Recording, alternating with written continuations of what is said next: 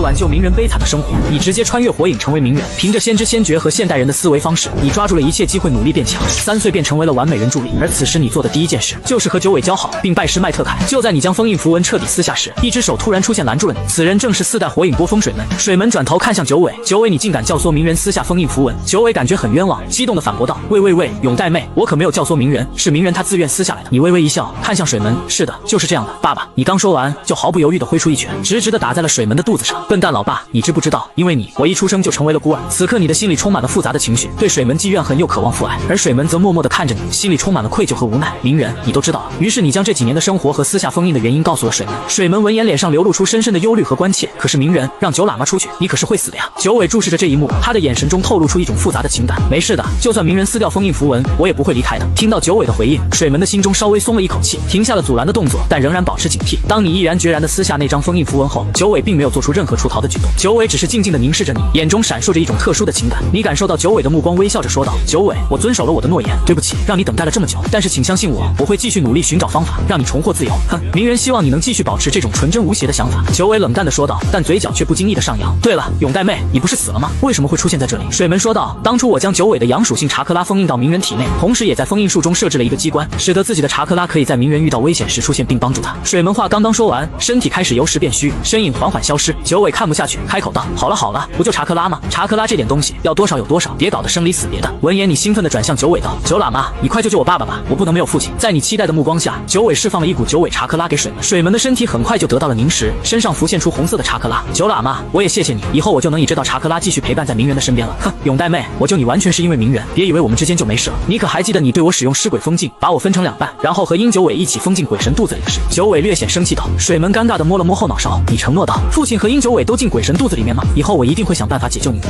鸣人，我相信你。水门摸着你的头，眼中满是慈爱。这时九尾突然提议道，水门，你既然可以继续陪伴鸣人了，不如就教导一下鸣人修炼吧，鸣人也差不多可以修炼查克拉，增强一下鸣人的实力。水门思考片刻，觉得这是个不错的主意，便同意了九尾的提议。在外界，九尾查克拉的泄露引起了木叶众多高层的警觉，而此时你的家已被围得水泄不通，严阵以待。你缓缓地睁开眼睛，嗨，大家怎么都聚在这里？是要跟我一起玩吗？元飞日长关心地问道。鸣人，你感觉怎么样？身体有没有不舒服？你开心地笑着，没有事，我好得很啊，哈哈，不逗你们了。你不说二话，直接释放出九尾查克拉，强大的气息瞬间笼罩全场，这可一下让在场的所有人都惊掉了下巴。元飞日展瞪大眼睛，满脸疑惑地问道：鸣人，你没有被九尾控制吗？没有哦，九尾可是我的好哥们。元飞日展不敢相信自己听到的话，又问了一遍：鸣人，你能自由使用九尾查克拉了？那当然了，3代爷爷。你像个孩子一样笑着回答。元飞日展听到你依然喊自己3代爷爷，内心悬着的大石头总算是落了下来。鸣人啊，你没事就好，没事就好。然而你却突然撅起嘴，没好气地说道：哼，有事哦，你得把我父母的遗产加倍还给我，不然我跟你没完。元飞日展一脸惊讶，鸣人你都知道了？他完全没有预料到你竟然已经知晓了真相。哼，我啥都知道了，我可聪明着呢，你可不要拿什么烂东西就补偿我，不然我有你好看的。你双手叉腰，气鼓鼓地说着威胁的话。元飞日展无奈地叹了口气，鸣人，补偿的事情等一下再说吧，现在最重要的是确保你的安全。接着元飞日展转头对其他人说道：大家先散了吧，今晚的事件都给我保密。听到这话，众人虽然心有不甘，但也只能默默离去。火影办公室内，你将自己所知道的一切都告诉了元飞日展，元飞日展也将波风水门的遗产给了你，并派卡卡西去照顾你。于是接下来的日子里，你白天跟着麦特凯锻炼体术，晚上便在封印空间里跟着父亲波风水门修炼忍术。在这期间，你也认识了佐助。这一天，麦特凯带着鸣人和佐助到村口等待云人使团。傅月见到了佐助，问道：佐助，你怎么来了？怎么一身汗味，而且没有穿宇智波一族的衣服？佐助支支吾吾的说不出所以然，显然有点畏惧这个严厉的父亲。你拍了拍佐助的肩膀，开口道：傅月叔叔，佐助是我的好朋友，刚刚和我一起跟着麦特凯老师一起锻炼体术。听到你的话，傅月脸色立马黑了起来。什么？佐助，你居然在进行体术锻炼？你可是宇智波一族的人，不好好学习忍术，锻炼什么体术？你这样会丢我们宇智波一族的脸的。听到父亲的话后，佐助委屈的忍不住眼泪在眼眶里面打转。看到佐助受到了委屈，你很是生气。喂，傅月叔叔，你这话说的什么意思？为什么不能进行体术锻炼？我不允许你怎么说佐助？要不要我们较量一番？而旁边的麦特凯也为佐助撑腰了起来。鸣人说的没错，佐助已经拜我为师了，是我的徒弟，我也不允许你怎么说佐助，你也不能说体术没有用，要不要也和我较量一番，试试我的八门遁甲？傅月生气的想放狠话，但想到好像这2个人他自己真的不能得罪，一个是完美人助力，一个会八门遁甲，如果让鸣人来上一发尾兽玉，或者让麦特凯开启第8门，踢自己一脚，看自己死不死就完事了。这时卡卡西也站了出来为佐助撑腰，说的没错，佐助也是我的徒弟，佐助是个天才，很有忍术天赋，可以学会各种忍术，锻炼体术也能够很好的增长他的实力。傅月，你并不需要太担心佐助会因此荒废忍术的。哼，没有，那就再好不过了。傅月看到卡卡西居然也是佐助的师傅，脸色缓和了不少。经过这场闹剧后，云忍使团才姗姗来迟，明显是故意迟到。带队的云忍首领道：哟，欢迎仪式这么隆重吗？咦，元飞日展怎么不见日向一族的人呢？元飞日展回应道：他们有事要庆祝日向日族的大女儿日向雏田的3岁生日宴，来不了。哟，日族自己女儿的生日宴啊，那可真是大事，也确实来不了。那名云忍做大度般表达理解，但语气十分浮夸。夸，吊儿郎当，嬉皮笑脸的。跟随的几名云忍还忍不住捂嘴嘲笑起来：你们怎么能如此放浪不羁，如此的无礼？傅月指着道。傅月本来肚子就有骨气，现在更是被云忍的无理举止给激怒。这么了，说说我们哪里无礼了？你们说说我哪里不礼貌了？那名为首的云忍讥笑的转头对身后的几个云忍道：没有，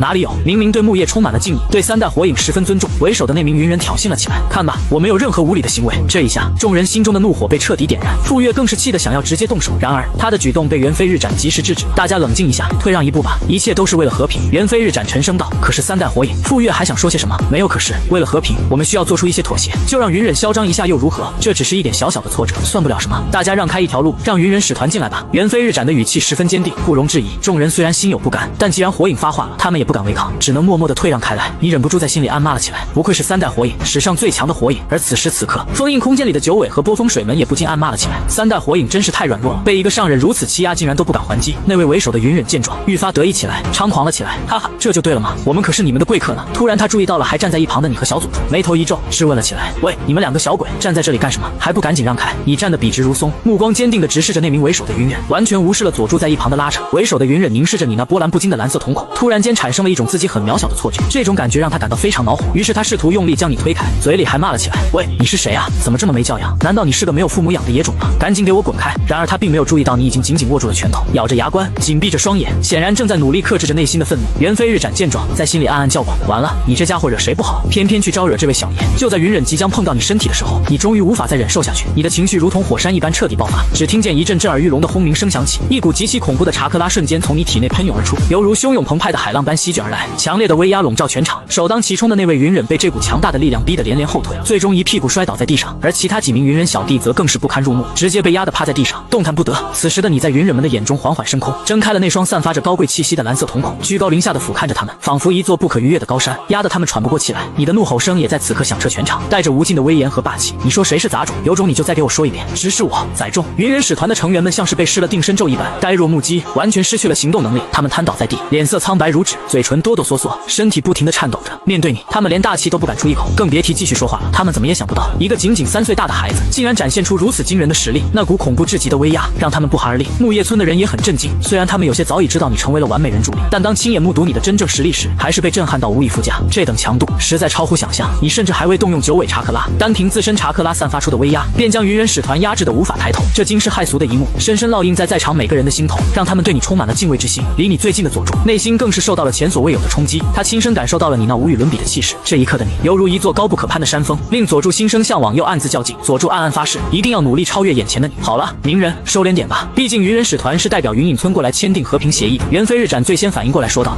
收敛，他们那令人作呕的模样，让人看了就恶心。别以为我会轻易放过你们，要是再敢挑衅，我可不会客气，一定会踩烂你们的嘴巴。你再次甩出一句狠话后，才收敛了自身的查克拉，你的眼神充满了不屑与愤怒，仿佛要将对方彻底看穿。云忍使团终于得到了片刻喘息的机会，他们面面相觑，心中暗自庆幸刚才没有进一步激怒你。尽管内心仍然惶恐不安，但他们还是强装镇定，不敢再多说半句话。云忍们，先进木叶吧，等一下，我们可以坐下来好好商议一下和平协议的具体细节。猿飞日斩转身对云忍使团说道，试图缓和紧张的气氛。好的。云忍们心有余悸地回应着，声音略微颤抖，他们不敢多停留一刻，生怕你改变主意，于是赶紧跟随着猿飞日斩走进了木叶村。待猿飞日斩和云忍使团离开后，场上顿时爆发出热烈的欢呼声。麦特凯激动地高举大拇指，兴奋地喊着：鸣人，太棒了，你刚刚简直就是神一般的存在，你狠狠地挫败了那些云忍的嚣张气焰，让他们知道我们木叶忍者的厉害。鸣人做得不错。卡卡西的脸上也洋溢着开心的笑容，其他的忍族的族长们也纷纷涌上前来，对你表示赞扬和肯定，他们都被你的实力所折服，同时也为你挺身而出捍卫村子荣誉的行为感到敬佩。就连一向沉默寡言的宇智波止水此时也微微一笑，对着你轻轻地点了点头，表示认可。你感受到大家的热情和赞许的目光，脸上也露出了自豪的笑容。他用实际行动赢得了大家的尊重和支持。封印空间内，水门静静地看着眼前的一切，眼中闪烁着骄傲和欣慰的光芒。他轻声说道：鸣人做得很好，不愧是我波风水门的儿子。声音中透露出对儿子的赞赏和认可。九尾则发出一阵欢快的笑声，他的声音在空间中回荡着，哈哈，看得太爽了，鸣人，你做得非常出色。面对如此嚣张的云忍，就应该采取这样果断的行动，展现出自己强大的实力和勇气。不愧是我所选中的人助力，谢谢父亲和九喇嘛的赞扬。这云忍使团还真是嚣张，好像根本就不想签订这和平协议，他们可能有不可告人的计划。你不骄不傲地说到自己的猜测。水门思考道：鸣人，你是说他们要搞事？鸣人，你会不会多虑了？九尾觉得是你多想了。不，我有强烈的预感，所以我想跟踪他们，看看他们是否真的有预谋。你道有强烈预感吗？那就关注他们吧。鸣人说的也没错，防人之心不可无。现在木叶弱势，说不定他们真的敢搞事。水门赞同道：你回去后，趁着没人注意的时候，偷偷地施展了多重影分身之术，并让这些影分身使用变身术，伪装成各种各样的人或物体，分散到木叶村的各个角落。远远远地监视着云人使团的一举一动。随着时间的推移，夜幕渐渐降临，你静静地坐在房间里。突然间，你接收到了来自几个影分身的记忆片段。通过这些记忆，你得知云人已经开始有所行动了。水门惊讶地问道：“云忍真的出来搞事了吗？”“没错。”你的表情变得严肃起来。这时，体内的九尾也发出了声音：“居然是真的，鸣人，你的预感还真是灵验啊！”你毫不犹豫地站起身来，决定前往日向家族。其实你现在也并不清楚雏田具体的家在何处。由于日向一族拥有独特的白眼能力，白天时你不敢轻易使用多重影分身术进行大范围的搜索，以免引起不必要的麻烦和误会。因此，你只能等到夜晚，趁着夜色的掩护，再想办法找到雏田的家。好在你的影分身还是轻松盯住了云忍们的动向。当你赶到时，刚好是云忍掳走雏田的关键节点。也不知道为什么，这次日族居然没有发现。眼见雏田被带走，你立马跟了上去。那名云忍抓着雏田，来到了一处隐蔽的地方。这里有一个人接应，正是云忍使团里的那名上人。那名抓住雏田的云忍看到接应者后，惊喜的邀功道：“报告首领，我把日向家族的公主给偷出来了。”那名为首的云忍惊讶道：“干得很好，没想到你真的能把日向日族的长女雏田给偷了出来。怎么了？这不是理所应当的吗？不，应该说是意外收获。为了我们计划，还请你赴死。”什么？在云忍震惊的目光下，首领拿出匕首，毫不留情割掉他自己的脖子。云忍痛苦地捂住脖子，流血身亡。原来一开始的计划就是让我死亡，好去栽赃陷害日向家族啊！云忍首领眼疾手快的一把将雏田接过来，紧紧捂住他的嘴巴，生怕他发出一点声音。嘿嘿嘿，接下来就轮到你了，美丽的白眼公主，你的这对眼睛马上就要属于我了。云忍首领面露贪婪之色，雏田心中充满了恐惧和绝望，他拼命挣扎着，试图挣脱云忍首领的束缚。然而，云忍首领的力量实在太大，无论他怎样努力，都无法逃脱对方的掌控。眼见云忍首领的双指在眼中慢慢放大，雏田只能绝望地闭上了双眼，等待着悲惨命运的降临。就在这时，一道怒吼声传来，如同惊雷般在空中炸响，给雏田带来了希望，让他重新燃起了对生的渴望。混蛋，赶紧给我放开雏田！谁？云忍首领心中一惊，满脸诧异之色地朝着你望去。但就在他分心的一刹那间，脚下原本看似普通的石头竟然开始移动起来，而这石头其实就是你的影分身施展变身术所画出的。只听一声闷响，这突如其来的变故让云忍首领猝不及防，眨眼之间，他手中紧握着的雏田便被你的影分身给抢夺走了。怎么可能？你的影分身究竟是何时靠近我？云忍首领瞪大双眼，难以置信地咆哮道：“事实上，你又怎会忍心眼睁睁地看着雏田受苦呢？”早在察觉到云忍首领在此处接应之时，你便已经心生一计，悄然安排自己的影分身悄悄地靠近对方，并做好了解救雏田的周全准备。你扶住雏田，看着完好无损的雏田，一颗悬着的心终于落了地。你关切地问道：“没受伤吧？我来救你了。我叫漩涡鸣人。”月色刚好照亮鸣人的面孔，雏田抬起头，望着鸣人那张天真无邪、充满阳光的笑脸，心中不禁涌起一股温暖和感动。雏田羞涩地低下头，轻声回应了你：“我没事，谢谢你，鸣人君。我叫日向雏田。”雏田声音如同蚊蝇般轻微，脸上泛起一抹淡淡的红晕。然而，云忍首领却在此时怒不可遏，他瞪大双眼，对着你大吼大叫了起来：“喂，臭小子，我还在这里呢！你们竟敢在战斗时如此松懈，完全不把我放在眼里，简直就是个不知天高地厚的小鬼！”你听到他这番话，脸色瞬间变得阴沉至极，眼中闪烁着凛冽的杀意。这个云忍首领竟然如此不识好歹，竟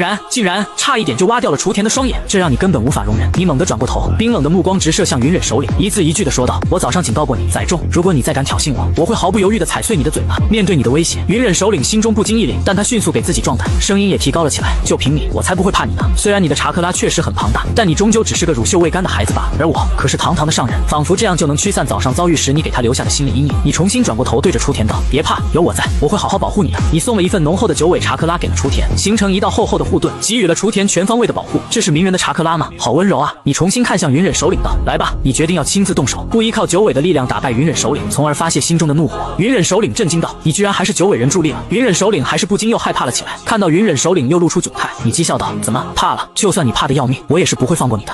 不过是个乳臭未干的小鬼，不要太得意忘形了。”云忍首领愤怒出声，然后也不再废话，率先开展了凌厉的攻势。雷遁、散打木流斗。云忍首领在双手凝聚两团球状雷光后，向你的方向无差别的辐射雷电。你全身浮现出风遁查克拉，感知能力和灵活性大大增强，轻松躲开了攻击，然后拉开距离，使出一招风遁大风波。瞬间狂风大作，一股龙卷风直接把云忍首领吹得倒飞。砰的一声，云忍首领重重地撞到一棵树上才停下。云忍首领被撞得眼冒金星，嘴角也忍不住流出一丝鲜血。TMD， 你管这叫大风波？那个 C 级怎么可能会有这么大的风力？你可不会理会云忍首领的吐槽。今天这个云忍首领他杀定了。随后你使用出了风遁风之刃，在手上聚集急速旋转的风作为剑，在指尖放出查克拉形成锋利的刀刃砍向敌人。人体数雷虐水平，云忍首领将雷遁集中在手上，用手刀攻击你。当手刀和你的锋剑碰在一起的一刻，云忍首领的手直接被斩断了。什么鬼？为什么这么锋利？云忍首领痛苦地叫道。他本来想抵挡一下你的攻击，然后趁机接近发动忍术攻击，没想到因此失去了手臂。可恶啊！云忍首领已经后悔跟你作对，但已经逃脱不了了。索性他发出了最后的攻击手段，想要以此击倒你。雷遁一雷沉怒雷斧，云忍首领迅速跳到你的上方，将雷遁查克拉集中在脚上，自上往下踢向你。拿肾干，明显云忍首领的希望落空了，一条腿被你使用螺旋丸给废掉。你慢慢的走向重伤在地爬不起来的云忍首领，你不能杀我，我是云忍使团的带队首领，我们是为了和平而来，是过来签订和平协议的。你终于想起来了呀？你也知道啊。但未等云忍首领惊喜，你的下一句话并让他直接跌入了无底深渊，充满了绝望。下辈子吧，我说过要踩烂你的嘴巴。你的脚底在云忍首领眼中慢慢放大。After Naruto stepped on the mouth of the Cloud Ninja leader and crushed it. He directly used his strength to stomp him to death. Naruto cautiously walked to Hinata's side, a gentle smile on his face, and slowly extended his right hand. He softly said, "I'm sorry you had to see such a brutal scene." Hinata's cheeks flushed with a shy red, and she slightly lowered her head, whispering back, It's okay, Naruto-kun." Then, she gently placed her hand in the palm of Naruto's hand. How cute. Hinata is so adorable. Naruto tightly held Hinata's hand and smiled, saying, "Come on, I'll take you home." Wait. Hinata's voice trembled, filled with anticipation. However, Naruto didn't give her more time to think. He suddenly reached out and tightly embraced her. Then, Naruto leaped into the air, soaring through the trees like a bird. The moon tonight was especially round, and the bright moonlight cast a beautiful silver veil over them. Hinata's heart raced as she quietly gazed at Naruto holding her, her eyes sparkling with emotion and joy. Everything that happened tonight would become an unforgettable memory for Hinata. She would never forget the moment when Naruto risked everything to save her. In that moment, Naruto's figure became incredibly tall in her heart. And at this moment, being embraced by Naruto while flying in the air made Hinata feel an unprecedented sense of safety and happiness. In the ceiling space, the Nine-Tails patted Minato and burst into laughter. Ha ha ha.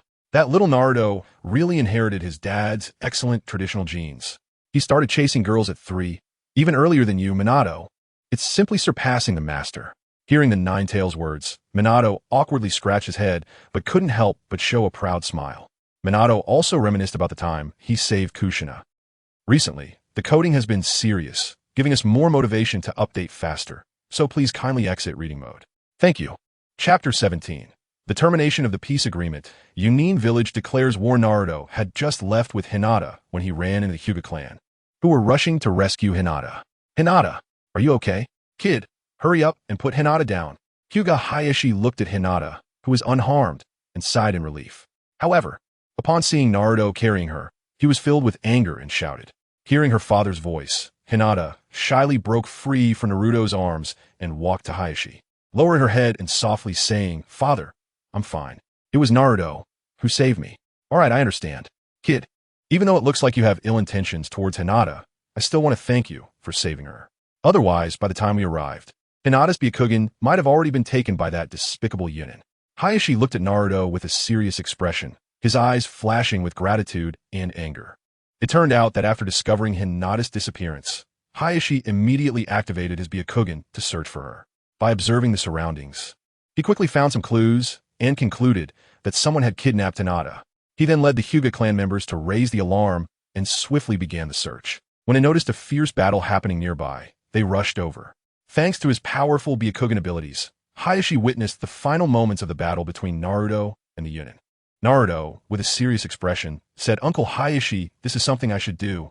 The Yunin are so bold as to kidnap the princess of the Hyuga clan. Try to seize the precious Byakugan abilities. We absolutely cannot let this go unpunished.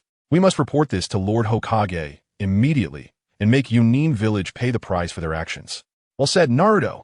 Hayashi agreed, his eyes shining with anger. He turned to Hinata's brother, Hayashi's son, and commanded, "Niji, you stay here with a few people to protect the crime scene. The rest of you come with me to find the third Hokage. We must make him understand the seriousness of this matter." "Understood, clan leader Hayashi." Niji responded without hesitation, quickly selecting a few clan members to guard the scene. At that moment, every member of the Hyuga clan was burning with anger. What happened today was intolerable. The eldest daughter of the Hyuga clan had been easily kidnapped by others. Although there were some voices of discontent against the main family within the clan, they would not allow such a situation to occur in the face of external threats. Whether from the main family or the branch family, they were all members of the Hyuga clan, united in dignity and honor that needed to be defended. In the Hokage meeting room, the atmosphere was unusually tense. Hyuga Hayashi stood up, visibly angry, and his voice was full of indignation. "Lord Third Hokage, the Yunin dared to sneak into the Hyuga clan's territory under the cover of night, attempting to kidnap my daughter Hinata. This behavior is a blatant insult and provocation to our family. We must take action and make them pay for their actions." Sarutobi Hiruzen took a deep breath from his pipe and slowly replied, "Hayashi, calm down. The third great ninja war has just ended, and the Yunin delegation is here to sign a peace agreement. If we destroy the hard-won peace because of this incident, it would be a loss for everyone. I hope the Hyuga clan can make some concessions for the greater good. Upon hearing this, Hayashi could no longer suppress his anger. He shouted, Hiruzen, the enemy has already bullied us to our doorstep, and you still want me to remain calm? I've had enough. At this moment, Danzo also stood up. Hayashi is right. We cannot stand by and do nothing. Since the Yunin are so arrogant, let us go to war. Hiruzen's expression darkened, and he slammed his hand on the table. He shouted, enough. I am the Hokage. I will not allow war to break out again. After saying this, he shot a glare at Danzo. Danzo snorted, clearly unconvinced. But he did not speak further. Just then, Naruto suddenly spoke up. That's right, you are indeed the Hokage, but war is not something you can decide alone. Even if we in Konoha keep retreating, as long as Yunin village insists on starting a war, we cannot escape and will be drawn back into conflict.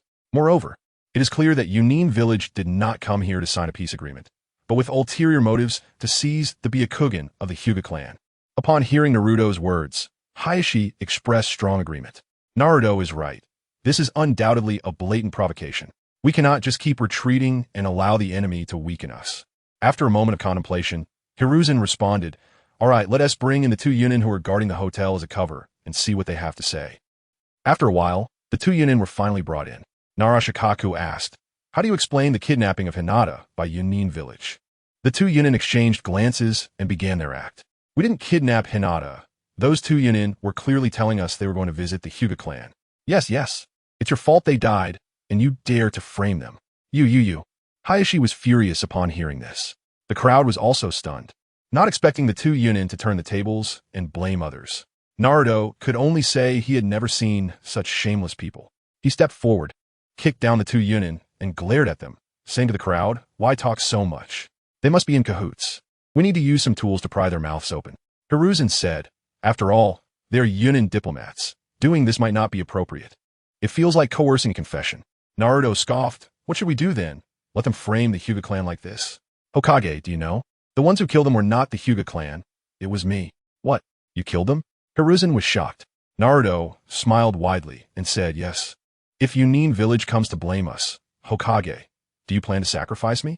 Or do you want to hand me over to Yunin village for punishment? Hiruzen fell silent.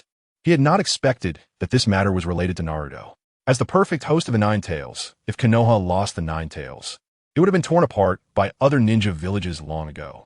Konoha could lose anyone, but it absolutely could not lose Naruto. Hayashi felt grateful for Naruto, taking responsibility, and developed a good impression of him. Soon, Hiruzen weighed the pros and cons and gave orders. Shikaku, leave those two to you. Use every means to get them to talk. Eventually, after enduring torture, the two Yunin revealed the truth. Konoha quickly drafted a proclamation condemning Yunin village, denouncing the Yunin delegation for using the pretense of signing a peace agreement to attempt to steal the Byakugan of the Hyuga clan. Yunin village. Karui respectfully stood in front of the fourth Raikage, her eyes revealing a hint of nervousness. She carefully handed over a sealed letter to the Raikage and said, Raikage-sama, this is a denunciation letter from Konoha. The Raikage took the letter, a slight smirk appearing on his lips, showing a trace of disdain. The fourth Raikage laughed mockingly. Haha, I didn't expect that old man from Konoha would dare to write a denunciation letter. I thought he was too weak to speak up. The Raikage's voice was filled with authority and confidence.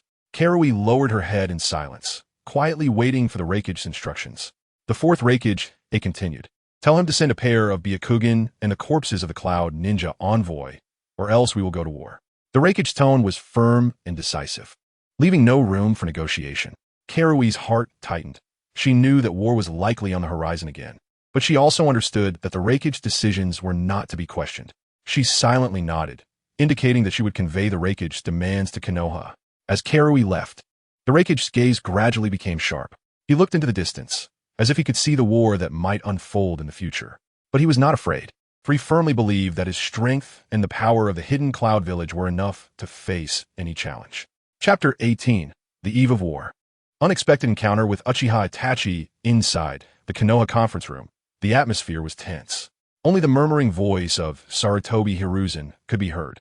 Have we truly failed? The fourth Raikage has inherited the will of his father, the third Raikage, and remains as aggressive as ever. Not only does he refuse to give us Konoha a reasonable explanation, but he even turns around and makes various demands of us, threatening war if we do not comply. Hinata Hayashi stood up and spoke in a deep voice filled with strength. If they want war, then let it be. Our Hyuga clan will not retreat even a single step. We must wash away the shame we have suffered this time. Sarutobi Hiruzen silently smoked a cigarette, and amidst the swirling smoke, his already aged face seemed to add a few more signs of fatigue and weariness. He took a deep breath and said in a near shout, "You're right.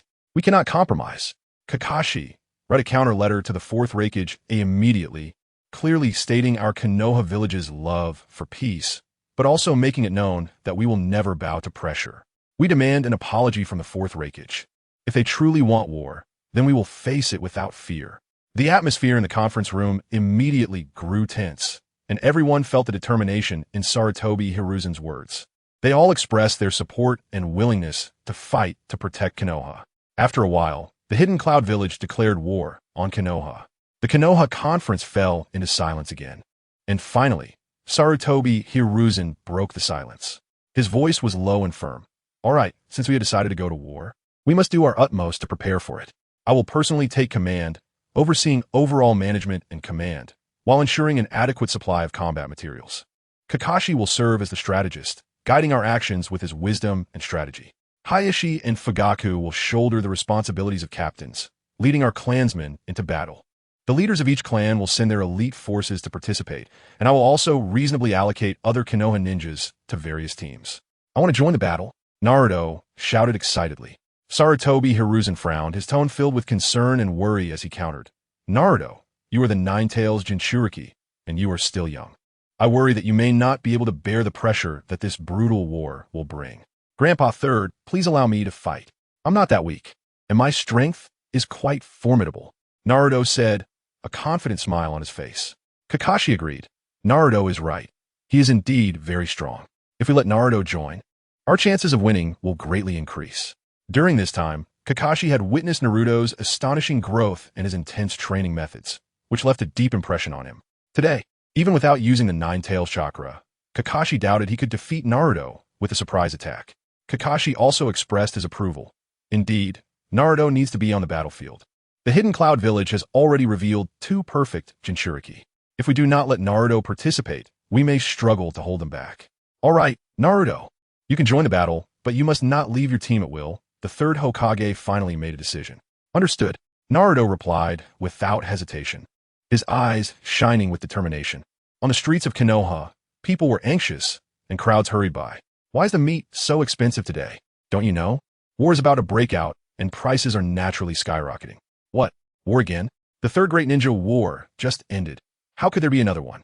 "I heard the Cloud Ninja delegation came not to sign a peace agreement, but to attempt to steal the Byakugan of the Hyuga clan. After being discovered and killed, the Hidden Cloud Village demanded Konoha hand over the Byakugan and the killer of their ninjas. I see. If the Hokage agrees to that, this war will only lead to countless deaths and injuries." "Naruto, you going to the battlefield too?" Sasuke said solemnly. "Yes. Damn it, why? Am I still too weak?" Sasuke expressed his frustration, tears streaming down his face. "My father is on the battlefield. My brother is on the battlefield. Both Kakashi-sensei and Gai-sensei are on the battlefield, and even you, Naruto, are going to the battlefield. Yet I am left alone here in Konoha." "Sasuke." Naruto reached out to comfort Sasuke, but didn't know how to begin. "I hate you all," Sasuke shouted, brushing Naruto's hand away, wiping his tears, and running off without looking back. Naruto shook his head, thinking it was better to let Sasuke calm down alone. Approaching him now might have the opposite effect. As Naruto walked down the street, he keenly sensed a tense atmosphere around him. He had no specific destination, wandering aimlessly. Tried to immerse himself in this world and feel the fear and unease in the hearts of those living at the bottom. At that moment, he brushed past a familiar figure. The person appeared somewhat unsteady. His head hung low as if burdened by a heavy blow. Naruto curiously moved closer and barely heard him mumbling some words. "Why must we fight again? Is peace really so unattainable? War only brings more death. How many innocent lives will be lost?" He continued, his tone filled with deep sorrow. "And what is the essential difference between life and death? Why do we rush through this world?" These questions struck Naruto's heart like a heavy hammer. He could only say that Itachi truly deserved to be called a genius, pondering such profound issues at a young age. Naruto stopped Itachi. "Hello, Uchiha Itachi. I'm Naruto, a good friend of your brother Sasuke. Would you like some dessert? It's on me."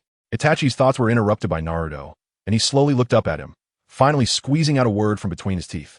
Okay. Naruto took Itachi to a dessert shop. Hey, what are you doing? We're closing the shop for the war. Huh, isn't it the Nine-Tails Fox? Hurry up and get lost. Even if we stay open, we don't welcome you here, the dessert shop owner scolded. Itachi looked at Naruto, surprised that Naruto had such a bad reputation and faced such prejudice.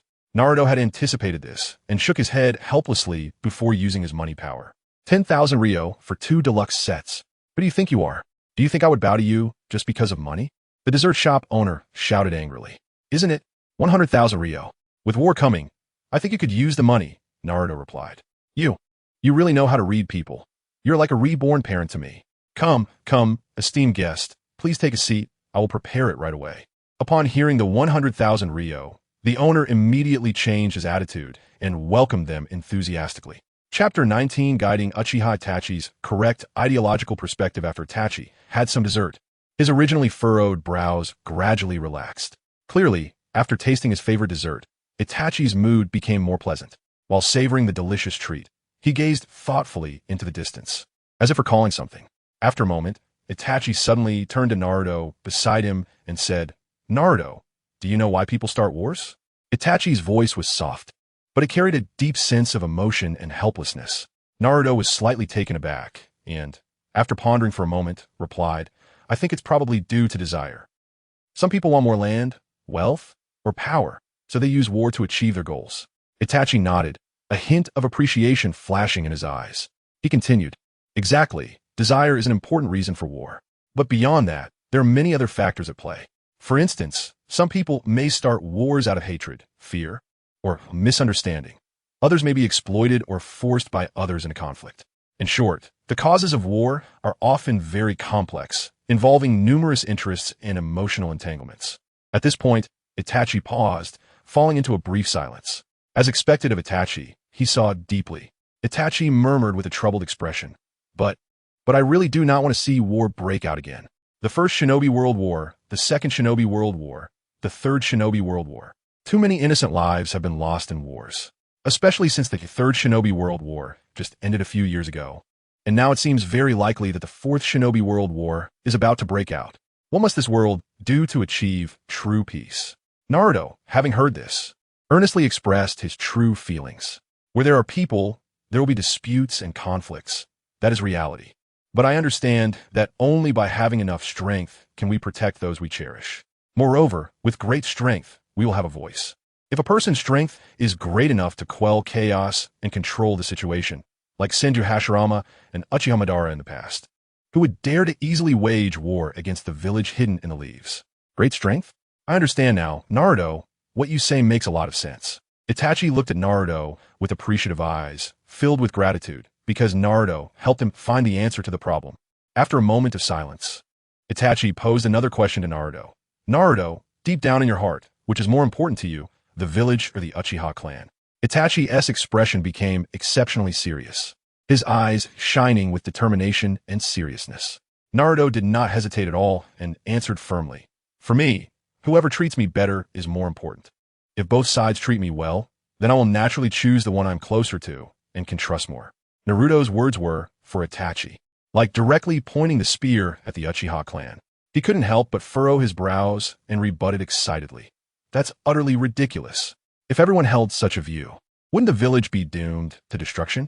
If everyone only focuses on their small family, then where will the so-called greater good be placed? His words were sharp and intense, as if he wanted to vent all the dissatisfaction in his heart. Looking at Itachi before him, Naruto couldn't help but feel a surge of emotion. Naruto knew that Itachi held a sense of greater good in his heart, which was good, but sacrificing family for the greater good was wrong. Naruto did not want to see such a tragedy happen, and now that he had the opportunity, he had to correct Itachi's thoughts. Naruto was not intimidated by Uchiha Itachi's imposing demeanor. He straightened his back and argued, how could the village be destroyed? We are merely discussing the relative importance of the two, not planning to destroy either side. Naruto's eyes were firm and clear, revealing an undeniable determination, and he continued, besides, your parents raised you, your family invested resources to cultivate you. Don't you want to repay your parents' nurturing grace? Don't you want to assist your family in becoming stronger? Itachi stammered. But Konoha raised me too. without Konoha's protection. Where will I have a home? To this, Naruto said earnestly, the village is indeed important, but what is life for? You need to think about it carefully. It's certainly not wrong to pursue the greater good, but life is to enjoy it and protect everything you cherish, whether it's the village or the family. Both are parts of your life and worthy of your protection. Itachi listened quietly, his eyes glimmering with thoughtful light. Naruto's words seemed to touch something deep within him, prompting him to reevaluate his beliefs and pursuits. Seeing that Itachi seemed to be absorbing this, Naruto encouraged him further. And right now, you just need to keep improving your strength.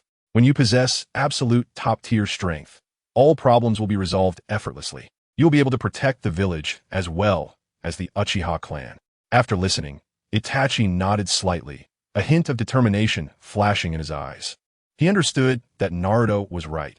Having strong power was essential to protect those things and people that were crucial to him. Naruto, you are right. I will protect both Konoha and the Uchiha clan. I will work hard to improve my strength and safeguard them. Itachi's voice was filled with resolve. After bidding farewell to Itachi, Naruto sighed in relief. Fortunately, Itachi was not as stubborn as in the future, and he had successfully pulled this great filial son back from the wrong path. This way, the Uchiha clan might not suffer a catastrophic disaster, and his good brother Sasuke would not become an orphan without anyone to rely on.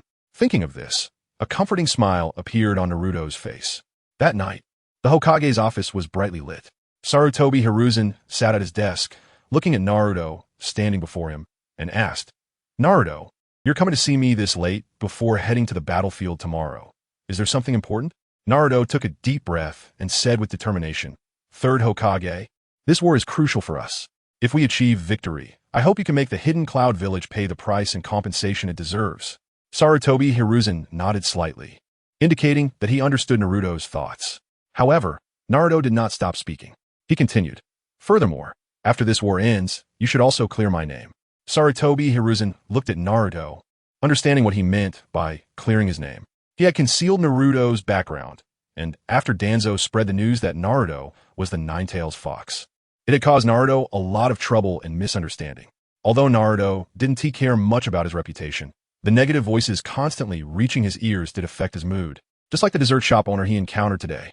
Sarutobi Hiruzen fell silent for a moment, then slowly said, all right, it really should be done this way.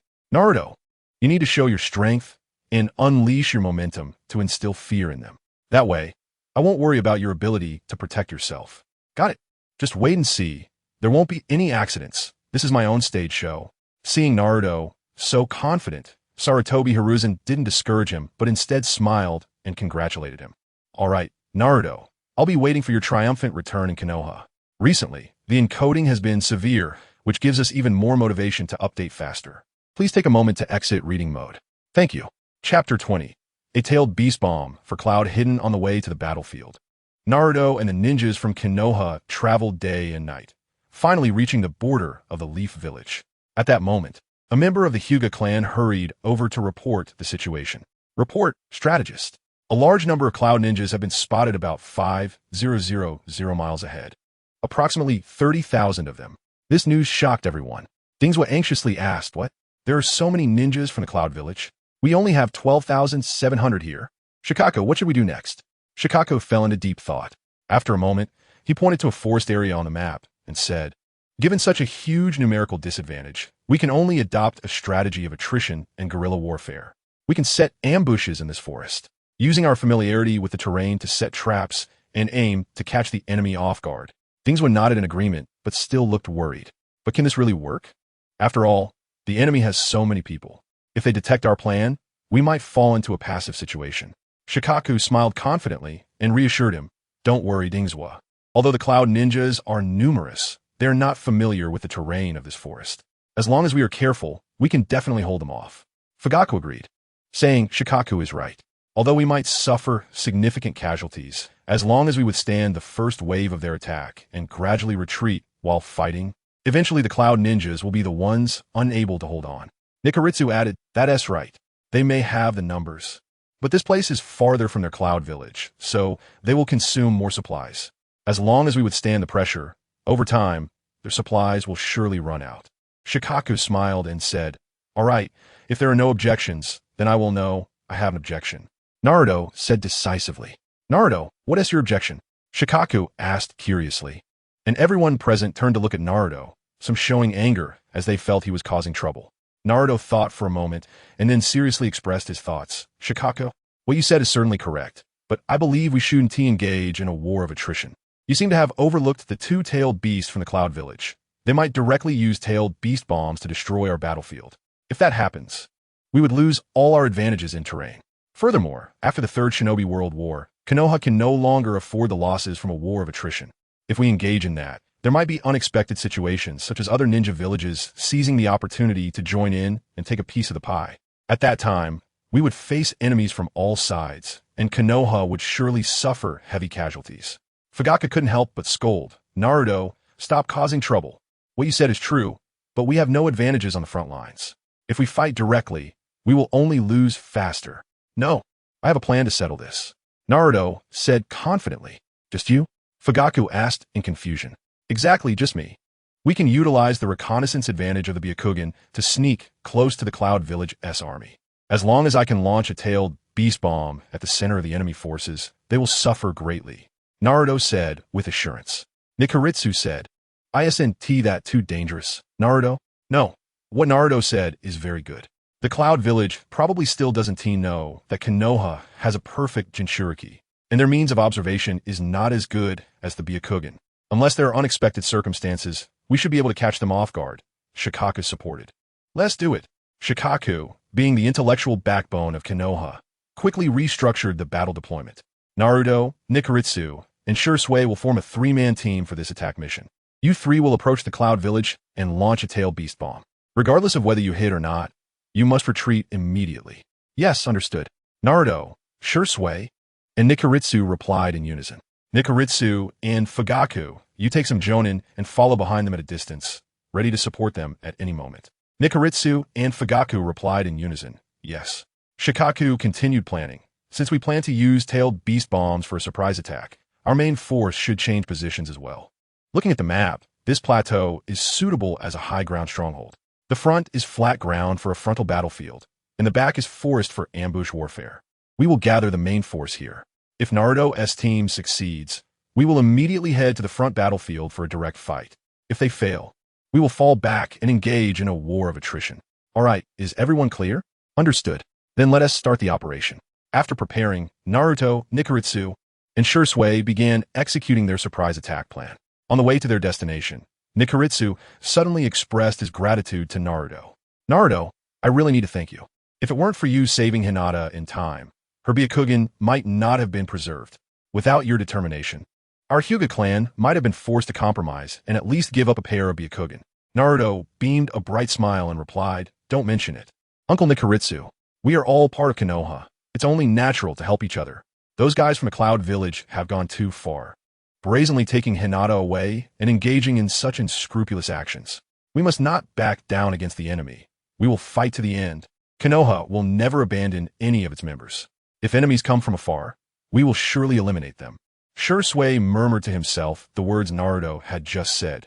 Konoha will never abandon any of its members. His eyes sparkled with an indescribable light, as if those words had touched a deep emotion within him, causing him to fall into contemplation. A day later, Naruto and the others finally arrived near their destination. On a slope, Naruto, Nikaritsu, and Shursui were hiding in the shadows, observing the movements ahead. Naruto quietly asked Nikaritsu, what is the situation ahead? Nikaritsu activated his Byakugan and gazed into the distance, then replied, about 5 kilometers ahead, there are large numbers of cloud ninjas approaching. Based on visual estimation, their number should exceed 10,000, and there seems to be an endless stream of cloud ninjas following behind. This should be the main force of the Cloud Village. Naruto, we absolutely cannot get any closer. Otherwise, we will definitely be discovered. Moreover, the surrounding cloud ninjas are about to search in our direction. So, Naruto, you must immediately use a tailed beast bomb here to quickly resolve the battle, and then we must escape. Naruto nodded in understanding. He took a deep breath and shouted, Kurama. In an instant, Naruto entered Kurama mode. As the chakra of the Nine Tails surged, Naruto's sensory abilities greatly enhanced, allowing him to clearly understand the detailed situation ahead, even without Nikaritsu's instructions. A gigantic head of the Nine Tails appeared above Naruto's body. Naruto quickly focused his mind and gathered all his strength to form a giant tailed beast bomb. With a fierce shout, he unhesitatingly shot the tailed beast bomb straight towards the center of the enemy army. The tailed beast bomb surged forward like a devastating shockwave, roaring with unparalleled power towards the enemy. The moment Naruto revealed the chakra of the Nine Tails, he and his companions were immediately detected by the Cloud Ninja responsible for reconnaissance nearby. However, at that moment, they did not have enough time to report the situation to their superiors and could only watch helplessly as the gigantic tailed beast bomb smashed down on their massive army like a meteor. Meanwhile, the Fourth Hokage, who was leading the army and confidently mocking that they would easily crush the Hidden Leaf Village, suddenly sensed an overwhelming and suffocating deadly crisis approaching from the void. With a look of terror, he raised his head and saw the tailed beast bomb sent by Naruto rapidly expanding towards him with incredible speed, like a mountain crushing an egg. Thank you to my bro for sending this. Oh no, get away. Take cover. The Fourth Hokage shouted hoarsely, unhesitatingly activating his strongest lightning release armor mode at full capacity, and recklessly lunged towards the nearest Darui, trying to protect the young subordinate with his body. Accompanied by a deafening roar, a terrifying explosion erupted in the central area of the Cloud Ninja Army. Chapter 21. Confrontation with Fourth Hokage. After a violent explosion, Fourth Hokage slowly got up. The horrific aftermath of the crater left behind by the explosion was unbearable to look at, with heavy casualties. The only ones visible around were himself, Darui, the Two-Tails Jinchuriki Yujito, and the Eight-Tails Jinchuriki Killer Bee, who were relatively intact. Fourth Hokage suddenly burst into laughter, a loud, uncontrollable laugh. Ha ha ha ha. The three of them knew that Fourth Hokage was so furious that he was laughing instead. His emotions hidden beneath the smile were as terrifying as a volcano about to erupt. Konoha. Fourth Hokage's roar shot into the sky. After the roar, he quickly composed himself and made arrangements. Darui, you stay here to regroup the troops. Killer Bee and Yujito, you two come with me to pursue the enemy. We must capture Konoha's Jinchuriki. Clearly, the enemy is outnumbered, otherwise they wouldn't have avoided our reconnaissance. On the other side, Naruto unleashed a tailed beast bomb and immediately set off on a journey to escape with Hiashi and Shizen. However, Hayashi's speed was too slow, forcing Naruto to use his Nine-Tails chakra hands to grab Hiashi while also taking Shizen along, running at full speed in an attempt to shake off the pursuing Cloud Ninja. The pursuing reconnaissance Cloud Ninja, although easily entangled by Naruto's shadow clones, found themselves in a relatively open area. And with almost no cover available for Naruto and his companions to hide, escaping the Cloud Ninja's pursuit was still very difficult. At that moment, Naruto heard a huge roar coming from behind. Hey, don't run. Turning back, he saw Fourth Hokage charging towards him at an astonishing speed. Damn, how is he running so fast? Naruto thought in surprise. In just a few moments, Fourth Hokage was already behind Naruto, his fist charged with lightning release chakra about to strike Naruto's back. Without hesitation, Naruto abandoned Hiashi and Shizen, turned around, and executed a Rasengan to counter Fourth Hokage's punch. Boom! Accompanied by a deafening sound, Fourth Hokage and Naruto both staggered back several steps, but neither was harmed. As expected of Fourth Hokage, his physical skills were extraordinary. His punch collided with Naruto's Rasengan without sustaining any damage. Fourth Hokage's face turned ashen, and he roared in anger. Damn it. I never expected Konoha would so quickly produce a new perfect Jinchuriki. And it's just a 3-year-old kid. You actually let this little brat take the field. Shameless. However, Naruto was unafraid and mocked.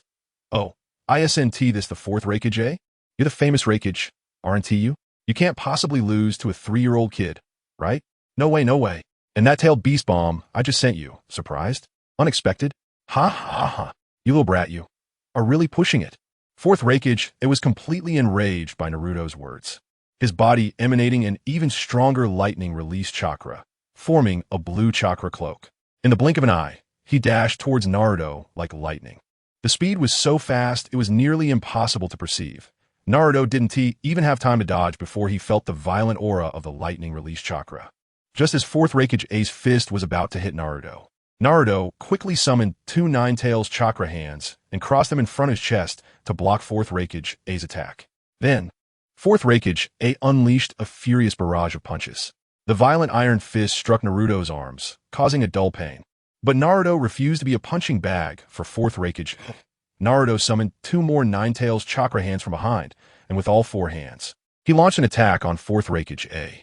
However, these attacks were easily dodged by A. Fourth Hokage's speed was incredibly fast. But facing the onslaught of Naruto's 4 Nine-Tails chakra hands, he found himself struggling against the 4 hands, and the situation reached a stalemate once more. Kurama, understand, Naruto called out, reaching a tacit understanding with Kurama inside him. Naruto began to gather a big ball Rasengan in his Nine-Tails chakra hands, marking his first attempt to use Nine-Tails chakra hands to perform a Rasengan. However, due to the mental connection between Naruto and Kurama, using the Rasengan was not difficult for him. Next, Naruto extended his Nine-Tails chakra hands, wielding the big ball Rasengan as he pursued Fourth Hokage. This scene looked a bit like whack-a-mole, but Fourth Hokage was simply too fast. Although Naruto made every effort to strike, he was unable to hit Fourth Hokage head-on. Naruto realized he couldn't maintain this stalemate any longer. He urged his 4 Nine-Tails chakra hands to relentlessly pursue and attack Fourth Hokage. Then, he extended 2 more Nine-Tails chakra hands from behind, and without hesitation unleashed a super big ball Rasengan, intending to defeat Fourth Hokage with it. The 6 Nine-Tails chakra hands were the limit of what Naruto's small body could manage at that moment. At that moment, Fourth Hokage, busy evading the attacks from Naruto's Nine-Tails chakra hands, felt once again the ominous threat of death. He immediately turned to look at Naruto, his gaze landing on the enormous Rasengan. Oh my god, that is way too big. Because it was so large, he couldn't escape in time, and there was no way to dodge it. Facing such a predicament, Fourth Hokage gritted his teeth, bearing the immense pressure his body was under, and prepared to activate his 100 Lightning Aura mode to withstand the blow. Just then, he suddenly heard the voice of his brother, Killer Bee. Brother, get out of the way. Hearing this, Fourth Hokage quickly turned around and was stunned, breaking out in a cold sweat as he saw a powerful tailed beast bomb speeding towards him. Damn, are you trying to kill me? Fourth Hokage cursed inwardly and began to flee for his life. Kurama, Naruto shouted. At this moment, he could no longer care about Fourth Hokage, because that tailed beast bomb was heading straight for him. If he didn't take action, the 3 of them would either die or be severely injured. Thus, Naruto unhesitatingly sent the super big ball Rasengan towards the tailed beast bomb. At the same time, he activated the largest protective shield of Kurama, hoping to protect himself, Hayashi, and Shizune. The tailed beast bomb and Naruto's super big ball Rasengan collided violently, emitting a blinding white light like the sun, followed by a deafening explosion. Boom! Accompanied by this loud noise, another terrifying explosion occurred. Boom! This scene was witnessed by Hayashi and Fugaku, who had just arrived, leaving them dumbfounded and questioning their lives. Are we really going to assist Naruto? Is this real or fake? They couldn't help but doubt their own abilities, wondering if they really had the capability to intervene in such an intense battle. Chapter 22. Nine-Tails Online explodes and beats 2 major-tailed beasts after the intense explosion. The scene was in ruins, filled with smoke and dust. Naruto, Hinata, and Shursui stood in place, completely unharmed. However, the Fourth Hokage was not so lucky. He was affected by the shockwave of the explosion and sustained significant injuries. Big brother, are you okay? Killer Bee rushed to the Fourth Hokage's side, carefully helping him up. The Fourth Hokage's face was pale and covered in dark lines on his forehead. He silently cursed his reckless brother for almost sending him to his death. However, he understood that Killer Bee was only eager to save him and did not mean any harm. Fortunately, the Fourth Hokage only suffered from the edge damage of the 2 explosions, rather than being hit directly. If that had happened, he would probably be fighting for his life now. Thinking of this, the Fourth Hokage couldn't help but feel a wave of fear. Suppressing his pain, the Fourth Hokage shouted angrily, Killer Bee, Imuri, you 2 lead the troops and capture the Nine-Tails Jinchuriki. We absolutely cannot let him escape.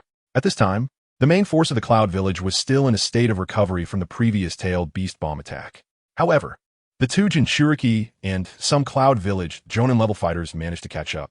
Meanwhile, on Naruto's side, Hinata and Fugaku also arrived with a group of people, escalating the situation once again. From the combat power displayed by both sides, it was clear that the Cloud Village had a slight advantage, boasting 3 powerful warriors, the Fourth Hokage, the 2-Tails Jinchuriki Muri, and the 8-Tails Jinchuriki Killer Bee. Seeing the 2 Jinchuriki charging towards him, Naruto felt a mix of surprise and joy. 829. To be honest, even if you combine the powers of the 8-tailed beasts, they might not defeat the Nine Tails in its complete form. Naruto instructed Hinata and Shursui to return to the team while telling those who came to support him. Hinata and Fugaku, you lead everyone to block the other personnel from the Cloud Village. Those two Jinchuriki are mine. Okay, Naruto, be careful, Hinata and Fugaku said in unison. They understood well that facing such powerful beings as tailed beasts, they could not afford to confront them lightly. However, there was no turning back now. Fighting was their only choice. Naruto confidently believed that if he was alone, escaping shouldn't be a problem. But the others from Konoha might not be able to leave safely. Moreover, the outcome of this battle was still uncertain. Kyuubi, Naruto shouted loudly. Got it, Naruto. No need to remind me. I will definitely give it my all and have a good fight. It's been a long time since I've seen Nakomata and Ashioni. I wonder if they've improved, haha. The voice of Kurama revealed a strong excitement. At the same time, on Killer Bee's side, the excited voice of the Eight Tails Ashioni was heard. It's actually Kyuubi. I never thought I would see Kyuubi again in my lifetime. It's been so long since I fought him. Killer Bee responded, Ashioni. You said you used to fight Kyuubi often? Who was stronger back then? Eight Tails Ashioni. Killer Bee, stop daydreaming. We need to defeat the Nine Tails Jinchuriki quickly and then rush to support the Fourth Hokage. Waimori urged with some dissatisfaction. The Nine Tails complained, Naruto, it seems we are underestimated. Come on, let's defeat them together. Just the two of you think you can dance? Naruto's Nine Tails chakra erupted like a volcano again, and the powerful chakra shocked both Killer Bee and Waimori. As fellow tailed beast Jinchuriki, why were you so exceptional? Why did you have so much chakra? Weren't you just fighting the Fourth Hokage? Though they were shocked, they still attacked Naruto without hesitation. They firmly believed that with their combined strength, they could defeat one Jinchuriki. Seeing the two-tailed beast Jinchuriki charging at him, Naruto directly activated his ultimate technique again, using 6 Nine Tails chakra hands to unleash a massive Rasengan. This scene left Killer Bee and Waimori dumbfounded. Do you really want to start off this intensely? Killer Bee and Waimori did not possess the speed of the Fourth Hokage and could not dodge Naruto's massive Rasengan. They transformed into their tailed beast forms and took the hit head-on. So refreshing. So exhilarating. The Nine Tails shouted loudly within Naruto. Naruto, I want to transform into a tailed beast too. I want to fight. Okay. Faced with the Nine Tails' request, Naruto had no choice but to agree. After all, it was his good partner. Naruto transformed into the complete tailed beast form, releasing his mind and allowing Kurama to take over while he stepped into the ceiling space to observe. The powerful Nine Tails chakra surged around Naruto, quickly forming a giant golden Nine Tails. The Nine Tails roared, awesome, awesome, I'm out. Nakomata and Ashioni, are you ready? I'm coming to give you a good beating. The Nine Tails stood upright, looking at the two-tailed beast charging towards him, and directly extended his 9 massive tails. Wrapping up the still-tailed beast-transformed Killer Bee and Waimori, initiating an online beatdown. After a few hits, the two tails Nakomata and the 8 tails Ashioni could no longer withstand it and revealed their complete tailed beast forms. However, even in its complete form, the two tails Nakomata was still toyed with by the 9 tails, continuing to be struck. The 8 tails Ashioni, on the other hand, was not to be underestimated as the strongest tailed beast under the 9 tails. With its massive body and multiple tentacles, it had significant strength and quickly broke free from the 9 tails' grasp, counterattacking and rescuing Nakomata. Now, this place belonged to the battlefield of the 3-tailed beasts. The 8 tails Ashioni suddenly spoke. Kyuubi, it's been a few days since we've seen each other. Why have you become so weak? You weren't this weak before. Kurama angrily retorted. This is all Minato's fault. He split me in half and sealed one part away. But even if I only have half, I can still blow you up easily. 8 tails Ashioni. 2 tails Nakomata.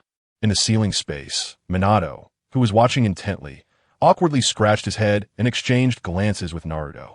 8 tails Ashioni. Then let's give it a try. Then the 3-tailed beast stopped reminiscing and started fighting again. The battle scene was earth-shattering, shaking the ground.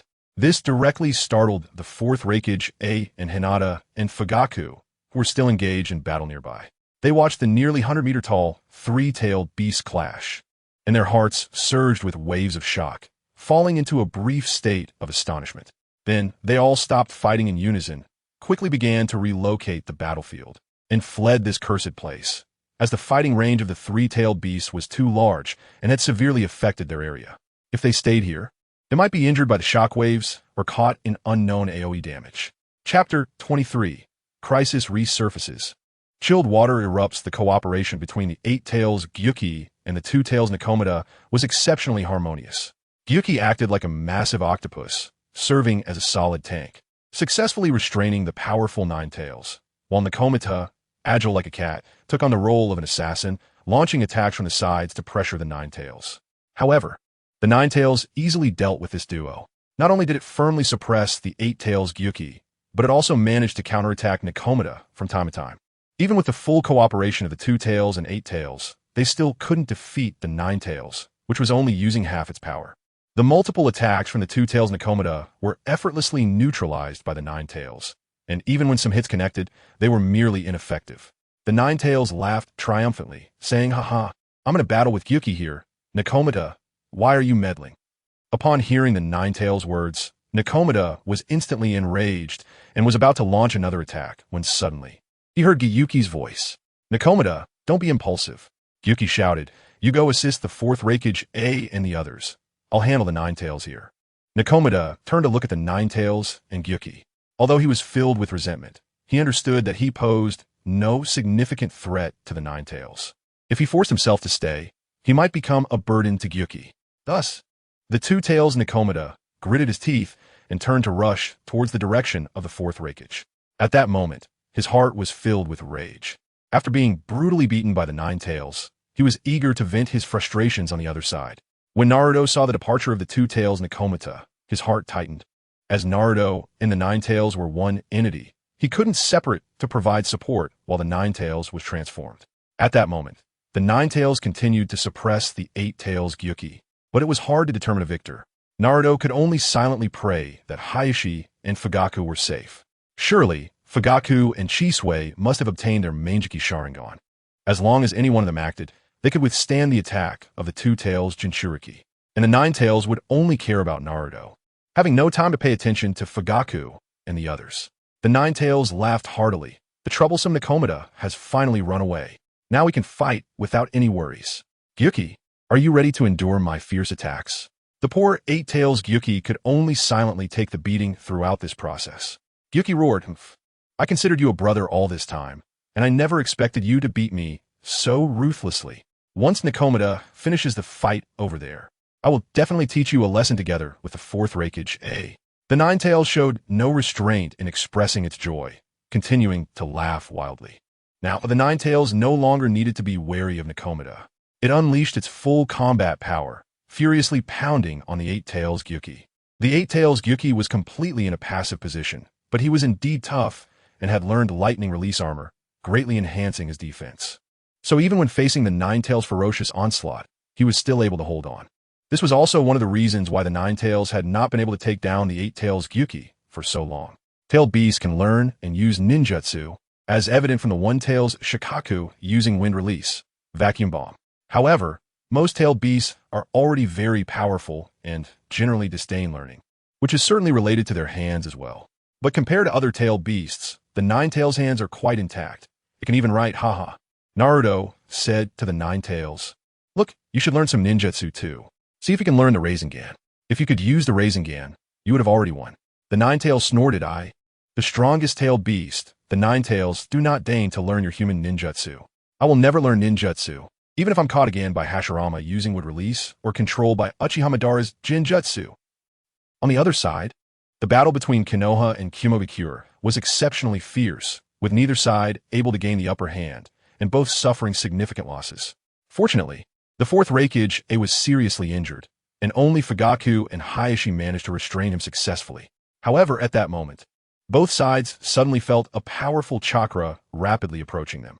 The 4th Hokage A laughed triumphantly. "Fugaku and Hayashi, you are completely finished. Killer Bee and the Woodman must have successfully captured the 9 tails Jinchuriki and are coming here." Upon hearing this, the faces of the Konoha people turned extremely grim, filled with anxiety and unease. They could only silently pray, hoping that Naruto was the one who was coming. Although this expectation was somewhat unrealistic, they still held onto a glimmer of hope. Finally, Nakomata arrived at the scene just in time. Seeing this, the 4th Hokage shouted, "Why is there only you? The tail beast? Where's Killer Bee?" Nakomata didn't elaborate and directly said, "Stop the nonsense. I'll clear out these small fries for you, and then we can help Gyuki." The Nine Tails is just too strong. The fourth Hokage was taken aback, but still stepped aside to let Nakomata attack, sneering, Konoha, you're finished.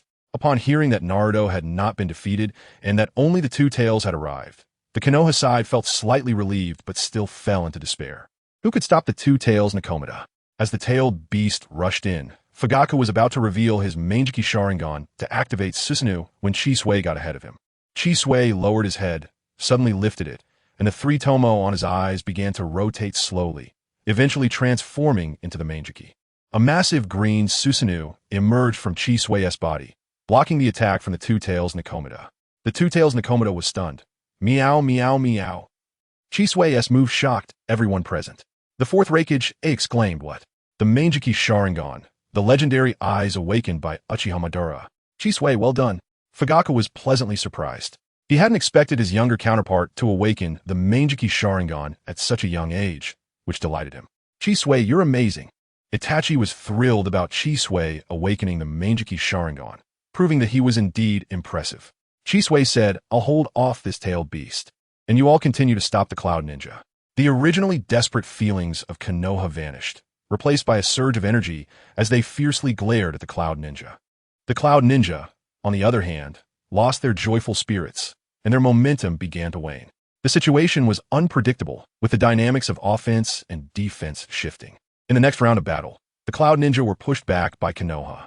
The fourth Hokage angrily shouted, Nine Tails Jinchuriki, Uchiha, Hyuga, I won't let this go.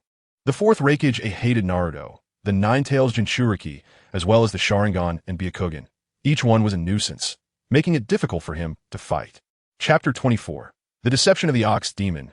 Fyake's rescue, the Eight Tails Ox Demon, was being beaten badly by the Nine Tails, fleeing in panic while holding its head. It cursed inwardly, damn it. Katagen has been gone for so long. Why hasn't it returned yet? Karabi sensed the Ox Demon's inner roar of anger and furrowed his brows, saying, could it be that Katagen has been delayed by the enemy? The Eight Tails Ox Demon gasped for breath and roared in anger, impossible. Although Katagen has weaker strength, it's still a powerful tailed beast. Damn it, no matter what. If I keep getting beaten up by the Nine Tails like this, I really won't be able to hold on. The Eight Tails Ox Demon went all out, shouting, Kurama, don't think I'm afraid of you. The Nine Tails let out a disdainful laugh. Ha, I finally stopped running. You actually have the courage to come at me willingly. Great. Let's have a good match then. Seeing the Ox Demon's unusual behavior, Naruto immediately shouted with alertness, Kurama, be careful, something seems off. However, the Nine Tails confidently replied, don't worry. Naruto, with me around, there's nothing to be concerned about. The Nine Tails and the Ox Demon suddenly collided. The Ox Demon's tentacles and the Nine Tails' tail intertwined and pulled at each other. In an instant, something unexpected happened. The Ox Demon suddenly opened its huge mouth and sprayed a massive jet of black ink at the Nine Tails' face. This ink came in with great force and speed, leaving the Nine Tails unable to dodge and getting hit squarely. However, the Nine Tails did not panic. It quickly realized the Ox Demon's intention due to its keen reflexes. It tightly grasped one of the Ox Demon's tentacles, trying to prevent its escape. But the Nine Tails only caught one tentacle, while the Ox Demon's main body had already taken the opportunity to vanish without a trace. Naruto inwardly exclaimed, not good. Kurama, we must hurry to Fyake and Hinata. We can't let the Ox Demon succeed. Naruto shouted, his tone filled with urgency and worry. The Nine Tails also sensed the urgency of the situation, and it connected with Naruto's thoughts, immediately dashing toward the direction of Fyake and Hinata. Naruto's heartbeat quickened as he prayed they could reach Fyake in time to protect them from the Ox Demon's harm. On the other side, the battle between the Cloud Village and Konoha was exceptionally fierce, with Cloud Village being pushed back repeatedly by Konoha, suffering significant losses. However, the key to determining the outcome still lay in the top combat powers of both sides. Katagen frequently attacked Konoha's forces with its agile speed, causing them considerable trouble. Meanwhile, Shursui bore the heavy responsibility of protecting Fyake and Hinata, and he had to use the space-time ability of his Susanoo to repeatedly stop Katagen's attacks. At this moment, Shursui gradually felt overwhelmed.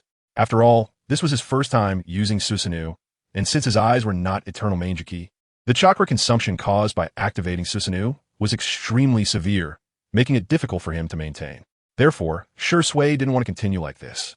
He directly activated the second stage of Susanoo, dashing toward the fourth Hokage to use him as leverage. Due to Shirsue's deliberate planning, the heavily injured fourth Hokage was indeed caught by Shirsue's sudden movement. Shirsue shouted, "Stop! Stop fighting, you all! The fourth Hokage has been captured by me. Surrender now." The people of Cloud Village and Katagan, upon hearing Shirsue, looked desperately at the fourth Hokage, and they all stopped fighting. "No, I won't allow you to stop. Even if I die, I will not surrender." The fourth Hokage roared. Hearing the fourth Hokage's words, Shirsue's expression turned fierce. He intended to make the fourth Hokage suffer, tightening his grip on the fourth Hokage's hand. The fourth Hokage was also a tough guy, enduring the pain in silence. "Kill me. Don't think this will make me surrender. I tell you, even if I die here today, I will not surrender." Surrendering was a very shameful event for the fourth Hokage. If it was just because of his life, that would be even more shameful. Then die. Shirsue could no longer maintain the stalemate. He used the green drill weapon of Susanoo to stab at the fourth Hokage. Hokage-sama! The people of Cloud Village exclaimed. Just as the fourth Hokage was about to be pierced by the drill, tragically sacrificing himself in front of everyone, an unexpected event occurred. A massive creature tightly bound Shirsue's Susanoo, saving the fourth Hokage. "Are you alright, Hokage?" The timely arrival was the Eight-Tails Ox Demon. "Brother, I almost couldn't see you again," Karabi exclaimed excitedly from within the Ox Demon. The Eight-Tails Ox Demon's feigned death technique allowed it to become invisible after shedding its tail, greatly increasing its speed, enabling it to quickly leave the scene. "Karabi, what are you doing here? Where's the Nine-Tails Jinchuriki?" The fourth Hokage gasped. "No time to explain, he's coming quickly. Ox Demon, let's hurry up and kill Shirsue and clean up the battlefield," the Ox Demon shouted to Katagan. At this point, Shirsue was in a weakened state. With the arrival of the Eight-Tails Jinchuriki, he could no longer maintain Susanoo. As Shirsue fell to the ground, Karabi and Katagan moved in to finish him off. Itachi staggered forward but was blocked by Kakashi, who shouted desperately, "Shirsue!" just as Shirsue was about to die. A special chakra surged from Itachi's head into his eyes, causing the power of his eyes to gradually rise. At the critical moment, Itachi suddenly saw his father Fayake rushing toward Shirsue, and a massive red Susanoo rose from Fayake, blocking the attacks of Karabi and Katagan, saving Shirsue. Second chance. Fayake was actually able to activate his Manjiki Sharingan and summon Susanoo, shocking everyone present. Itachi! Shirsue did not ascend to the heavens. The stimulation was insufficient, and his chakra could not rise, causing Itachi's eye-opening trend to stop. Itachi never thought that his father also had a Manjiki Sharingan, as he held himself in high regard, believing that no one in the clan had the same level of insight and awakening as he and Shirsue, thinking them to be selfish and arrogant with ordinary talent, and that they could not possibly have a Manjiki Sharingan. It seemed to be true. Uchiha Fayake's mysterious operations were countless. What kind of father takes his 4-year-old son to the battlefield to experience the cruelty of war and lets his 8-year-old son join the Umbu as an undercover agent, placing the heavy responsibility of the family's rise on a child? On the other side, the fourth Hokage, seeing Fayake activate Susanoo to save Shirsue, was truly about to vomit. His already heavily injured body was further stimulated, and he couldn't help but spit out a mouthful of blood. He cursed inwardly, "Damn it, all you are just hacks. Clearly, you all have Manjiki Sharingan, but didn't activate it sooner, only doing so at this critical moment, thinking it's all a game. Huh. Recently, the encoding has been severe, giving us more motivation to update faster. Please take a moment to exit reading mode. Thank you." Chapter 25. Overwhelming Numbers? Watch my multiple shadow clones. Fugaku drove Susanoo to tightly protect Shirsue, but he himself had fallen into extreme danger. At this moment, Fugaku was facing a dual assault from the Eight-Tails Gyuki and the Yanbi, making the situation exceptionally dire. Because Fugaku needed to protect Shirsue from harm while also dealing with the coordinated attacks from the two-tailed beasts, he had lost any opportunity to counterattack. His massive Susanoo could only transform into a hard shield, struggling to withstand the fierce offensive from the enemies. "Lord Clan Leader, I'm really sorry to have dragged you into such a dangerous situation," Shirsue said with a hint of a bitter smile, filled with self-reproach and helplessness. "Shirsue, you don't need to apologize. You are a genius of our Uchiha clan. It's only natural for me to save you. I just hope Naruto arrives soon." Fugaku forced himself to speak, enduring the attacks from the two-tailed beasts. At that moment, the fourth Hokage burst into wild laughter. "Konoha, Konoha! Even though you have the perfect Jinchuriki of the Nine Tails and 2 Manjiki Sharingan ninjas, you will ultimately still fail. Before the fourth Hokage, A's voice faded. A dark mass of people surged from the distance. It was the reinvigorated Cloud Alliance. Upon witnessing this, the hearts of the Konoha villagers felt icy cold. Damn it! Why hasn't the Konoha Alliance arrived yet? If they don't get here in time, we're really finished, Hisashi said in a rage. Just then, the ground shook violently, and the Konoha team looked back in surprise. The fourth Hokage, A's laughter suddenly stopped. But they were mistaken. It wasn't the Konoha Alliance arriving, but the Nine Tails. Noticing that Gyuki was missing, Naruto quickly called the Nine Tails to rush over to Fugaku and the others. The Nine Tails sprinted over. Although it had just arrived, it had done its best. Seeing that it was just Kurama, the fourth Hokage, breathed a sigh of relief and laughed angrily. It's a bit unexpected, but at least Hisashi, you're dead for sure. Our Cloud Alliance can spit on you to death.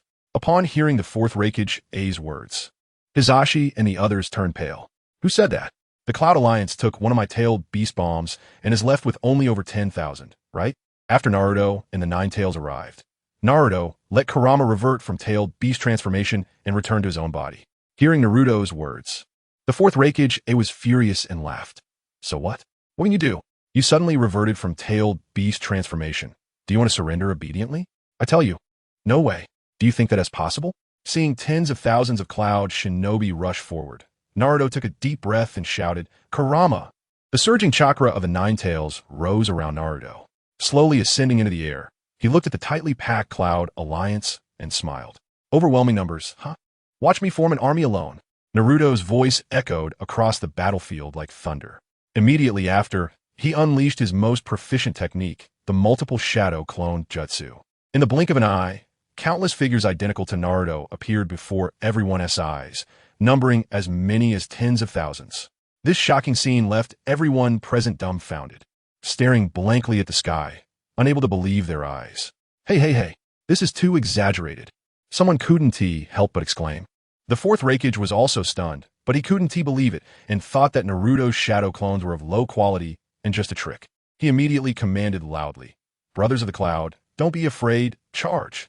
Seeing the Cloud Alliance rush forward, Naruto ordered all the shadow clones to simultaneously use Wind Release, Great Windbreak. In an instant, the heavens changed color and thunder and lightning clashed.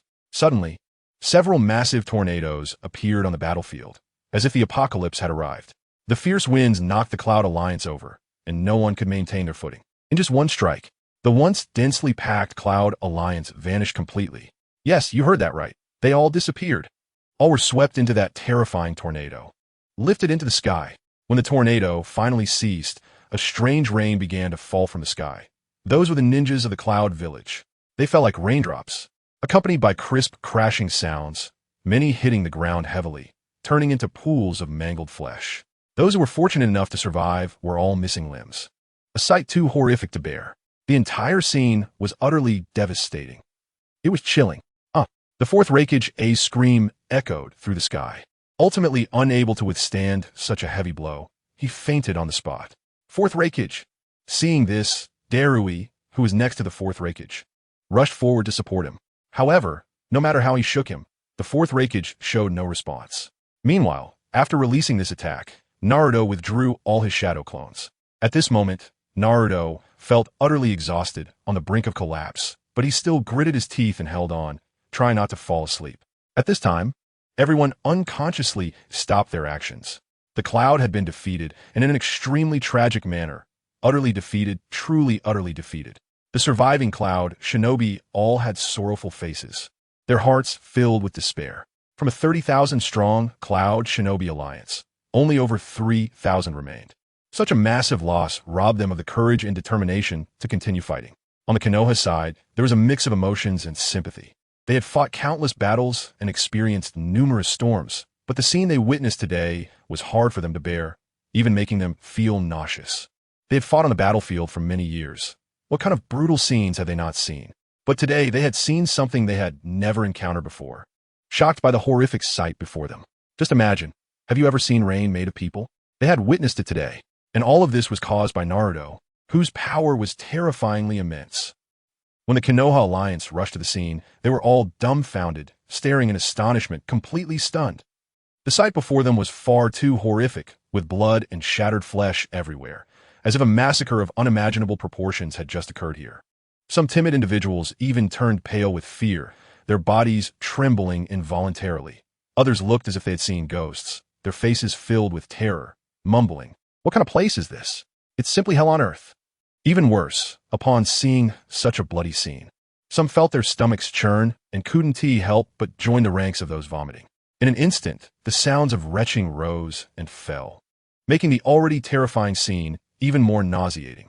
However, after some understanding, the Konoha Alliance members finally breathed a sigh of relief. Apparently, the battle was over, and their side had won.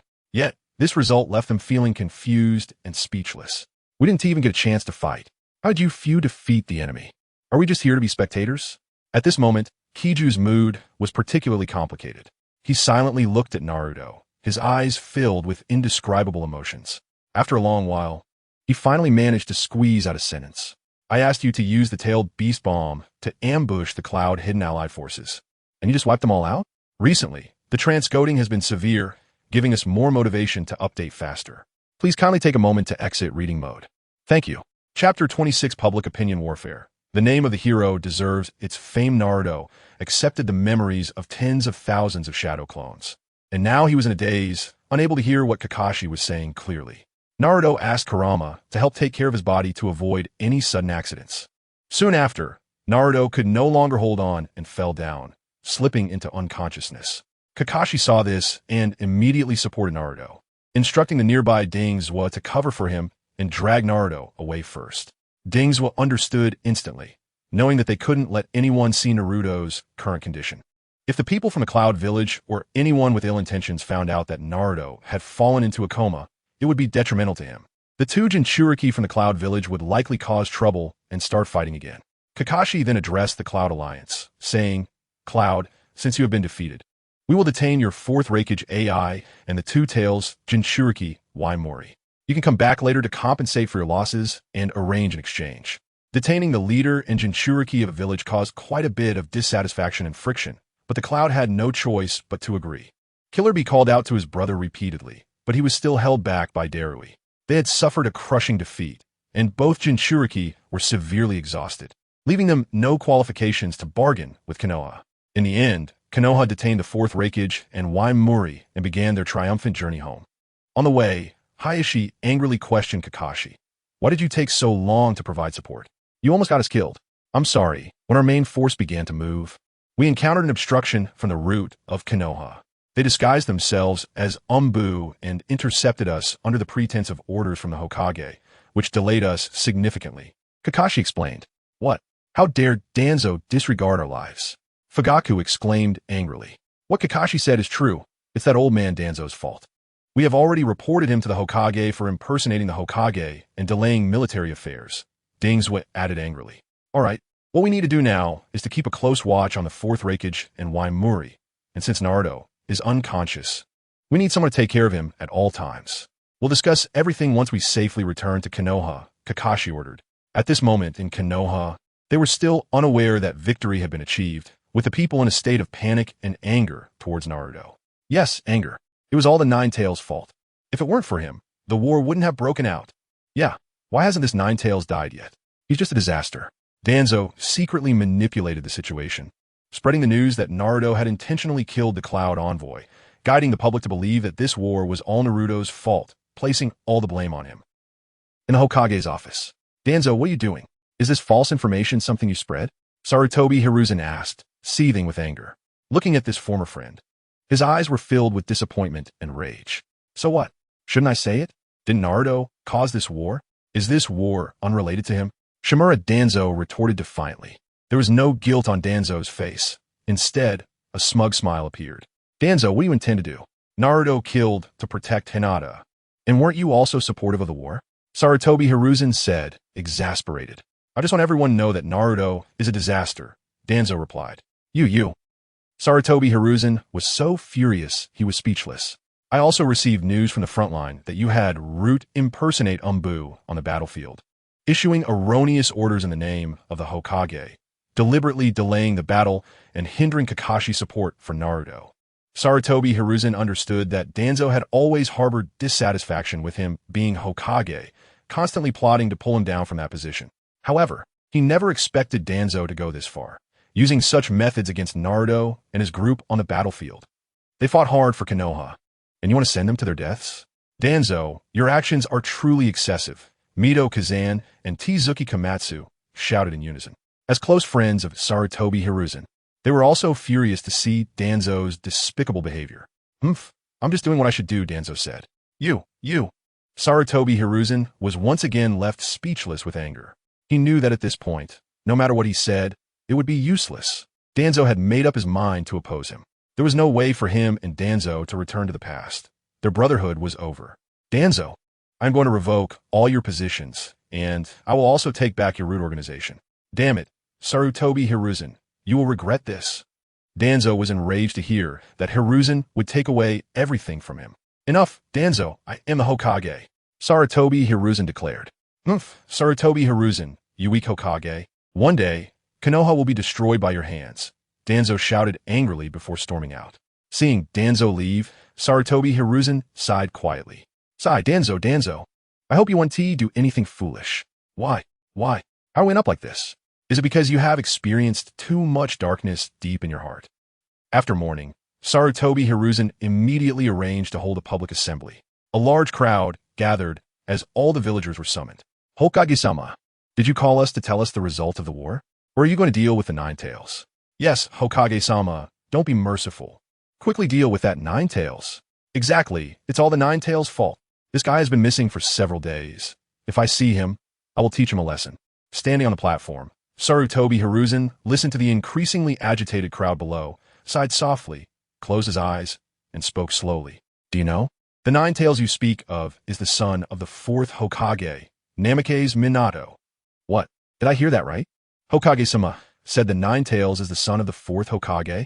Upon hearing Sarutobi Hiruzen's words, all the villagers in Konoha were stunned, unable to believe it.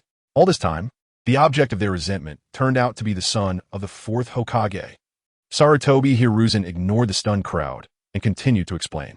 At that time, the fourth Hokage, Namake's Minato, sacrificed himself to seal the Nine Tails into his newborn child, Naruto.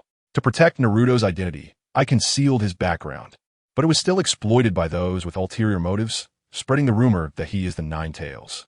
In this war, Naruto killed the Cloud Ninja to protect the villagers of Konoha. This is the fault of the Cloud Village. He is fighting desperately on the battlefield right now to defend Konoha. He is the son of a hero and also Konoha's hero. I hope you can forgive my mistake and stop harming Naruto. What? Naruto is the son of a hero. The people we have criticized for so many years are actually the ones protecting us. Just as everyone was feeling emotional, news came from the front. A great victory. A great victory. A ninja excitedly ran over to deliver the news of the war. Naruto fought against the fourth Hokage, the two Tails Jinchuriki, and the eight Tails Jinchuriki Killer Bee without defeat, defeating 30,000 Cloud Ninja in one battle. The shock just kept coming. Everyone present was stunned by this achievement. Naruto's strength is terrifying. He truly is the great hero of Konoha. Recently, the encoding has been severe, which gives us more motivation to update faster. Please take a moment to exit reading mode. Thank you. Chapter 27, Danzo's Recklessness, Kakashi's Reappearance. The yellow flash returns on the other side. After returning to the root organization base, Shimura Danzo's rage intensified, and he muttered to himself in frustration. Sarutobi Hiruzen, that old fool, actually dares to try to take back my root. What a delusion. This is the power I've painstakingly cultivated. Sarutobi Hiruzen, that weak and incompetent Hokage. If I were to take on this position, Konoha would never be in such decline. Absolutely not. However, just as Danzo was lost in his anger and resentment, his thoughts were interrupted by an unexpected intruder. A member of Root rushed into the room to report the latest battle news. Lord Danzo, the war is over, and Konoha has achieved final victory. Hearing this news, Danzo's expression changed slightly, but quickly returned to calm. Is there anything else? He asked coolly. According to the intelligence report, Uchiha Fugaku and Uchiha Shursui activated their Manjiki Sharingan during the battle. However, they're severely exhausted after the battle, and the Nine Tails Jinchuriki has fallen into a coma. A flicker of surprise crossed Danzo's eyes, only to be replaced by joy. Really? The source of the intelligence is absolutely reliable. Ha ha ha ha. Danzo laughed triumphantly, his voice echoing throughout the room. Heaven is assisting me. This is simply a fantastic opportunity bestowed upon me. As long as I can obtain the Manjiki Sharingan and master the Nine-Tails Jinchuriki, the position of Hokage will be within my grasp. On the other side, the Konoha allied forces were returning to the village. Shursui, you should go rest. You've exhausted yourself greatly after the battle and need to take care of yourself. Uchiha Itachi said with concern. All right, I'll leave it to you. Itachi, Shursui nodded. Shursui and Itachi were on guard, protecting Naruto. However, at that moment, both Shursui and Itachi sensed someone approaching. The newcomer shouted, Uchiha Shursui and Itachi, we're from the Umbu. We just found a group of Cloud Ninja nearby. They want to retrieve the Fourth Hokage and the Jinchuriki. Come with us to stop them. Upon hearing this, Shursui and Itachi exchanged glances, both feeling a sense of doubt rising within them. As seasoned ninjas, they had a keen insight into such unexpected situations. Just from a few words, they sensed that something was off. No, you are not from the Umbu, Shursui calmly analyzed, his gaze sharpening. After all, they were Umbu members themselves and were very familiar with the Umbu's methods and tone. The newcomers seemed to have anticipated being seen through. They sighed but did not show any panic. Clearly, they had not expected that a simple lie would easily convince Shursui and Itachi. Suddenly, a barrier rose around them, trapping Shursui, Itachi, and Naruto inside. The two were instantly alarmed, recognizing the barrier. Four Purple Flames Formation. The Four Purple Flames Formation is a powerful barrier technique that Orochimaru used to trap Sarutobi Hiruzen, preventing outsiders from entering. Shursui and Itachi, please surrender obediently. I put in a lot of effort to capture you. Danzo suddenly burst out, laughing maniacally. Suddenly, dozens of powerful chakra signatures approached, mostly special jonin. The entire root organization was mobilized. It was clear that Danzo was going all in. Danzo, why are you opposing us? We are all from Konoha. Shursui shouted angrily. Danzo dramatically laughed. Are you stalling for time? Why not tell you? The evil Uchiha clan, your Sharingan's power is too great. You should not possess such power, as it has seriously threatened Konoha. Shursui angrily asked, is that why you are attacking us? Of course. Isn't that enough? I will inherit your power myself. I have no time to explain further. Capture them. Danzo sinisterly laughed. Hearing Danzo's words, both Shursui and Itachi were furious. Is this still the Konoha I know? Just because of suspicion and fear, you can decide the fate of your own people. As dozens of ninjas charged forward, Shursui and Itachi simultaneously unleashed Fire Release, Great Fireball, but it had no effect, easily countered by the root members. The root members were all elite geniuses selected by Danzo from various ninja clans in Konoha. Helpless, Shursui gritted his teeth and used Susanoo to block the attack from root. After the battle, Shursui was already in a weak state. His vision started to blur, and he could not maintain Susanoo for long. Inside Naruto's ceiling space. No, that Uchiha kid can't hold on much longer. I have to use the Nine-Tails chakra. However, the Nine-Tails was stopped by Minato. No, Nine-Tails. Naruto is greatly exhausted after the battle and has fallen into a coma. He can't use the Nine-Tails chakra for a short time, or it will lead to irreparable losses. So what do you want to do? Just watch. Let me handle it. I'll take over. Haha, you're about to give up, huh? Hurry up and surrender. No one can come in for a while. Don't think anyone can save you. Danzo was confident. And indeed, as Danzo said, Shursui currently had little strength to counterattack, having to huddle with Itachi inside Susanoo, conserving their strength and waiting for rescue. At that moment, a gentle, reassuring voice echoed. Sorry to keep you waiting. Now leave it to me. Kakashi, using Naruto's body, appeared. Hearing the voice, Shursui and Itachi looked at Naruto in surprise. Then they were shocked. Naruto, how can you speak with your eyes closed? Naruto, you're not sleepwalking, are you? Just treat it like I'm sleepwalking. What's the problem? Minato said. There is. Itachi directly pulled out a large number of kunai. Now, it's my turn to perform. Minato quickly marked the Flying Thunder God seal and stood up, breaking free from Susanoo. Naruto, it's dangerous outside. Itachi reminded him, but Shursui stopped him, recognizing the seal. Naruto might not be Naruto anymore, but that wind-like man had returned. The Flying Thunder God is vastly faster than Shursui's body flicker technique. After Minato emerged, he looked at the dozens of root members and instantly threw out dozens of kunai. Danzo, seeing Naruto wake up from a distance, was slightly surprised. But when he saw Naruto running out and throwing kunai, he laughed. Who uses kunai to kill a serious person? Do you think you can kill my root with kunai? You must have a screw loose. But then Danzo couldn't laugh anymore. Just as the root members easily dodged the kunai, Naruto's figure vanished, flickering positions like a ghost. It was a yellow flash. Minato controlled Naruto's body, constantly using Flying Thunder God, and each time he did, he took the life of a root member. In just a fleeting moment, all of Danzo's roots were instantly annihilated. This scene left Shursui, Itachi, and Danzo himself in shock. This is the power of the yellow flash. Danzo screamed, my roots! I will fight you to the death. Then, Danzo charged forward, only to be instantly killed by Minato using the Flying Thunder God technique. Just a few seconds later, the recently deceased Danzo suddenly appeared in front of Shursui, whose Susanoo had just dissipated, reaching out to gouge out Shursui's eyes. Danzo was using the forbidden technique of the Sharingan, Izanagi. This was also part of Danzo's plan. He had intentionally set up Minato. Itachi shouted, "Brother Shursui!" But Shursui was already completely weakened and couldn't fend off Danzo's sneak attack. However, Minato managed to grab Danzo's hand and severed the arm filled with Sharingan. It turned out that after placing the Flying Thunder God mark, Minato had left 2 kunai for Shursui and Itachi. As for why he was so cautious, it might be related to the lessons learned over the years. Minato was clearly capable of using the Flying Thunder God, the fastest technique in the ninja world. Yet sometimes he was too slow. He failed to protect Obito, Rin, and Kushina. Minato held on to Danzo and spoke in a gentle voice. Fortunately, this time I wasn't late. Recently, the encoding has been severe, which gives us more motivation to update faster. Please take a moment to exit reading mode. Thank you. Chapter 28, Learning the Kagura Mind's Eye and Flying Thunder God. Returning to Konoha at this moment, Fugaku and Hayashi arrived with their men, surrounding Danzo. After Minato used the Flying Thunder God to eliminate the root of the 4 purple flames formation, it had already dispersed without anyone maintaining it. Once Minato confirmed it was safe, he gave Shursui and Itachi a gentle smile, then detached from Naruto's body and returned to Naruto's sealing space. Danzo, you have such audacity to dare seize our Uchiha clan's bloodline limit. How many of our Uchiha brethren have you harmed?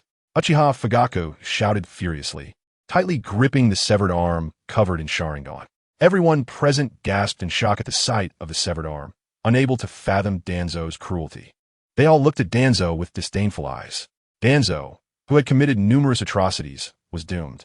The remaining Sharingan in his eyes had also been gouged out. Due to the overwhelming evidence of Danzo's crimes, everyone felt that simply killing him would be too light a punishment. So they detained Danzo, planning to take him back to Konoha for trial. After another day of travel, Naruto finally woke up. Itachi, how far are we from Konoha? Naruto, you finally woke up. You've been asleep for 7 days and nights. Itachi said excitedly. You all took care of me for such a long time. I'm really sorry. Naruto scratched his head awkwardly.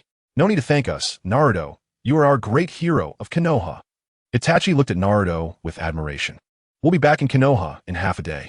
Okay. Naruto nodded, feeling an immense warmth in his heart. Itachi then went out to report that Naruto had awakened. Naruto also checked his condition and clenched his fists. After several battles, it seemed he had become much stronger. Naruto, during the time you were unconscious, someone came to try to capture. Kurama suddenly spoke up. I already know without you saying. Kurama, huh? Naruto slowly explained. During this time, although I was in a coma, my consciousness didn't completely fade away. When my father Minato was controlling my body, I was right there, experiencing the miraculous operation of the Flying Thunder God, feeling the Flying Thunder God mark and the spatial fluctuations of teleportation. Minato asked, Naruto, are you saying you were able to perceive the specific situation around you at that time? Yes, and my perception range is very large. I just tested it, and I can sense the chakra flow within a radius of about 10 kilometers, Naruto nodded. Upon hearing Naruto's words, Minato showed a look of surprise, excitedly saying, what? Naruto, during your coma, you actually awakened the mind's eye and the unique perception ability of the Uzumaki clan. Kagura Mind's Eye. This is simply incredible. Hearing Minato's words, Naruto also felt very excited. However, he remained calm because he still had an important thing to tell Minato. So, Naruto said seriously, Father, don't be too happy yet. It seems I have something else to tell you. Minato became worried upon hearing this. What is it? Is there a problem with your body? Father, I feel like I've grasped the key to learning the Flying Thunder God technique. Ever since I personally experienced how you use the Flying Thunder God, I can now perceive the Flying Thunder God marks carried by Shursui and Itachi. Dad, please teach me how to truly master the Flying Thunder God technique. Huh? Don't get too excited too early. Is it really used like that? Minato was both amused and speechless upon hearing Naruto's words. Naruto's don't get too excited too early turned out to mean there was still something to be excited about. Kurama, standing aside, couldn't help but laugh at the scene where Naruto teased Minato. Minato, you should feel happy. Naruto has truly turned misfortune into fortune. It's simply double happiness. That's right, Naruto. Now I will start teaching you, Minato smiled. Half a day passed, and suddenly Naruto appeared beside Sasuke without warning, using the Flying Thunder God technique. Naruto, how did you come here? Sasuke exclaimed in surprise and joy. At the same time, a hint of doubt arose in Sasuke's heart. Could it be that the previous Naruto was actually him? In other words, Naruto could always use the Flying Thunder God technique? Naruto quickly explained, "Oh, I just came out for a walk to stretch my muscles and bones. After all, I slept for so long that my body was almost rusting." At this moment, Naruto was secretly excited. Kagura minds, I Flying Thunder God technique. Does that mean I can achieve ultra-long distance Flying Thunder God? Naruto, you indeed should come out. We're just about to reach Konoha. Sasuke pointed ahead. At the entrance of Konoha village, looking out, a dense crowd surged, resembling an endless ocean. Almost all the villagers gathered here, filled with excitement and anticipation to welcome the arrival of the Konoha allied forces. As soon as the Konoha allied forces set foot on this land, a loud cheer erupted from Konoha village. The sound was thunderous, echoing through the sky, making the entire village boil with excitement. Naruto, you are our hero, someone shouted. Naruto, I'm sorry, I really didn't know you were the son of the Fourth Hokage. Someone said apologetically. Naruto, you are amazing. You are our pride. Others exclaimed with admiration. These words were like a warm spring breeze brushing past Naruto's ears, causing an indescribable feeling of emotion to surge in his heart. He looked at the enthusiastic villagers before him, tears shimmering in his eyes. Those who once mocked him and ignored him were now giving him such sincere praise and support. Thank you all for your praise. Fighting for the village is what I should do. After all, there are so many people here that I want to protect. Naruto's voice was passionate and resonant, moving everyone present.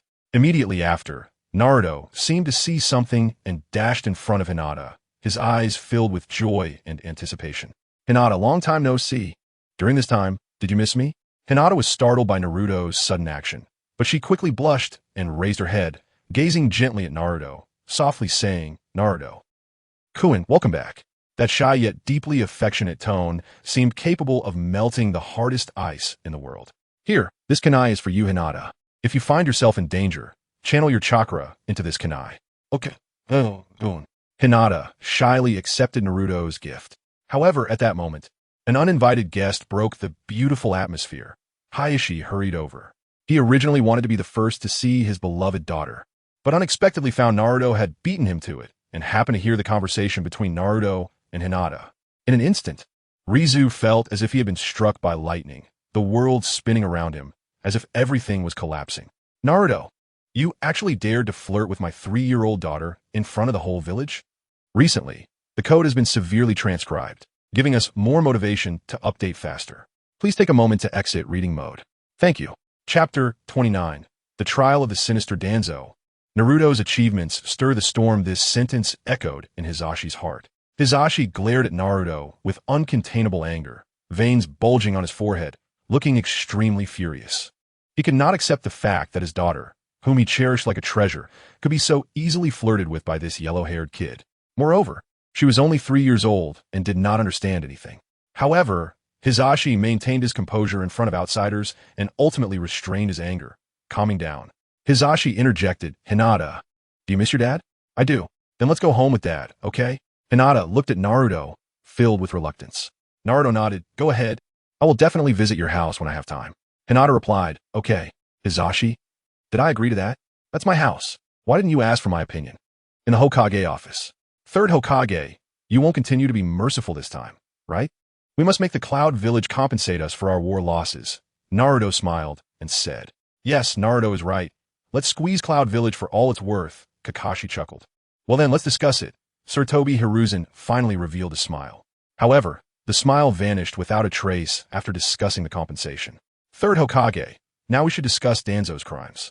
Fugaka stood up, furious. Sarutobi Hiruzen silently took a puff of smoke and said lightly, okay, Danzo had committed numerous crimes. He could no longer protect this good buddy of his. In the end, Konoha held a trial for Danzo for the first time due to his actions. Sarutobi Hiruzen presided over the trial, judging the imprisoned Danzo. Shimura Danzo, the darkness of Konoha, was the leader of the underground organization route, the greatest scourge in Konoha, with countless crimes. Firstly, reckless actions. During the Ninetales incident, Danzo blocked the Uchiha clan from participating in the rescue efforts, resulting in heavy losses for Konoha. Upon hearing the first charge, everyone present erupted in anger, cursing Danzo, as the Ninetales incident was a pain for all of Konoha. Secondly, inciting Orochimaru to conduct human experiments and deliberately killing members of the Uchiha clan to seize their Sharingan. This was something Naruto had Hiruzen mention, aiming to bring Orochimaru back. Hiruzen had always favored Orochimaru, so he easily agreed to Naruto. Thirdly, spreading rumors, claiming Naruto deliberately killed the people of the Cloud, and spreading the rumor that Naruto was the Ninetales demon fox. Finally, he spread the news that Kakashi Hatake abandoned his mission to save people, using public pressure to push Kakashi, leading to his suicide. I want to clarify here, Kakashi's actions were correct. Life is paramount. We need heroes like Kakashi to rescue our comrades. We will hold a memorial service for him. He is our hero. In the audience, Kakashi couldn't help but shed tears. Father, you can finally clear your name. Fourthly, abducting the geniuses of various ninja clans, brainwashing them, and training them to become part of his root organization. The various ninja clans, especially Inoshikicho, were extremely outraged upon hearing this, angrily cursing Danzo, as many talented members of their clans have been taken away by Danzo, severing ties with their families and making it difficult for their clans to grow. Fifthly, harming compatriots. When Naruto and the others returned victorious, Danzo actually led people to harm our heroes. Upon hearing the final charge, the crowd could no longer contain their fury and started throwing various vegetables and fruits at Danzo. Danzo, you are the biggest tumor in Konoha. To hell with you, Danzo. You are the real enemy of Konoha. The Hokage has truly failed in his duties by allowing this person to remain until now for criticism. Danzo looked dazedly at the furious villagers. Am I wrong? No, I'm not wrong. I just wasn't ruthless enough. After a while, Sarutobi Hiruzen returned, looking at his old buddy with a sorrowful gaze, and spoke. Danzo, do you see? What you have done is too excessive. I can no longer save you. Do you have anything to say? What is there to say? It's just the victors and the vanquished. Hiruzen took a deep breath upon hearing Danzo's words and personally stabbed Danzo's heart with a knife, ending his life. I am sorry, Danzo. Thus, Danzo's evil life came to an end. Naruto felt quite relieved and thought of a saying. The chaos of a ninja world is determined by Konoha. There are countless evils in a ninja world, and Danzo accounts for half. Although Danzo is the scapegoat, saying he accounts for half is an understatement. He is indeed the most evil villain. There are many crimes not included in those 5 points, such as the tragedy of letting Shin and Sai kill each other, and the 2 major tragedies that deeply harmed the ninja world, the joint killing of Yahiko by Hanzo and the death of Yakushi Kabuto by Yahiko, causing Nagato and Kabuto to turn dark and become major bosses. Additionally, the arrival of the Otsutsuki in Boruto is also somewhat related to Danzo. At this moment, news of Naruto's great victory over the 4th Hokage, the 2 Tails Jinchuriki, the 3 Tails Jinchuriki Killer Bee, and the 30,000 Cloud Ninja Coalition had already spread throughout the ninja world, causing a huge uproar. For a time, everyone in the other ninja villages felt uneasy and dared not underestimate Konoha. Due to Naruto's dazzling achievements, Iwagakure even specially reissued the Return of Minato policy, allowing fathers and sons to continue, and upon seeing Naruto, they could directly abandon their missions. On the other side, in Kirigakure, Kurizetsu shouted, Abito, Danzo's assassination failed. We need to initiate the plan ahead of time. We can no longer delay here. Naruto's strength has become a significant obstacle to our plan. The news of Naruto's coma was precisely spread by Kurizetsu. All right. Abito was controlling the 4th Mizukijigura in Kirigakure, vigorously implementing the Blood Mist policy, severely persecuting the major clans in Kirigakure, such as those with bloodline limits and secret techniques. Abito hated this village. He believed they were the ones who caused Rin's death. Thus, Abito left Kirigakure and early adopted the alias Tobi to enter the Akatsuki organization. In the Rain village, within the Akatsuki base, the atmosphere was solemn. Nagato, what do you think of Naruto? Will he become an obstacle to our plan? Abito asked in a low voice after putting his mask back on. Nagato frowned slightly, falling into deep thought. After a moment, he raised his head and said firmly, "No need to worry. Although Naruto is powerful, I firmly believe that my eyes will never be surpassed. You can rest assured." He pointed to his eyes filled with mysterious power. However, despite appearing calm on the surface, Nagato's heart was not without turbulence.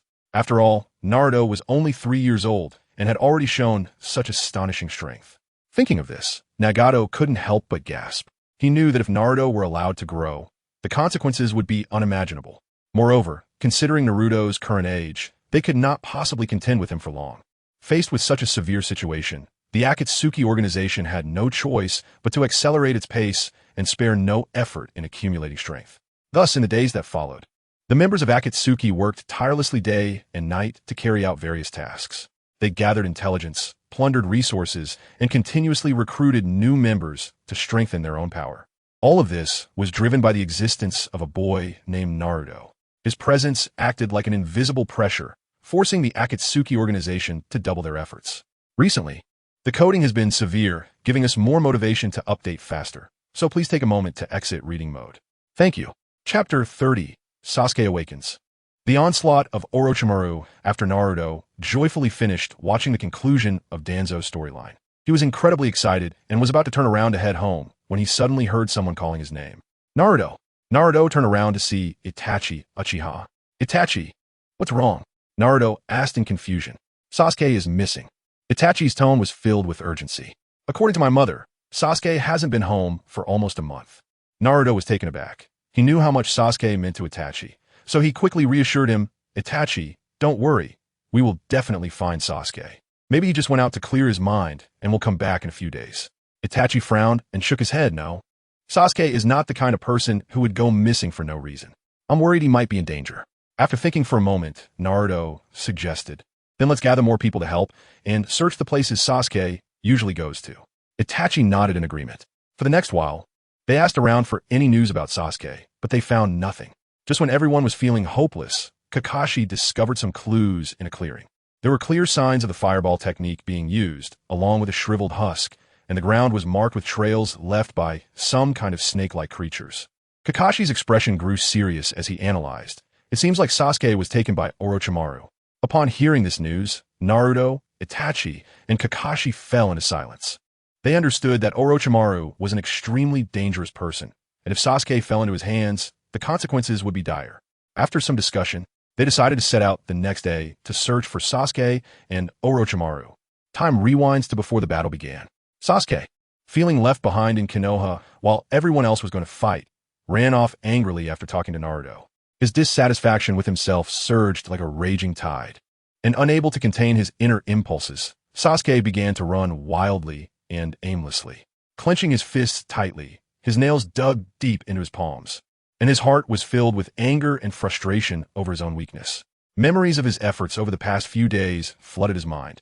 He had been training intensely, pouring sweat and time into it far beyond what others did. However, the gap between him and Naruto had not narrowed. In fact, it had only widened. Naruto's astonishing growth rate placed unprecedented pressure on Sasuke, leaving him feeling helpless. Ultimately, everyone went to the battlefield, leaving him alone in Konoha, which severely wounded his pride. Is my strength only good for holding him back? Sasuke couldn't help but murmur. As night fell, darkness enveloped the land like ink. Sasuke raced through the darkness with a single obsession in his heart, to become stronger. He didn't know where he was heading. He instinctively ran away from Konoha, as if only by distancing himself from that familiar place could he find a path that truly belonged to him.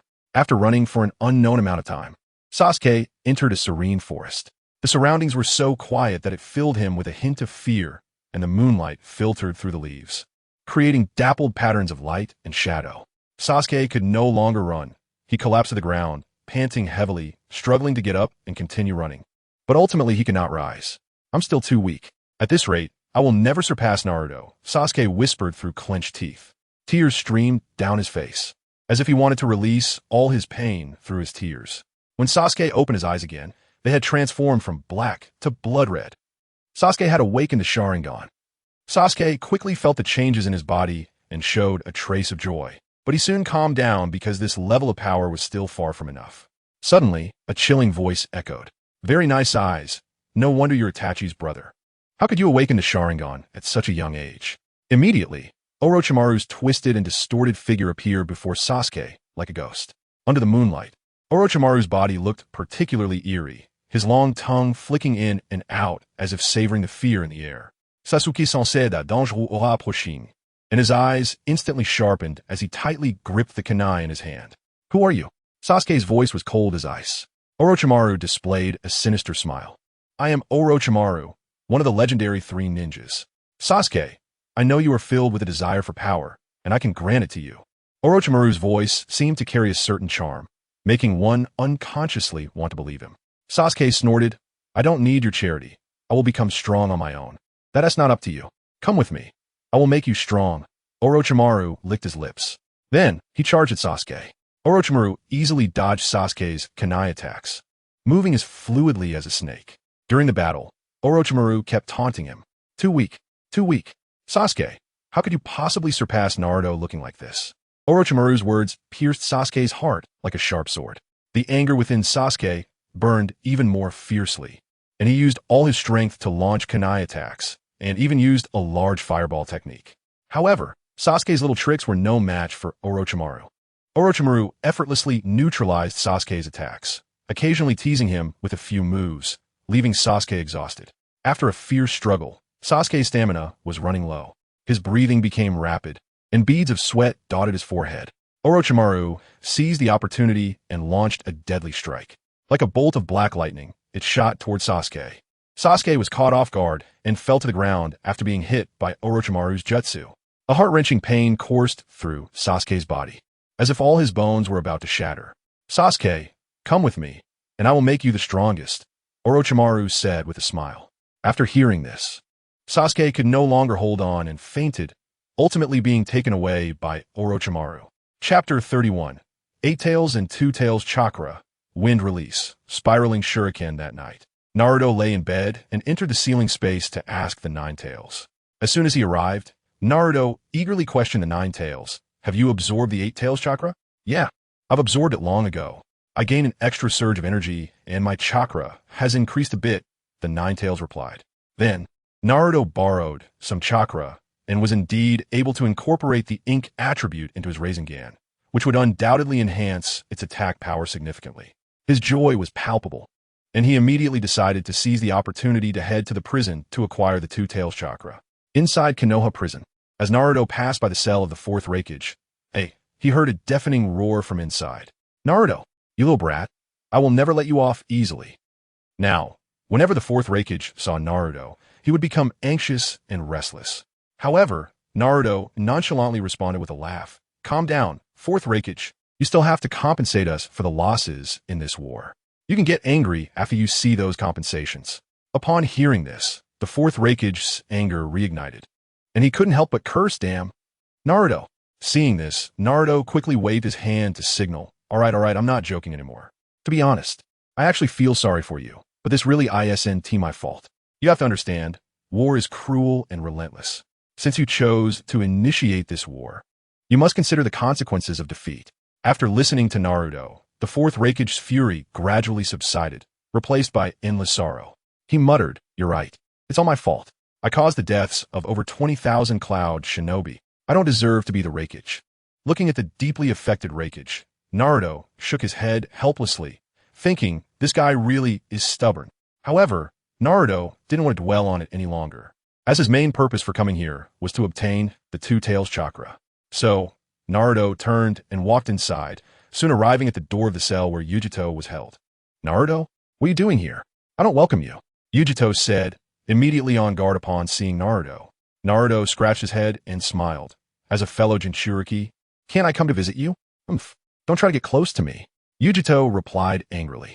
We fought fiercely before, and now you suddenly come over to say this. What are you up to? Naruto felt a bit awkward at her words and silently thought, why is my smooth talk failing me today? Actually, it's because the 9 Tails in me wants to communicate with the 2 Tails in you, Naruto quickly explained. Upon hearing this, the 9 Tails widened its eyes and silently complained, Hey, Naruto, how can you sell me out like that? It's clearly you who wants to obtain the 2 Tails chakra. Just help me out. 9 Tails, Naruto urged. Surprisingly, Yujito did not refuse as Naruto expected. Instead, she nodded. All right, since it's the Nine-Tails request, I'll let you communicate. Nakomata has already agreed. Yujito had a very good relationship with Nakomata, having become a perfect Jinchuriki even before Karabi. Therefore, she didn't resist the Nine-Tails request too much. After receiving Yujito's permission, Naruto and Yujito bumped fists.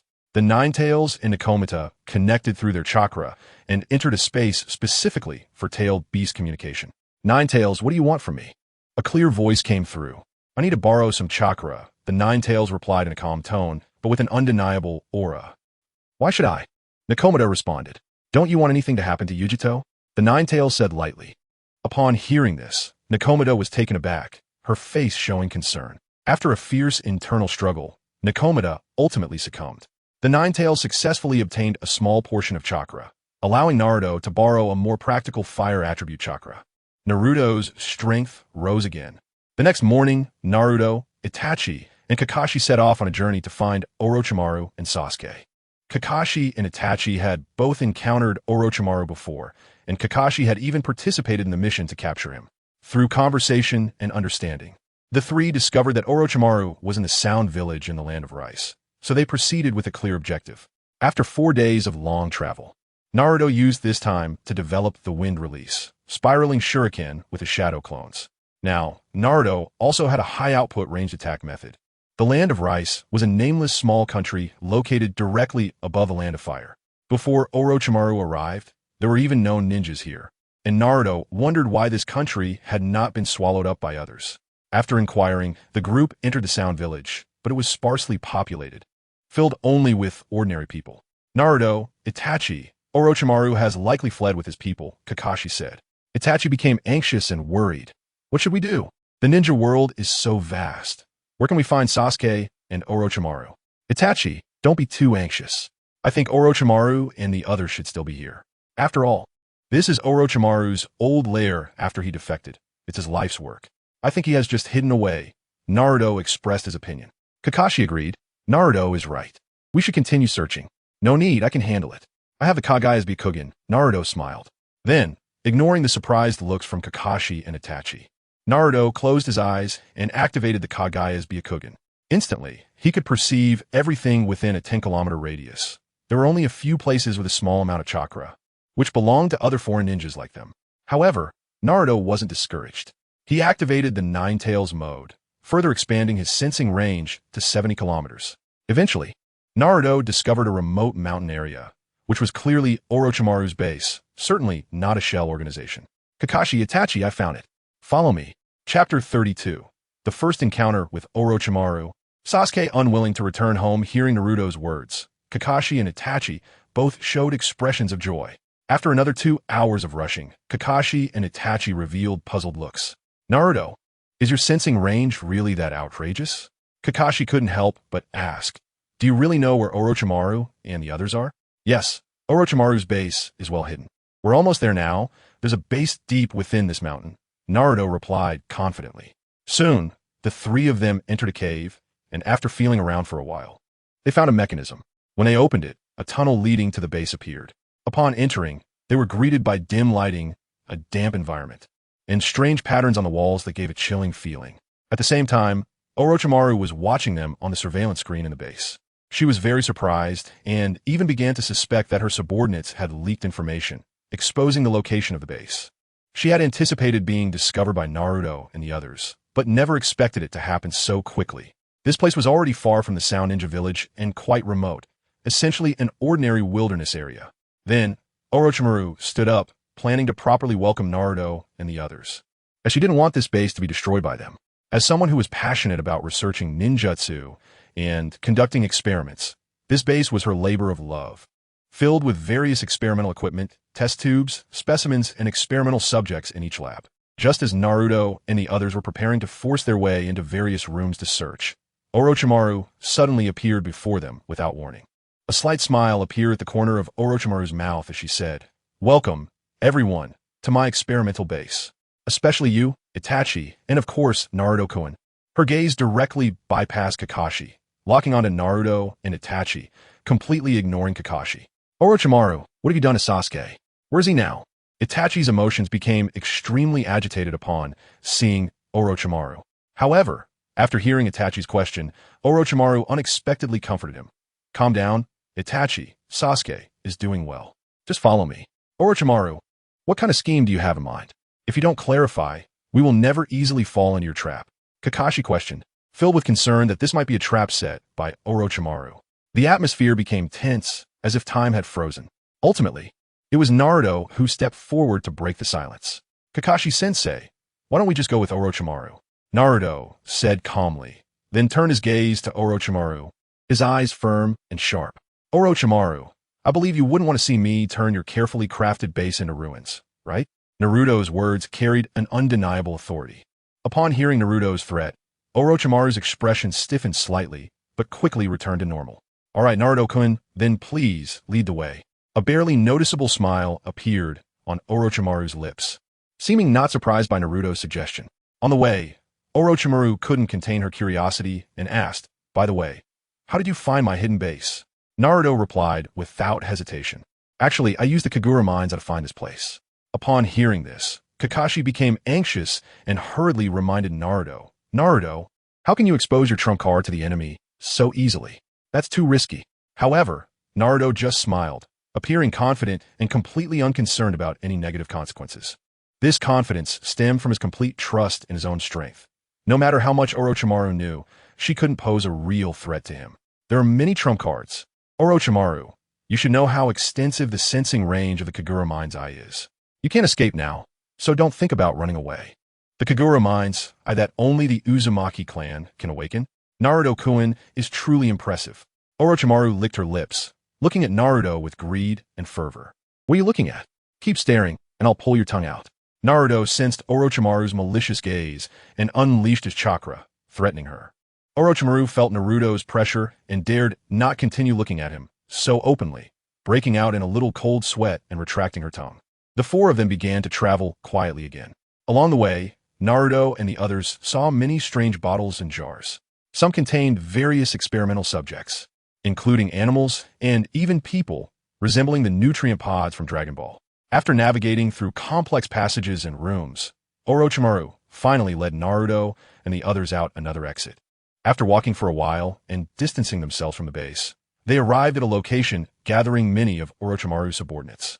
Clearly, Orochimaru had considered the possibility of escaping when she discovered Naruto and the others.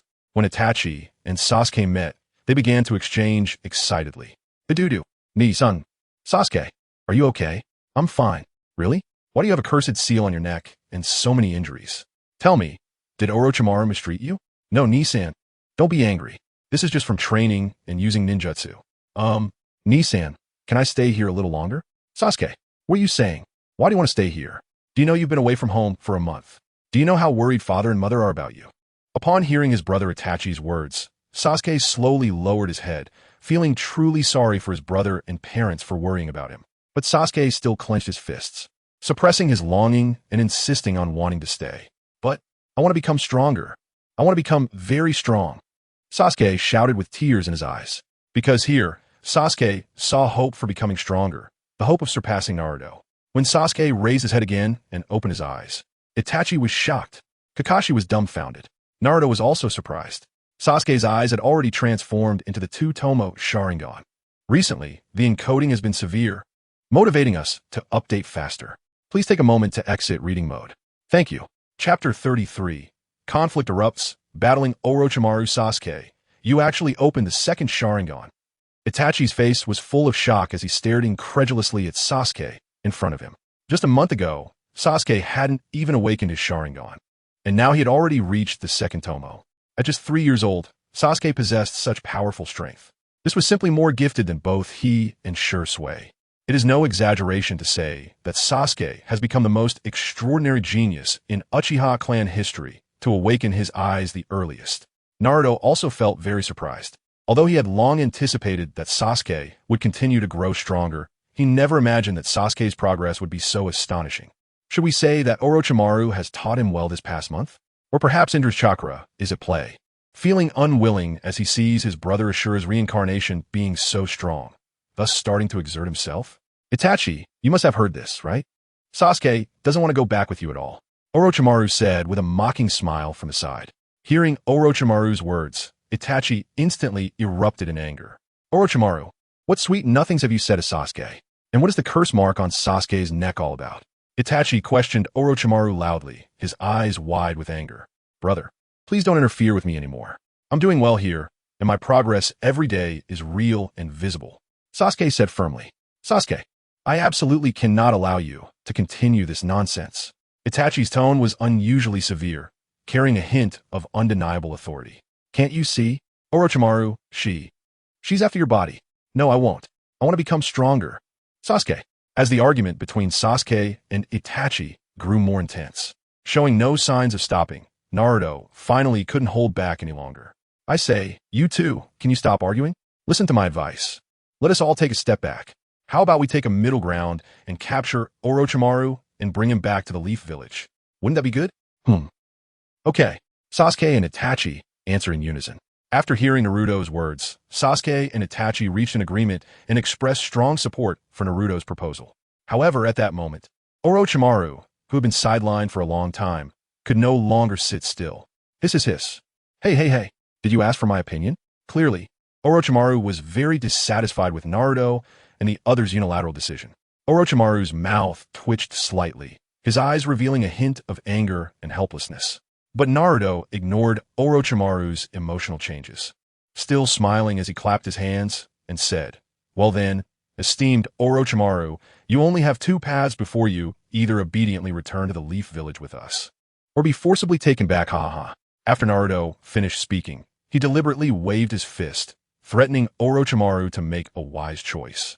Will you accept his so-called invitation to return to the Leaf Village, or wait to be captured and taken back? Naturally, Orochimaru could not swallow this humiliation in response to Naruto's provocation. A low incantation began to resonate, and suddenly a small four purple flames formation emerged around, tightly surrounding Orochimaru and Naruto. Naruto was not surprised to see Orochimaru choose to resist. Since Orochimaru would not heed Naruto's words, Naruto had no choice but to use force before reasoning with him. Orochimaru looked at the slowly rising four purple flames formation in front of him, and a smug smile appeared on his face. Naruto-kun, you are being too complacent this time. Now that this formation is up, it can be both offensive and defensive, and I have the advantage under control. Orochimaru chuckled lightly. Naruto merely glanced at it, his mouth curving into a confident smile. In Naruto's eyes, this so-called four purple flames formation was nothing. Breaking it was as easy as pie. Or, Naruto could easily use the Flying Thunder God technique to escape. However, Naruto was not in a hurry to escape. He wanted to continue to play with Orochimaru and tease him. As for the situation outside, Naruto was not worried at all. Itachi and Kakashi both had the Flying Thunder God mark on them. As long as they were willing, Naruto could go to their location at any time for support. Moreover, being a vessel that Orochimaru valued greatly, his subordinates would surely not dare to act against Sasuke easily, lest they anger Orochimaru. Orochimaru, it seems you still don't know me well enough. In that case, I will play with you for a while longer.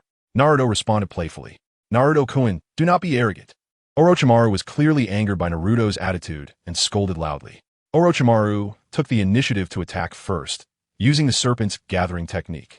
Countless snakes surged toward Naruto, giving him goosebumps. Fortunately, they were coming from the ground. If they had fallen from the sky, that would have been terrifying. Naruto immediately performed the wind release, spiraling shuriken. He gathered chakra in his hand to form a rapidly spinning sphere, then threw it forcefully at Orochimaru. Seeing this, Orochimaru was taken aback. You're starting off with a big move? However, Naruto smiled slightly and confidently replied, Wrong, it's a basic attack. As soon as he finished speaking, a loud explosion rang out, followed by a violent blast. The explosion's range was vast, forming a hemispherical rotating airflow, like a giant Rasen shuriken, shredding all the snakes to bits. And the surrounding objects were also completely crushed. As the smoke cleared, Orochimaru had already summoned the Great Serpent. Poor Great Serpent had just emerged and was hit by Naruto's spiraling shuriken. That hurts. Orochimaru, you idiot, are you using me as a shield? If you don't offer me good food as a sacrifice, I will never forgive you.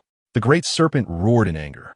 Despite suffering such a powerful attack from Naruto, the Great Serpent's massive body was not severely injured. The hard scales were only marked with deep gashes from the wind blades, although they looked quite serious in reality. These wounds did not significantly affect the Great Serpent combat ability. The Great Serpent truly deserved its reputation as the toughest summoning beast among the 3 great summoning lands. Alright, I get it. Let's deal with the opponent together first. Naruto is quite troublesome. Orochimaru said, "Is this little guy really capable of injuring me? Watch me swallow him whole." The Great Serpent said, with some confusion. Then, the Great Serpent twisted its massive body, opening its huge mouth and ferociously lunging at Naruto. Seeing this, Naruto immediately performed the multiple shadow clone technique, and numerous clones appeared, causing both the Great Serpent and Orochimaru to become confused, not knowing which was Naruto's real body. Immediately after, Naruto commanded all the shadow clones to launch a barrage of Rasen Shuriken attacks, raining down on the Great Serpent like raindrops. Faced with such a fierce attack, the giant snake couldn't help but be taken aback. It quickly curled into a ball, like a huge placenta, tightening its muscles in an attempt to preserve its life. Orochimaru was also shocked to realize that what Naruto said was true. This really was a basic attack. Orochimaru immediately used the triple Rashomon to defend. Boom, boom, boom, countless loud noises erupted. Naruto's many shadow clones struck the Rashomon with a big ball Rasengan, and it didn't take long for the triple Rashomon to be destroyed by Naruto's overwhelming force. Orochimaru was also knocked away by the shockwave of the explosion. The battlefield became devastated, with dust and smoke rising. When the smoke cleared, Orochimaru was seen impaled into the ground, his feet twitching a few times before collapsing. Seeing this, Naruto couldn't help but laugh. "Are you okay, Orochimaru?" Just as Naruto's main body approached to check on Orochimaru's condition, suddenly, Orochimaru stood up, spitting out a Kusanagi sword from his mouth, while extending his long neck and swinging his head to stab at Naruto at high speed. Naruto, faced with this sudden scene, wasn't surprised that Orochimaru would sneak attack. Instead, he smiled and said, "Orochimaru, you really lack martial ethics, coming to deceive and sneak attack a 3-year-old child." As soon as Orochimaru got close, he was directly caught by Naruto using the Nine-Tails Chakra Hand. Naruto effortlessly grabbed Orochimaru by the neck with the Nine-Tails Chakra Hand and reached for the Kusanagi sword. Now, Naruto was suspended a meter above the ground, holding Orochimaru like he was a chick. Orochimaru, like a snake, had no room to resist after Naruto caught him by the neck. Orochimaru hissed. After being fiercely attacked by Naruto's shadow clones, the giant snake had already sustained considerable injuries. Upon seeing Orochimaru easily defeated by Naruto, it directly summoned itself back. It left Orochimaru with a parting message. "Goodbye, Orochimaru. You can't win it all. A dead friend won't harm a living one. I'm out of here." Meanwhile, Orochimaru, held by the neck by Naruto, had lost all power to resist. Naruto couldn't help but let out a triumphant laugh. "Heh. Orochimaru, just come back home with me." Recently, the encoding has been severe, giving us more motivation to update faster. Please take a moment to exit reading mode. Thank you. Chapter 34, Sasuke in Danger. Itachi activates the Manjiki at the same time the 4 purple flames formation was rising. Battles were also unfolding outside the barrier. Kakashi was fighting several elite sound ninjas, while Sasuke and Itachi faced off against Kimimaro. There wasn't much to say about Kakashi's battle. It was a 50-50 standoff. The fight between Sasuke, Itachi, and Kimimaro was much more intense. At the beginning of the battle, Sasuke and Itachi, using the Uchiha clan's signature throwing shuriken, initiated their attack. Kimimaro immediately activated his Kekkei Genkai, Shikatsumiyaku. His bones rapidly deformed, and sharp bone spikes erupted from his skin. Kimimaro drew 2 bones from his back, easily deflecting Sasuke and Itachi's thrown shuriken. He then charged at them with astonishing speed, attempting to engage in close combat. However, Sasuke and Itachi seemed to have a telepathic connection, simultaneously jumping backward and quickly forming seals in the air to unleash a fire release. Great fireball technique.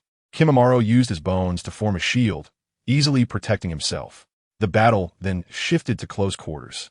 Sasuke struggled a bit to hold his ground, while Itachi, with better physical condition, his 3-tomo Sharingan, and rich combat experience, was more capable. Yet, Itachi held back, wanting to protect Sasuke while keeping an eye on the 3 who were watching, Kabuto, Jago, and Suigetsu.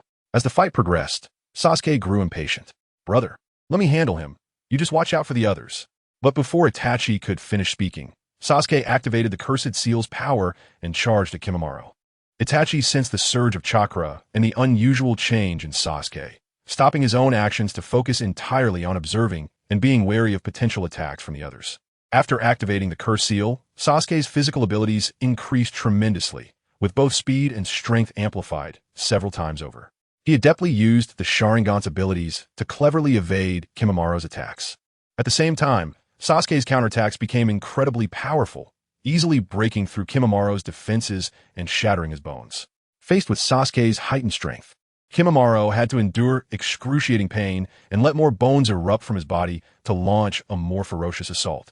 However, most of these attacks were easily dodged by Sasuke, and even when they connected, they failed to inflict significant damage. Instead, Kimamaro found himself unable to withstand the onslaught, being forced to retreat repeatedly. Defeat was only a matter of time. Seeing this unfold, Jago felt heartbroken and rushed toward Kimamaro, attempting to protect his beloved comrade. But Itachi would not allow that. He swiftly intervened, throwing several shuriken, followed by a massive fire release, great fireball, and finally casting a powerful Jinjutsu.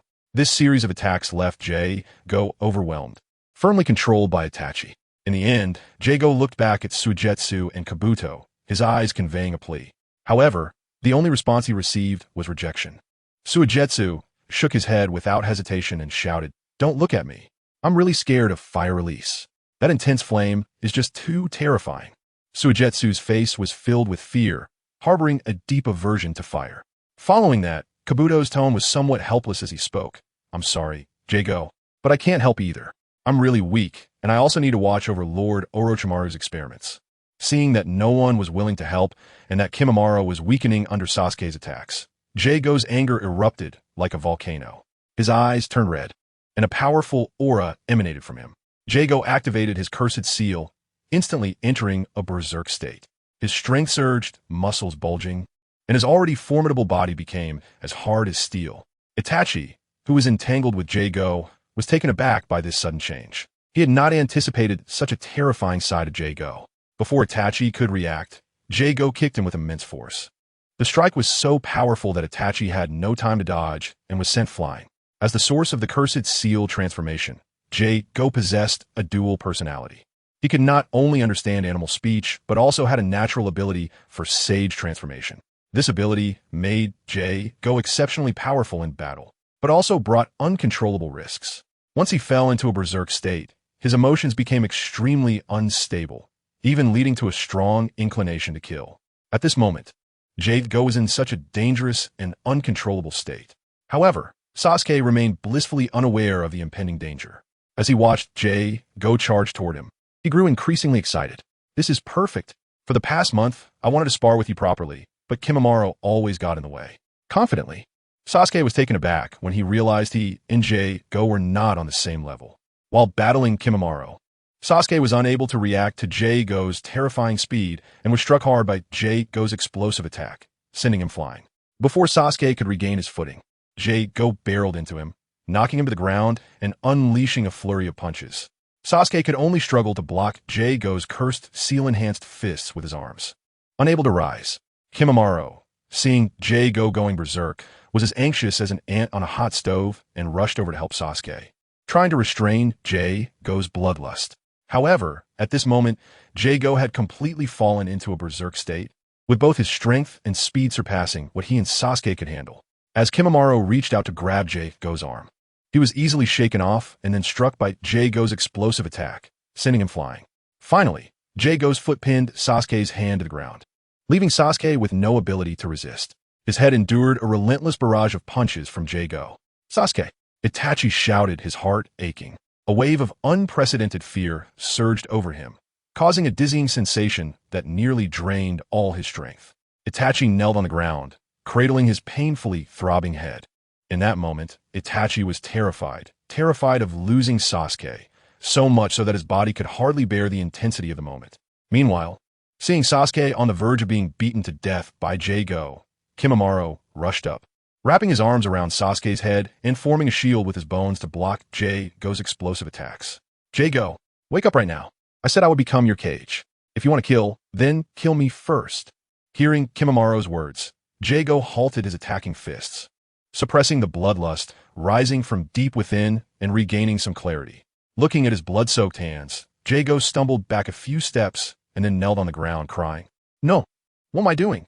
I'm sorry, Kimimaro. I couldn't control myself again and unleashed the beast within. This time, the rampage deeply affected Jago, who prefers peace. At this moment, the heartbroken Itachi regained some strength and hurriedly crawled forward, tightly hugging Sasuke's head. At this point, Sasuke's face was a bloody mess, his head severely injured, and blood was flowing nonstop. This was a fatal injury. Itachi was in great pain and guilt, his voice trembling. Sasuke, I'm sorry. It's my fault. I didn't protect you well. Brother, I feel like I really can't go on. I'm so sleepy, Sasuke said weakly. No, Sasuke, don't sleep. Don't sleep. I'm begging you, Sasuke, don't leave me. Upon hearing Itachi's words, Sasuke revealed a faintly sorrowful expression and ultimately could no longer resist his exhaustion, slowly closing his eyes. No, it hurts. It hurts so much. Itachi had always hidden his emotions, but at this moment, as Sasuke collapsed, his guilt erupted like a flood. It's all my fault for being too weak. Too weak. It's my failure to protect Sasuke. Itachi tightly held Sasuke's head, closed his eyes, and 2 streams of blood flowed from his eyes. When Itachi opened his eyes again, a flash of red light passed by, and the 3-tomo Sharingan slowly rotated and converged, transforming into a kaleidoscope. Recently, the encoding has been severe, which gives us more motivation to update faster. Please take a moment to exit reading mode. Thank you. Chapter 35. Itachi's Kaleidoscope Sharingan Technique. Orochimaru's return. Itachi awakened his unique Manjiki Sharingan techniques, Tsukuyomi and Izanagi. Tsukuyomi is an extremely powerful genjutsu that can trap a person in endless illusions, while Izanagi is a forbidden technique of the Sharingan. However, Itachi's Izanagi has a unique feature. He can apply this forbidden technique to others. Nevertheless, each use requires a month of cooldown before it can be used again, and the Sharingan does not disappear. When Itachi learned about the skills he awakened after unlocking the Manjiki, he immediately used Izanagi on Sasuke to turn the tide in Sasuke's unfavorable situation. Even the cursed seal on Sasuke's neck disappeared. Did I die? Is this the afterlife? Sasuke slowly opened his eyes, staring at his unharmed body, filled with astonishment. Sasuke. Itachi, seeing that Sasuke was fine, couldn't contain his excitement and hugged Sasuke tightly again without hesitation. Sasuke finally noticed Itachi's Manjiki Sharingan, his heart filled with surprise and complex emotions. Seeing that Sasuke had awakened, Itachi's heart, which had been hanging in suspense, finally relaxed, his face revealing a look of relief, while his eyes were filled with concern and affection for Sasuke. Although Sasuke said he was fine, he unconsciously avoided Itachi's loving gaze. Sasuke wanted to break free from Itachi's embrace, but Itachi was determined not to let go. Instead, Itachi held Sasuke even tighter, silently vowing to always protect him. In that moment, time seemed to freeze as the 2 brothers quietly nestled together, giving each other comfort and strength. Meanwhile, Naruto, who was holding on to Orochimaru, witnessed the moment Itachi activated his Manjiki. In fact, Naruto had captured Orochimaru a while ago and had been watching from a distance, not in a hurry. Naruto had a strong perception ability and could clearly sense the physical state of Sasuke and the others. In the final moments, Naruto wanted to rush in and use the Yin release and Sage techniques to save Sasuke, but Itachi had beaten him to it. Truly worthy of being Itachi, he could activate the Manjiki and awaken such incredible abilities right now. Orochimaru, in Naruto's grip, licked his lips, revealing a greedy expression. Seeing Orochimaru's expression, Naruto thought for a moment and decided not to warn him right away. Let Orochimaru suffer a bit. Hey, Orochimaru, the show is over. Hurry up and let them surrender so we can go back to Konoha together. You old six, stop all of you. We've lost. Orochimaru shouted helplessly. At this moment, Kakashi and several Sound Ninja had also finally stopped fighting, with both sides suffering no casualties, Kakashi enforcing a draw. My lord Orochimaru, how could you lose? Are you lying to me? You can't be defeated. At this time, Kabuto was somewhat incredulous, unable to believe that the person he had faith in could be defeated by someone else. Kabuto? Right? Danzo is dead. I suppose you don't know that yet. Naruto smiled at Kabuto. What? Danzo is dead? How did he die? He died a death despised by all. Good, splendid. After hearing Naruto's words, Kabuto became very excited and happy. Naruto-kun, if you take us back to Konoha, we won't receive such treatment, right? What do you think? Indeed, as an S-rank rogue ninja, it seems I'm destined for this. I never expected my life. Before Orochimaru could finish his lament, he was interrupted by Naruto's laughter. Naruto looked at Orochimaru's sorrowful expression and couldn't help but clutch his stomach, laughing heartily. "What are you laughing at, Naruto?" "Because we want to treat you well. I want you to be Konoha's Sannin again. We still need you to continue being Sasuke's teacher." Orochimaru. Surprised? Unexpected, right? Orochimaru's face was filled with question marks. So all that fighting just now was for this. "Naruto, why didn't you say it earlier? Do you think you're funny? Is this a joke? What else? Didn't I tell you before we started fighting that I wanted to have some fun with you?" Orochimaru was speechless. "Damn, you really are playing with me." Orochimaru couldn't help but complain inwardly. After taking a deep breath and looking around at Orochimaru and the others, Naruto said firmly, "Everyone, listen to me. Orochimaru has decided to turn over a new leaf. He truly wants to return to Konoha and contribute his strength to it." Kakashi and Itachi both expressed doubts upon hearing Naruto's words. Itachi coldly said, "Orochimaru, do you think you can gain our forgiveness just like that? You once attempted to take my and Sasuke's bodies. Most importantly, you nearly killed Sasuke just now. These crimes I cannot forgive." Kakashi chimed in, "Naruto, this matter is not something that can be easily believed. Orochimaru is very sinister and cunning." At this moment, Orochimaru slightly raised his head, his eyes shimmering with a strange light, not knowing what he was thinking. Hearing Itachi and Kakashi's words, Naruto also slightly nodded. "You both make valid points. But let's first take Orochimaru and the others back to Konoha and discuss it further." A week later, Naruto and the others finally brought Orochimaru back to Konoha. Because Orochimaru had a lot of things which were precious treasures, Naruto helped Orochimaru carry them, so the return journey took quite a bit longer. As soon as they returned to Konoha, Naruto took Orochimaru to the Hokage's office.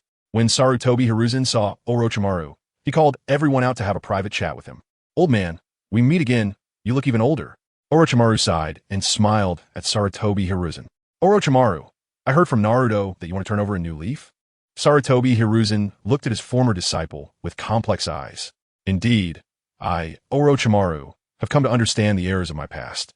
Now, I only hope for a chance to start anew and use my abilities to make up for my past mistakes." Hearing this, the third Hokage slightly frowned, filled with doubts.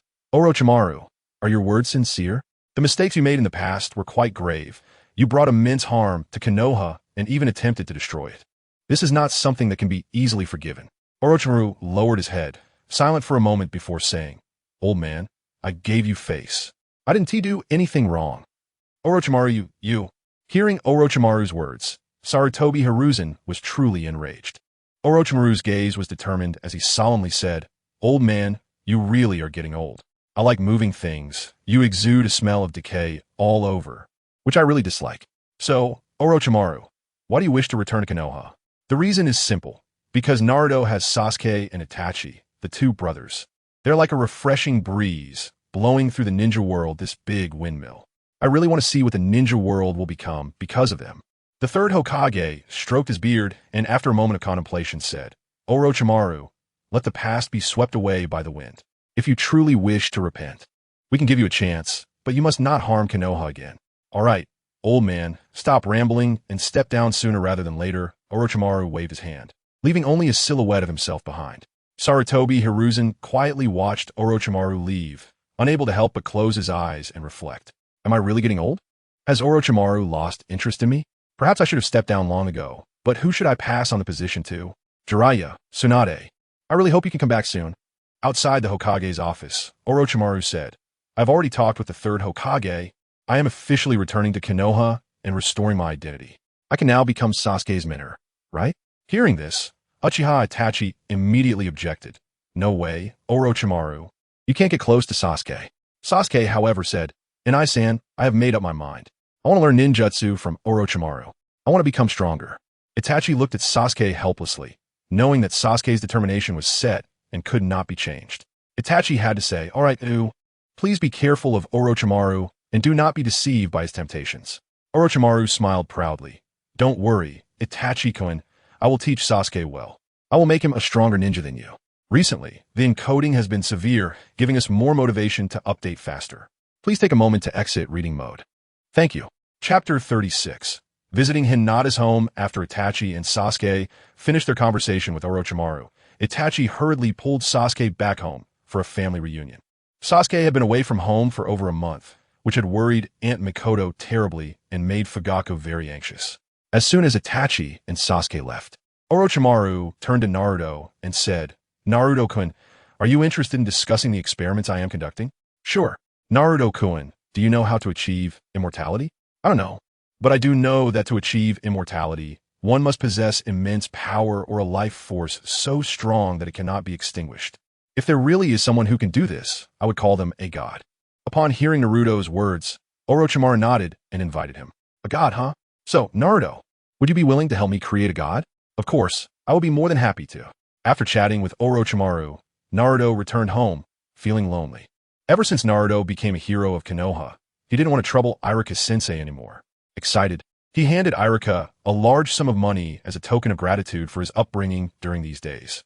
Iruka was at a loss for words at Naruto's gesture. Under Naruto's insistence, he reluctantly accepted the money. Then, Naruto cheerfully sent Iruka away. However, he would continue to refer to Iruka as his teacher, maintaining their good relationship. Looking at his empty home, Naruto thought for a moment and decided to visit Hinata's house, as he had promised her he would come over. Remembering Hinata's lovely face, he happily made his way to the Hyuga residence. By the way, does this count as meeting the father-in-law? Naruto thought to himself, then bought a bunch of gifts to take with him. As he looked at the large estate, he happily thought that if he could move in early and make it his own home, that would be fantastic. "Hello, Uncle Hayashi, I'm here to see Hinata." Hearing Naruto's words, Hayashi expressionlessly set down his tea, slowly got up, and walked to the door. Seeing Hayashi approach, Naruto greeted him warmly. "Hello, Uncle Hayashi. I'm here to see." Bang! The door was suddenly closed by Hayashi. Naruto, beep beep beep at that moment. Hinata heard the commotion and came out of her room. "Father, is Naruto here to see me?" I heard Naruto's voice. "Not at all. Did I hear wrong? Why did you suddenly close the door?" "You must have heard wrong. I closed the door because the sun was too bright." After hearing Hayashi's response, Hinata looked a bit disappointed. "Oh, okay then." Outside, Naruto clearly heard the conversation between Hayashi and Hinata and realized that Hinata had believed Hayashi's words. So he immediately shouted loudly, "Hinata, I'm here to play with you, Naruto-kun." "It really is Naruto-kun," Hinata exclaimed in surprise upon hearing Naruto's voice. "Father, hurry and open the door. Naruto-kun is here." Seeing Hinata's expression, Hayashi felt like a bolt from the blue. This is it. It's completely over. In the end, Hayashi reluctantly opened the door. He still valued etiquette and face, especially in front of Hinata. Moreover, not long ago, Naruto had saved Hinata, and their family hadn't properly thanked him yet. If word got out that they didn't let him in when he came to visit, it would be too embarrassing. Hinata, did you miss me?" "Yes, Naruto-kun, I haven't seen you in a long time. I miss you so much too. I brought gifts for you all." Naruto handed a bag to both Hayashi and Hinata. Hayashi glanced inside and was surprised to find tea and wine. He couldn't help but look at Naruto, thinking this kid really knows how to behave. Then he saw the item in Hinata's hand and was completely dumbfounded. "Naruto, you little brat, you actually gifted my daughter a necklace? Wow, what a beautiful necklace. Naruto-kun, I love it." Hinata exclaimed happily upon seeing her gift. Naruto smiled and said, "Please accept it, Hinata. This is my heartfelt gift. Naruto-kun's Halsfitzgift." Hinata's face turned red upon hearing Naruto's words, and she couldn't help but cover her hot face with her hands. Kawaii? This scene made Naruto's heart melt. "Hayashi." Then, Hinata fiddled with the necklace, wanting to wear it in front of Naruto to show her affection. Seeing this, Naruto couldn't resist the urge and said, "Hinata, let me help you put it on." "Okay." Hinata shyly agreed, looking at Naruto's gentle and radiant smile. "Oh, cue Hayashi." 3. Hayashi stood behind Hinata, watching Naruto closely, even using his Byakugan. Naruto noticed, but pretended not to see Hayashi's threatening expression because he wanted to focus entirely on putting the necklace on Hinata. Expressing his affection for her, Naruto successfully helped Hinata put on the necklace. Naruto and Hinata. "Hayashi." "Thank you, Naruto-kun. I really like it. As long as you like it." "Father, hurry and look, the necklace I'm wearing. Does it look good?" Hinata turned around with a smile and asked. Hayashi noticed Hinata turning and immediately turned away as well, not wanting Hinata to see his expression. "Father?" Hinata. When Hayashi turned back again, he had already completed a dramatic change of expression, smiling. "It looks great. With it on, Hinata looks even more beautiful." "Okay, I think it looks great too." Hinata placed her hands on the crystal of the necklace, clearly very pleased with Naruto's gift. Hayashi's heart was in turmoil. Ugh, is my daughter really going to be taken away by Naruto? Hinata turned back and thanked Naruto with a beaming smile. By the way, Naruto-kun, thank you so much. It's getting late. Please stay for dinner before you leave. Sure. Hayashi, am I not the head of this household? Have you asked for my opinion? Hinata pulled Hayashi's hand and pleaded, Father, let Naruto have dinner with us before he leaves. Look at all the gifts Naruto brought us. And he saved me before. We should properly thank him. All right, I'll listen to Hinata. Hayashi agreed, though he was reluctant. But what could he do? Their family indeed owed Naruto a debt of gratitude, and since Naruto was still a guest, he couldn't shamelessly refuse. Hayashi maintained his dignified demeanor, but at least he wouldn't show such an ugly side in front of Hinata. Okay, father, hurry and prepare the meal. Hearing her father agree, Hinata smiled and spoke to him. Then, she took Naruto's hand and went to her room. Watching Hinata walk away with Naruto, Hayashi quietly sighed, feeling quite bad. My precious daughter. Recently, the transcoding has been severe, which gives us more motivation to update faster. Please kindly move your little hand to exit reading mode. Thank you. Chapter 37. Hinata's amazing appetite. Naruto followed Hinata into her room. What caught his eye was a sea of purple and pink. A purple bed, pink curtains, a pink carpet, and many delicate little ornaments hanging above the bed. The room was also filled with fluffy teddy bear plushies, making Hinata's room beautifully decorated and full of charm and warmth. Hinata, your room is so beautiful, and you really like plushies. Next time I visit, I'll buy one for you, Naruto said. Thank you, Naruto-kun. Hinata smiled in gratitude upon hearing Naruto's offer. At the dining table, Hayashi warmly said, Naruto, this is what I had specially prepared. How is it? It looks so sumptuous and delicious. Naruto exclaimed, unable to hide his drool. The spread was indeed lavish, resembling a full banquet, and Hayashi had put a lot of thought into it. Thinking of repaying Naruto's kindness before feeling comfortable rejecting Naruto's visits to see Hinata. Hinata's eyes lit up upon seeing the feast. Father, this is the best. Naruto-kun, come eat quickly. Try this caviar, the sashimi platter, and the miso soup. Hayashi couldn't help but smile at Hinata's compliments. But his face quickly darkened as he realized his little princess was serving food to Naruto instead of him. My dear daughter, why are you only giving Naruto food? What about me? Seeing Hinata serving him made Naruto feel very touched, and he began to serve Hinata in return. Come on, Hinata, you eat too. As Naruto and Hinata exchanged dishes, Hayashi felt as if he had already eaten enough. Eventually, Hinata noticed that her father hadn't touched his chopsticks and quickly served him some food, which lifted his mood a bit. After a while, Hayashi was genuinely full. Hinata, noticing this, couldn't help but ask Naruto a question. Naruto-kun, am I eating too much? Of course not, Hinata. You're still growing, so you need to eat more, otherwise, you won't grow tall, Naruto encouraged. But, will I get fat? Not at all. You're too thin right now. Eating too little is bad for your skin. You should eat more, at least until you're 80 full. Eating more helps store energy and build strength. Okay, Naruto-kun. Hinata replied, excited. Here comes the little flying chopsticks 3. A half an hour later, Hayashi looked at the empty rice bowl and fell into deep thought. Hinata, are you full? If not, I can ask someone to make more. As a princess of the Hyuga clan, you shouldn't go hungry. Hayashi was puzzled. Do I not provide enough food for my daughter? I'm full, Naruto. I've eaten a lot today, Hinata said shyly. Going hungry? That's not acceptable. I'm not full either. Hayashi prepared so many dishes, but there's only this little rice. It's not enough. Hayashi was confused. I specifically asked someone to make extra rice today. He then ordered more rice and additional dishes. Naruto, who originally had a big appetite, was now growing even more due to his training and chakra refining. Hinata, being a big eater herself, was no exception. An hour later, Naruto and Hinata were still enjoying their meal. At this point, Naruto was almost stuffed and began serving Hinata again. Come on, Hinata, eat more. It's so great that you can eat so much with me for so long. I'm really happy. Eating more will help you become healthier. Okay, Naruto-kun, Hinata smiled back. Another half hour later, all the food had disappeared into Naruto and Hinata's stomachs. After finishing, Naruto asked Hinata if she was full again, but she declined. Now I want to take up more of Naruto and Hayashi's time. As they began to say their goodbyes, Naruto reminded her, Hinata, remember to eat more. Even if you're feeling shy, you shouldn't let your stomach go hungry. I hope the next time I see you, you'll be healthy and plump. Okay, Naruto-kun, please come often, Hinata replied. After leaving the Hyuga household, Naruto couldn't help but gently rub his stomach, feeling overly stuffed and nearly sick from eating too much. He realized that he couldn't continue to eat with Hinata, so he didn't ask Hayashi to prepare more food. Otherwise, Hinata would feel too embarrassed to continue eating alone. Under the bright moonlight, Naruto began to practice his physical training to help digest the food. On the other hand, Hayashi looked at the mountain of leftover food deep in thought. You two must be gluttons. This surprised Hayashi, and he kept asking Hinata if she was okay, fearing she might have overeaten. Hinata, are you alright? Did you eat too much? But Hinata only responded with 2 words. No, and I won't. Hayashi was left with a face full of question marks. Am I being cheated on? Is Hinata from the Akimichi clan? No. She clearly has Byakugan.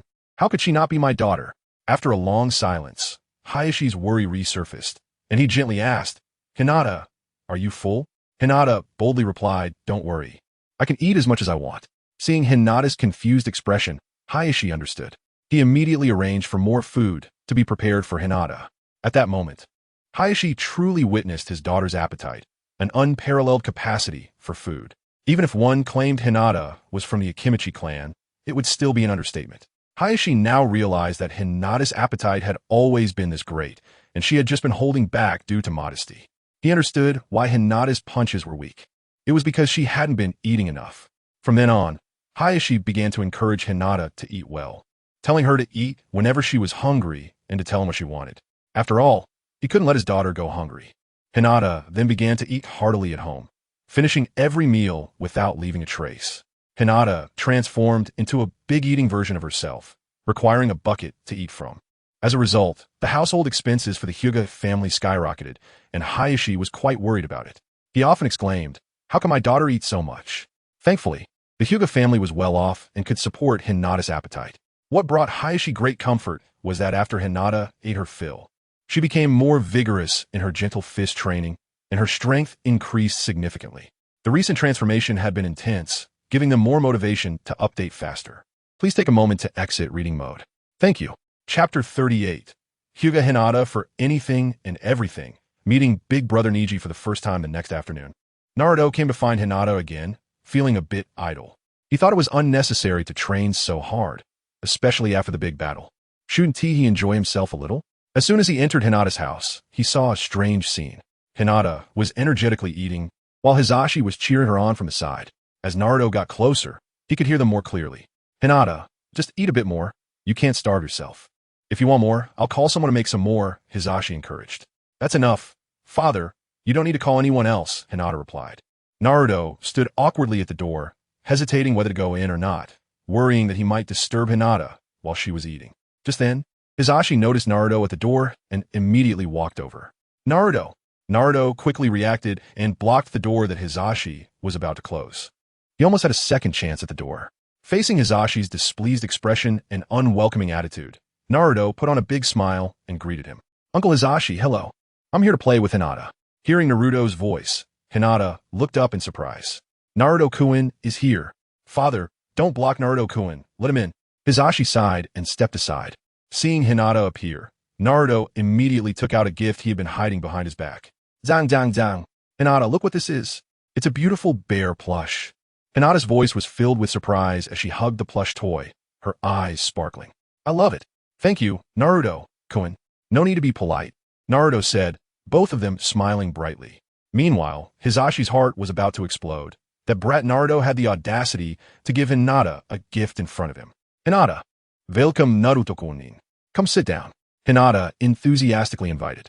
Naruto responded warmly. No, Hinata, I can't take you out to play. How about we go shopping? Hinata, hearing that Naruto wanted to take her out, couldn't help but look at her father Hizashi with hopeful eyes. She took Hizashi's hand and launched a cute offensive. Father, please let me go out and play with Naruto. I'm so bored being cooped up at home all the time. Okay, Hizashi replied. Naruto-kun, let's go. All right. Naruto took Hinata's hand and they left together. Hizashi watched them leave hand in hand, feeling regret for having so easily agreed to Hinata's request. He couldn't help but curse himself for not knowing how to refuse others. Afterward, Hizashi became worried and thought about going to his brother Hayashi's house to send Neji to watch Naruto and Hinata's every move. On the streets of Konoha village, the sun was shining brightly, and a gentle breeze was blowing. Naruto wore a radiant smile as he gently said to Hinata, Hinata, eat a little. Hinata shook her head slightly and softly replied, "No, I've already eaten at home." Naruto, however, was not deterred and continued to persuade her. "It's fine. Just try a little, come on." He picked up a spoon, carefully scooped up a spoonful of ice cream, and brought it to Hinata's mouth. Hinata hesitated for a moment, but ultimately opened her mouth and ate the spoonful of ice cream. A satisfied smile spread across her face, her eyes sparkling with joy. Watching Hinata, Naruto felt a warmth of happiness fill his heart, and his lips unconsciously curled into a big smile. "Is it delicious, Hinata?" Naruto asked with a smile in his voice. Hinata's cheeks turned slightly pink as she lowered her head and shyly answered, "It's very delicious. Thank you, Naruto-kun." Hearing Hinata's response, Naruto's smile grew even wider. He encouraged her further, "Come on, eat some more and drink more milk too. That way, you'll be healthier." Hinata nodded slightly, taking the cup from Naruto's hand and slowly sipping some milk. The sweet taste spread in her mouth, making her feel incredibly comfortable and happy. "This is how I can grow taller and stronger. I like healthy Hinata the most," Naruto said with a laugh, continuing to feed Hinata while they enjoyed each other's company. At that moment, time seemed to stand still as they immersed themselves in the beautiful atmosphere, relishing each other's presence and care. Suddenly, this wonderful atmosphere was disrupted by an unexpected sense of being watched. Naruto sensed something and turned to look behind him. He saw a child staring intently at him and Hinata. When Hinata saw Naruto turn around, she also looked back. "Neji and Ai, why are you here? Do you want some ice cream?" she exclaimed in surprise. "No," Neji replied flatly, his tone somewhat cold. Neji had now realized the difference in status between the main and branch families. Because of his branch family background, he had already been marked by the branch family's curse seal. This created a barrier between Hinata and Neji, inevitably damaging their sibling relationship. The atmosphere became somewhat awkward. Naruto led Hinata forward, and Neji closely followed behind, staring without coming forward. This obvious presence made Hinata feel somewhat awkward, and also made Naruto uncomfortable. Compared to Hisashi, Neji, as a peer, felt more like a threat to Naruto. Both Naruto and Hinata felt uneasy and found it hard to be close. Soon, Naruto quickly walked on with Hinata, wanted to shake off Neji. They walked further away until it was just the two of them, but Neji still managed to catch up. Naruto couldn't take it anymore. "Neji, why do you keep following us? If you want to play with us, you can join us if you want," Naruto invited helplessly. But Neji directly rejected him. "No, I don't want to play with you." Hearing Neji's words, Naruto felt a surge of anger. "Then don't follow us. Who wants to follow you? I'm here to protect the young lady. I can't let her follow someone like you, an outsider," Neji retorted. Upon hearing this, Naruto scoffed. It seemed he needed to teach the now rude Neji a lesson. Hinata also spoke up, somewhat angrily. "Neji and Ai, how can you say that about Naruto-kun?" "Hinata, don't stop me. I need to have a good match with Neji and teach him to watch his mouth," Naruto said, patting Hinata on the shoulder to reassure her. At that moment, Neji also responded verbally to Naruto. "Just what I want. I've never liked you anyway." Getting all close to the heiress of the Hyuga clan in public. "Don't you have any shame?" "Naruto, Neji, don't fight," Hinata pleaded, but both Naruto and Neji ignored her. This fight was set in stone. Neji assumed a martial arts stance and launched the first attack. Naruto easily dealt with the situation, as his physical condition was already close to that of a Jonin. Neji's attacks were really nothing to him. After a few exchanges, Neji realized that Naruto was holding back. Then, Neji activated his Byakugan and was shocked. The dazzling blue chakra was overwhelming. He had never seen so much chakra in one person. However, Neji quickly adjusted his mentality, his aura becoming fierce as he continued to attack, but every move was effortlessly neutralized by Naruto. Naruto smiled and said, "So, do you feel the gap between us now?" Upon hearing Naruto's words, Neji did not stop but continued to strike in anger. Just when Naruto thought it was enough and wanted Neji to feel some pain, a voice came. "Naruto, it's bad. Something serious is happening." Before they arrived, the voice came first. Shursui brought Itachi and Sasuke with him. Naruto continued to handle Neji with ease and asked Shursui, "Brother Shursui, what happened?" "It's a big deal. Let's talk after we leave here." "Okay." Hearing Shursui's solemn tone, Naruto had no choice but to agree. Then he smiled at Hinata and said, "Hinata, I have something to do now, so I can't continue to accompany you." "All right, Naruto-kun." Hinata reluctantly said goodbye. At this moment, Neji angrily spoke up. "Hey Naruto, our fight isn't over yet." Looking at Neji and Sasuke, Naruto immediately thought of a solution. "Sasuke, you come and deal with Neji. He wants to fight." Hearing Naruto's words, Sasuke looked a bit angry. Hey Naruto, what are you doing? Just because you tell me to fight, I will. At this moment, Itachi spoke up. Sasuke, listen. You stay here. What we need to discuss with Naruto is very important, and we'll avoid you later. What? Sasuke looked at his brother in surprise, and then became very angry. He felt once again abandoned by them, as they looked down on his strength and didn't want him to participate. Forgive me, Sasuke. Itachi gently tapped Sasuke's forehead. Then Itachi and Sure hurriedly left with Naruto. The situation was urgent, and they wouldn't waste time considering Sasuke's feelings. Sasuke watched them leave with wide eyes, his anger becoming difficult to control, and he coldly looked at Neji. You're from the Hyuga clan, right? I'm from the Uchiha clan. I'm much stronger than you. Neji, hearing Sasuke's words, became angry too. Nonsense. Our Hyuga clan is the #1 clan in Konoha. The two sides clashed, and a fight broke out, but Neji was no match for Sasuke at all. Sasuke was not as merciful as Naruto, and directly gave Neji a beating, leaving him with a deep impression. Being defeated by his peers twice made the proud Neji struggle to accept reality. Neji began to entangle Sasuke and Naruto, doubling his efforts to try to defeat them. Recently, the transformation has been severe, giving us more motivation to update faster. Please take a moment to exit reading mode. Thank you. Chapter 39. The Uchiha contradiction erupts. Itachi and Sure rushed all the way until they brought Naruto to a desolate, secluded place before stopping. Sure said urgently to Naruto, Naruto, the Uchiha clan is currently filled with ambition. After they learned that Itachi has also awakened his Manjiki Sharingan, they began to stir restlessly. You must understand, having the power of 3 Manjiki Sharingan is enough for them to entertain thoughts of overthrowing the Konoha leadership and seizing the Hokage position. Naruto, filled with doubt, replied, but we clearly sealed off the information. How could the news of Itachi awakening the Manjiki Sharingan spread throughout the entire Uchiha clan? Hearing Naruto's question, Sure and Itachi exchanged wry smiles. Sure, feeling helpless, said, when I first discovered that this matter had leaked, I suspected that Fugaku had let it slip. But after a thorough investigation, I was surprised to find that the instigator was actually Sasuke. That guy is so loose-lipped that he inadvertently spread the news. It's quite funny when you think about it. Sasuke couldn't stand hearing the clan discussing how Sure was stronger than Itachi and want to argue with them. In the end, they got into a heated debate, comparing each other, to prove that his brother Itachi was stronger and more talented than Sure. Sasuke didn't hesitate to reveal the secret that Itachi had already awakened his Manjiki Sharingan. After hearing Sure words, Naruto shook his head helplessly, inwardly sighing, sigh. It seems like Sasuke hasn't been beaten enough. Just look at how mature and steady Sasuke is in Boruto. Forget it, let's not mention that. The Uchiha clan is ruining their youth. At this moment, Itachi spoke up, Naruto, this is how things are. The Uchiha clan suddenly has 3 people with Manjiki Sharingan, which has caused many Uchiha clan members to stir restlessly. They are ambitious and even intend to use the Manjiki Sharingan to control you, thereby directly taking control of the entire Konoha village. Naruto, what do you think we should do to deal with this situation? Seeing Sure and Itachi discussing solutions with him, Naruto felt a sense of trust. Sure and Itachi, upon realizing this, did not go to the Third Hokage as in the original, but instead came to seek Naruto. It seemed that Naruto's performance during the recent battle with the Cloud Village had earned Sure and Itachi's recognition.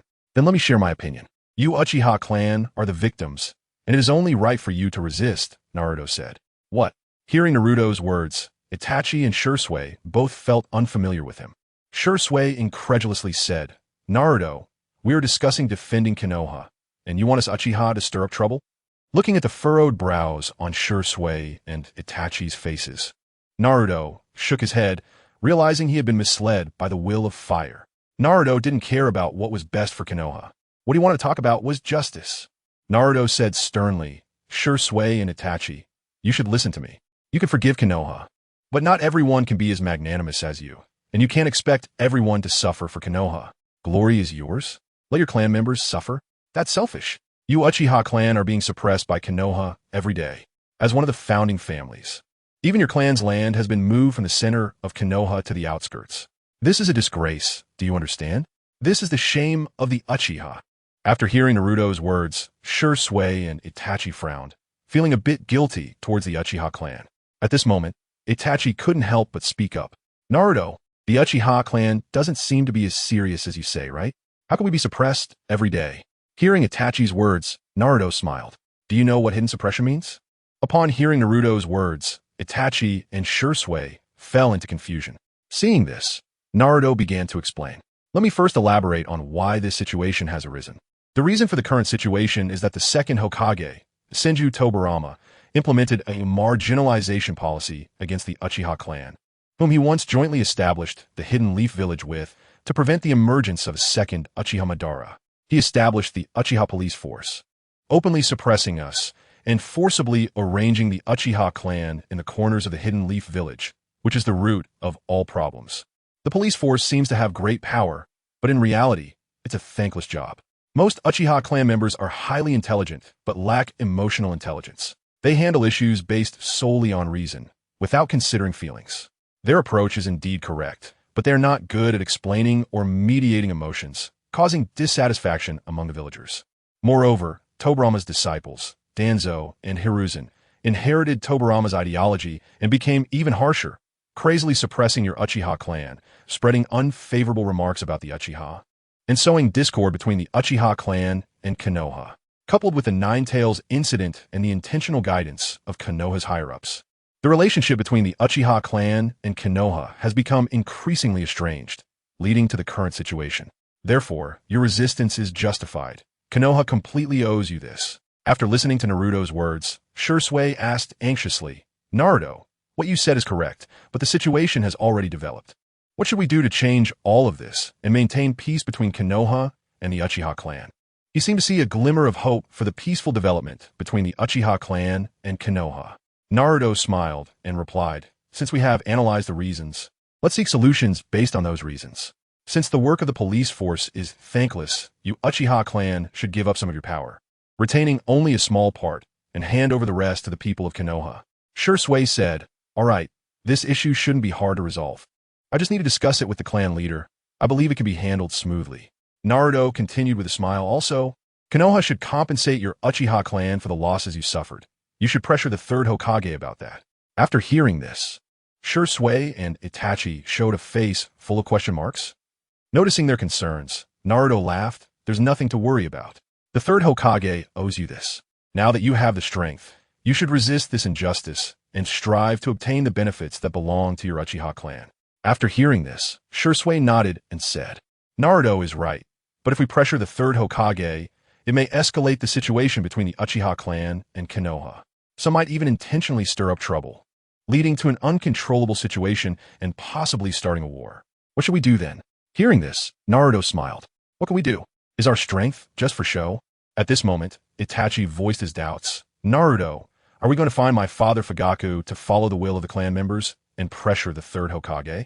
What if my father also wants to become Hokage? After hearing this, Naruto couldn't help but inwardly exclaim, wow, what a devoted son.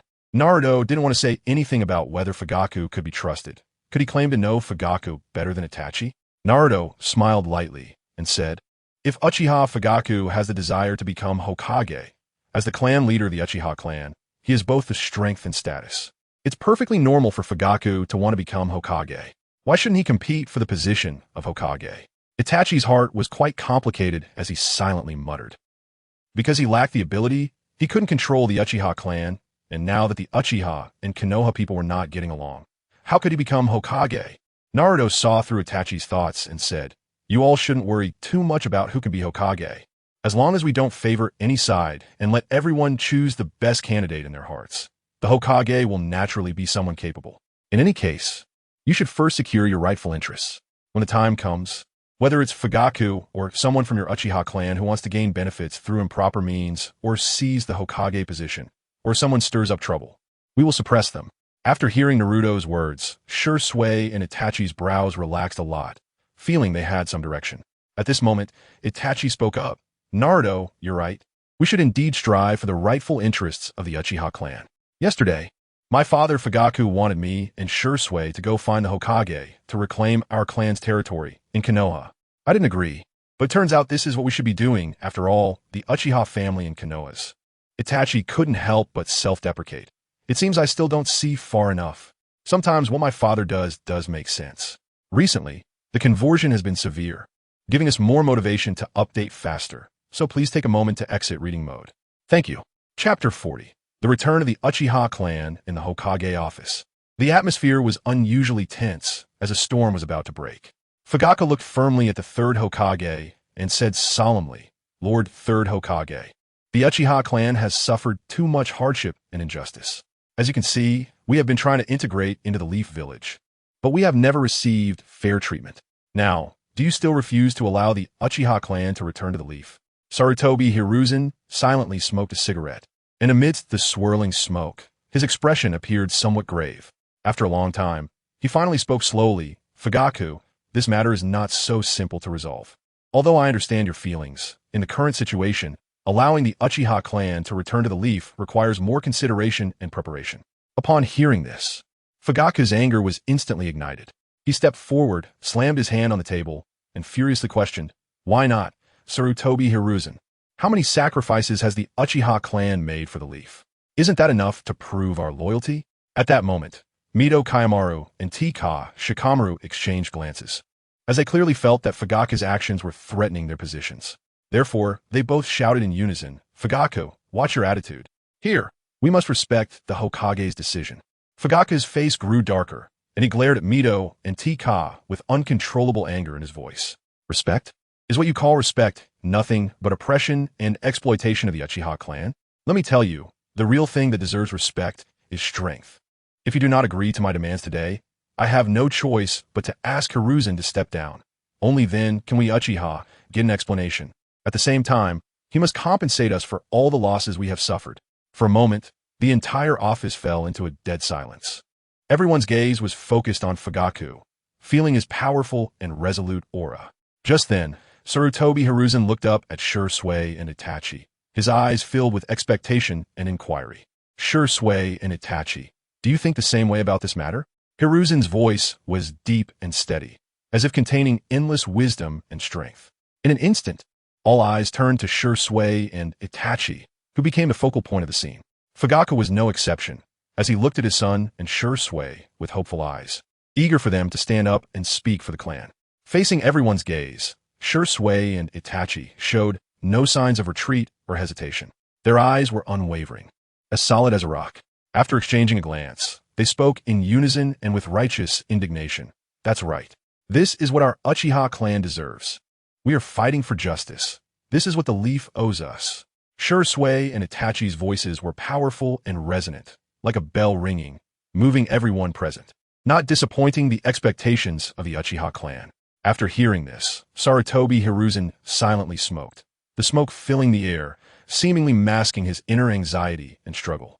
After a while, he finally made a decision. "All right, we agree to compensation, and allow the Uchiha clan to return to their original territory." However, this decision made Mito Kayamaru and Tika Shikamaru uneasy. Their faces instantly darkened, and they were inwardly lamenting. The resources in the Uchiha clan's territory had long been devoured by the two of them, and if they had to give these things back now, it would be harder than climbing to the sky. Worse yet, they also had to bear an additional hefty compensation. Thus, the two began to blame each other, arguing incessantly, completely losing their previous calmness and decisiveness. "This is unacceptable. We can't just give up like this," Mito Kayamaru shouted excitedly. "But if we don't do this, what can we do? Are we going to completely turn against the Uchiha clan? That would only lead to greater conflict." For a moment, the room was filled with a tense atmosphere, with both sides refusing to yield, neither willing to compromise. Meanwhile, Sarutobi Hiruzen quietly sat aside, watching the scene before him, feeling a wave of helplessness rising in his heart. He knew that with 3 Manjiki Sharingan among the Uchiha, and now united, he could no longer continue to suppress the Uchiha. If this incident was not handled well, it could very likely lead to internal division and turmoil within the village. In the end, the compensation for the Leaf was determined. The Leaf not only had to work hard to help the Uchiha return to their territory and rebuild their home, but also had to compensate for several prosperous streets and publicly clear the name of the Uchiha clan, paying hundreds of millions in mental damages. The money received from the Cloud Village was almost entirely given to the Uchiha clan. Furthermore, Fugaku also pursued the matters of Danzo, stealing the Sharingan, and the Third Great Ninja War, requiring the Uchiha clan to fight against the Mist Village in those 2 matters. This caused Sarutobi Hiruzen, Mito Kayamaru, and Tika Shikamaru to lose most of their accumulated savings over the years. However, they could not refuse to compensate. Without resolving the Uchiha clan's inner injustice, they could not reach reconciliation with the Uchiha clan. Therefore, they sought out Naruto, asking for his intention. If there was a war between the Uchiha clan and the Leaf, which side would he choose? But Naruto would not give them a good face. Instead, he coldly replied, "The Uchiha clan will not go to war with the Leaf, but it will be a war between them and the three of you. Even if a war breaks out, I will not protect you. You deserve what you get." Naruto's response extinguished the last glimmer of hope for Sarutobi, Hiruzen, and the others. They compensated as much as possible for the injustices Fugaka brought up, not wanting to provoke the anger in the Uchiha clan's hearts due to inadequate compensation. A few days later, the reform of the Leaf's security department was completed, no longer dominated by the Uchiha clan. The construction on the clan's territory in the center of the Leaf also began, and the Uchiha clan started to relocate. Using wood release, 4 pillars house. Yamato skillfully performed wood release techniques to construct complex wooden houses, each with a 2-bedroom and 1 living room layout. Naruto stood behind Yamato, extending a helping hand, channeling Nine-Tails chakra to Yamato, allowing the reconstruction of the Uchiha clan's home to be completed today. Surrounded by members of the Uchiha clan, everyone showed joyful expressions. Many Uchiha clan members were in tears, as the humiliation they had suffered in the past was finally washed away today. Because today, they finally returned. And the Third Hokage personally visited to apologize to the Uchiha clan, publicly clarifying the misunderstandings that had existed towards the Uchiha clan. They compensated for all previous misunderstandings, indicating that the Uchiha clan was an indispensable part of the Leaf. It must be said that Yamato's wood release was indeed suitable for building houses and landscaping. In just half a day's time, the houses for all Uchiha families were completed. The members of the Uchiha clan present were overjoyed, and Naruto congratulated Sasuke, Itachi, Shisui, and others. At this moment, not only were Shisui and Sasuke by Itachi's side, but Uchiha Izumi was also accompanying him. This woman has a different feeling for Itachi Uchiha.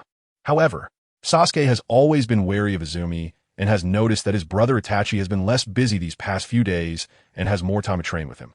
But Izumi has been frequently visiting Itachi, even more often than Shisui, and is getting very close to his brother, seriously occupying the time Sasuke has to spend with Itachi. Sasuke is convinced that she must want to take his brother away from him, and he now finds Izumi very annoying. Naruto, seeing this, smiled, and after resolving the crisis of the Uchiha clan and the Leaf Village's internal conflict, Itachi has relaxed a lot and no longer feels the intense urgency to save the Leaf Village. He finally has time to be with those close to him. Thank you, Naruto. Without you, the Uchiha clan might not have reached this point, Shisui Uchiha said with a smile. No, Shisui, I'm just doing my part. This is what you all have worked hard for, and it's what the Leaf Village owes you, Naruto responded. Naruto, I've heard about your deeds. They say you defeated the 4th Hokage. You're really amazing, Izumi said. Thank you for the compliment, Naruto replied with a smile. Shisui, what are you talking about with Naruto? What exactly did he do? Isn't it just that he helped us rebuild our houses today? Sasuke asked, full of confusion. Sasuke, Naruto is a great contributor to our Uchiha clan's return to the Leaf Village, Itachi explained as he gently stroked Sasuke's head with a smile. Naruto, thank you so much. Would you like to come to my house for a visit? At this moment, Fugako Uchiha stepped forward to ask. No, I won't disturb you. You just moved, so you must have a lot to do. I won't bother you anymore, Naruto said with a smile as he bid farewell. Just then, the crowd suddenly surged and became noisy. Who was that person? It looks like his eyes were gouged out. Yeah, how tragic. Naruto turned his head to take a closer look and was surprised to see Kakashi. Recently, the coding has been severe, giving us more motivation to update faster. Please take a moment to exit reading mode. Thank you. Chapter 41. Obito's identity exposed. Reclaiming the kaleidoscope, Kakashi was lying on a stretcher, unconscious, with blood streaming from his eyes, both eyeballs having been removed. Naruto anxiously asked a familiar face beside Kakashi. What happened, Kimimaro? Naruto, the situation is urgent. We should hurry to find Orochimaru. There might still be a chance to save Kakashi's eyes. Okay. Following that, Naruto and Sasuke followed Kimimaro into Orochimaru's experimental base. Eventually, Orochimaru fitted Kakashi with a pair of healthy, ordinary eyes. Kakashi was then tortured by Orochimaru's electric shock device and finally regained consciousness. However, it appeared that Kakashi was not fully present. He kept mumbling softly. With his powerful sensing abilities, Naruto heard Kakashi repeatedly mumbling about Obito. Naruto seemed to understand what was happening, but still approached Kakashi and asked, "Kakashi-sensei, what exactly happened?" Kakashi looked at Naruto with a vacant expression and sorrowfully began to explain. "Naruto, I think I know who killed your parents. The story goes back a few days. Orochimaru had another experimental base outside, in the land of grass. Orochimaru went to Sarutobi Hiruzen, asking for some people from Konoha to accompany Kabuto and Kimimaro to transport items back to Konoha. Kakashi was among them, dispatched by the Third Hokage. However, just after they left Konoha and entered the land of grass, they were ambushed by the masked man. The intruder possessed terrifying phasing abilities. Taking advantage of Kakashi's unpreparedness, he suddenly appeared and launched a surprise attack, targeting Kakashi's Sharingan. However, Kakashi, being a seasoned warrior, reacted quickly. Upon sensing danger, he swiftly used the body replacement technique to successfully evade the fatal strike. Immediately afterward, Kakashi counterattacked, launching an assault on the masked man's back. To Kakashi's shock, his attack passed right through the masked man's body. Just as Kakashi was astonished, the masked man took the opportunity to reach for Kakashi's Sharingan again. However, all of this was within Kakashi's control, as he had previously received intelligence about the masked man's phasing ability from Minato. When a masked man's fingers were about to touch Kakashi's Sharingan, a loud bang was heard. A white mist rose. It turned out to be a shadow clone created by Kakashi with an explosive tag. The real Kakashi seized this once-in-a-lifetime opportunity and executed his signature technique, Chidori, striking fiercely at the masked man's back. However, the masked man seemed to have anticipated this move, perhaps knowing Kakashi too well. The masked man had just attacked Kakashi's shadow clone and did not dispel his phasing ability. The masked man was unaffected and once again evaded Kakashi's Chidori using his phasing ability. As their bodies crossed paths, the masked man used chains to bind Kakashi, putting him back in a passive position. Just as the masked man was about to gouge out Kakashi's Sharingan, Kimimaro swung a bone at the masked man, who again phased out, allowing Kakashi to break free from his bindings. The situation reached a stalemate, and the atmosphere was exceptionally tense. Kakashi finally couldn't help but question the masked man. "Who are you? Why do you want to steal the Sharingan?" Hearing Kakashi's words, the masked man replied with a hint of anger, roaring, "Who I am is not important.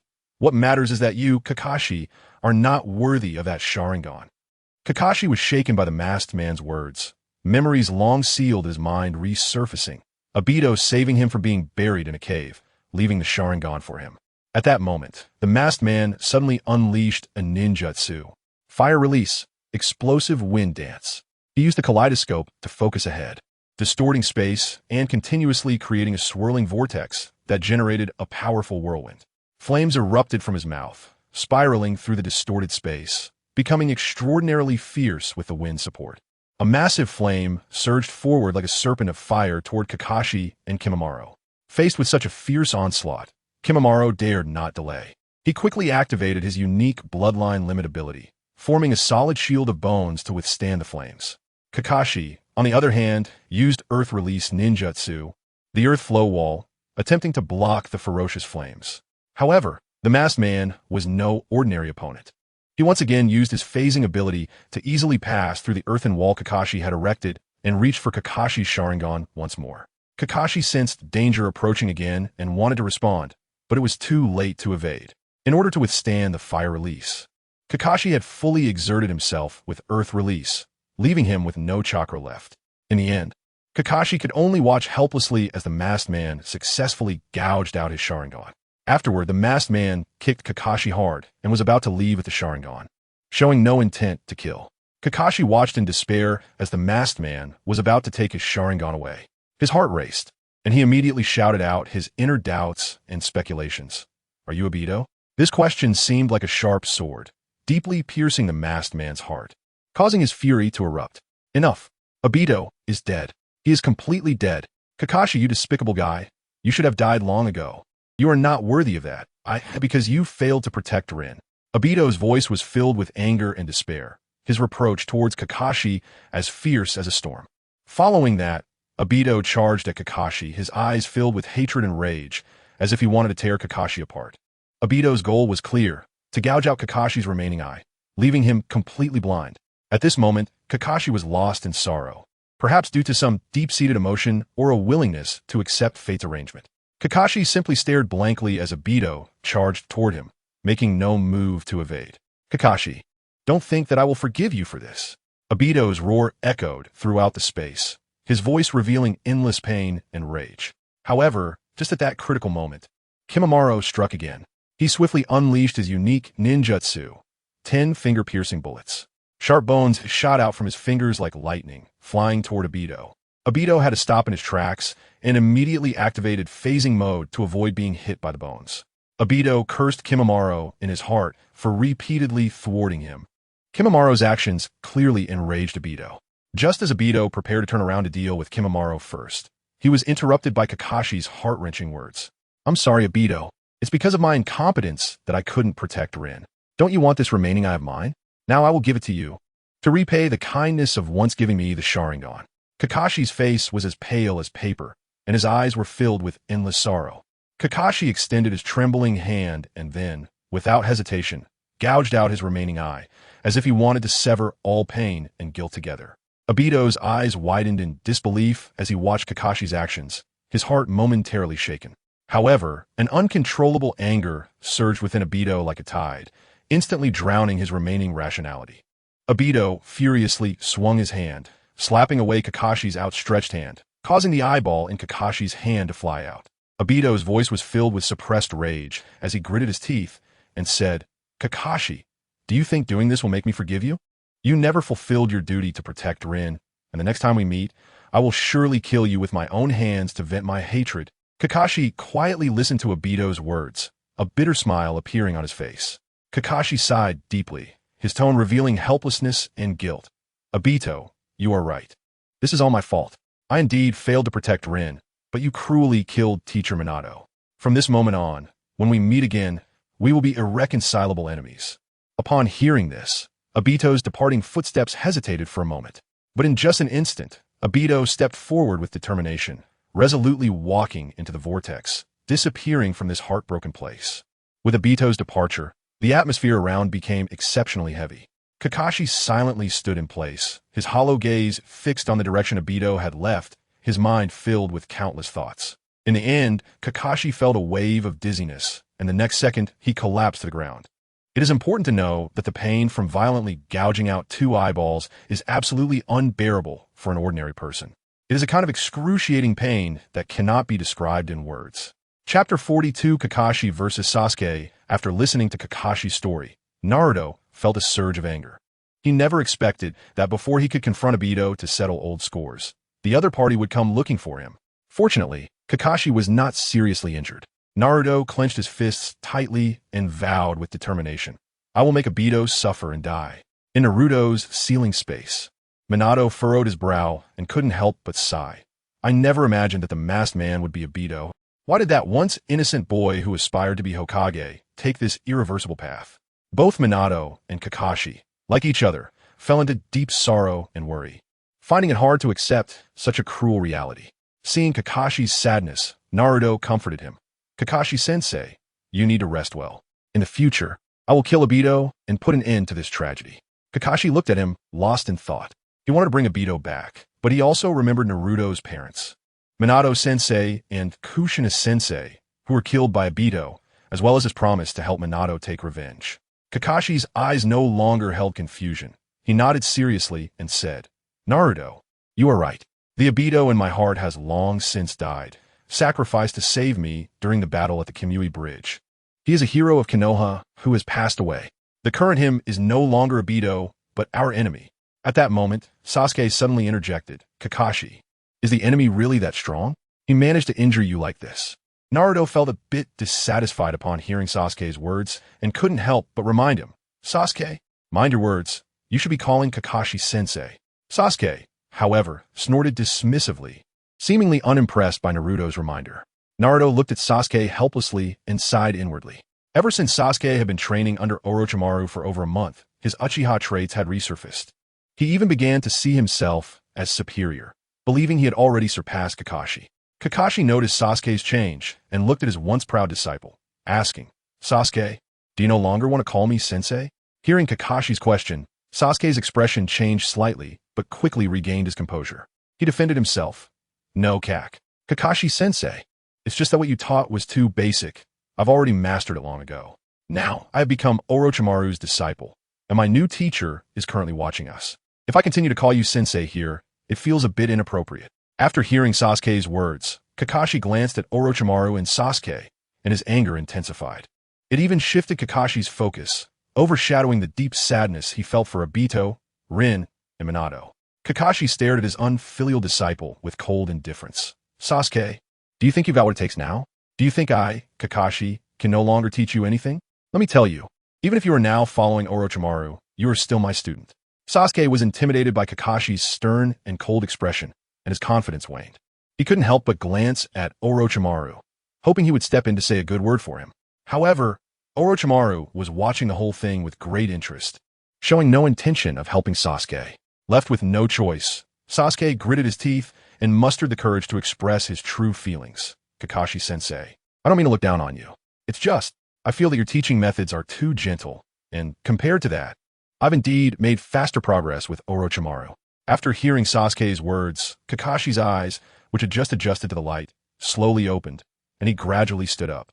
Seeing this, Naruto hurriedly tried to stop Kakashi, hoping he would continue to rest, but Kakashi firmly shook his head, indicating that he was fine. Kakashi walked coldly to Sasuke, his eyes icy, and said in a stiff tone, "So, my previous teaching method was too gentle? Very well, I'll try a different method to teach you. Sasuke, come with me. Let's have a real battle." Kakashi, who had been in a state of deep sorrow, filled with pain and anger, found Sasuke's inappropriate words at that moment to be like a sharp sword piercing his heart, opening a release for his emotions. On the training ground in Konoha, Kakashi and Sasuke stood facing each other, an invisible pressure spreading between them. Orochimaru stood to the side, watching the two with great interest. She turned to Naruto and asked, "Naruto-kun, who do you think will win this battle, Sasuke or Kakashi?" Upon hearing this, Naruto couldn't help but shake his head and smile wryly. He knew very well that Kakashi had now freed himself from the constraints of the Sharingan, which was almost a form of enhancement. Orochimaru, isn't that a strange question? Even if Kakashi were completely blind, Sasuke still wouldn't stand chance. Orochimaru nodded slightly, agreeing with Naruto's viewpoint. However, she licked her lips and continued, "That said, I still hope Sasuke can win." Naruto noticed the kind of glimmer in Orochimaru's eyes, like she was looking at a precious treasure. He understood that Orochimaru had high expectations for Sasuke, perhaps due to Sasuke's immense potential. Sasuke stood on the field, frowning, and asked with a hint of doubt and concern, "Kakashi-sensei, do we really have to do this?" However, Kakashi took a deep breath, feeling his light body. He hadn't felt this relaxed in a long time. Now, Kakashi was no longer drained by the Sharingan. He felt a flow of chakra that was smoother and more abundant than before. After carefully sensing his body's condition, Kakashi opened his eyes and said in an undeniable tone, "Enough nonsense, Sasuke, you go first. Otherwise, you might not even get a chance to make a move." Upon hearing Kakashi's arrogant words, a feeling of competitiveness welled up in Sasuke. He no longer held back and immediately unleashed the great fireball technique. A massive fireball erupted from Sasuke's mouth, heading straight for Kakashi. Seeing this, Kakashi's mouth curled slightly, and he quickly performed the earth release, earth flow wall technique. A solid earthen wall shot up from the ground, perfectly blocking Sasuke's great fireball technique. Then, Sasuke activated his two-tomo Sharingan and dashed towards Kakashi at incredible speed. As he sprinted, he suddenly sensed something unusual about the ground beneath him. Relying on his sharp battle instincts, he decisively used the substitution technique. Almost at the same moment, Kakashi emerged from the ground with a pair of large hands, attempting to grab Sasuke. Fortunately, Sasuke timely used the substitution technique, narrowly avoiding the attack. Standing on the tree, Sasuke couldn't help but wipe the cold sweat from his forehead. That moment had been too dangerous. If he hadn't reacted quickly enough, he would have been caught off guard by Kakashi's sneak attack and dragged underground. Thinking of this, Sasuke's gaze became sharper. He silently told himself that he must not give Kakashi any opportunity to exploit. When Sasuke saw Kakashi come out, he immediately used ninjutsu again, wanting to seize the initiative. But suddenly sensing danger behind him, he turned around immediately. It was Kakashi's shadow clone. Kakashi had already guessed that Sasuke would hide in this tree and had arranged for a shadow clone to wait for him here. Soon, Sasuke and Kakashi's shadow clone began to battle. But at the moment of their clash, a flash of white lightning erupted, and Sasuke was paralyzed, really paralyzed. Kakashi's shadow clone exploded. Not because it had an explosive tag, but because it was a lightning clone. After the explosion, a surge of electricity struck Sasuke's entire body. Sasuke trembled and convulsed on the ground. At that moment, Kakashi calmly walked over with a hint of a teasing smile on his face and said, "Sasuke, how is it?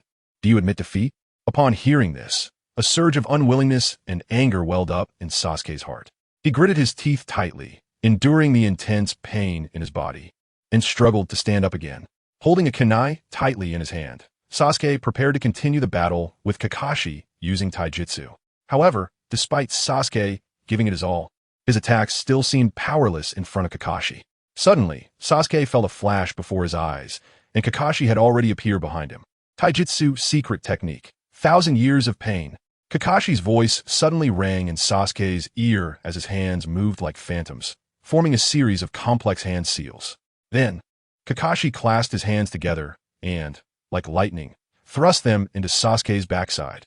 Sasuke didn't have time to react. He only felt a piercing pain radiating from his buttocks. His body involuntarily leaped into the air, and he let out a heart-wrenching scream. This sudden blow left Sasuke in agony.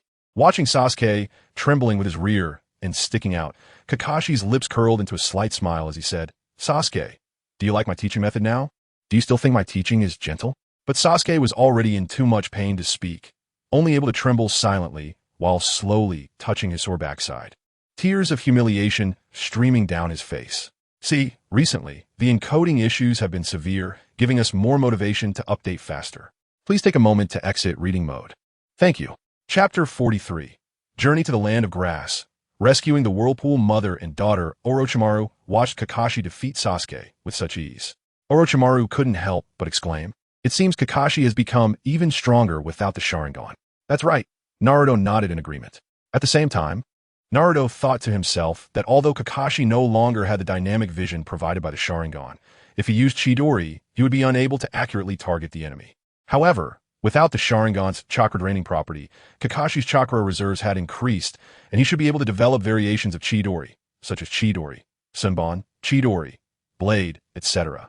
His lower limit had indeed increased significantly, but without the Sharingan, certain upper limits had also decreased, and he probably couldn't continue to have that enjoyable 50-50 balance with others. By the way, Orochimaru, you mentioned wanting to retrieve a base, right? Where exactly is that base located? Also, are there any important items or materials that need to be recovered inside? If so, I might be able to help. Naruto said enthusiastically. Upon hearing this, Orochimaru looked at Naruto and felt that Naruto was very warm-hearted, and the way he looked at him was similar to how he looked at Sasuke, like he was viewing a rare treasure. Naruto's gaze made Orochimaru feel a bit creeped out, as if he was about to lose himself. Then Orochimaru felt, this is simply exhilarating. If Naruto really thought this way, Orochimaru would be more than happy to have an in-depth conversation with him. Orochimaru licked his lips and said softly, "Naruto-kun, my base is in the Land of Grass. After I defected from Konoha, I joined the Akatsuki. Sometimes I often have to go to the Rain Village and stay there for a while, so I built a small base in the Land of Grass, which is adjacent to the Land of Rain, to assist me in my experimental research. There's not much in there. Mainly, I have some of Hashirama cells and some clones of Shin, etc. My main purpose is that I don't want others to get those things. If I can't bring them back, then I'll just destroy them."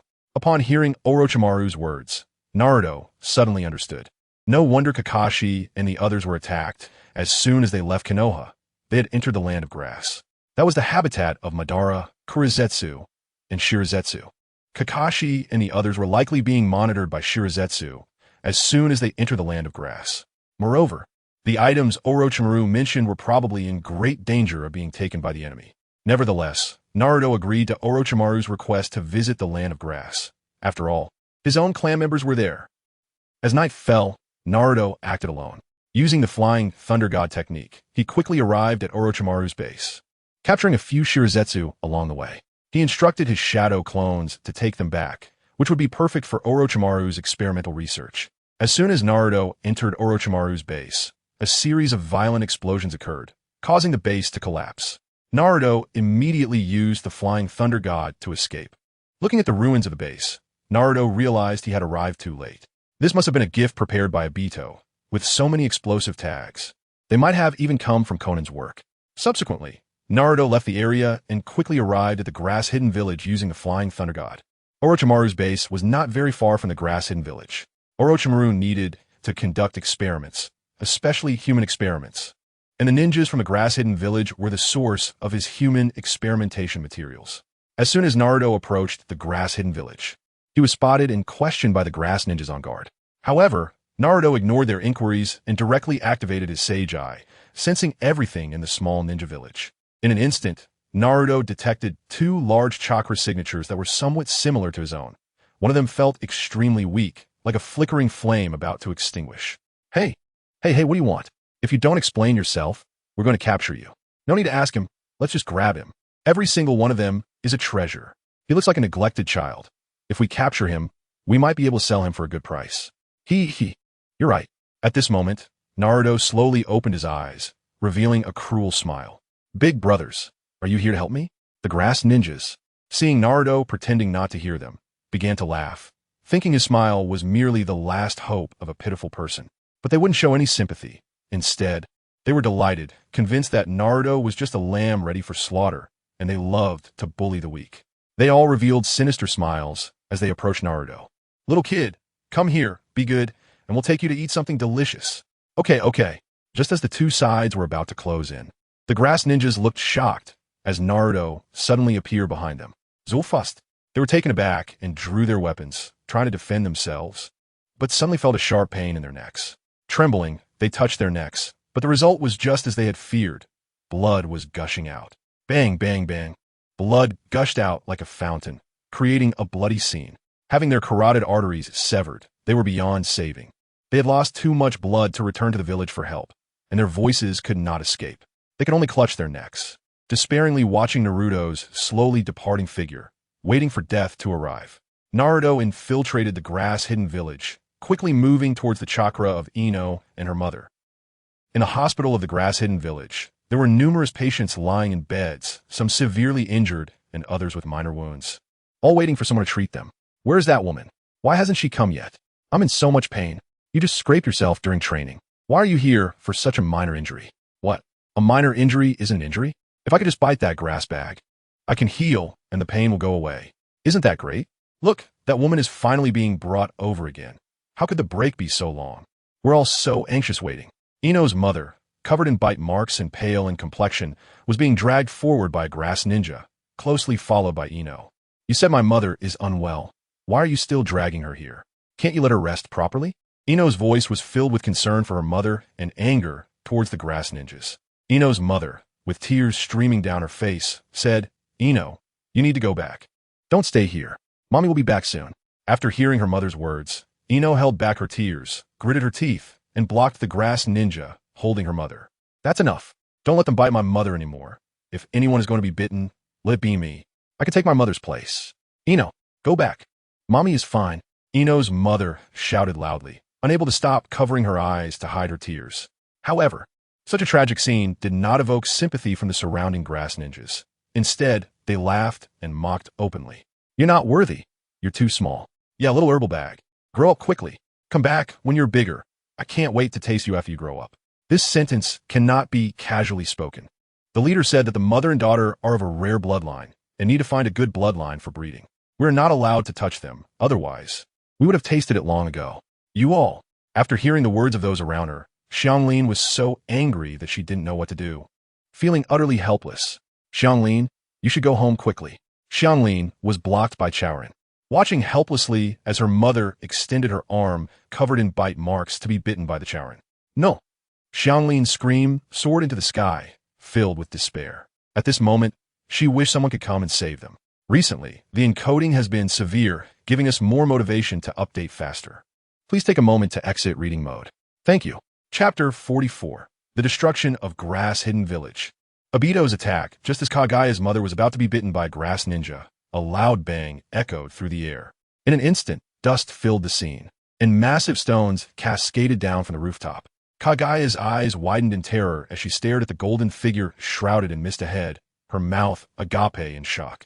The grass ninjas present were also stunned, all eyes converging on Naruto. Who are you? What do you want? One of the grass ninjas bravely shouted. Who I am is of no concern to you. You only need to understand that I am here to take your lives. Naruto roared in fury. Before his words faded, Naruto's figure flickered, instantly teleporting to the group of cloud ninjas surrounding Kagaya's mother, launching a merciless massacre. In the blink of an eye, the hospital turned into a hellish scene of blood and carnage, with broken limbs and severed bodies scattered everywhere, leaving only Kaguya and her mother unharmed. Kaguya's mother was terrified, clutching Kaguya tightly in her arms. However, Kaguya was much braver than her mother. "Who are you? Are you here to save us?" Kaguya asked, her eyes filled with hope and anticipation. Her gaze sparkled with a desire to survive and a longing for the future. Seeing that Kaguya and her mother were safe, Naruto suppressed his inner anger and softened his tone. "Yes, you are safe now. My name is Naruto Uzumaki." Hearing this name, Kaguya's face lit up with surprise, and she exclaimed excitedly, "Uzumaki, are you also from the Uzumaki clan?" Naruto smiled and nodded affirmatively. He continued, "Yes, I am indeed a descendant of the Uzumaki clan. My mother's name was Kushina Uzumaki. I wonder if you have heard of her? Now, let me take you away from here to live in Konoha." As soon as he finished speaking, Naruto quickly performed the shadow clone jutsu. His clones rushed towards the grass ninjas outside the village, initiating a bloody slaughter. Following this, Naruto personally escorted Kaguya and her mother on their journey to escape. Along the way, they witnessed Naruto's clones battling the grass ninjas. When they reached a higher vantage point, Kaguya could no longer hold back. "Naruto, please wait a moment. I want to see Grass-Hidden Village's destruction with my own eyes." Her voice carried a sense of determination and relief. Understanding Kaguya's hatred and unwillingness, Naruto smiled slightly and said softly, "All right, let us witness it together." Looking at Kaguya's face filled with satisfaction and vengeance, Naruto couldn't help but feel a sense of pleasure. Let the flowers of slaughter bloom like a volcano in Grass-Hidden Village, and let the boiling blood stain every inch of this land. After tonight, Grass-Hidden Village will forever disappear from the world. This land, eroded by evil, is welcoming its end. Not long after Naruto took Kaguya and her mother away from Grass-Hidden Village, Black Zetsu and Obito, also located in the Land of Grass, learned about Naruto's actions in the village. Obito's eyes gleamed with a cold light as he asked, "Black Zetsu, how much chance do you think I have if I go to trouble Naruto now?" Obito's voice revealed an unmistakable provocation and confidence. Black Zetsu was silent for a moment before slowly responding. "Obito, based on my understanding of Naruto's strength, acting alone could be somewhat dangerous. I think it would be safer for you to act together with Nagato." However, Obito shook his head, a confident smile appearing on his lips. "No, Black Zetsu, this is a golden opportunity. I have regained my eyes and now possess the power of the eternal Mangekyou Sharingan." Obito's eyes sparkled with intense confidence, as if he could already see the dawn of victory. Black Zetsu looked at Obito's determined and confident expression, feeling a surge of worry. "Obito, although your strength has indeed increased significantly, Naruto is not to be underestimated. His growth rate is astonishing. We cannot let our guard down." Black Zetsu attempted to persuade Obito to remain calm. Obito smiled slightly, not caring about Black Zetsu's warning. "Don't worry, Black Zetsu. I have a plan."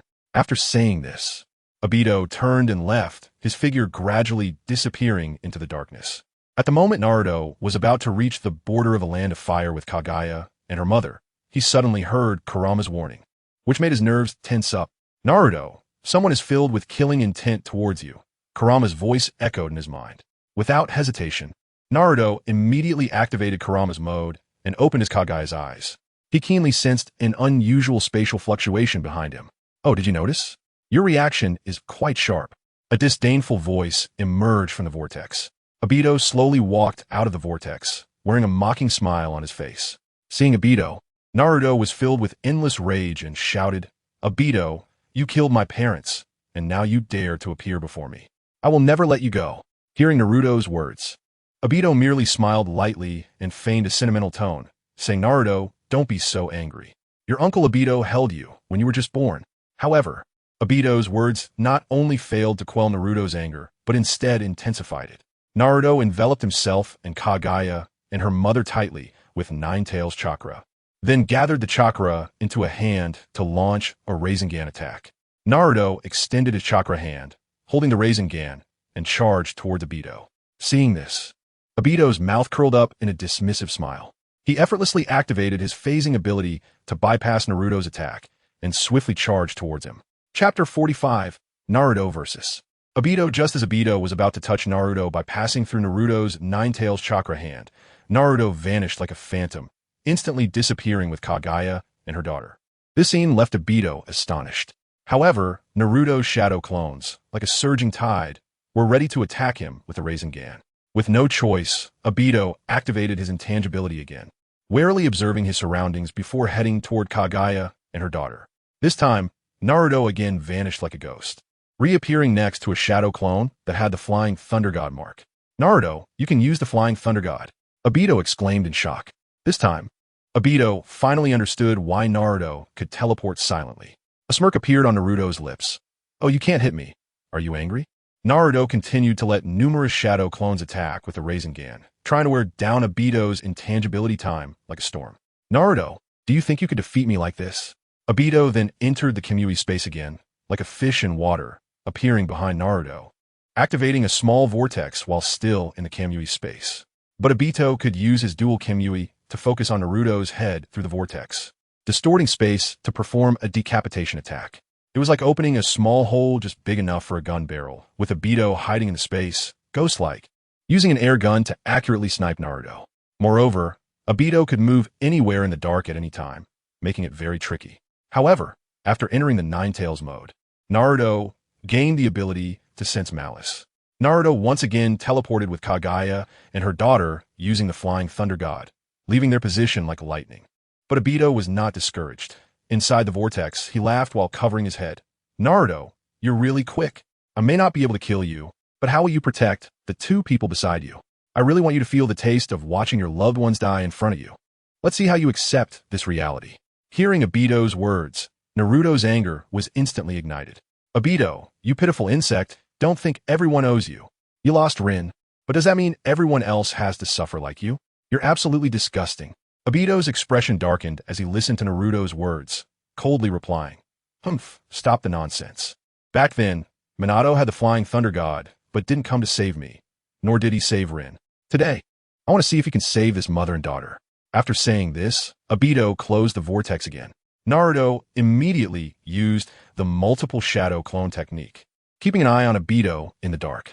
Subsequently, Obito hid in the Kamui space, opening small vortices, constantly using his dual Kamui to observe all around, distorting space in an attempt to disrupt Naruto's perception. Then, Obito continuously opened small vortices behind Naruto, using Kamui to target Kaguya and her daughter's heads, trying to twist off their heads. But each time, Naruto managed to escape just in time using the Flying Thunder God. After several failed attempts, Obito coldly asked with confusion, "Why? Your perception and reaction abilities are surprisingly strong." Naruto mocked, "What's wrong? You protecting Rin was just your problem."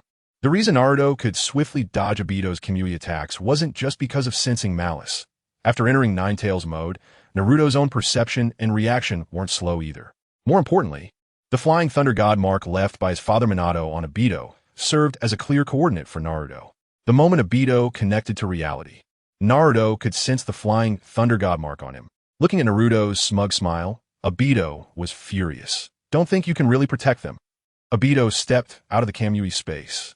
Seeing this, Naruto immediately sent thousands of shadow clones to attack Obito with Rasengan. But Obito's attack was faster. He activated Kamui, and countless shurikens shot out from his eyes. Naruto's shadow clones were hit one after another. Then, Obito activated his complete Susanoo, throwing several Kamui shurikens before drawing out two large swords from Susanoo's back. Seeing this, Naruto immediately used the multiple shadow clone technique again, using Ninetales chakra hands to grab Kaguya and her daughter to take cover. However, Obito's Kamui shurikens had tracking capabilities, and the dual swords of his Susanoo were powerful. With a flurry of blades, the ground shook as Naruto's shadow clones were quickly taken down. Naruto could only use his Ninetales chakra hands to hold Kaguya and her daughter, fleeing in a panic to dodge the blade light and keep some distance from the Kamui shurikens. At this moment, Kurama anxiously shouted in Naruto's mind, "Naruto, let's use the Ninetales mode." Naruto replied in his heart, "No, if we enter Ninetales mode, our chances might be even lower," because in his previous life, Naruto had seen the power of Kamui shurikens. If he really went into Ninetales mode, he might actually become a large target. Moreover, Naruto still had to protect Kaguya and her daughter. Simply thinking about defense might not suffice. In a critical situation, seeing that the Kamui shurikens were about to catch up, Naruto gritted his teeth, made a wide circle towards Obito, and threw several kunai around him. Then, Naruto condensed a small-tailed beast ball, raising shuriken in his hand. Obito, seeing this, recalled the experience of being defeated by Minato's second Flying Thunder God. Obito said solemnly, Naruto, don't think I don't know your intentions. Do you think I would fall for your tricks? Obito used Kamui to closely monitor the kunai thrown by Naruto, absorbing them all into the Kamui space, confirming that there were no Flying Thunder God marks nearby, and that all of Naruto's shadow clones had been defeated. Obito then controlled Susanoo to swing his dual swords at Naruto. Full of confidence, Obito declared, Naruto, this time you have no way out. Just as Naruto's tailed beast ball raising shuriken was about to clash with Obito's Susanoo's dual swords, the Kamui shuriken behind Naruto was also about to catch up to him. Naruto's figure suddenly vanished, appearing behind Obito. It was the Flying Thunder God. What? Obito exclaimed in shock. Obito, do you know? The Flying Thunder God, Mark never disappears. Before the words fell, Naruto had already smashed the tailed beast ball raising shuriken towards the head of Obito's Susanoo. Obito didn't have time to return to the Kamui space, so he could only activate intangibility again to avoid damage. But the Kamui shuriken that followed Naruto closely also struck Obito directly. A loud explosion rang out, accompanied by waves of spatial distortion. When the smoke cleared, Obito's Susanoo had already dissipated, while Naruto, fully activating Ninetales mode, was half broken but still withstood the damage. Naruto and the two others suffered no harm, as most of the damage had hit Obito's Susanoo. Naruto, next time we meet, I will definitely kill you. Obito's furious roar echoed from afar before he closed the Kamui space and fled. At the last moment, Obito used Izanagi, sacrificing one of his Manjiki Sharingan to survive.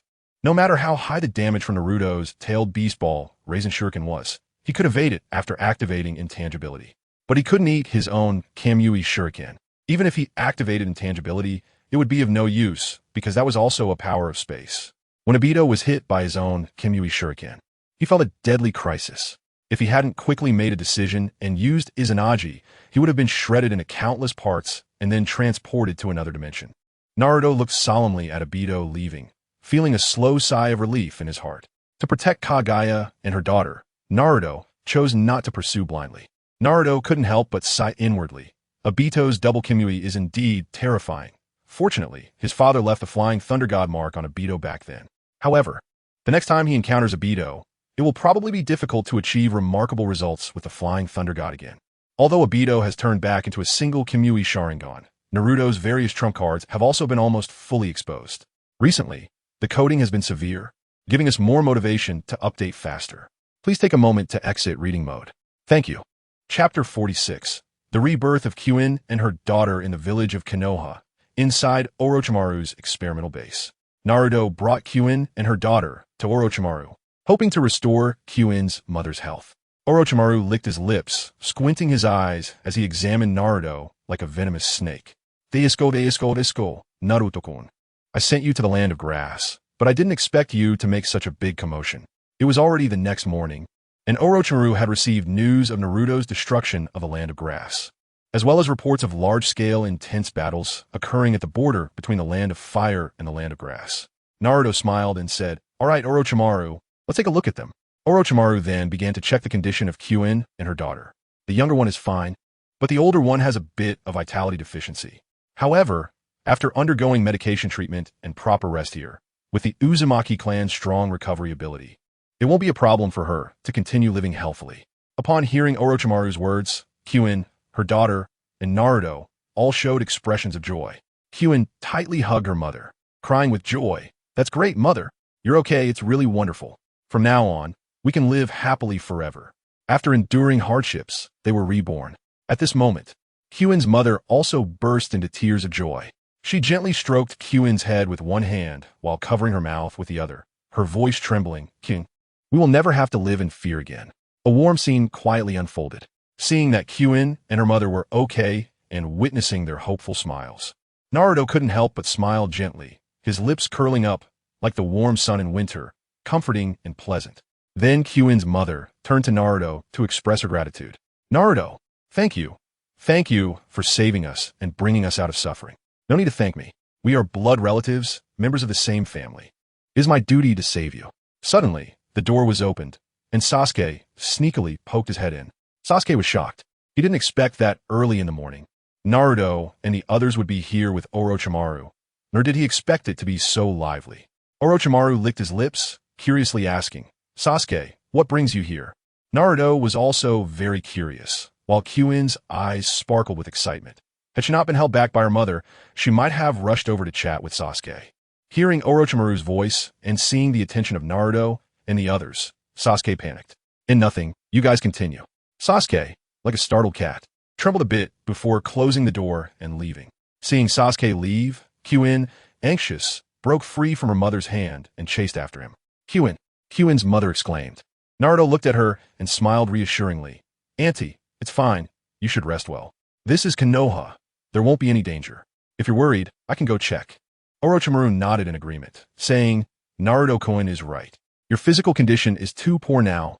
Don't get too agitated. Just lie down and rest." After saying this, Orochimaru fixed his cold, calculating gaze on Naruto and asked, "By the way, Naruto-kun, may I draw her blood for experimental research?" Orochimaru was very interested in the physical condition of Kyuin and her daughter. As soon as Kyuin's mother heard Orochimaru's words after just lying down, her heart sank, feeling as if she had fallen into an ice cellar, and she became worried again.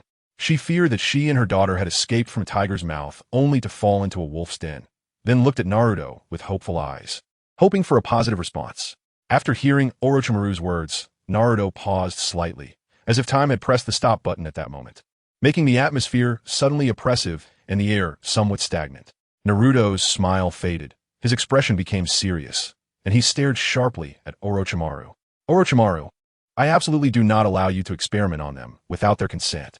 If I find that they are suffering from your persecution, don't blame me for being unkind." Under Naruto's pressure, Orochimaru wiped away cold sweat and said, all right, Naruto-kun, I will listen to you." Kyuin's mother slowly breathed a sigh of relief after hearing the conversation between Naruto and Orochimaru. Then she solemnly said, "Naruto, if it's just a vial of blood, you can take it. You saved us, and we haven't had a chance to repay you yet." Naruto felt touched, but still stopped her. "Auntie, you should rest well first. Live here in Konoha for a while before we talk about it. If you encounter any difficulties in the future, just let me know." After saying this, he glanced at Orochimaru and added, "If anyone forces you to do something you don't want to do, or if anyone bullies you, just tell me, and I'll help you." After hearing Naruto's words, Kyuin's mother was deeply moved. "Okay, thank you so much, Naruto." On the other side, after leaving the room, Sasuke felt very regretful and troubled. He had come to find Orochimaru early in the morning to avoid being seen by others. He wanted Orochimaru to treat his rear end, which had been severely injured by Kakashi the day before. Right now, Sasuke was both physically and mentally tormented. On one hand, he was suffering physically. His rear end hurt so much that it made him walk awkwardly. On the other hand, he was suffering psychologically. Kakashi's 1,000-year kill had left an indelible psychological shadow on Sasuke, along with endless feelings of humiliation. To maintain his dignity and face, Sasuke tried hard to pretend to be normal in front of others, not wanting anyone to know about his injury. He was also very worried that his little trick would be seen through by his father, mother, and brother. However, at the dinner table last night, Sasuke noticed that his father and brother finished their meals expressionlessly, not saying a word, and went straight back to their rooms after eating. Sasuke guessed that they probably hadn't noticed, but the pain in his rear end wouldn't heal in just a day or two. So today, Sasuke got up early, wanted to find Orochimaru to resolve his injury once and for all. He just didn't expect that it would be so lively at Orochimaru's place, and with Naruto there. He felt too embarrassed to ask Orochimaru to treat his rear end. At this moment, Kyuin caught up with Sasuke and noticed his unnatural walking posture. Kyuin gently inquired, "Hello, are you Sasuke? You seem to be injured?" "In nothing." Upon hearing Kyuin's voice, Sasuke's body jolted as if he had been electrocuted. Then he quickly tensed up and adjusted his posture, putting on a nonchalant facade before turning to face her. Seeing Sasuke look over, Kyuin immediately trotted over like a cheerful little deer. Upon getting closer and seeing Sasuke's delicate features, Kyuin was even more astonished, her heart racing like a deer in a panic. Unable to help herself, Kyuin felt shy, her small hands clutching the edges of her clothes, while one of her little feet fidgeted on the ground like a headless fly. "Hello, my name is Xianglin. Can you be my friend?" "Sure. My name is Sasuke." Sasuke nodded. He had just seen Xianglin at Orochimaru's place. Sasuke didn't think she was an ordinary person, being able to get close to Orochimaru and Naruto, so he readily agreed to Xianglin's request. Hearing Sasuke agree to be her friend made Xianglin overjoyed. Then Xianglin asked her question. Sasuke, I noticed you were limping when I came over. It looked awkward. Are you injured? No. No. Upon hearing Xianglin's words, Sasuke immediately rebutted like a cat whose tail had been stepped on. Now Sasuke felt so embarrassed that he wished he could find a hole to hide in. He also wanted to run away, but his injury made him hesitant to walk briskly. He regretted coming to see Orochimaru today. However, Xianglin's next sentence brought him hope like a sudden downpour. Xianglin comforted him. Sasuke, don't be shy. If you're injured, just bite me. I can heal you. Now, Xianglin's eyes were filled with Sasuke, thinking he was the most handsome person in the world. So without hesitation, she extended her right hand, wanting to help Sasuke and let him bite her for healing. Really? After hearing Xianglin's words, Sasuke was both surprised and delighted, unable to help but confirm what she said again. Really? Looking at Xianglin, with her serious expression and outstretched little hand, Sasuke couldn't hold back anymore and bit down. On this life, I belong to Sasuke. Xianglin. Oh. At that moment, Xianglin's heart bloomed with joy, secretly delighted and deciding that she must marry Sasuke in the future. After biting Xianglin, Sasuke felt completely refreshed, and his butt didn't hurt anymore. Xianglin really was a timely help. Sasuke was very excited, happily hugging Xianglin and exclaiming, "That's amazing. Xianglin, you've really solved my urgent problem." Xianglin, being hugged by Sasuke, felt dizzy and wore a blissful smile. How happy from now on. I will be Sasuke's exclusive herbal pouch. Recently, the encoding has been severe, giving us more motivation to update faster. Please take a moment to exit reading mode. Thank you. Chapter 47. The Legend of Little Lee. In the afternoon, the sun shone brightly. Naruto was strolling through the bustling streets of the Hidden Leaf Village with Ino. A radiant smile adorned Naruto's face as he turned to Ino beside him and asked, "Ino, what do you think about living in the Hidden Leaf Village?" Ino replied joyfully, "It's amazing. Compared to my days in the land of grass, this place is simply paradise. After some time, when my mom's health improves, we can settle down in the Hidden Leaf Village like ordinary people and live a normal life." Just then, a familiar and energetic voice interrupted Naruto and Ino's conversation. "Hey Naruto, it's been a long time since we trained together in youth training. Have you forgotten about your teacher?"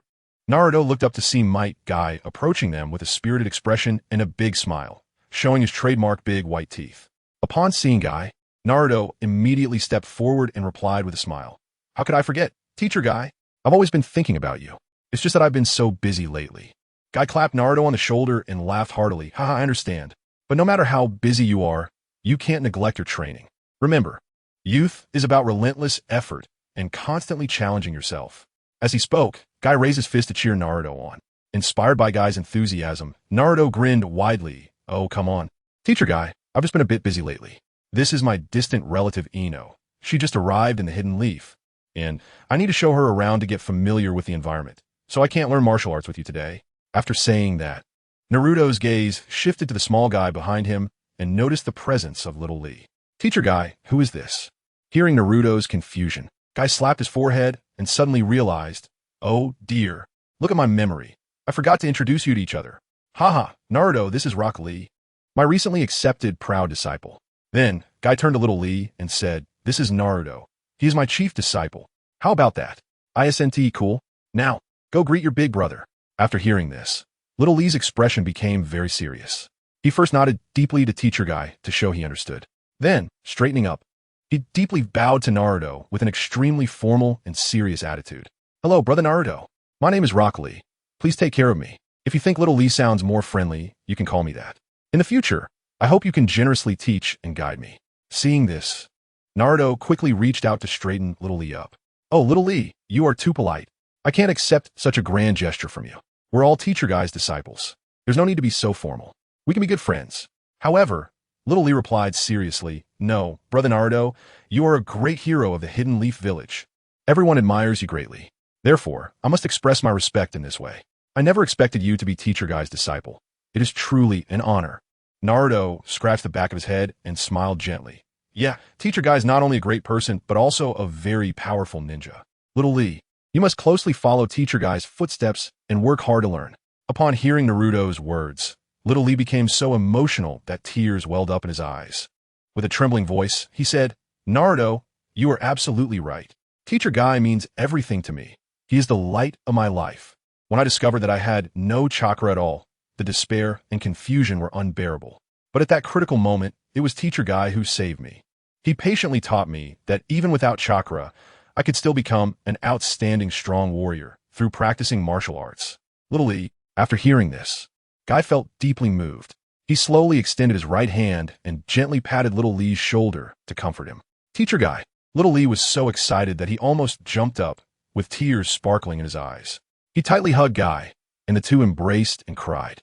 This touching scene moved onlookers, who might mistakenly think they were father and son because Little Lee and Guy resembled each other. As emotions gradually settled, Guy seriously said to Little Lee, I actually have another disciple named Sasuke. I haven't heard from him in a while, and don't know where he is. Sasuke. Ino's eyes lit up upon hearing this name. Just then, Naruto activated his Sage mode, instantly sensing Sasuke's presence. The main reason was that Sasuke's chakra was more unique than others. Now Naruto could roughly detect the powerful chakra hidden within Sasuke. Naruto smiled slightly. I know where Sasuke is. Let's go find him. After saying that, Naruto led everyone in the direction of where Sasuke was. Naruto, along with Ino, Guy, and Little Lee, passed through a dense forest and arrived at a secluded outdoor training ground. Hey, Kakashi. Before they got close, Guy excitedly shouted. Upon hearing the voice, Kakashi looked up and, after confirming it was Naruto and the others, gracefully jumped down from a large tree and walked towards them. What brings you here? Kakashi asked with a smile. Oh, it's like this, Teacher Kakashi, Guy replied eagerly. Sasuke hasn't trained with me for a long time, and I've recently taken on a new disciple, so I wanted Sasuke to come and meet him. Kakashi nodded in understanding. Then he looked at Naruto with a hint of concern in his eyes. Naruto, how is your training progressing lately? Naruto smiled confidently. Teacher Kakashi, I feel like I'm getting stronger and stronger, but there are still many things I need to learn and improve. Kakashi nodded in satisfaction. Keep up the good work. By the way, do you have any specific plans for finding Sasuke here? Guy scratched his head and chuckled. Actually, there's no special plan. I just wanted Sasuke to see my new disciple. Then we can all train together and spar a bit. Kakashi replied. Sasuke is currently training at that small pond ahead. Follow me. Naruto and the others closely followed Kakashi as they walked towards the pond. When they got closer, an astonishing sight unfolded before them. Sasuke was sitting with his eyes closed, his bare upper body submerged in the center of the pond, emanating a strong lightning-type chakra. Sasuke infused this chakra into the water, using the power of water to refine his body, thereby activating cell vitality with lightning release to enhance his physical quality. Recently, the encoding has been severe, giving us more motivation to update faster. Please take a moment to exit reading mode. Thank you. Chapter 48. Xiao Li and Sasuke's 3-year promise. Xiang Lin witnessed this scene. Her eyes instantly brightened, and she couldn't help but wipe the drool from the corner of her mouth. Xiao Li murmured, Is this my second senior brother? He looks so impressive. Kakashi, isn't what Sasuke is doing too dangerous? How can you let him take such high-risk training at such a young age? My guy had already sensed the potential dangers in Sasuke's training. Kakashi wiped the sweat from his forehead and explained helplessly, I'm powerless in this situation. Sasuke is incredibly stubborn. Once he decides to do something, not even 10 wild bulls can pull him back. At least while he's training here, I can keep an eye on him. If he were to train like this alone, it would be even more dangerous. Just as Might Guy and Kakashi were talking, Sasuke suddenly let out a muffled grunt. The currents around Sasuke erupted like a wild horse, completely out of his control. Clearly, allowing Sasuke to engage in this kind of training right now was beyond his capabilities. This was a very dangerous situation. After all, a moment's carelessness could cause Sasuke irreparable harm. Sasuke. Seeing this scene, everyone present gasped, with Xiang Lin being the most anxious. Her face turned pale, and her heart tightened. Without any hesitation, Xiang Lin prepared to jump into the pond to help Sasuke. Kakashi shouted in alarm, Don't! However, Kakashi's warning came too late. Xiang Lin had already leaped into the pond. Is this feeling of being electrocuted what love feels like? The electricity surged around Sasuke and Xiang Lin like a wild horse. Naruto shook his head helplessly, thinking that Xiang Lin was really reckless. He quickly extended 2 chakra arms of the Nine Tails to pull Sasuke and Xiang Lin out of the water and set them aside. As soon as they reached the shore, Xiang Lin eagerly reached out her hand to bite Sasuke, her eyes filled with concern for his safety. Without hesitation, Sasuke bit back, and his injuries immediately healed. Naruto, watching from the side, frowned and shouted, Hey, Sasuke, can you be a little gentler? Don't bite so hard. Once Sasuke's injuries were healed, he came back to his senses and asked in confusion, Naruto, Xianglin, and teacher Might Guy, why are you all here? Might Guy, with a big smile, pushed Shaoli in front of Sasuke and excitedly introduced, Sasuke, this is my new disciple. Although he can't train chakra, he has exceptional talent in taijutsu. We specifically came to introduce him to you. After hearing this, Shaoli nervously bowed deeply and said, hello, my name is Rock Lee, but you can call me Shaoli. I hope to receive your guidance in the future. Sasuke, however, looked impatient and coldly replied, is that all? I want to continue my training, so please don't disturb me. Naruto, upon hearing this, was immediately furious and shouted, Sasuke, how can you say that? What kind of talk is that? Besides, you haven't trained taijutsu with teacher Might Guy for many days now. Be careful, or Shaoli, this latecomer, will surpass you in taijutsu. That guy? I don't believe it. Sasuke scoffed dismissively. After activating his lightning release to enhance his cell activity, his physical abilities began to soar, and he started to inflate with self-importance again. Might Guy was furious and shouted, Sasuke, how can you say that about Shaoli? Apologize to him right now. Sasuke, however, merely curled his lip and showed no sign of remorse. At this moment, Kakashi rubbed his hands behind Sasuke and ominously said, Sasuke, I think you want to get beaten up again. Seeing Kakashi in such a furious state, Sasuke trembled and instinctively covered his backside. Okay, I'll apologize. Is that enough? However, Shaoli could no longer suppress the anger in his heart.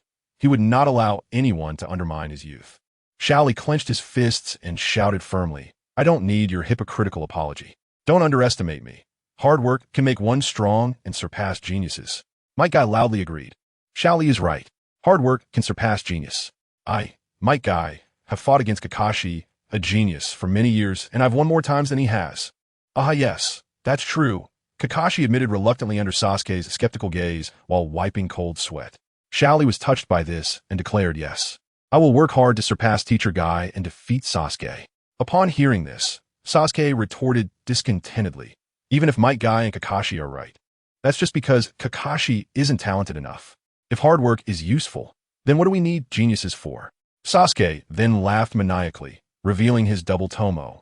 And I am the one and only genius of the Uchiha clan, the unparalleled prodigy who activated the double tomo at the age of 3. Besides Naruto, I don't believe anyone can defeat me at this age.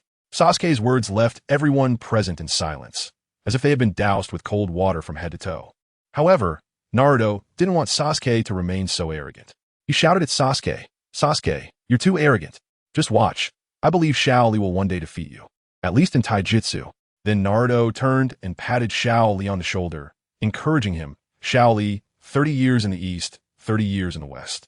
Don't underestimate the youth. Make a 3-year promise with Sasuke, and then go defeat him. After hearing Naruto's inspiring words, Shaoli felt like he had been given a shot of adrenaline. He nodded earnestly, his eyes ablaze with determination as he looked at Sasuke like a fierce tiger. Sasuke, give me 3 years. In 3 years, I will work hard to surpass you and make you understand that hard work can surpass genius. Sasuke sneered, fine, 3 years. I'll give you 3 years. Let's see how you plan to defeat me. Chapter 49. 8 Gates of Doinjia. Time flies, and in the blink of an eye, 2.5 years have passed. Since that intense confrontation with Obito, the entire ninja world has seemed particularly calm. Perhaps it's because Obito is wary of Naruto after being outmaneuvered, making him hesitant to take action. In truth, Naruto doesn't want to engage in conflict with the Akatsuki organization too early. After all, both sides are powerful entities, and the consequences of war would be dire. If he could find a way to bring them under his influence, that would be even better. Of course, this doesn't mean that Naruto is afraid to confront the Akatsuki. It's just that given the current situation, he doesn't have complete confidence in defeating them. The power of the Akatsuki is formidable, possessing many strong ninjas capable of destroying villages and even countries. With Naruto's current strength, it's also difficult to guarantee the safety of Konoha during a battle. Although Naruto is aware that the Akatsuki is secretly amassing power, he himself is doing the same. He has been diligently training to improve his abilities, waiting for the right moment to act. At Naruto's age, they are just as anxious. After all, Naruto is still just a child. His strength has been rapidly increasing with age. Now at 6 years old, thanks to the Nine Tails chakra, a healthy diet, and exercise, Naruto has reached an impressive height of 1.3 meters, significantly taller than his peers, and his physique surpasses that of an average jonin. After 2.5 years of hard study, Naruto has also made up for his shortcomings in basic ninja knowledge. Nowadays, he has learned some barrier techniques and summoning techniques. Moreover, he has studied many sealing techniques with his father, Minato Namikaze. In the afternoon, under the bright sun, Naruto and Shikamaru, both lazily lying under the shade of a tree with a blade of grass in their mouths, were enjoying a peaceful moment. CHG, munching on chips, said, "Naruto, how can you be so sure that Neji and Lee are skipping class again?" "Just a guess," Naruto replied slowly. "To be able to guess that, Naruto, you're amazing. Fui praised." Shikamaru, lying next to Naruto, shook his head. He didn't believe Naruto was just guessing. Ever since his father, Shikaku, returned from the war between Konoha and the Cloud Village, Shikamaru often heard his father praising Naruto. He had never seen his father compliment anyone like that in front of him, which indirectly indicated that Naruto was indeed extraordinary. Naruto wasn't guessing. It was thanks to his special ability, the Byakugan. Over the past 2.5 years, he had used it to locate the original 12 strong characters from the series, and then he deliberately created opportunities to encounter them for friendship. Additionally, Naruto's reputation was very good, making it easy for him to befriend them. The 12 strong characters had already established some connections with Naruto even before they entered the Ninja Academy. In these 2.5 years, Naruto's life has been very fulfilling. Lying under the tree shade, he felt the gentle summer breeze brushing against his face, and the sunlight filtering through the leaves created a dappled pattern on his body. Naruto lay on the ground, using one hand as a pillow while the other hand lifted high to gently grasp the sunlight's rays.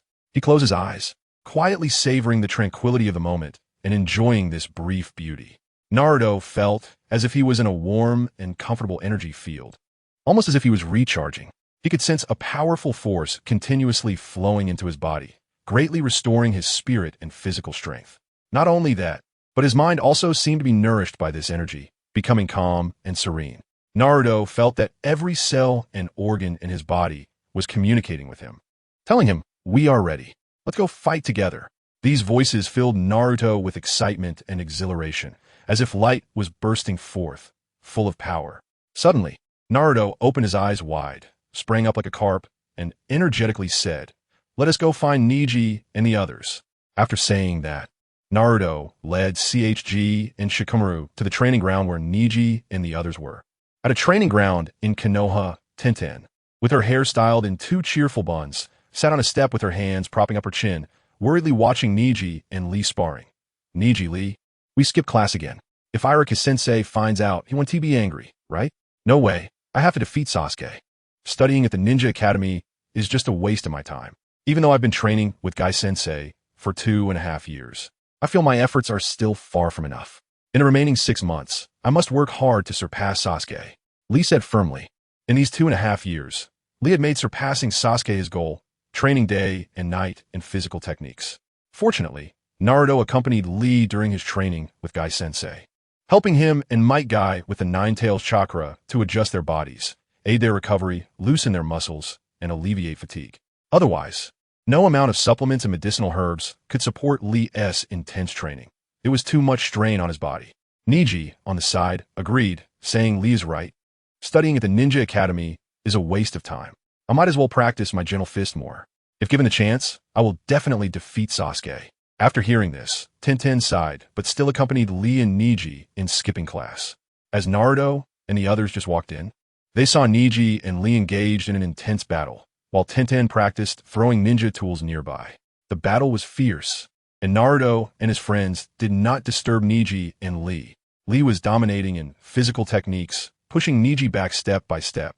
But as Neji used the gentle fist technique, the 8 trigrams 32 palms, the situation reversed instantly. Lee was caught off guard and was hit repeatedly by Neji. After Neji finished the 32 palms, he was panting heavily. While Lee sustained some injuries but managed to hold on, he was still ready for another round. Just as Neji and Lee were about to continue their sparring, a sudden voice interrupted them. Might Guy walked over angrily, saying, "I heard from Irika that you skipped class again. What's going on?"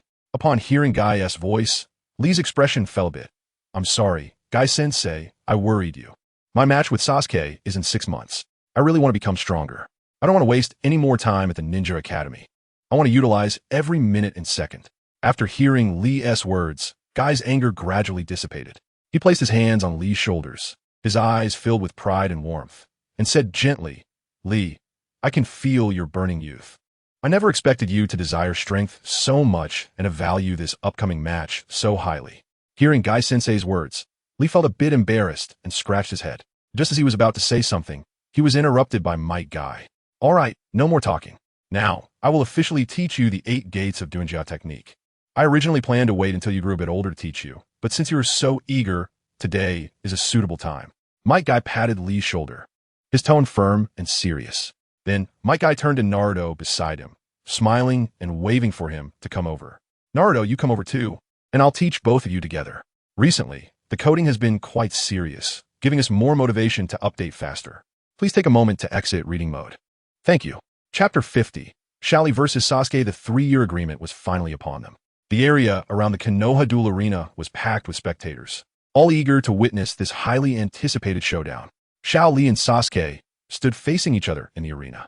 Xiaoli, dressed in his signature green jumpsuit, displayed well-defined muscles that exuded strength. His gaze was firm and focused, as if he was ready to face any challenge. Sasuke, on the other hand, wore black clothing, his expression cold and radiating an undeniable sense of oppression. Kakashi looked at the two in the arena and asked, "Might Guy, who do you think will win?" Might Guy replied seriously, "Of course it's Xiaoli. Do you really believe Xiaoli can defeat Sasuke?" "Yes." Might Guy nodded slowly. He had witnessed Xiaoli's sweat and growth over the past 3 years. "Go Sasuke." At this moment, Ino, Sakura, and Shino shouted from the audience, "Go Sasuke." Itachi had also brought Izumi to watch his little brother's match. However, there were even more people cheering for Xiaoli. "Go Xiaoli." Might Guy, Niji, Choji, Tenten, Shikamo, and Kiba all encouraged Xiaoli. They had all seen Xiaoli's hard work, while they felt that Sasuke was aloof and arrogant, making them genuinely want Xiaoli to give Sasuke a good beating. Sasuke, due to Xiaoli, had not continued training with Might Guy over the past 3 years, perhaps to avoid being compared to Xiaoli, or maybe he just looked down on the usefulness of taijutsu. Naruto also laughed. "Yeah, Xiaoli, give it your all. Beat Sasuke up." When Sasuke heard someone cheering for him, especially his brother, he smiled. But then, upon hearing the crowd cheer for Xiaoli, his smile slowly faded, and he became angry when he heard Naruto also cheering for Xiaoli. "Damn it, that Naruto guy not only doesn't cheer for me, but also cheers for Xiaoli, telling him to beat me up. This is just too much." Sasuke then shouted angrily, "The 3-year deadline has arrived, Xiaoli. Let me show you the gap between us. Sasuke, please take care of me." Xiaoli assumed an attacking stance, his left fist behind his back and his right hand raised, gazing firmly at Sasuke. Xiaoli had poured countless sweat into preparing for this battle. However, as he stepped into the arena, his heart calmed down instead. Sasuke attacked first, charging at Xiaoli and throwing a punch. It was time to test his training results. Xiaoli quickly dodged Sasuke's punch and appeared behind him, delivering a whirlwind kick to Sasuke's head. How fast? Sasuke was slightly taken aback when his punch missed Xiaoli, then quickly turned his head and ducked to avoid Xiaoli's horizontal kick. As Xiaoli was about to land, he used his hands to support himself and kicked Sasuke with his feet while upside down. "Nanny!" Sasuke quickly raised both hands to block Xiaoli's kick, but was still pushed back repeatedly. Taking advantage of the moment, Xiaoli charged at Sasuke again and landed another kick right on Sasuke's face. "Sasuke!" Ino, Shino, and Sakura exclaimed worriedly. "Awesome. Xiaoli, give it to him hard." Naruto, Might Guy, Niji, Choji, Tenten, Shikamo, and Kiba cheered. Sasuke was kicked backward, tumbling several times before coming to a stop, half lying on the ground.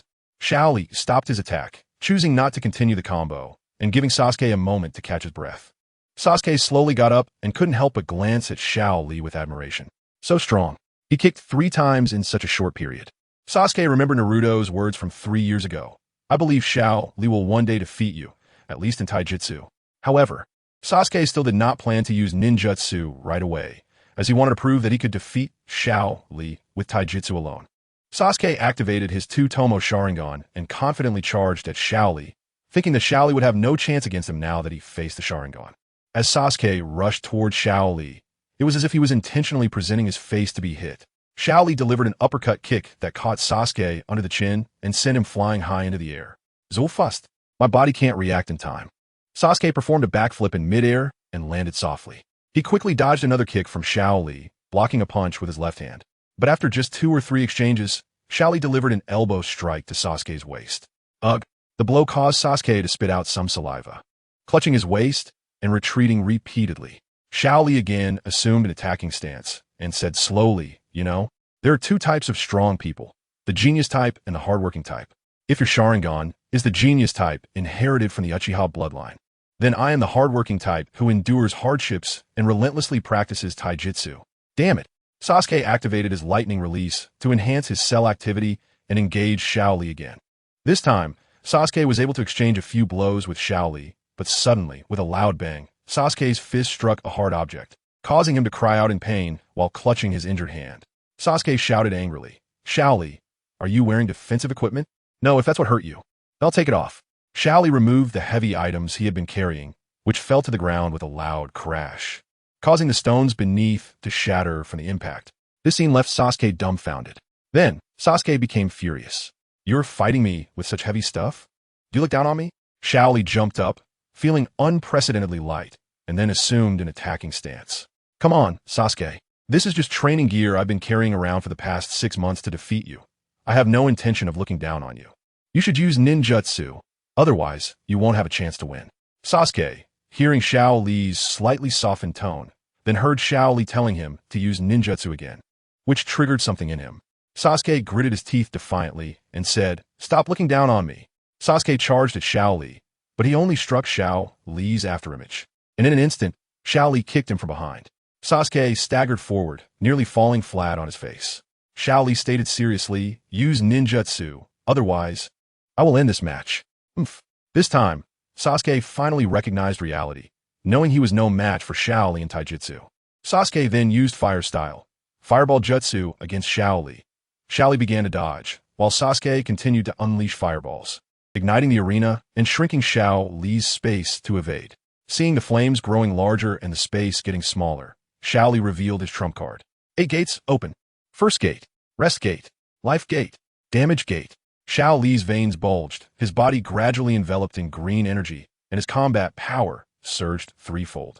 Little Lee rushed toward Sasuke like a green lightning bolt, dodging the fireballs, which were blown aside by Little Lee's momentum. Seeing Little Lee charging at him with terrifying intensity, Sasuke gathered all his strength to unleash a Chidori and charged at Little Lee, hoping to settle the score.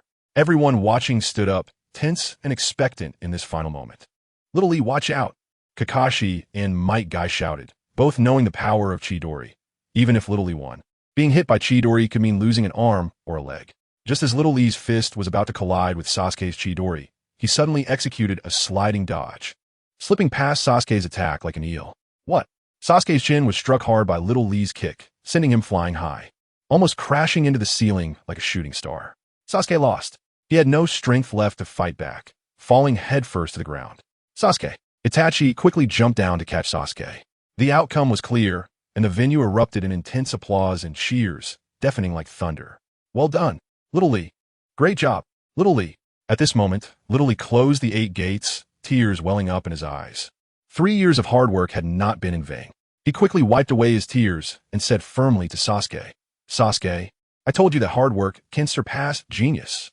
Sasuke, drowsily hearing Little Lee's last words, let out a muffled grunt and finally fainted in Itachi's arms. Recently, the encoding has been severe, giving us more motivation to update faster. Please take a moment to exit reading mode. Thank you. Chapter 51, Naruto vs. Might Guy. After the battle between Lee and Sasuke, Sasuke lost his proud edge, as if his chin had been flattened by Lee's kick.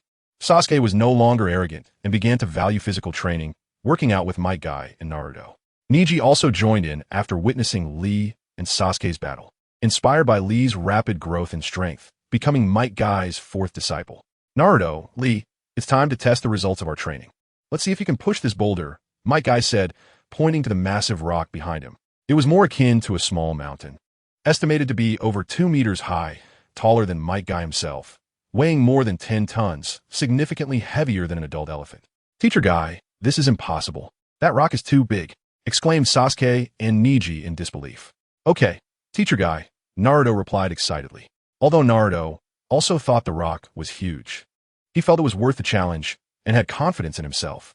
Naruto stepped forward and pushed the rock with all his might. At first, the rock didn't budge, and his feet slipped. However, Naruto quickly grasped the key to exerting force, steadied his footing, and pushed hard. The rock shook slightly and then began to move slowly. Could it be? How can Naruto have such strength? Sasuke and Neji were dumbfounded, unable to believe what they were seeing. Might Guy praised him, saying yes. Naruto has an extraordinary physique, great strength, excellent stamina, and quick recovery. Even if he gets exhausted, he can recover overnight. He has trained with me for 3 years, and his physical abilities and skills have improved rapidly. Then Lee also pushed the rock, but he could only move at a short distance compared to Naruto. Impressive. Sasuke and Neji said in shock again. Might Guy nodded, looking pleased. It's normal for Lee to be strong. He is a genius in physical arts and a hardworking one at that, focusing on his training day and night for 3 years. Sasuke and Neji also tried to push the boulder, but didn't move an inch. Frustrated, Sasuke used Chidori to shatter the giant rock. Naruto had been considering whether he could lift the boulder after opening the 8 gates, but Sasuke's action dashed those plans. At that moment, Might Guy suddenly issued an invitation. With a big smile revealing his white teeth, he said, Naruto, how about a youthful battle to see your current level in physical arts? Sure, thank you, teacher guy. Naruto replied with a smile. The arena was then left to Naruto and Might Guy, while Sasuke, Neji, and Lee watched the match. Sasuke angrily said, Damn it, Naruto, we haven't fought in a long time. Next time you have time, we must battle again. Neji nodded, keeping his eyes on Naruto. Sasuke is right. Naruto, you better watch out. Next time, I will definitely defeat you. Lee was intently watching, hoping to learn from the physical battle between Might Guy and Naruto. On the grassy field, Naruto and Might Guy faced each other. Might Guy smiled and said, Naruto, let me test the results of your 3 years of training. Okay, Naruto replied seriously. Naruto took the initiative to attack, rushing towards Might Guy. Might Guy was secretly surprised by Naruto's speed and responded seriously, colliding fists with Naruto, but missed. At the moment of impact, Naruto used wind release chakra to envelop his body, significantly enhancing his reaction speed. He retracted his fist and executed a 360 horizontal kick. Might Guy immediately withdrew his fist to block Naruto's kick and attempted to grab Naruto's foot. But Naruto didn't give him a chance, stepping on Might Guy's arm and retreating to his original position. In this round of exchanges, Naruto held the advantage, but his kick didn't shake Might Guy at all, clearly failing to break through his defenses. Damn it, Sasuke thought. Seeing Naruto's lightning-fast moves, Sasuke concluded that he would definitely not be able to withstand that kick from Naruto, feeling that he was falling further behind. Lee remained calm, knowing that he and Naruto trained together and that Naruto usually trained with weights far exceeding his own. Also aware that Naruto's physical condition was much stronger than his. Awesome, Naruto. That was an impressive move, fast speed, but still lacking in power. You should open the 8 gates, Might Guy said. Okay, teacher guy, Naruto smiled, facing the wind. The 8 gates opened. Naruto's momentum erupted continuously, opening the first 4 gates, the opening, rest, life, and injury gates, stopping at the 5th gate, the closing gate. The first 4 gates were relatively easier to open, with minimal side effects for those with good physiques. However, the latter 4 gates, including the closing, view, shock, and death gates, placed significant stress on the body, but provided a substantial boost. As for how Naruto could open the 5th gate so quickly, it was due to his powerful Uzumaki bloodline, which granted him exceptional vitality and physique, along with the assistance of the 9 tails. Naruto's recovery ability was already strong, and with continuous adaptation to the 9 tails chakra, his recovery speed further increased. Naruto's physical condition was constantly improving, making it difficult for him to get exhausted. I can't believe it, Naruto! You opened the 5th gate so quickly. Be careful. I'll have to show some strength too, Might Guy said. Then Might Guy opened the 4th gate, the injury gate, clearly cautious not to hurt Naruto, wanted to test him first. As their fists collided, Might Guy quickly found himself at a disadvantage, being forced back. Teacher guy, don't hold back. Let's have a real battle, Naruto exclaimed. All right, Naruto, I won't be polite. I'll open the 5th gate, the closing gate, Might Guy declared. This time, Naruto once again took the initiative, charging forward and jumping to punch Might Guy in the head. Might Guy quickly ducked to avoid it, and countered with a punch aimed at Naruto's stomach. Naruto pushed against the incoming fist, jumped off the saddle, and dodged the attack. He then kicked Might Guy in the air, but Might Guy reacted quickly, grabbing Naruto's foot directly. Counterattack. Naruto was startled, seeing that he was about to be slammed to the ground by Might Guy. Naruto quickly placed both hands on the ground to avoid a head injury. However, his foot was still held by Might Guy, who executed a shoulder throw on Naruto. Naruto urgently unleashed a stronger momentum, gripping Might Guy's arm that held his foot, while his other hand elbowed Might Guy's arm. In order to avoid having his arm broken by Naruto, Might Guy released Naruto's foot in midair and kicked Naruto. Naruto quickly raised his arms to block the attack, but he was still kicked away, landing on the ground and sliding for quite a distance before stopping. Naruto couldn't help but praise within, as expected of Guy-sensei, so strong. Afterward, Naruto shook his slightly numb arm and continued to battle Might Guy, entering a stalemate. Although Naruto had a lot of chakra, causing the green flame of the fifth gate to be higher than Might Guy's, he was still young with shorter limbs. Might Guy, on the other hand, had more combat experience, and his strength was not solely reliant on the fifth gate. If it weren't for Naruto's strong perception skills allowing him to dodge several crises, he would have long fallen into a disadvantageous position. It seemed evenly matched, but in reality, if it continued like this, Naruto would eventually be defeated by Might Guy, because Naruto's attack posed no threat to Might Guy. Instead, if Naruto hadn't relied on his quick reflexes, he would have already been defeated by Might Guy, who seized the opportunity. After all, Might Guy had been training every day since he was a child, and every punch was the result of decades of effort, not to be taken lightly.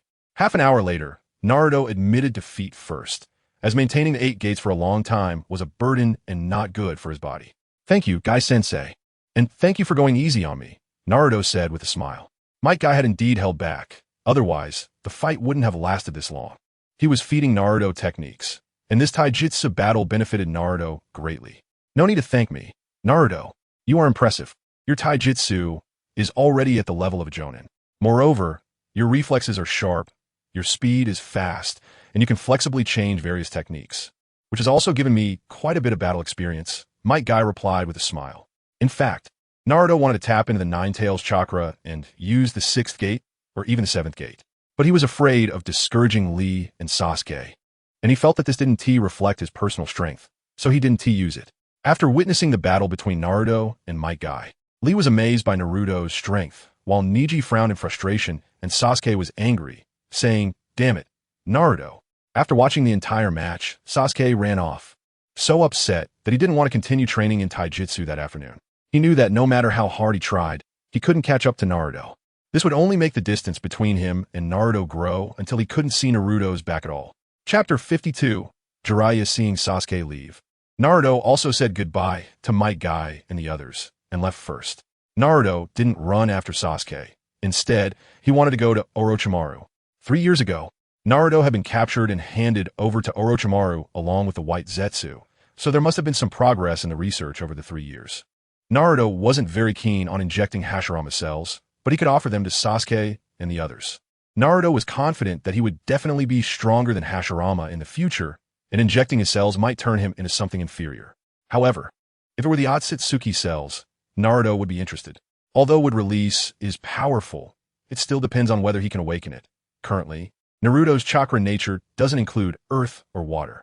Even if injecting Hashirama's cells could awaken would release, it would definitely be very weak. It might be better to inject Uzumaki's cells, which could potentially allow him to awaken the adamantine ceiling, a healing physique, and would be more compatible. While thinking this, Naruto arrived at Orochimaru's base. Then he witnessed Jiraiya lifting Orochimaru by his clothes and pinning him against the wall. "Orochimaru, do you deserve me?" Jiraiya widened his eyes and glared at Orochimaru. "I heard that you returned to Konoha village. How ecstatic I am." His voice carried a hint of tremor and disappointment. "As soon as I had time, I hurried back to Konoha to see you." Jiraiya's eyes were filled with pain. "I never expected you to still be conducting human experiments." His voice became deep and angry. "Jiraiya, don't be anxious. Don't get angry. Let me explain." Orochimaru tried to calm Jiraiya's anger. "Explain? What more explanation do you need? The matter is already laid out before me. What other explanation do you want?" Jiraiya's emotions grew increasingly agitated. "That is Danzo." Orochimaru lowered his head and murmured. "Danzo is already dead." Jiraiya interrupted Orochimaru's words. "It's what Teacher Sarutobi asked me to do." Orochimaru quickly wiped the cold sweat from his forehead and looked at Jiraiya. "Really?" Jiraiya's face showed a hint of confusion. "It was me who called Orochimaru." At this moment, Naruto spoke up, interrupting the conversation between Jiraiya and Orochimaru. "It's you, Naruto?" Jiraiya looked surprised at Naruto, who was walking over. "Yes, Master Jiraiya." Naruto's voice carried a hint of determination. "Naruto, why are you doing this?" Jiraiya frowned. a trace of disappointment flashing in his eyes. Naruto took a deep breath and slowly said, "Master Jiraiya, in order to gain strength, sacrifices must be made. You've already gathered quite a bit of intelligence about the Akatsuki, haven't you? Among them, some have injected the cells of Hashirama and become extremely powerful. What if all of them inject Hashirama's cells to deal with future crises? We must also keep up and enhance our strength. Strength is the hard truth.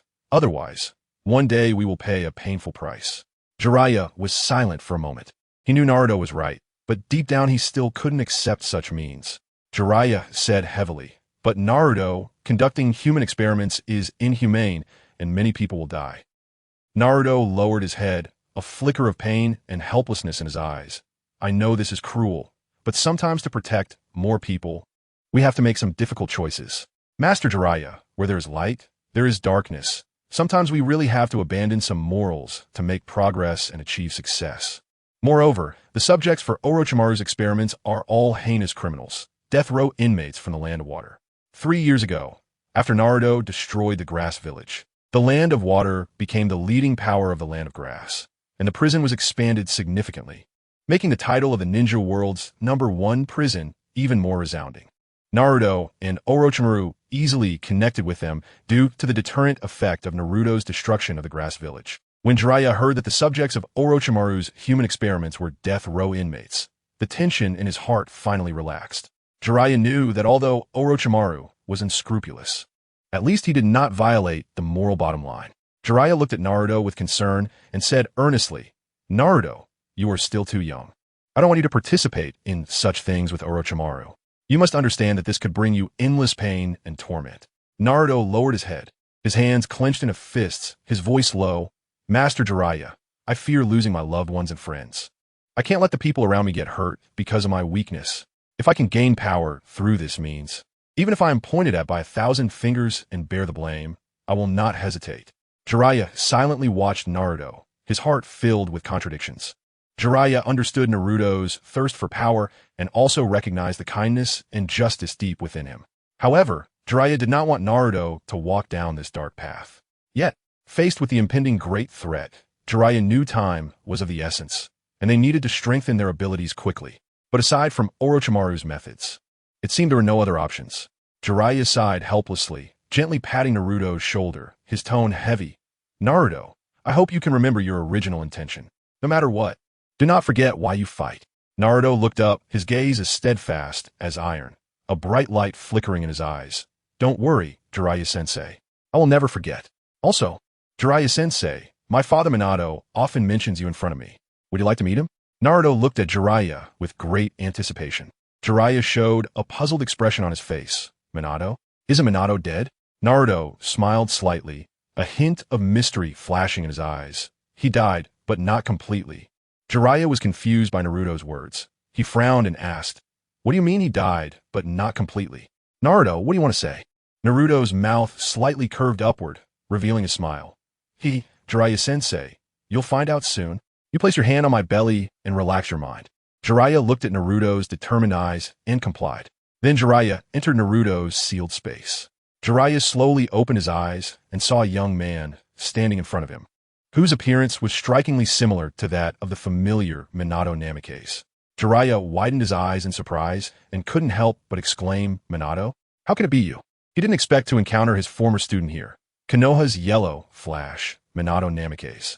Minato smiled slightly and said, "Jiraiya-sensei, you're here. Recently, the coding has been quite intense, which motivates us to update faster. Please take a moment to exit reading mode. Thank you." Chapter 53. Genetic Enhancement Serum. At this moment, Orochimaru looked at Naruto with great interest, his eyes revealing a hint of curiosity and expectation. His gaze swept over Naruto and then rested on Jiraiya, who had closed his eyes and fallen into a state of calm. Orochimaru propped his chin on his hand, seemingly contemplating an important question. "Minato is dead, but not completely?" Orochimaru murmured softly, feeling very concerned about Naruto's words. However, Naruto had no intention of further explaining this topic and directly inquired about the research progress on Hashirama's cells.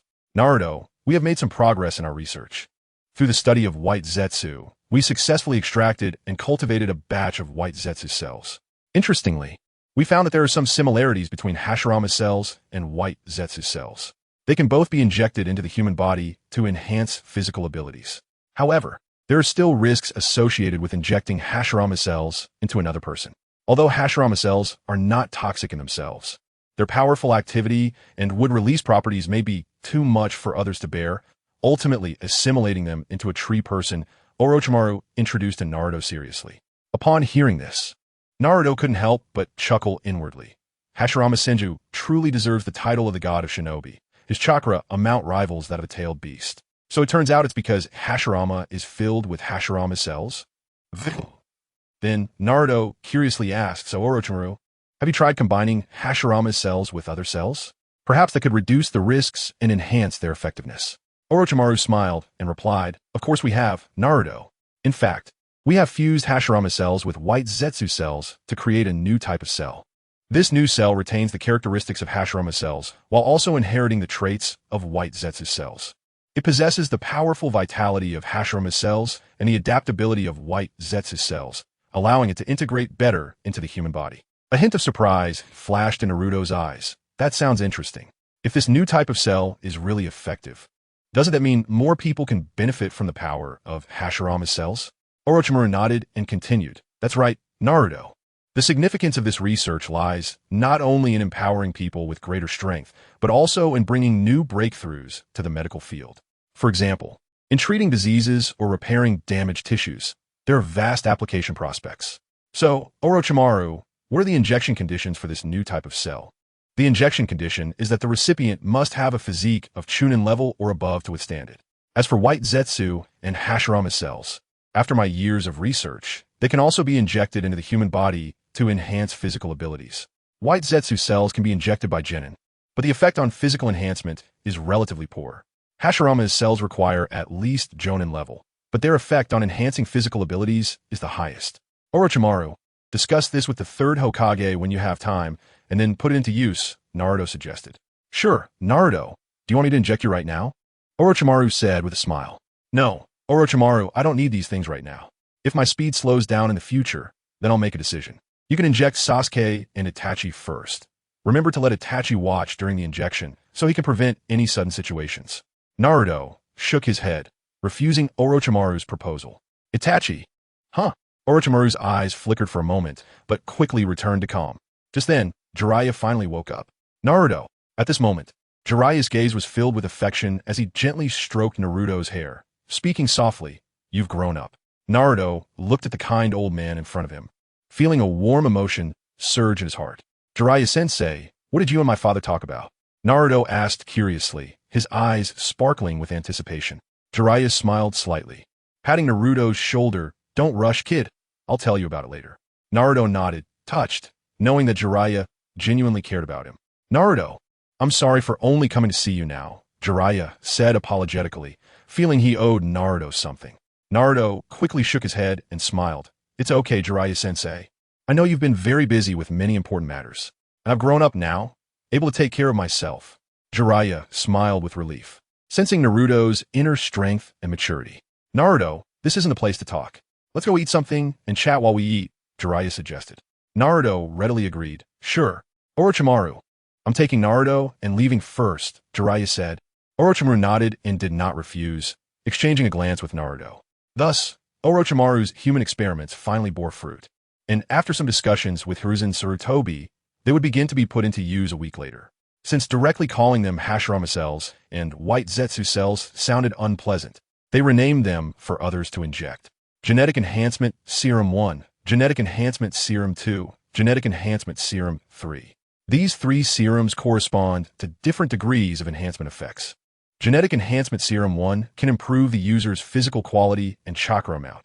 Genetic Enhancement Serum 2 can stimulate the user's inner potential, while Genetic Enhancement Serum 3 is the most powerful, granting the user extremely strong recovery abilities.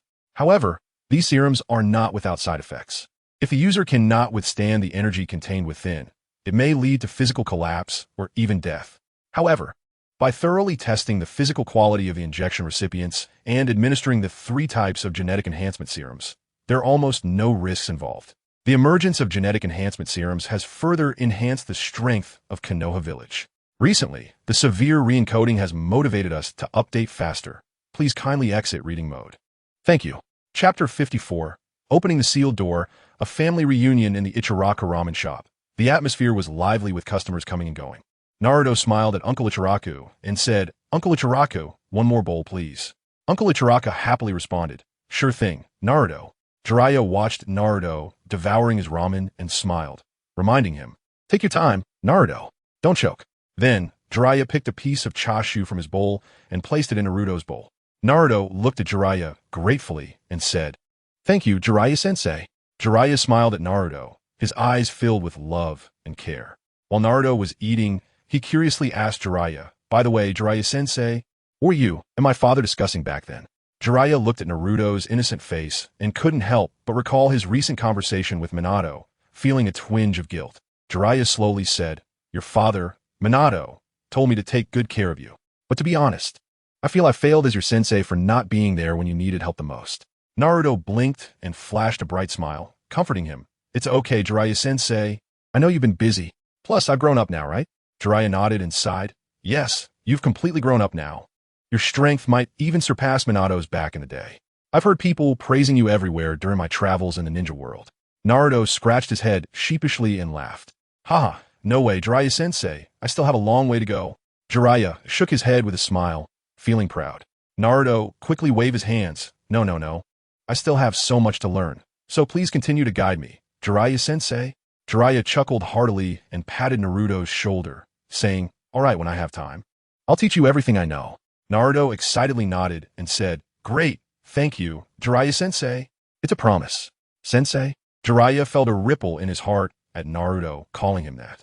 He couldn't help but remember the prophecy of the Great Toad, that the Child of Destiny would be his disciple. Could Naruto be the legendary Child of Destiny? "What's wrong, Jiraiya?" Naruto's voice brought Jiraiya back to reality. "It's nothing." Jiraiya shook his head, trying to calm himself. "By the way, Jiraiya-sensei, I heard from Orochimaru that you haven't returned to Konoha in years because you were looking for the Child of Destiny. Is that true?" Naruto asked curiously. Jiraiya looked up at the sky and slowly nodded. Then, "Jiraiya-sensei, do you think I look like the Child of Destiny?" Naruto looked at Jiraiya expectantly. Jiraiya's gaze fell on Naruto, filled with complex emotions. He said, "It's possible, but I don't want to assume you are the Child of Destiny." Naruto asked in confusion, "Why not?" Jiraiya fell into his memories and slowly said, "Years ago, I believed my disciple Nagato was the Child of Destiny, but he ultimately died in the war. Later, I thought Minato was the Child of Destiny, but he also unfortunately passed away."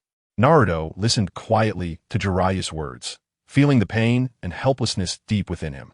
Jiraiya continued, "I've lost too many important people, so this time, I don't want to easily declare anyone as the Child of Destiny. Perhaps destiny isn't determined by a single person, but rather something we all need to strive to create together." Naruto nodded and firmly said, "I understand, Jiraiya-sensei.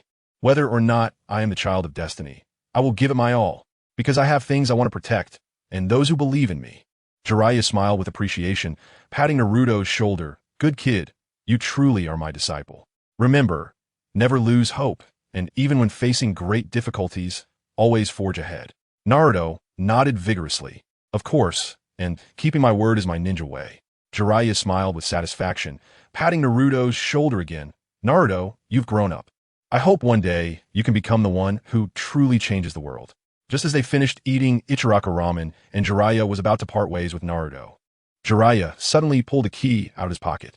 "Oh right, Naruto, the key your father entrusted to me for safekeeping needs to be returned to you." After saying goodbye to Jiraiya, Naruto couldn't wait to return home, because Naruto could finally open that door.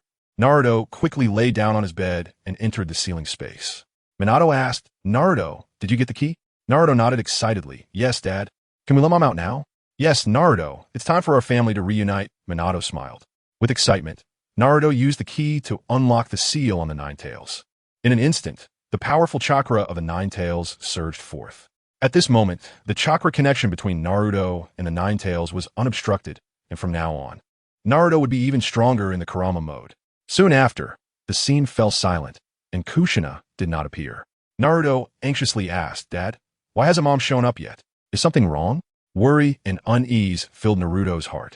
Minato scratched his head awkwardly and said, She might not have triggered the barrier I set up yet. Minato's voice lacked confidence, as if he too felt a bit uneasy about this explanation. Naruto, 9 tails.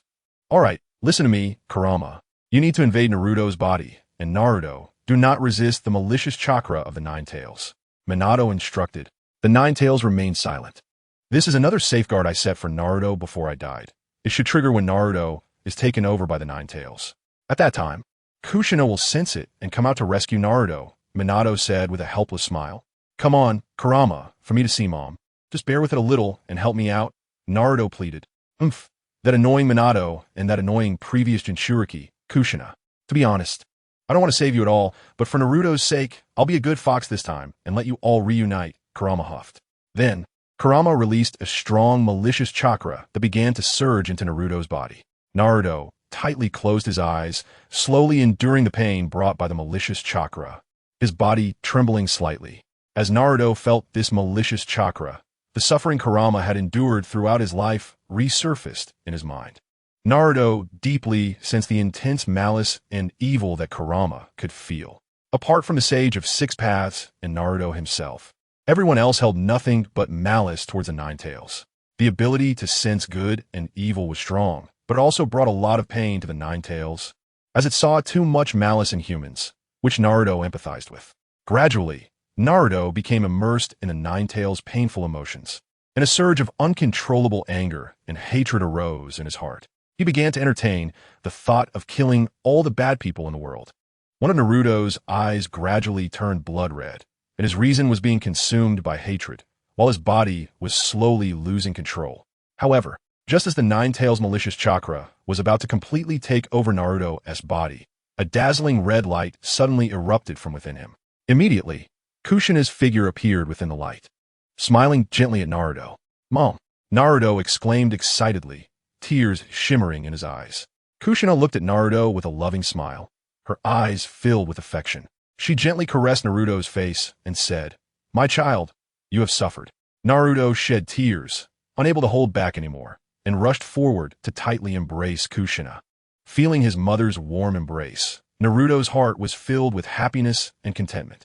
Minato smiled as he watched Naruto and Kushina slowly walking over to embrace them, bringing the family together. Meanwhile, the 9 tails silently observed this scene, its eyes revealing a hint of complex emotions, although it did not like humans. Seeing Naruto and Kushina so close moved it. Chapter 55, Kushina Soon. The 9 tails was bound tightly by Kushina using the adamantine sealing chains. The 9 tails was shocked. Kushina turned to the 9 tails and angrily accused, 9 tails, how dare you try to invade Naruto's body? The 9 tails' mood plummeted. 9 tails, oh, the 9 tails roared angrily, damn it. You sister, get out here and explain yourself. Minato shouted anxiously. Kushina, please let go of the 9 tails. He did this so you and Naruto could meet. Upon hearing this, Kushina couldn't help but scoff, a hint of displeasure flashing across her face. Kushina turned to Minato, her eyes blazing with fury, as if she wanted to burn him through. As her emotions escalated, her long crimson hair began to fly uncontrollably, like a fierce beast showing its claws. At this moment, Kushina was completely enraged. She clenched her teeth and said furiously, You despicable 9 tails, how dare you disguise yourself as Minato to deceive me? Don't think you can succeed with such despicable tactics. However, at this moment, Naruto suddenly spoke up. Mom, what Dad said is true. Hearing her son's words, Kushina was taken aback, a look of confusion and disbelief appearing on her face as she murmured, Naruto, is this true? She turned her gaze to Minato. But since Minato needed the 9 tails chakra to sustain his life at that moment, he was completely enveloped in red chakra, making him seem very much connected to the 9 tails. Faced with such a strange scene, Kushina was filled with doubt. She scrutinized this seemingly familiar, yet unfamiliar figure, trying to find a clue from Minato's expression and gaze. Yes, Kushina, I really am Minato, Minato said awkwardly, scratching his head with a bitter smile. Minato? I didn't expect to see you again. Why didn't you explain earlier? Kushina said happily. After saying this, Kushina playfully punched Minato's chest and then started to cry joyfully. Kushina reminisced about the days spent with Minato. They were both young then, full of vitality and dreams. Now seeing Minato again, she felt immense happiness and satisfaction. Seeing Kushina cry, Minato couldn't help but feel a pang in his heart. He held Kushina tightly in his arms, feeling her warmth and softness. He knew he had waited a long time for this moment, and she was finally back by his side. At this time, the Nine-Tails' angry voice interrupted this warm and sweet atmosphere. Hey, can you two wait a bit to reminisce? Let me go first. Don't you care about my pride? The Nine-Tails shouted angrily. Nine-Tails, I really misunderstood you. I'm so sorry. Kushina quickly retracted the adamantine ceiling and bowed in apology. The Nine-Tails coldly snorted. Humph, Kushina, you're still as impulsive as ever, rushing to fight without understanding the situation. Haha, by the way, Minato, have you reconciled with the Nine-Tails? How did you get him to help summon me? Kushina asked. Yes. The Nine-Tails has become good friends with Naruto, and summoning you was because we wanted to see you and have our family reunited, Minato said with a smile. After hearing this, Kushina said helplessly, but I can't maintain this for long. I really want to know how Naruto has been, if he's been bullied, and... Hearing Kushina say this, Naruto and Minato both looked at the Nine-Tails. Naruto once again used a pleading tone and said, Kurama, please help me out just a bit more. I can't be without Mom. Oof. The Nine-Tails' expression was extremely reluctant, but he still extended a hand and tossed a ball of chakra onto Kushina, then turned around and ignored Naruto's family. The Nine-Tails seemed proud, but was actually understanding, wanting to give Naruto's family time to bond. Thank you so much, Kurama, Naruto smiled. As Kushina's chakra received the boost from the Nine-Tails chakra, her form became more solid. Minato and Kushina also thanked the Nine-Tails. Thus, Naruto's family was finally reunited. Kushina also began to have time to inquire about Naruto's well-being. Kushina worriedly asked, Naruto, how have you been these years? Well, Mom, Grandpa Third threw me into an orphanage to grow up alone, and when I was 3, I had to move into a shabby little house to live by myself. Danzo spread rumors that I was the Nine-Tails Fox, causing me to be ostracized by the villagers. Naruto cried out, feeling wronged. Upon hearing Naruto's words, Kushina was furious, her red hair flying up. What? The Third and Danzo treated you like this? Minato, you entrusted Naruto to the Third before your death, and this is how he takes care of our child? Kushina exclaimed angrily. Minato saw Kushina this angry and hurriedly calmed her down. There were certainly oversights, but it's not as severe as Naruto says, and besides, Danzo is already dead. After feeling his mother's care, Naruto no longer mentioned those bad things to avoid worrying her. Naruto smiled and said, Mom, don't worry. Now I'm doing well through my own efforts. I've become a great hero in Konoha, and I've made many friends. Kushina asked in surprise, Really? Naruto is amazing. How old are you now? Do you have a girlfriend? I'm over 6 years old now, and I have a girlfriend named Hinata, Naruto replied. Kushina praised, You're truly the child of me and Minato. Having a girlfriend at such a young age. What's Hinata like? Minato, have you met her? I need to keep a close watch on Naruto. I've met her. She's Hinata, Hyuga's daughter, a very nice little girl. Minato said with a smile. That's right, Hinata is a very cute girl, someone worth protecting for a lifetime, just like Dad loves Mom, Naruto said warmly. Naruto, you really like Hinata that much? Who do you prefer more, Mom or Hinata? Kushina asked with a smile. Naruto, all right. Naruto, I'm not teasing you anymore. Let's talk about something else, Kushina said with a smile. As they chatted, they returned to the topic of the Night of the Nine-Tails. Naruto, you really suffered. It's all that masked man's fault for killing me and Minato, leaving you to live alone in this world, Kushina said. Minato said sadly, Kushina, actually that masked man is Obito. What? Obito? Isn't he dead? Kushina exclaimed in surprise. Then Naruto began to explain, and Kushina became increasingly furious. Lin died. What does that have to do with our family? Obito is truly a beast. As Minato's student, I remember I even invited him to our home as a guest. How could he commit such treachery? I must give him a good beating, Kushina said angrily. You're right. One day, I will definitely avenge you, Naruto also said angrily. Kushina worriedly said, Naruto. She fears that Naruto is not a match for Obito. Mom, I'm fine. One day, I will bring you back and let our family achieve true reunion. Naruto's face was filled with determination. Revival? Uzumaki Kushina looked at Naruto in surprise. She never expected her son to have such an amazing idea. Yes, Naruto nodded, his eyes shining with light. I will definitely find a way to bring you back to this world. Then, our family can be reunited, and we won't have to be separated anymore. Naruto clenched his fists tightly, as if he could already see that day coming. Kushina was deeply moved by Naruto, tears blurring her vision. Kushina knew this sounded like a fantasy, but she reached out her hand and gently stroked Naruto's face. My child, no matter what the future holds. Mom will always protect you. Naruto's heart was filled with strength because he knew the method of revival. As long as he perseveres, one day he would be able to realize his dream of bringing back his father and mother, thus achieving a true family reunion. Recently, the encoding has been severe, giving us more motivation to update faster. Please take a moment to exit reading mode. Thank you. Chapter 56. The Martyr in his Twilight Years. His ambitions unfaded on the other side, in the Hokage's office. Jiraiya, you're back, Sarutobi Hiruzen said, drawing on his cigarette, his voice slightly weary. Yes, I'm back, sensei, Jiraiya replied, his gaze complex as he looked at his teacher. He had initially wanted to walk in boldly and call him old man with confidence. However, the words caught in his throat the moment he saw his teacher. Because Sarutobi Hiruzen looked older, much older than Jiraiya remembered. There were not only a few wrinkles on his face, but also some gray in his hair. Jiraiya felt a pang of heartache, realizing that time is fair to everyone and even the greatest ninjas cannot escape the ravages of time. Jiraiya sat down beside his teacher, concern evident in his eyes. Sensei, how have you been lately? Sarutobi Hiruzen smiled and replied, I'm doing all right. At my age, I can't compare to you young ones. Jiraiya frowned, saying earnestly, Sensei, don't say that. You are a legend in Konoha, and we all respect you. Sarutobi Hiruzen chuckled softly, reflecting, yes, time really flies. In the blink of an eye, you've all grown into excellent ninjas. He gently patted his teacher's shoulder, reassuringly saying, don't worry, Sensei. Konoha still has us. As long as we're here, Konoha will only get better.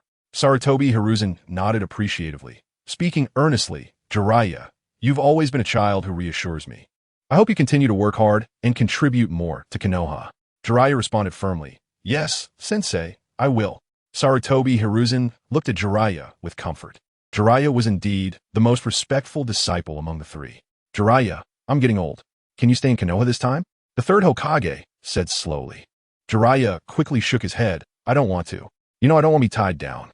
The third Hokage sighed. Jiraiya, I know you don't like Konoha, but over the years, Konoha has changed. It has become united and no longer harbors the undercurrents of the past. Now that Danzo is dead, Root has been disbanded. Jiraiya smiled and replied, Sensei, I've seen those changes. When I returned to Konoha, I really didn't expect the Uchiha clan would be able to come back to the center of Konoha one day. And now, both adults and children in Konoha mostly wear smiles, living and working in peace. Everything is much better than before. I didn't expect you managed it quite well. The third Hokage shook his head with a bitter smile. Jiraiya, I feel ashamed to say that most of this is not because of me, but because of Naruto. Naruto's existence has brought many changes to Konoha, allowing people to regain hope and courage. On the contrary, I feel I have done a poor job. If it weren't for Naruto, Konoha wouldn't be so strong. It is because of Naruto that we can solve the internal and external troubles of Konoha. Jiraiya nodded in agreement. Yes, that kid Naruto is indeed special. His optimism and kindness have inspired many. He always faces difficulties with a smile and never gives up easily. Perhaps he is the hope for Konoha's future. Standing on a rooftop of the Hokage building, Jiraiya and Sarutobi Hiruzen faced the setting sun, watching the orange sky and overlooking the scenery of Konoha. Jiraiya, do you know where Tsunade is? I hope you can bring her back to Konoha, Sarutobi Hiruzen said. Jiraiya scratched his head. I know where she is, but whether she is willing to come back is another matter. Sarutobi Hiruzen sighed. Since Shodame died, she has been immersed in pain, unable to extricate herself. But now Konoha needs her. Jiraiya frowned. But her emotional burden is too heavy. I'm afraid she won't easily let go of the past. Sarutobi Hiruzen patted Jiraiya's shoulder. I understand your concerns, but I believe she still loves Konoha deep down. You tell her that I am preparing to step down and that I want her to return to take over as Hokage. Jiraiya looked at Sarutobi Hiruzen in surprise. Are you really planning to do that? This is no small matter. Sarutobi Hiruzen nodded. I'm getting old, and Konoha needs a new leader to guide it into the future. And Tsunade is undoubtedly the most suitable candidate.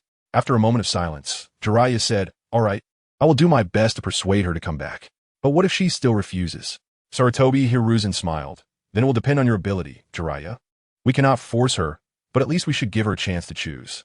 Jiraiya nodded helplessly. I understand. Sensei, I will give it a try. Sarutobi Hiruzen smiled. Go on, Jiraiya. I hope you can successfully bring Tsunade back. The future of Konoha is in the hands of you young people.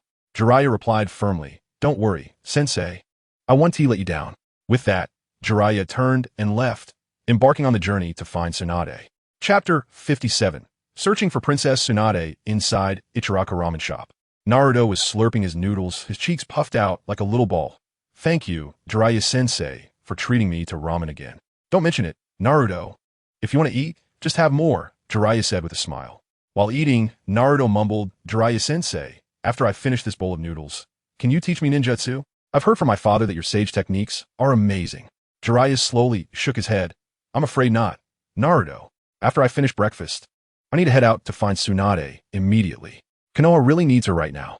Upon hearing Tsunade's name, Naruto immediately pictured her impressive chest and recalled various labels associated with her. Super strength, bad temper, gambling, love for fun, big spender, top medical ninja. Jiraiya-sensei, can I go with you to find Tsunade? Naruto asked eagerly. After all, he had been in Konoha for 3 whole years and was full of curiosity about the outside world. Now that he had the chance to see the world beyond, he certainly didn't want to miss it. You want to tag along? Sure, Jiraiya replied with a smile. After finishing breakfast, Naruto and Jiraiya officially set off to search for Tsunade. In the land of soup, where ninjas were few, it was a peaceful and serene nation, far removed from the turmoil of war, resembling a paradise on earth. The streets were bustling with people and vehicles, showcasing a scene of prosperity. Naruto looked around excitedly and curiously asked, Jiraiya-sensei, is Tsunade really here? That's right, she is. I've inquired, and her whereabouts are usually around this area. We just need to check the nearby casinos, and we should be able to find her, Jiraiya replied with a smile. Upon hearing this, Naruto nodded excitedly, but didn't rush to act. Instead, he took a keen interest in exploring the surroundings. Jiraiya noticed Naruto's curiosity about the outside world and smiled, softly saying, By the way, Naruto, how about we visit the famous hot springs in the land of soup? After several days of traveling, I think you should enjoy yourself. Naruto quickly declined. No, Jiraiya-sensei, we should focus on finding Tsunade. He thought about Jiraiya going to the hot springs. With Jiraiya's lecherous nature, he might just end up peeping at beautiful ladies bathing. Plus, they were in the midst of searching for Tsunade. Naruto remembered how, in the original story, Jiraiya had to gain Tsunade's favor at this point, but his cologne had significantly decreased that favorability, leading to him getting beaten up by Tsunade with her super strength. As they walked, Naruto browsed through various local specialties and exquisite ornaments at street stalls, inquiring about prices, planning to buy some items to take back to Konoha for Hinata, Sasuke, and the others. Jiraiya couldn't help but laugh, reminding him, Naruto, do you really like these things? Naruto scratched his head shyly and replied with a smile. Jiraiya-sensei, I just wanted to buy some souvenirs since it's not often I get to come out. At that moment, Jiraiya curiously looked at the bracelet in Naruto's hand and asked, Oh, since when did you suddenly become interested in jewelry? And it's a pair? Naruto smiled slightly, a bit shyly saying, Actually, I want to give it to my girlfriend. Jiraiya's mouth dropped in surprise, incredulously asking, What? You have a girlfriend at such a young age? Naruto quickly explained, Jiraiya-sensei. Even if not, I think if you meet someone you really like, you should express your feelings bravely.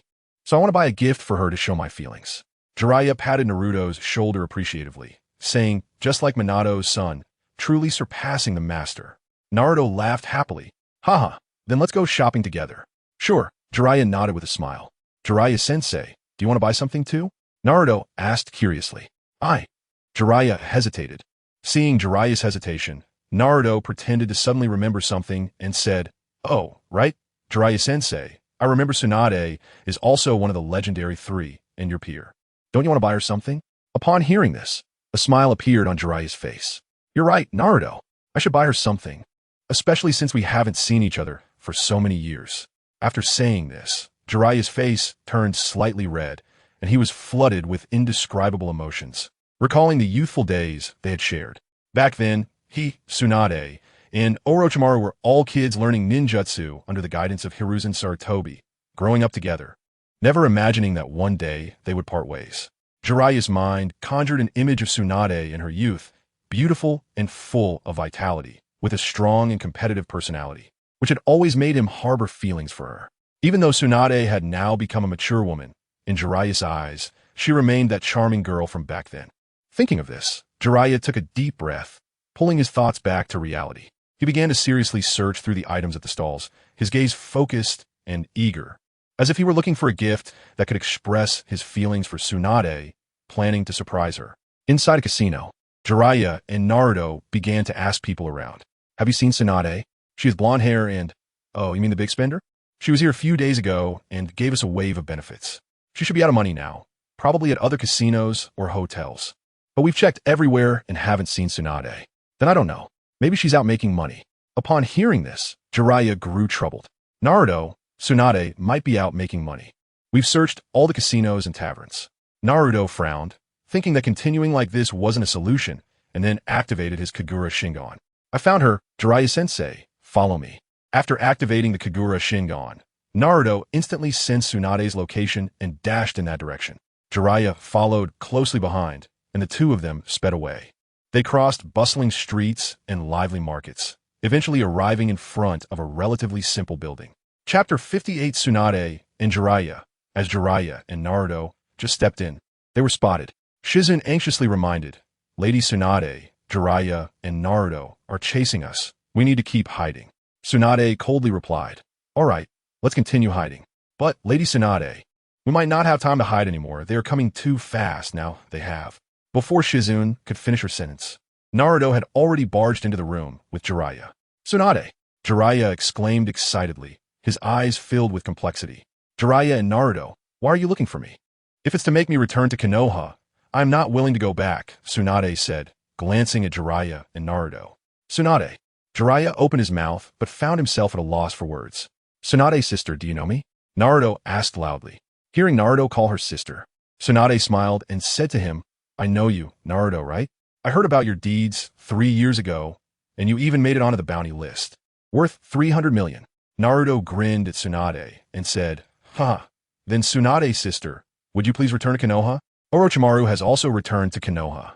If you return, then the 3 Sannin will all be back. Jiraiya added with hope, Yes, Tsunade, come back to Konoha. Actually, I came here with a mission.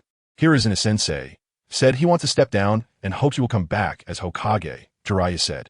Naruto shook his head beside them, thinking Jiraiya was really dense. He wondered what the content of Paradise of Affection was like, hoping it wasn't just a direct cut of the main story without any plot. As expected, upon hearing Jiraiya say he was here for a mission, Tsunade's expression darkened. Tsunade laughed angrily. Old man, he wants to step down? Jiraiya, you can't be joking, right? He's held that position for so many years. How could he possibly want to give it up? Besides, I don't want to be Hokage. If it's just for this, I won't go back with you. Seeing Tsunade like this, Jiraiya suddenly felt heartbroken. He sympathetically said, Tsunade, I know that the deaths of Shinjuro and Kato hit you hard, keeping you trapped in pain, unable to escape. But once someone dies, they can't come back. We have to look forward, right? After hearing this, Tsunade turned her head to the side, not wanting Jiraiya and Naruto to see her vulnerable side. Noticing the delicate situation, Naruto pulled Shizune, who was holding her pig, out of the room and closed the door. Only Jiraiya and Tsunade were left in the room. At this moment, Jiraiya took a deep breath and took out the gift he had prepared, presenting it to Tsunade. Tsunade, I actually brought you a small gift this time, Jiraiya said awkwardly, his tone slightly shy and nervous, like a boy experiencing love for the first time. Jiraiya cautiously looked at Tsunade, his eyes filled with anticipation and worry. Afraid she would refuse the gift, Tsunade slightly turned her gaze towards Jiraiya, her eyes revealing complex emotions. She was surprised by Jiraiya's gesture and felt somewhat touched. However, Tsunade did not immediately accept the gift but quietly stared at Jiraiya, making him flustered. Jiraiya was captivated by Tsunade's gaze, and as she stared at him intently, he became flustered and fumbled, almost dropping the gift. A blush crept onto Jiraiya's face, and he couldn't help but inwardly chastise himself for being so flustered. Tsunade, please accept my feelings, okay? Jiraiya resisted the pressure, gathered his courage again, and solemnly handed the gift to Tsunade, his voice revealing determination and sincerity. He hoped to express his deep affection for Tsunade through this gift, letting her understand that his love for her was genuine. Tsunade quietly watched Jiraiya's comical and silly appearance, unable to help but let out a laugh. She found this man before her both adorable and funny. The boy who used to freely express his feelings for her had now grown up and was flustered because of her. Tsunade took the gift Jiraiya offered, gently opened the box, and her gaze landed on the exquisite necklace inside. The necklace sparkled with dazzling light, and its delicate design was eye-catching. Tsunade smiled, her eyes flashing with surprise. She gently touched the necklace, feeling its texture, and a warm sensation surged in her heart. Thank you, Jiraiya. I really like your gift. But please take back your feelings, Tsunade said calmly and gently, causing Jiraiya's heart to sink instantly. The smile that was once full of expectation gradually faded, replaced by bitterness and disappointment. Did Tsunade only like the gift he gave? Did she really understand his feelings? Jiraiya fell into deep thought, feeling increasingly heavy-hearted. Tsunade, can you come back to Konoha with me? He asked again, looking at Tsunade with hope. Jiraiya, do you have any money? Tsunade suddenly changed the subject, staring into Jiraiya's eyes. Yes, Jiraiya quickly answered, pulling out a handful of money from his pocket and handing it to Tsunade. Then lend me some for spending, Tsunade said without hesitation as she took the money from Jiraiya. Okay, Jiraiya smiled and nodded. This is too little. Do you have more? Tsunade said, counting the money in her hands, looking dissatisfied. I do. I'll give you all of it. Jiraiya hurriedly took out the remaining money and handed it to Tsunade. Seeing Jiraiya's nervous expression, Tsunade couldn't help but laugh again. Tsunade, Jiraiya said awkwardly, scratching his head. I promise, Tsunade said with a smile, putting the money into her wallet. Promise what? Jiraiya asked in confusion. Tsunade looked at Jiraiya with a mischievous smile. Of course I promised. Tsunade slowly walked in front of Jiraiya, leaning her face closer to him. This is too sudden. I'm not ready. Jiraiya thought as he looked at Tsunade's beautiful face leaning in. His eyes widened slowly. Just as Tsunade was about to kiss Jiraiya, she quickly straightened up and patted Jiraiya on the shoulder. Of course, I promised to return to Konoha with you. Let's go, Jiraiya, Tsunade said and turned to head back to Konoha. Jiraiya stood in place, watching Tsunade's departing figure, feeling a bit lost as he said, Oh, I see. He shook his head bitterly, secretly laughing at himself, thinking he might have overthought it. Perhaps Tsunade's earlier actions were just a joke, or merely his own illusion. However, in a place Jiraiya hadn't noticed, Tsunade gently covered the crystal hanging from the necklace she wore, a knowing smile appearing on her face. She silently thought, Thank you, Jiraiya. Recently, the code conversion has been severe, which gives us more motivation to update faster. Please kindly take a moment to exit reading mode. Thank you. Chapter 59. Trouble in Konoha. Naruto and his group were on their way to Konoha. Jiraiya, while hurrying along, was distracted by his thoughts. Suddenly, he turned to Tsunade beside him and said, Tsunade, when are you going to pay me back the money I lent you? Tsunade replied impatiently. Oh, come on, Jiraiya, don't be so stingy. I'll pay you back when I win some money. Jiraiya shook his head in distress, secretly muttering to himself, Tsunade winning money? That's just a pipe dream. He knew that the money he lent Tsunade was surely gone for good. My money. Jiraiya couldn't help but wail in his heart, although he had long anticipated that he might not get the money back after lending it to Tsunade. When the moment actually came, he still felt a pang in his heart. After all, that money was all he had. Seeing Jiraiya looking utterly heartbroken, Tsunade chuckled helplessly and then placed her hand on Jiraiya's shoulder, boldly comforting him. All right, I'll compensate you later. Don't be sad. I'll buy you a drink when we get back to Konoha. Okay, Jiraiya nodded, looking closely at Tsunade's ample bosom, and decided not to dwell on it too much. After all, if given another chance, he would still lend money to Tsunade, because she was the one he loved. Hey, Jiraiya, where are you looking? Tsunade angrily raised her fist, wanting to teach this guy a lesson. However, Jiraiya was already familiar with Tsunade's routine. He quickly crouched down, tightly holding his head with both hands, curling up his body to minimize the area of impact. This series of actions was as natural as breathing, as if it had become an instinctive reaction. Tsunade, I really didn't mean it. Jiraiya hurriedly apologized, his voice tinged with a bit of grievance and helplessness. Then, he cautiously raised his head and sneakily glanced at Tsunade. That glance left him momentarily stunned. It turned out that due to Tsunade's earlier big movement, her ample bosom was also shaking violently. The spectacular sight made Jiraiya's eyes widen, unable to look away. He instinctively opened his mouth, and drool even started to trickle from the corner of his lips. It was worth it, Jiraiya muttered to himself, a satisfied expression on his face. However, at that moment, he suddenly felt a warm stream flowing from his nostrils. He reached up to touch it and found it was nosebleed. Clearly, the scene before him was too stimulating, causing his emotions to run high, leading to an uncontrollable nosebleed. Jiraiya, you old pervert. Tsunade's face flushed slightly. Seeing Jiraiya's lewd expression completely infuriated her, as she clenched her fist, ready to punch him. You bastard, I'm going to kill you. Tsunade's angry roar echoed in the air, making one worry for Jiraiya. However, Jiraiya seemed oblivious to the approaching danger, still lost in his fantasy, with a satisfied smile on his face. At that moment, Tsunade's fist came rushing in like a gale. Just as it was about to hit Jiraiya's face, he finally snapped back to reality and quickly sidestepped to avoid the blow. Jiraiya looked at the ground, cracked by Tsunade's punch, feeling a wave of fear wash over him. He took a deep breath, trying to calm himself. Jiraiya secretly rejoiced. That was close. Almost really straightened out. Tsunade angrily scolded, "Damn it, how dare you dodge?" Her anger intensified, and she swung her fist at Jiraiya again. Seeing the situation was dire, Jiraiya hurriedly jumped back a few steps, trying to evade Tsunade's attack. "Jiraiya, don't run. Today, you're going to taste my power," Tsunade shouted loudly, while chasing after Jiraiya. The two of them began to chase each other on the way back to the village, creating a chaotic scene. Meanwhile, Naruto smiled as he watched this, filled with understanding and blessings for the deep bond between his teacher and Tsunade. Despite their frequent bickering, their feelings for each other were incredibly genuine. Just then, a small white snake slowly slithered into the crowd, catching everyone's attention. Upon seeing the white snake, Jiraiya's eyes lit up. "Ah, isn't that the snake Orochimaru often summons?" Tsunade glared at Jiraiya and said, "Don't try to change the subject. I need to settle accounts with you now." Jiraiya quickly waved his hands. "No, Tsunade, Orochimaru usually doesn't send his snakes here easily. Something must have happened.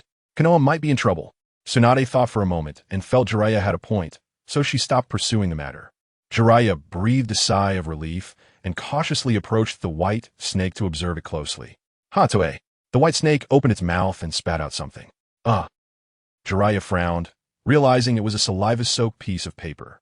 He unfolded the note and saw it hastily scribbled with 6 words. "Konoha is in trouble. Return quickly." Jiraiya and Tsunade exchanged glances, both realizing the seriousness of the situation. Shortly after Naruto and Jiraiya left Konoha, this news was discovered by the vast intelligence network of the White Zetsu. What? Naruto actually left Konoha. Upon hearing this news, Black Zetsu's eyes flashed with excitement as he secretly calculated how to take advantage of this opportunity. He immediately informed Obito of this news and suggested that he take the chance to infiltrate Konoha and steal the sealing book and a half-arm left by Danzo. This way, Obito's strength will be greatly enhanced. In fact, Black Zetsu had the ability to complete this task alone.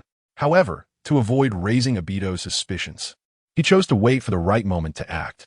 Now was a perfect opportunity. However, Black Zetsu's eagerness to push this matter forward was due to another reason. Ever since Naruto displayed his powerful strength, Black Zetsu had developed a deep fear of him. He knew that if Naruto continued to grow, he would become a significant obstacle to his plans. Therefore, he was eager for Obito to become stronger to eliminate Naruto as a threat. Things progressed very smoothly. Using Kemui's power, Obito quickly infiltrated Konoha and successfully stole the sealing book and Danzo's half-arm.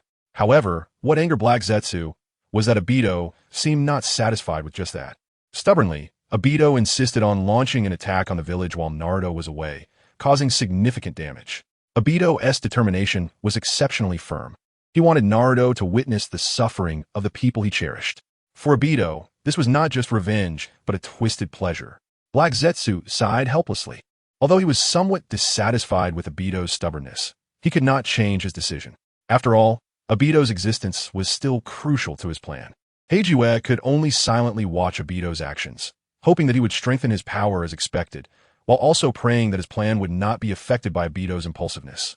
Afterwards, Obito instructed Pain, Devapath, who had come along to assist, to use the power of the Sharingan to destroy Konoha before making their escape. Pain nodded and did not refuse. He did not believe that anyone in Konoha could stop him now. Pain slowly flew up to the high altitude above Konoha. Looking down at the village below, his gaze was cold and firm, as if he had already seen the destruction of Konoha. A bag of rice has to be carried up several floors. A bag of rice has to be carried to the 2nd floor. A bag of rice is so heavy. A bag of rice makes me wash. Each grain is muddy. Who gave you a bag of rice? Spicy heaven. Recently, the transcoding has been serious, giving us more motivation to update faster. Please kindly take a moment to exit reading mode. Thank you. Chapter 60. Pain's Divine Assistance. Intense Heavenly Push. Pain whispered, activating his abilities. In an instant, a powerful repulsive force erupted from him, spreading outward in all directions. However, at that moment, a massive green energy shield suddenly appeared in front of him, blocking this repulsion. It turned out that Shursui had already activated his Susanoo and used teleportation to reach Pain's side, timely stopping Pain's attack. Konoha village had already fallen into chaos. Due to Orochimaru upgrading the theft prevention system, the sealing book was being monitored in real time. The sealing book had just been stolen by Obito when it was discovered by Konoha Zumbu, prompting an immediate alarm. Upon hearing this, Shursui quickly found Itachi, wanting to investigate together. On the way, Shursui's sharp eyes suddenly spotted someone flying above the center of Konoha. He immediately became alert and quickly informed Itachi of the situation. He then swiftly used body flicker technique to arrive directly beneath the newcomer. Not long after arriving, Shursui saw Pain using his repulsive force. Pain's body emitted a powerful chakra. Intense, heavenly push. With a low shout from Pain, a massive repulsion exploded in Konoha like a bomb. The destructive force was astonishing, instantly obliterating the Hokage building and spreading outward. Seeing this, Shursui's expression changed, and he immediately activated his Susanoo. He controlled the Susanoo to use body flicker technique next to Pain, thrusting the green diamond fiercely at Pain. Pain was forced to stop the intense heavenly push, using the repulsive force to defend against the attack. Just as he was about to fly elsewhere to continue using intense heavenly push, Pain was shocked. He saw two red Susanoos rise again in Konoha village. These two massive figures stood in the air like war gods, wielding weapons and emanating a powerful aura. 3 Susanoos. Pain immediately flew high into the sky, realizing he had to retreat from this place. At the same time, Obito was causing destruction within Konoha, cursing the village's quick response. He had originally planned to take this opportunity to find and kill Konan and her mother, making Naruto experience the pain of losing loved ones. But it seemed that could no longer be realized. Obito could only grit his teeth in frustration, then turned and used Kimui to leave, disappearing into the darkness. With the departure of Pain and Obito, the battle finally came to an end. The residents of Konoha emerged from their homes, looking at the utterly destroyed buildings and streets, feeling heavy-hearted. At that moment, Naruto used Flying Thunder God to return to Konoha with Jiraiya, Tsunade, and Shizen. "Where's this?" Tsunade said, trembling as she looked at the ruins, barely able to stand. Because she saw blood again, her fear of blood triggered. "This seems to be the Hokage building," Jiraiya said solemnly, steadying Tsunade. Naruto, seeing the ruins, quickly looked around and used the Kageyas to check on the people he cared about and potential enemies. He then slowly breathed a sigh of relief. Thankfully, it was a false alarm. Only an area the size of several soccer fields centered around Konoha had been destroyed, although his own home was also ruined. But overall, it was okay. The most important thing was that the people he cared about were safe. He hadn't seen any enemies. But Naruto could guess that it was definitely Pain's doing. Just then, Naruto noticed some movement beneath his feet. Rustle, rustle. Suddenly, several hands emerged. It was Sarutobi Hiruzen, Mito Minyen, and Tsunade's cousin, Kurenai Yuhi. Sarutobi pushed aside some rubble, brushing off the dust, looking a bit disheveled. "Naruto, Jiraiya, and Tsunade. You're back. Did you see the enemy?"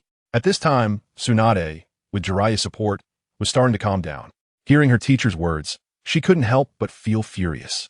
"Old man, you're really getting worse with age. Why would my grandfather pass the Hokage position to someone like you?" Tsunade looked at Sarutobi, filled with anger and dissatisfaction. She couldn't understand why the teacher she once admired had become like this. Upon hearing Tsunade's words, Sarutobi's expression turned very ugly, but he was too weak to refute. He knew very well that he had indeed neglected his duties, failing to detect and stop the enemy's invasion in time. Tsunade continued, "We just got back to Konoha. How can we possibly know where the enemy is? How can you be Hokage when Konoha was destroyed? And you still don't know who the enemy is?"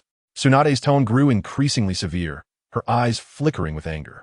Faced with Tsunade's questioning, Sarutobi fell into silence.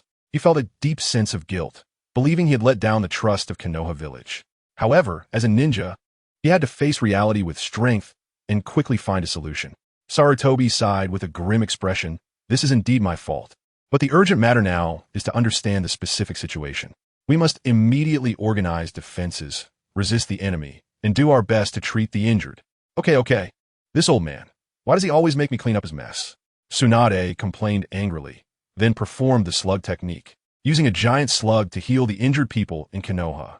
Meanwhile, Shursui, Uchiha Fugaku, Hyuga Hayashi, and Nara Shikaku, among other high-ranking officials of Konoha, also rushed to the scene, actively participating in the rescue efforts. Third Hokage, are you alright? Uchiha Fugaku looked at Sarutobi, a hint of disdain in his eyes. I'm fine. Fugaku, what is the current casualty situation? Is the enemy still nearby? Sarutobi anxiously inquired. The enemy has already fled. He can fly, and we can't pursue him at all. The losses this time are extremely severe. The entire central area of Konoha has been completely destroyed. Before he could finish speaking, two piercing screams suddenly rang out. It turned out to be Mito Menyen and Kurenai Yuhi. Most of their clansmen lived in the central area of Konoha and had suffered heavy losses, with countless casualties. Most of these people were their relatives and Sarutobi's kin. In contrast, the Uchiha clan and the Inuzuka clan, who also lived in the center of Konoha, suffered minimal losses due to the presence of many strong members within their clans. Naruto gleefully watched the distressed Sarutobi, Mito Menyen, and Kurenai Yuhi. In his heart, he thought, isn't this just a reshuffling of Konoha, Cloud Village, and the Akatsuki? I misjudged you. It turns out you are all good people. Chapter 61. The Fifth Hokage. 3 days have passed since the Pain Invasion incident. Konoha Village, relying on Yamato's wood release, 2 rooms, and a hall technique, quickly completed the reconstruction work. At this moment, the atmosphere in the Hokage's office was extremely tense, with everyone sitting solemnly around the conference table. Uchiha Fugaku, with sharp eyes, sternly questioned, Sarutobi Hiruzen, as Hokage, you have seriously neglected your duties in this incident. Not only was the Book of Seals stolen, but you also failed to reach the scene from the moment the enemy appeared until they escaped. In the face of Uchiha Fugaku's accusations, Mito Gate, Kurenai, and Tsunade glanced at each other and surprisingly teamed up to rebut. Fugaku, don't forget that Danzo's half-arm was also stolen. Moreover, as the leader of this village, Sarutobi Hiruzen should have remained in the Hokage building to oversee the overall command.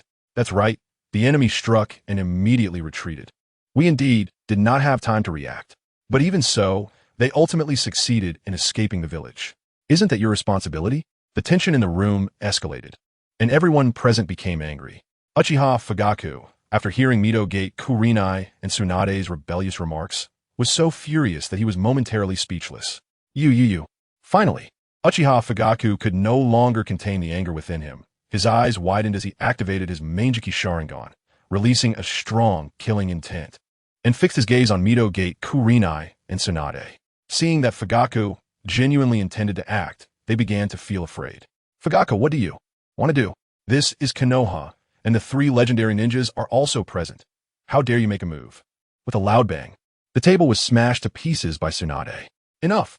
Tsunade, unable to contain her temper, angrily stepped forward and grabbed Mito Gate, Kurenai, and Tsunade by the collar. You 2 old stubborns should have stepped down long ago. It was Fugaku who blocked the enemy and saved Konoha, and they were also the first to participate in the rescue efforts. You don't reward merit, are selfish, and leave the brave warriors of Konoha disheartened. Konoha is rotting because of parasites like you. I shouldn't have come back here. My grandfather was truly blind to hand Konoha over to people like you. The more Tsunade spoke, the angrier she became, her fists clenched tightly, her eyes flashing with fury. You high-ranking officials sit in your offices all day, enjoying the benefits of power while never caring about the lives of the common people. Yet heroes like Fugaku do not receive the respect and rewards they deserve. You are simply unworthy to lead Konoha. Tsunade's voice echoed like thunder in the room, filled with strong dissatisfaction and indignation, as if it could tear the entire space apart. The people present all felt a shock in their hearts after hearing Tsunade's words and expressed deep agreement. They had long had enough of Sarutobi Hiruzen and his administration, suffering greatly from their persecution. They eagerly wanted a wise and powerful Hokage to lead them anew, rather than these decayed wooden figures. At this moment, Sarutobi Hiruzen, who had remained silent, slowly closed his eyes and sighed deeply. A trace of helplessness and guilt appeared on his face. Finally, he spoke. All of this is due to my negligence. My incompetence has led to today's situation. I am no longer worthy of the position of Hokage. Tsunade, hearing his words, retorted mercilessly, Old man, don't pretend to be sincere here. Your mistakes cannot be easily brushed aside with just a few words. What we need is real action, not empty rhetoric. Sarutobi Hiruzen took a deep breath of smoke, and amidst the swirling smoke, he helplessly sighed. Let's elect a new Hokage. I accept all responsibility. As soon as he finished speaking, Mito Gate, Kurenai, and Tsunade's faces instantly turned pale as paper. their eyes wide with disbelief as they looked at Sarutobi Hiruzen. Sarutobi Hiruzen, how can you say such a thing? Mito Gate Kurinai stammered, his face filled with fear. Tsunade was even more anxious, reaching out to tightly grab Sarutobi Hiruzen's sleeve, shaking him desperately, and cried, "No, you can't do this."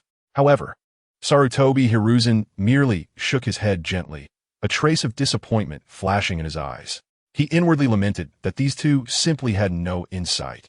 At this moment, Sarutobi Hiruzen understood that only by taking responsibility could he possibly reduce the losses and at least preserve his reputation. The situation was irreversible, and allowing Tsunade to inherit the position of Hokage was the best result he could strive for. After all, he could no longer suppress the Uchiha clan. Among the three legendary ninjas, only Jiraiya was somewhat supportive of him, respecting him as a teacher, but that was about it. Even if the three legendary ninjas supported him, it wouldn't necessarily be enough to contend with the three Manjiki of the Uchiha clan. Moreover, that Naruto guy was not on his side either. Not only that, even the loyal Inoshikacho trio might not choose to support him anymore. The Hyuga clan was even more dissatisfied with him. Due to the previous kidnapping incident involving Hinata Hyuga, they had already seen through Sarutobi Hiruzen's selfish nature. Nowadays, it would be a blessing if they didn't add insult to injury. Reflecting on all this, Sarutobi Hiruzen couldn't help but let out a deep sigh. He regretted not fulfilling the responsibilities expected of a qualified Hokage. He realized that his own actions had disappointed and chilled too many people. Those who once had high hopes for him and were loyal to him had all left him by now. Thus, Sarutobi Hiruzen watched like a lonely old man as Naruto and the others conducted the voting for the 5th Hokage. The most solemn election was conducted in the simplest manner. Everyone wrote their names on a paper and then wrote down the name of the person they wanted to vote for. The judge was Hyuga Hisashi. Naruto looked around and then saw Fugaku discussing with Shursui and Itachi. After thinking for a moment, he wrote down his candidate. When everyone finished writing their ballots, Hyuga Hisashi began to count the votes one by one. Naruto, 1 vote from Orochimaru. Naruto looked at Orochimaru, who was smiling slyly beside him, slightly surprised that Orochimaru actually voted for him. However, Naruto had no intention of becoming Hokage right now. He didn't want to be bound at such a young age, refusing child labor, starting from himself. Tsunade, 1 vote from Uchiha Itachi. Fugaku stood up angrily. What? This is not right. Hyuga Hisashi calmly looked at Fugaku. I have already stated who voted.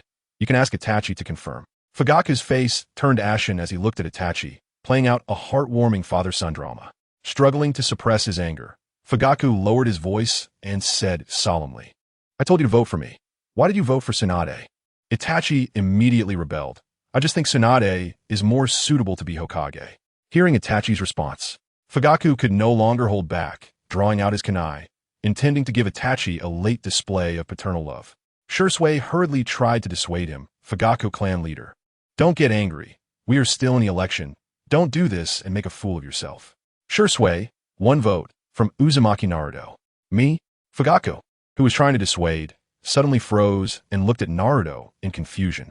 Naruto smiled in response. Subsequently, without exception, almost all the votes were for Tsunade.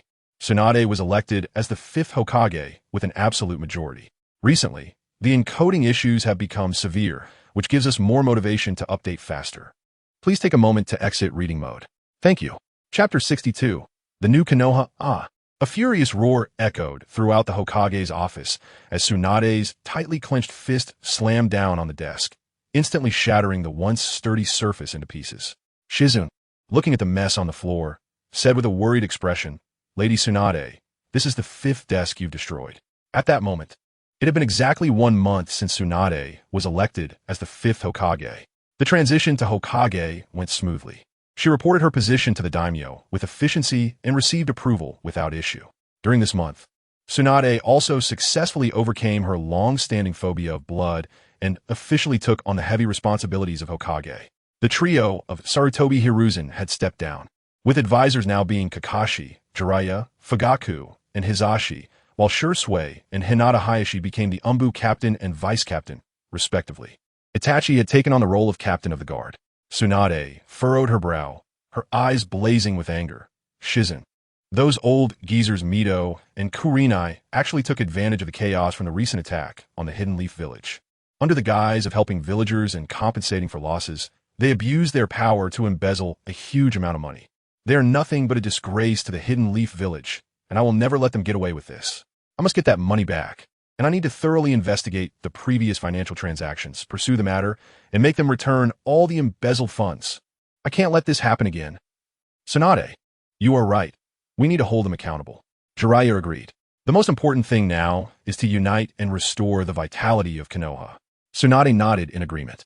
She said seriously, Kakuzu, hurry up and check the various accounts in the finance department. See if there are any issues, and report to me immediately if there are. Kakuzu stood up and nodded. After Sarutobi, Hiruzen, and the others stepped down, Konoha was revitalized and flourishing. The major ninja clans in Konoha no longer had to continue suffering exploitation from the higher-ups, and power was no longer solely controlled by Sarutobi Hiruzen and his group, but was shared among several major ninja clans. In Konoha, at the training ground, Naruto was practicing swordsmanship. He had already returned the Kusanagi sword to Orochimaru. Even with Naruto's current height, he was only suited to use a short sword. Otherwise, it would be a bit ill-fitting. Over the past month, Naruto had sought guidance from many people to improve his sword skills. For instance, he learned the S-rank sword technique, Konoha-style Willow, from the perennial lower ninja, Maru Hashikage, although that was more illusion-based, and Naruto also referred to it as the Sword of Closing Moon and Shy Light. He also consulted Asuma, learning about chakra blades and exchanging ideas on wind-release chakra. Lastly, Naruto sought advice from Kakashi, who had begun to pick up his father Hatake Sakomo's sword techniques again, intending to use them to kill Obito and avenge his teacher Minato. This month had greatly benefited Naruto, and his sword skills improved rapidly. He touched the sword and found that he had come to enjoy this feeling. The clarity of a sword's heart. The sword energy spanned 30,000 miles, and a single sword light chilled 19 continents. Naruto envisioned the future. Just then, an untimely voice broke his pleasant thoughts. Sasuke shook his head nearby, believing that Naruto had fallen. What is the use of practicing swordsmanship? You might as well learn more ninjutsu. Sasuke, do you want to try my sword skills? Let's give it a try. I'm not afraid of you. The Gene Enhancement Agent 123 has been promoted in Konoha, and now Sasuke has already received the first 2 injections. Sasuke's strength has rapidly increased again, and he is now full of confidence. Following this, Sasuke takes the initiative to attack, using the Great Fireball technique. Naruto smiles confidently at this, wielding a chakra sword, infusing it with wind-release chakra, turning into a brilliant blue sword as he watches the blazing fireball coming at him. Naruto swings the chakra sword fiercely, splitting the Great Fireball in half, and charges towards Sasuke with the sword. What? Sasuke was taken aback, seeing Naruto swinging a blue sword at him. Sasuke immediately used Chidori. Naruto was cautious. Now Sasuke's Chidori was fully mastered, and its power was different from before. Naruto smiled at this and continued to strike Sasuke's Chidori with his sword. In the moment of collision, a dazzling white light burst forth. Sasuke couldn't help but block it for a moment, and when he looked again, Naruto had already placed the sword against his own neck. Sasuke, in disbelief, exclaimed, "Why? How can this broken sword withstand my Chidori?" Naruto smiled and said, "This is a chakra sword, which can inject chakra to increase its power and durability. Although it is not as good as the Kusanagi sword, it is still a decent sword." There was one thing Naruto didn't say. The strength is determined by the amount of chakra. Naruto can even use sword energy, and since he has wind attribute chakra, its lethality is even greater. The sword energy produced by injecting a large amount of chakra is comparable to the power of wind release, wind blade, and it doesn't require the use of ninjutsu, allowing for faster damage output. However, even this good sword cannot withstand Naruto's usage. Repeated use will cause it to break. After parting ways with Sasuke, Naruto went to find Orochimaru again. Naruto is now very eager to learn Sage Mode and rapidly increase his strength. In this month, Naruto had contact with Jiraiya, and within a day, he directly rummaged through Jiraiya's belongings. Naruto summoned Fukusaku and used various Rasengan, quickly learning some of Jiraiya's ninjutsu. This left Jiraiya feeling quite overwhelmed, and seeing that he had nothing left to teach Naruto, he decided to teach him Sage Mode. However, Naruto is very worried that if he leaves Konoha, the village will once again be attacked by Obito and the Akatsuki organization. He didn't immediately agree to learn Sage Mode from Jiraiya, knowing that it cannot be learned overnight. Moreover, with this kind of worry in his heart, it may be difficult for him to make progress, as Naruto remembers that learning Sage Mode requires a clear mind. However, Naruto also came up with a plan, which is something he has always wanted to do but has not yet acted upon. He would take advantage of the opportunity of the enemy stealing the sealing book and their overwhelming strength. He clarified that he used the forbidden technique, Edo Tensei, to protect Konoha and to block enemies who could silently infiltrate the village. After all, what if the enemy uses it first? Recently, Naruto also invited Orochimaru over. After all, each has their own expertise. Naruto asked him to use the reanimation jutsu to bring back his parents, Minato and Kushina. Recently, the transcoding has been severe, which gives us more motivation to update faster. Please take a moment to exit reading mode. Thank you. Chapter 63. Reincarnation of the Impure World in Orochimaru's base.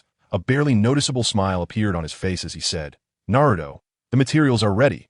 We can begin. His voice carried a hint of excitement.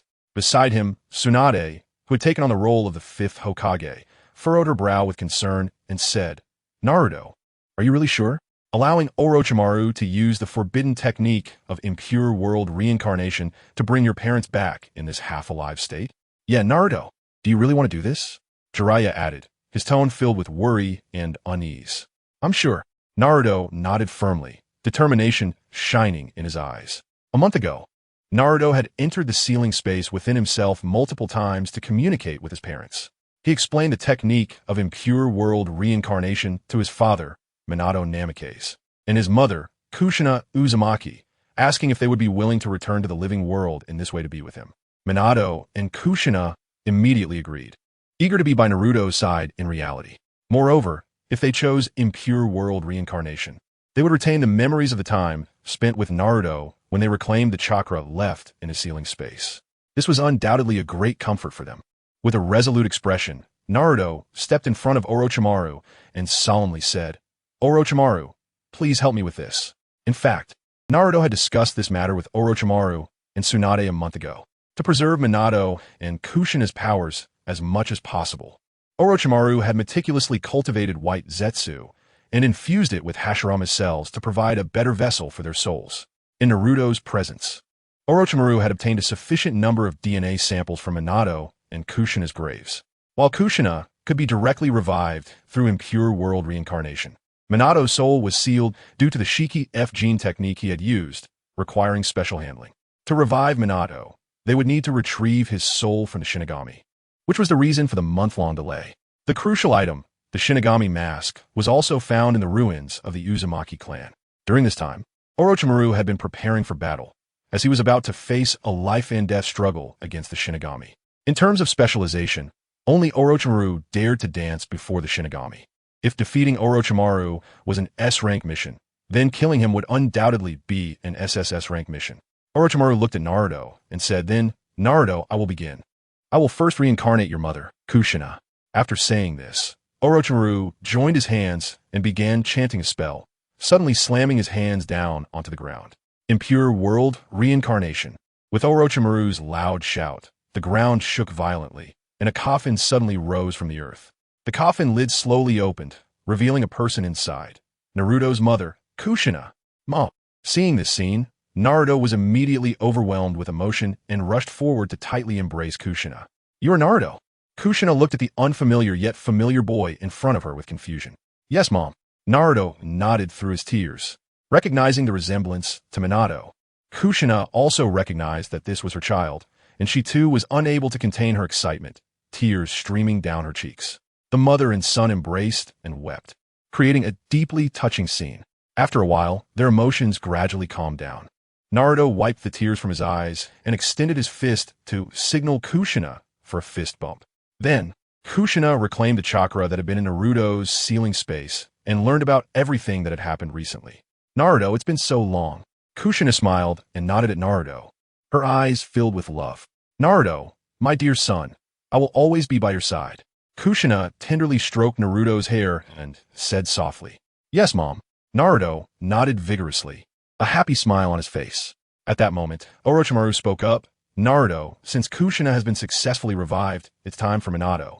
Upon hearing this, Naruto's heart filled with anticipation and excitement as he tightly held Kushina's hand, looking forward to his father's revival.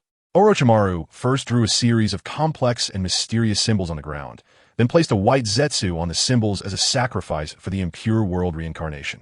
Next, He instructed Jiraiya to pry open the mouth of another white Zetsu, preparing for the impure world reincarnation.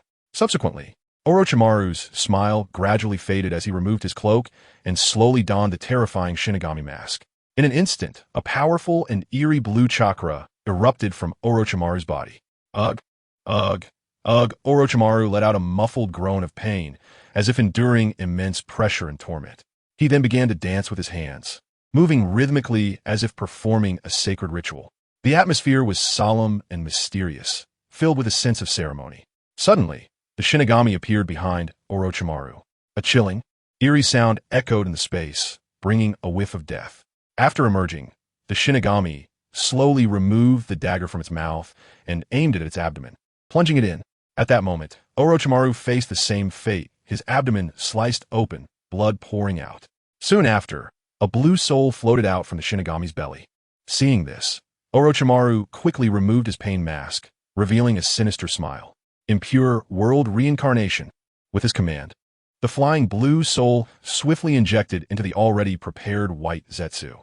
After successfully performing the impure world reincarnation, Orochimaru did not stop. He quickly formed hand signs and chanted the technique of impure resurrection. He then opened his mouth and expelled a strange snake, which rapidly darted towards the white Zetsu that Jiraiya had opened, quickly injecting into its body, transforming it into Orochimaru's likeness. Orochimaru successfully exploited the Shinigami's flaw. Soon, the white Zetsu's body began to change, gradually revealing a familiar face, Minato. Orochimaru watched everything before him, including the gradually fading image of the Shinigami. The corners of his mouth curled up slightly, revealing a proud smile. Mission accomplished. Chapter 64. The Reunion of Naruto's Family Dad. Minato. The moment Naruto and Kushina saw Minato complete the Edo Tensei, excitement and joy erupted on their faces. They rushed forward and tightly embraced Minato, who was still in a daze. Kushina, Minato exclaimed, his eyes wide with surprise. And Naruto? Where's this? At that moment, Minato noticed the cracks all over his hands, as if they would shatter with a touch, and he was startled. Edo Tensei? Dad, let us fist bump, Naruto said with a smile, raising his fist. The instant their fists met, a familiar chakra surged into Minato's body, the chakra he had left in Naruto's sealing space. As the chakra flowed in, memories of the years spent with Naruto flashed rapidly in Minato's mind. He couldn't help but show a look of nostalgia, smiling as he ruffled Naruto's hair, saying, Naruto, you've really worked hard. Dad, it's not hard at all. You've always been by my side. Haven't you? Naruto smiled and shook his head. Ha ha. Minato laughed happily, his eyes filled with pride. He then turned to look at Kushina, his gaze softening. Kushina, Minato called her name gently, but before he could finish, Kushina excitedly hugged him again. Minato, from now on, we can be with Naruto together. Kushina tightly embraced Minato, her face beaming with happiness. Jiraiya watched as Naruto's family of three embraced. Although he had many things he wanted to say to his student Minato, he didn't want to interrupt their reunion. Tsunade looked at the Edo Tensei Minato and Kushina with a complex expression, a hint of sadness and longing in her eyes. Orochimaru noticed Tsunade's change in demeanor and smiled slightly, teasingly saying, Tsunade, if you want, I can help you revive Dan Cat. Tsunade. Jiraiya turned to her. Worry etched on his face upon hearing Orochimaru's words. He understood what Dan meant to Tsunade and how sensitive this topic was for her. Tsunade's expression dimmed slightly as she pondered. Dan's figure continually appeared in her mind. The man who once loved her so deeply was now gone for many years. She couldn't help but wonder if Dan would still love her as before if he were truly revived. At this moment, she was already over 40, and the years had left their mark on her. She began to doubt whether her charm remained as it once was. Tsunade shook her head gently and turned her gaze to Jiraiya, her eyes firm and resolute. She knew that reviving Dan was merely an illusion and could not truly change the past. She had to let go of the past and face reality. Then, Tsunade solemnly said, Orochimaru, this is a forbidden technique, and it's not a true resurrection. The cycle of life and death belongs to the natural order. We cannot casually toy with the dead. Upon hearing Tsunade's words, Jiraiya breathed a sigh of relief. He was worried that Tsunade might make a wrong decision out of emotional impulse. But it seemed she had not been swayed by her past feelings and had remained rational and calm. Orochimaru smiled and nodded, indicating he understood Tsunade's thoughts.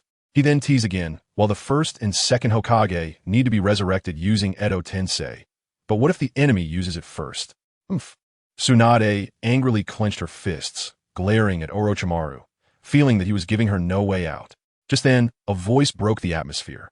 Orochimaru, thank you so much for allowing our family to reunite. After the war moment, Naruto, Kushina, and Minato thanked Orochimaru. Yes, thank you so much, Orochimaru, Naruto added with a smile. However, as soon as Naruto finished speaking, he received a strong hit from Kushina. Ouch, Kushina angrily scolded. Don't call him Orochimaru. That's so impolite. You should call him Uncle Snake. Naruto held his head, grinning in pain. He looked at Kushina, thinking, I was just following you guys. Seeing this, Tsunade couldn't help but twitch her mouth, secretly muttering, this violent woman is still the same. So harsh. Seeing this, Naruto could only look at Orochimaru with a wronged expression and call out, Uncle Snake now, that's better, Kushina said, patting Naruto's shoulder with satisfaction. Then kindly addressed Orochimaru. Thank you so much, Orochimaru. Please come to our house often. Minato stood awkwardly to the side, scratching his head, unsure of what to say. Orochimaru crossed his arms, resting his chin on his hands, watching the scene with interest, secretly marveling. It seems Naruto has finally met his match. Orochimaru couldn't help but smile, as if he could see the interesting developments in the future. At that moment, Jiraiya could no longer contain his excitement and loudly called out Minato's name. Minato turned around abruptly, his face beaming with excitement and joy. Jiraiya-sensei. Minato's voice was filled with emotion, his eyes slightly glistening with tears. Minato quickly walked toward Jiraiya, tightly grasping his hand. Even in his Edo Tensei form, his eyes sparkled with tears. Jiraiya was equally moved, stepping forward to pat Minato's shoulder firmly, conveying years of longing and care through his gaze. At that moment, their master-student bond needed no words. Everything was understood without saying. On the other side, in the land of grass, Obito had adapted to his new arm, which was filled with Sharingan. Black Zetsu's eyes flickered with anticipation as he said, Obito, you've mastered the Edo Tensei technique. Can you now directly bring back Madara with it? Obito revealed a sinister smile and replied, of course I can. However, to bring back Madara, I need to wait for the right moment. The moment we go to war with Konoha will be when Madara reappears. Black Zetsu nodded slightly, indicating he understood. He then continued, by the way, Nagato has greatly improved his condition and strength after we injected him with Hashirama cells, even though his legs haven't recovered. A satisfied look flashed in Obito's eyes as he said, that's good news. Those useless legs were intentional on our part. If they healed, it will be harder for us to control him. Black Zetsu nodded in agreement, exactly. Now that Nagato's power has grown stronger, it's a significant boost for us. He can't escape our control without his legs. The two exchanged smiles, as if they could see the hope of future success. Obito, Naruto, Forin. I will definitely destroy Konoha, break all obstacles, and activate the infinite Tsukuyomi. Black Zetsu. For the sake of reviving Mother, I'll have you guys work hard for me.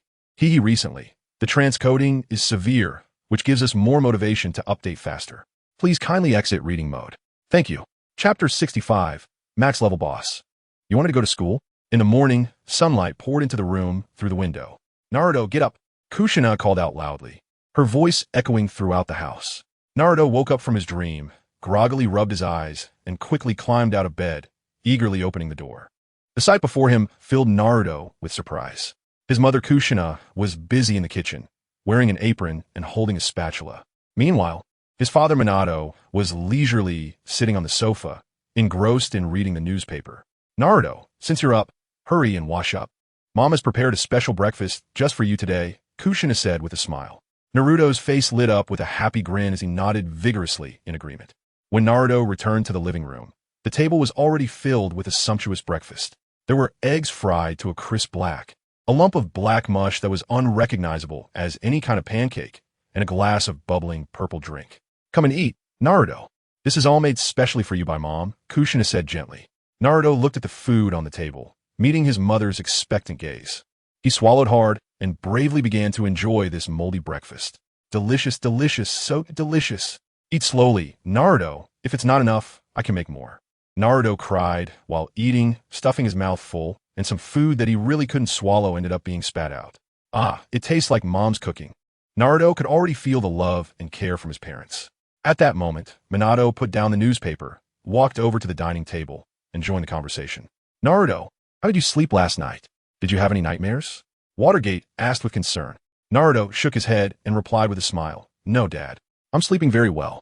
The family sat together, laughter and warmth filling the air. In that moment, Naruto felt the warmth and happiness of home. The only downside was that his parents were both in the state of impure reincarnation, unable to engage in certain physiological activities like eating and sleeping like living people. Suddenly, Kushina cupped her face and looked at Naruto, saying, By the way, Naruto, you should be going to school at your age now, right? Today happens to be the registration time for the next class at the ninja school. After you finish your meal, I'll take you to register. Hearing this, Naruto's eyes widened in disbelief. What's wrong? Kushina looked at him in confusion. Mom, are you asking me? Who could punch the fourth Hokage at the age of 3 and kick the 2 tails and 8 tails Jinchuriki to go to school? Naruto asked incredulously, huh? Kushina was obviously taken aback for a moment, and then she angrily raised her hand and gave Naruto a smack on the head. You brat. Who told you to say that? Ouch, ouch, ouch. Naruto crouched down, holding his head. Listen carefully, Naruto, no matter how strong you are, you need to go to school, learn knowledge, and make friends. This is very important for your growth, Kushina said seriously. But Naruto wanted to say something, but when he saw Kushina's stern gaze, he swallowed his words. No buts, it's settled. You're going with me to register today, Kushina said firmly. All right, Naruto nodded pitifully, feeling somewhat reluctant inside. But faced with his mother's authority, Naruto didn't dare to say anything more. Minato, standing by, scratched the back of his head, feeling a bit awkward. He wanted to stop Kushina from going out in her Edo Tensei form, but he didn't dare to speak up. After thinking it over, he also decided to go out and see the current Konoha. After finishing breakfast, Kushina tightly wrapped her Edo Tensei body in clothes and took Naruto out. As soon as they arrived at the ninja school, Naruto heard a familiar voice. Hey you, Sasuke. Oh, Naruto is here. Remember to help each other with Sasuke after school, Mikoto said with a smile. Then she saw the figure holding Naruto's hand, and she gasped, covering her mouth with her hand because she saw a head of red hair and remembered her deceased best friend. Sasuke also saw it and asked in confusion, Naruto, who is this? Why are they wrapped up so tightly, just like Shino and Kurenai? Oh, Sasuke, this is my mom. Kushina. Aunt Mikoto couldn't help but exclaim, then quickly covered her mouth. Kushina smiled and nodded at Mikoto. Mikoto, it's been a long time. Would you like to come over to my house for a visit? Okay. Sasuke, Mom has something to take care of for a while. Mikoto was a bit startled, but she agreed to reunite with her best friend and left with Kushina. Sasuke stiffly nodded, then looked at Naruto with confusion. Naruto, didn't your parents die? Naruto said with a determined expression, No, they have always been by my side. They will soon truly reappear in this world. Sasuke was puzzled. Can the dead really be resurrected? However, looking at Naruto's determined eyes, he didn't voice any objections, hoping that it would be so. Just then, a familiar and soft voice came from behind Naruto. Naruto, Kun. Naruto turned his head and saw Hinata's innocent and cute face, a blush appearing on her cheeks and her white eyes slightly shy. Beside her, there was a visibly gloomy Hayashi. Naruto happily responded, Hi, Hinata. You came to sign up too. Yeah. Then Naruto invited. So, do you want to sit at the same table with me tomorrow? Oh, no, Kun. Hinata shyly touched her blushing cheeks with her hands. Wow, cool, kawaii. Naruto couldn't help but feel overjoyed when he saw Hinata showing such a cute expression. At the same time, the daily candlestick turned pale. He roared in his heart, Damn brat. Every day, he just flirts with my daughter. If I had known, I would have brought Hinata over to register a little later. Then, Hizashi suppressed his anger and said in a deep voice, All right, Naruto, I'm going to take Hinata inside to register. Naruto smiled and said, Perfect timing. I was just about to go in to register too. Let's go together. Hizashi. 3. Sasuke shook his head as he watched from the side, secretly pleased in his heart. Naruto, oh Naruto, you've fallen. Just live in the gentle embrace of women, and one day I will surpass you. After that, Sasuke followed Naruto in to register, but after a moment of silence, he suddenly asked Naruto, By the way, Naruto, can I sit at the same table with you tomorrow? Recently, the transcoding has been severe, which gives us more motivation to update faster. Please take a moment to exit reading mode. Thank you. Chapter 66. Entrance placement test. On the first day of the ninja school, Irika stood on a step in the school square, looking at the dozen or so students below. He introduced himself, saying, Hello, my name is Irika, and I will be your teacher from today onward. After finishing his introduction, Iruka glanced at Naruto in the crowd to confirm that he was really there. He couldn't help but mutter to himself, Naruto actually came to school? How am I supposed to teach him? However, as an experienced teacher, Iruka quickly regained his composure and said to the students, today is your first day of school. To assess your skill levels, we will start with a simple test. Upon hearing this, Naruto excitedly asked, so Iruka-sensei, what exactly does this test involve? Iruka looked at Naruto's eager expression and felt somewhat speechless, thinking to himself, can you, a big shot, not be so enthusiastic? Don't come to the beginner village to bully the newbies. But on the surface, Iruka answered seriously, don't worry, it won't be too difficult, just some basic assessments. Sasuke was also eager to try, confidently asking, so how will the test be conducted? Iruka-sensei? Hearing this, Iruka's mouth twitched slightly as he couldn't help but slap his forehead. Iruka thought to himself, please, I beg you to let me off. At that moment, Iruka's mind was filled with endless complaints and worries about Sasuke possibly challenging him one day. Sasuke, the Uchiha genius, had awakened his Sharingan at the age of 3, and this was already well known in Konoha. Moreover, Iruka had previously witnessed a battle between Sasuke and Lee. Sighing at these thoughts, Iruka said, all right, let's proceed with the first exam, the Shuriken test. First up, Sasuke. Sasuke, hearing this, confidently walked to the front and picked up 3 shurikens. He smiled confidently and provocatively gestured towards Naruto. Then, Sasuke activated his Sharingan and used Kankei no Shuriken, throwing all 3 shurikens at once. The 3 shurikens collided in the air and all hit the bull's eye perfectly. The whole class gasped in amazement, their faces filled with disbelief. Sasuke, that was amazing. Ino, Sakura, and others praised him. Sasuke, perfect score, Iruka sighed silently. Sasuke smugly ran his fingers through his hair, looking at Naruto with a triumphant expression, as if to say, what do you think? I'm awesome. Next, Naruto. Upon hearing this, Sasuke looked forward to Naruto's performance, but he was already convinced he had won, having hit the bullseye with 3 shurikens. Naruto smiled as he picked up a shuriken, turned to look at the confident Sasuke, and then threw it hard at the target. That was fast. Sasuke's smile froze as he stood up in shock because he couldn't see the speed at which Naruto's shuriken moved. Naruto, perfect score. And don't destroy school property. Sasuke immediately turned to see the target pierced through and the wall behind it turned into a spider web from the impact of the shuriken. Sasuke was filled with shock and anger. Naruto, you're amazing, Hinata murmured as she watched the shuriken Naruto threw go outside the school. The entire class was once again stunned. Compared to Sasuke, they felt more like they had been struck down, taking a while to process what had just happened. They all shared a single thought. Naruto is so strong, like a monster. After that, everyone else just passed, but Shikamaru should be able to get a perfect score. However, seeing Shikamaru's relaxed and idle demeanor, Naruto knew he was definitely hiding his true abilities. Next, they began the second placement test, one-on-one battles. Due to Naruto and Sasuke's performances, Iruka arranged for them to go last. Naruto and Sasuke watched a group of younger kids tussling. Sasuke shook his head disdainfully, saying, if it weren't for my mother and brother urging me to attend this lame ninja school, I wouldn't be here. Only you, Naruto, can be considered my rival. Naruto smiled and replied, haha, that's true. But now that I'm here at school, I feel pretty good about it. You're not just here to show off, are you? Sasuke asked, puzzled. Seeing Sasuke's furrowed brow, Naruto also revealed a face full of question marks, inwardly complaining, you're the one doing that. Then Naruto shook his head and focused on the ongoing battle, as an interesting match was about to take place. Hinata versus Karui. The two stood facing each other in the center of the arena, and Karui, looking at Hinata, asked in confusion, what are you looking at? Following Hinata's gaze, Karui saw Naruto and Sasuke. She anxiously asked, you don't like Sasuke too, do you? She was afraid of having another rival. Hinata, seeing Naruto smile at her, nodded firmly and looked at Karui. No, you're Naruto's sister, right? I've heard Naruto mention you. Let's have a good match. After hearing this, Karui smiled and said, oh, you're Naruto's sister? Then let's do this.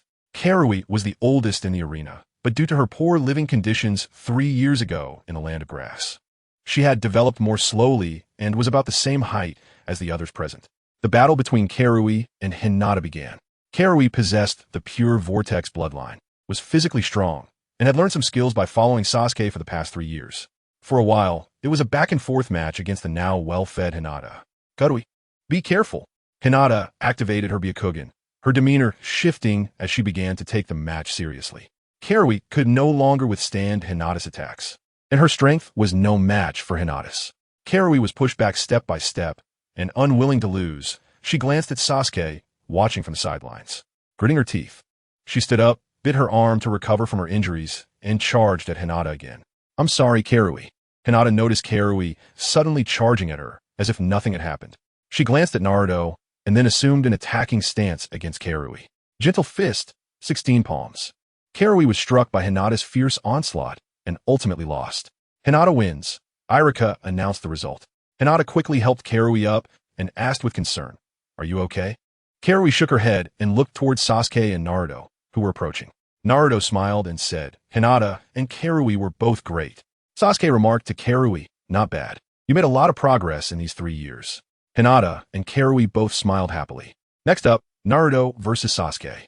At this moment, Irika spoke up. "That I say a lot of noise." Sasuke. In a flash, the scene descended into chaos with fire style. Fireball jutsu, Chidori. Accompanied by a strong gust of wind release, great wind break, and Rasengan. The classroom was completely thrown into disarray, and all the students watched in shock, their eyes wide, questioning their existence. Are you really just newly enrolled students like us? Is this real or fake? Irika. Honestly, I beg for mercy. DTP Irika was praying in his heart for Naruto and Sasuke, hoping they wouldn't blow up the ninja school on the first day. On the other side, Obito received news from Naruto and began to doubt his life. Naruto isn't a ninja school? Ha ha ha. Yes, he's still a 6-year-old child. A 6-year-old child should stay in ninja school and study hard. Obito laughed loudly. At this moment, Kaguya mercilessly interjected, "But you were defeated by Naruto. And it happened when he was 3 years old." Obito's expression froze. He was broken. Kaguya looked at Obito, feeling pleased. Kaguya secretly thought, "This is what you get for not listening to me before and insisting on facing Naruto one-on-one. Recently, the encoding has been severe, giving us more motivation to update faster. Please kindly exit reading mode. Thank you." Chapter 67, Dreams, the first day of ninja school. As expected, the rankings from the entrance exam were announced. The first place was still Naruto, the second place was Sasuke, and the third place was Hinata.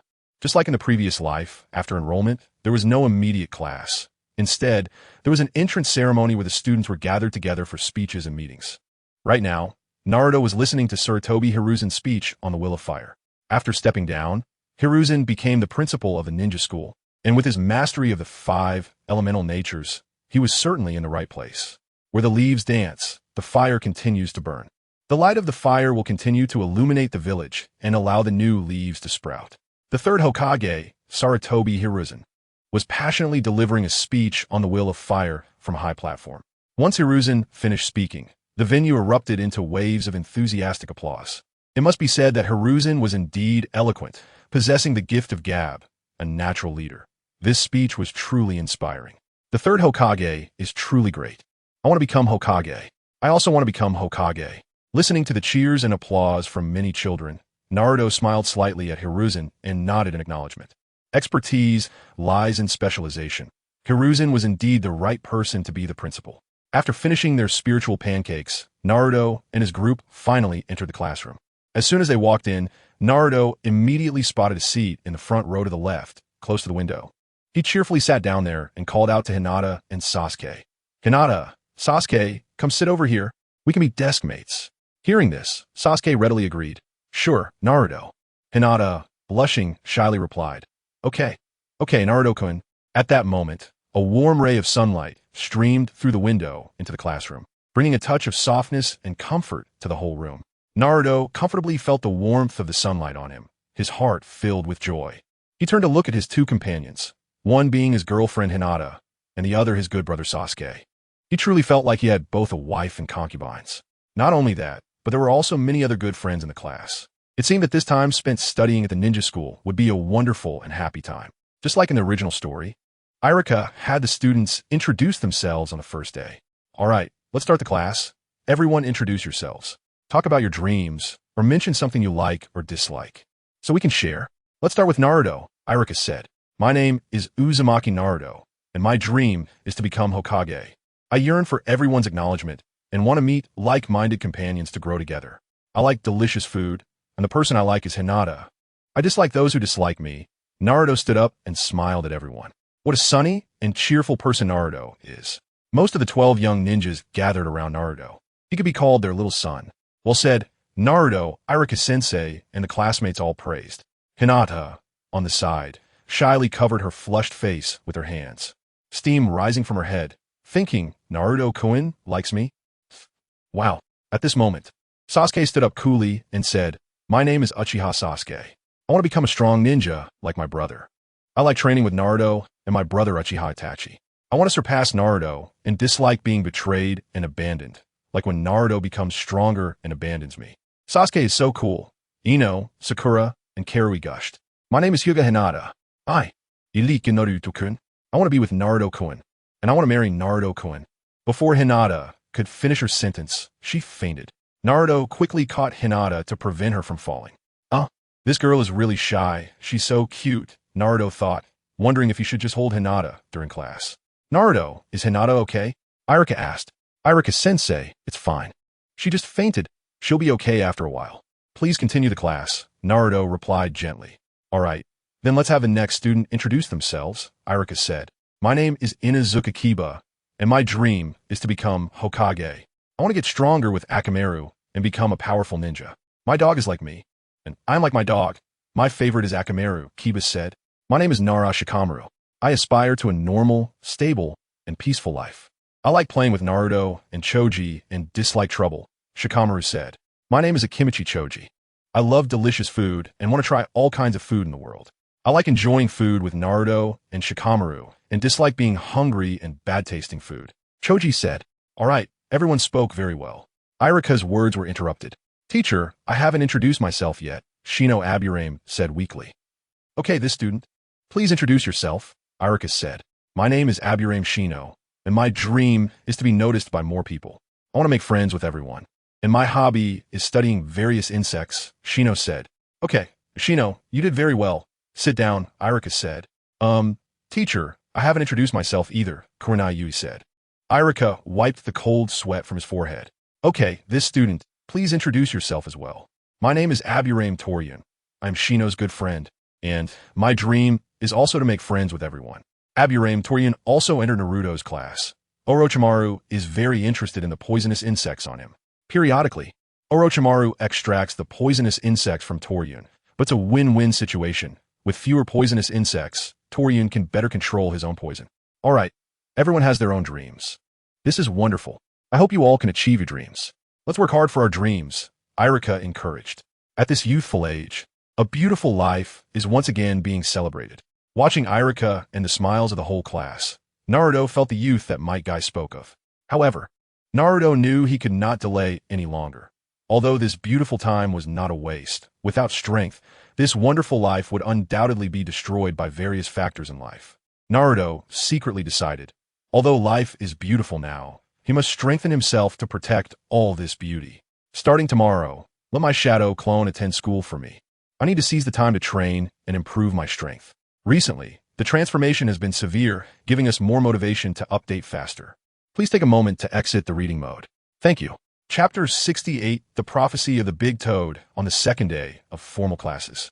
Naruto used the shadow clone technique to have one of his clones attend school for him. The original immediately activated the Kagaya's eye and began searching for the whereabouts of Jiraiya-sensei. After a bit of searching, Naruto quickly found Jiraiya-sensei.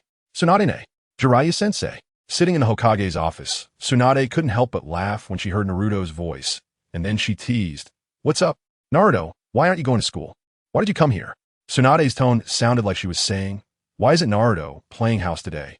Naruto scratched his head and smiled as he explained. I had my shadow clone go to school for me. I'm here to find Jiraiya-sensei. Tsunade nodded in realization and then looked at Jiraiya, asking Naruto, are you looking for Jiraiya to go to Myaboka Mountain to train in Senjutsu together? I have heard Jiraiya mention it before. Naruto nodded without hesitation, his eyes shining with determination, and said loudly, that's right. I'm ready. I want to go to Mount Myaboku with Master Jiraiya to learn Sage Jutsu. Tsunade looked at Naruto's determined expression and felt very pleased. She encouragingly patted Naruto's shoulder and smiled, saying, Naruto, don't worry. Leave things here in Konoha to us. I believe you will definitely learn Sage Mode and become even stronger. Naruto thanked Tsunade with a glance, then turned to Jiraiya and said, Teacher Jiraiya, let's go. Jiraiya nodded, stood up, and left the Hokage's office with Naruto, embarking on their journey to Mount Myaboku. There, they would undergo rigorous training in pursuit of greater power.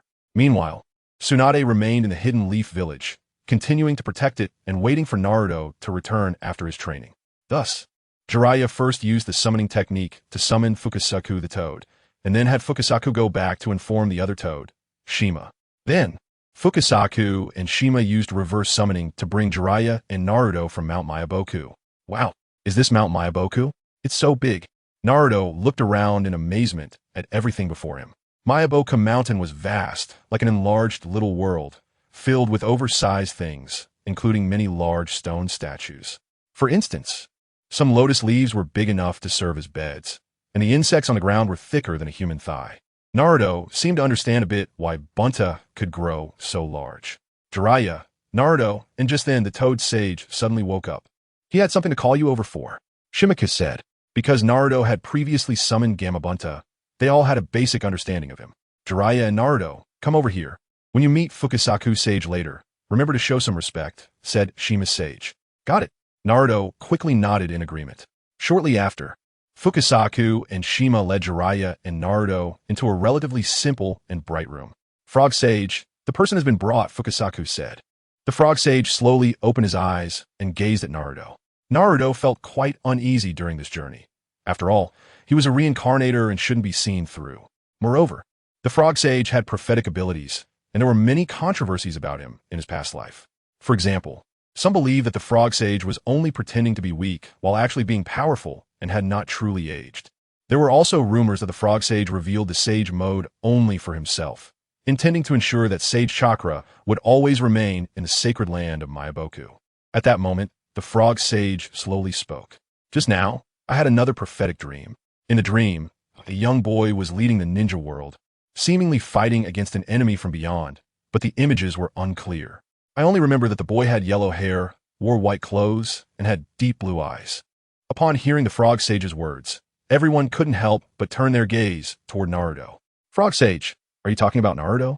In the future, will a group of extraterrestrial enemies come to the ninja world? Jiraiya asked eagerly. The Sage of the Toads slowly closed his eyes, appearing even older, and did not respond to Jiraiya's question. Instead, he said, Jiraiya, you brought this young friend here to learn sage techniques, right? Shinzo and Jima, you two go assist them. Naruto had not spoken a word from the beginning. These prophets always spoke in mysterious ways. Perhaps it was not a good thing to say, and Naruto did not want to delve deeper. Moreover, through the prophetic dream of the Sage of the Toads, Naruto understood some things. He should be able to live until the day the Otsutsuki clan descends upon the ninja world, unless the Great Toad was referring to Boruto. Hey, Sage of the Toads, don't speak only half of it. Is the child of prophecy Naruto? Seeing the Toad Sage stop the conversation, Jiraiya shouted anxiously. After all, Jiraiya had gone through countless hardships in search of the prophecy child for many years, even giving up the best time to cultivate a relationship with Tsunade after the Third Great Ninja War. Hey, Jiraiya, don't say any more. The Toad Sage needs to rest. Please do not disturb him. Quickly go outside, and this young friend should also leave, Shinzaku shouted loudly. After being pulled out by Shinzaku, Jiraiya still felt unwilling. After all, he had given up so much over the years to find the prophecy child, working tirelessly, hoping every day to find the prophecy child and then teach him carefully. Why couldn't this Toad Sage just explain clearly?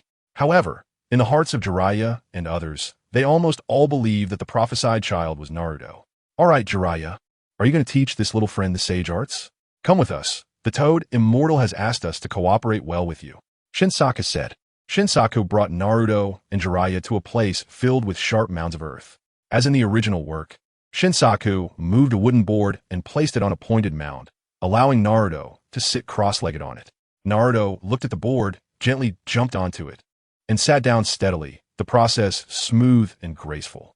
Ordinary chakra, a person's own mental energy, a person's own physical energy. Sage chakra, a person's own mental energy, a person's own physical energy, natural energy. Shinsaku began to explain sage techniques to Naruto. To use sage techniques, the chakra must maintain the same energy ratio among its components in order to exert its abilities. The shape does not change, due to the immense nature energy. If an ordinary person slightly absorbs it, exceeding 1/3 of their own energy, they will begin to transform into a frog or other serpentine creatures. When the natural energy far exceeds the mental and physical energy, one will become a part of nature. Naruto, you don't need to worry too much about this because your chakra amount is already very large, and with your strong chakra control ability, it's quite easy to maintain a 1-1-1 ratio. Jiraiya smiled at Naruto. Got it. Naruto looked at Jiraiya and Shinzaku, nodding seriously. Recently, the coding issues have been severe, giving us more motivation to update faster. Please take a moment to exit reading mode. Thank you. Chapter 69. Sage Arts Then. Shinzawa elaborated on the methods and principles of practicing sage arts in Myaboka Mountain. After listening, Naruto was eager to try it out. However, Shinzawa wanted Naruto to take off his clothes. He intended to apply Indian oil to Naruto to help him sense and absorb sage chakra more quickly, but Naruto refused. He smiled and said, I want to try and see if I can absorb sage chakra directly by myself. In fact, when Naruto first entered Myaboka Mountain, he could already sense the presence of sage chakra because it was extremely dense here. Therefore, Naruto wanted to see if he could absorb sage chakra on his own, as using external substances might reduce his control over his body. Slowly, Naruto first removed the wooden board that was stabilizing his chakra and relied on himself to maintain balance. Gradually, Naruto's heart became calmer, resembling someone who had finished a rigorous training session and was lying on a bed, but he remained alert to avoid falling asleep. Just like that, countless sage chakra elements gathered around Naruto like a swarm of bees. Shinzawa and Jiraiya watched in shock. Shinzawa said, Naruto has great talent. He's a good material for practicing sage arts. Jiraiya nodded and chuckled. Perhaps Naruto has inherited the excellent genes of Minato. What? Naruto is Minato's child? Truly like father. Like son, Shinzawa remarked. Jiraiya smiled with relief, saying, yes, Minato learned sage arts quickly back then. Naruto might learn it even faster. As Jiraiya and Shinzawa were conversing, Naruto suddenly felt a tingling sensation. Then his body became immobile and started to swell. Naruto's eyes transformed into frog-like eyes. His hands became webbed, and frog bumps appeared all over his body. Seeing this, Shinzawa immediately jumped up and struck Naruto on the head with his cane. Ouch, that hurts, Naruto exclaimed, waking up and rubbing his head as his body swayed, almost toppling over. After stabilizing himself, he thanked Shinzawa. Shinzawa said seriously, all right, Naruto, continue your training. The process of absorbing sage chakra cannot be careless. You must focus entirely, or you might turn into a frog or even a stone statue. Understood. Sage chakra is a volatile energy. Although Naruto's chakra control is strong now, he still needs to be cautious. He needs to evenly distribute the sage chakra throughout his body, allowing them to merge fully in balance to succeed. If he absorbs too much in one area, he might turn into a frog, and if he absorbs too much, he could petrify. This is very dangerous, but fortunately, Shinzawa was there to watch over him and interrupted him when he started to turn into a frog. Time slowly passed to noon. Naruto had already grasped some tricks. Although his eyes still turned into frog eyes, and he had frog bumps on his forehead after absorbing sage chakra, he had made significant progress compared to his first encounter with sage chakra. Shinzawa couldn't help but praise, Naruto, you're doing great. You're learning sage arts faster than your father Minato, a genius. I believe it won't be long before you achieve sage mode. Thank you for the compliment, Sage Shinzawa. Jiraiya looked at Naruto with a complex expression, feeling like he had been outdone. Naruto had made more progress in one morning than Jiraiya had in 6 months of training sage arts. He had already felt defeated when Minato quickly mastered perfect sage mode, and now he was facing the same situation with Minato's son. In a daze, Jiraiya saw Naruto's figure slowly overlapping with Minato's, who had trained in sage arts here. Jiraiya smiled with relief, patted Naruto on the shoulder seriously, and said, I once thought that no one could compare to Minato, but now we have his son, Naruto. Truly, the student surpasses the master. From now on, I should replace Minato's name with yours. Teacher Jiraiya. Naruto looked at Jiraiya excitedly. At that moment, a voice broke the atmosphere. Dad, Jiraiya, Naruto, come eat. I prepared a sumptuous lunch. Shima's voice came from afar. Upon hearing this, Jiraiya's face turned pale, and he quickly said, Shinzawa, Naruto, I have something to attend to, so I'm going back to Konoha. Naruto, stay here and continue your training with Shinzawa. Jiraiya fled in fear. Naruto also recalled the food in Myaboka Mountain from the original story, feeling a bit uneasy, but after some thought he decided to tough it out.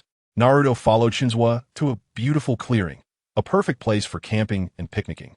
However, when Naruto saw the green, wriggling bug feast on the grass picnic cloth, he found it hard to accept. Shima said, Dad, Naruto, you're here. Where's Jiraiya? Naruto forced a smile and said, Teacher, Jiraiya had something to do, and went back. Shima replied, All right, Naruto, come try the delicious food I prepared. Looking at Shima's warm smile and the wriggling bugs on the ground, Naruto hesitated to touch them because they were truly hard to swallow. I like cooked food. Let me show you how to make some delicious food for you, Naruto said, scratching his head with a bitter smile. Shima said, That's not acceptable. You are our guest. Naruto smiled, It's fine, I brought some seasoning. Since Shinzwa is teaching me sage arts, I should thank you. Naruto had come prepared, having thought about the bug feast from the original story. So he had brought soldier pills and some cooking seasonings. After cooking the bugs until they were golden brown and fully cooked, he added pepper and cheese. Naruto smiled, Sage Shinzwa, Sage Shima, come try my cooking. Both Shinzwa and Shima praised him. Not bad. Naruto, this has a unique flavor. Then Naruto also tried the roasted insects and found them crunchy and delicious. As for the fat white worms, he still didn't dare to eat them, but Shinzwa and Shima enjoyed them, despite them exploding with green juice. Watching this made Naruto feel a bit nauseous. It was truly the secret recipe of the old 8 small hamburgers. Time flew by, and soon Naruto had been training in Mayaboka Mountain for a month. At this moment, Naruto was admiring his handsome appearance on the water's surface. His eyes had turned yellow, and he had beautiful red markings on his tail. He was in perfect sage mode. Naruto had learned perfect sage mode and had consolidated it for several days. He could now have Kurama help him gather natural energy, allowing him to activate sage mode instantly. Now, Naruto could enter sage mode instantly by gathering sage chakra through the 9 tails. Just then, Shinzwa suddenly jumped in front of Naruto. Naruto, it's bad. Jiraiya sent word that something happened in Konoha. You need to hurry back. Chapter 70. The defense of Konoha. At this moment, Naruto's shadow clone, which he left in Konoha to attend school for him, suddenly returned with memories. Many memories surged in Naruto's mind like a revolving lantern, including the wonderful times spent with Hinata, Sasuke, and his parents over the past month. Naruto quickly grasped the key point. It was quite easy for everyone to discover that he was using shadow clones to go to school while his real self was training. Sasuke was really angry when he found out that Naruto was using shadow clones to attend school while his real self was off training. After discovering that Naruto was not in Konoha, Obito once again sneaked into Konoha to steal something, this time targeting the graves of the first and second Hokage. However, after his mother Kushina was revived, she strengthened Konoha and, in order to guard against Obito, collaborated with his father Minato to develop a targeted space-sensing barrier. The barrier was covered with kunai marked with the flying Thunder God seal, which was not difficult for Minato, who was using Edo Tensei. Moreover, there was E9 tails inside Minato, and after communicating with Kurama, he had now reconciled with Minato. Therefore, shortly after Obito entered Konoha, he was discovered by Minato, leading to a fierce battle.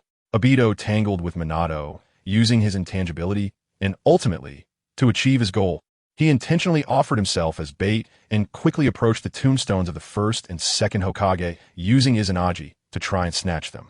However, Minato had already guessed Obito's intentions and was well prepared, using the Flying Thunder God to intercept him.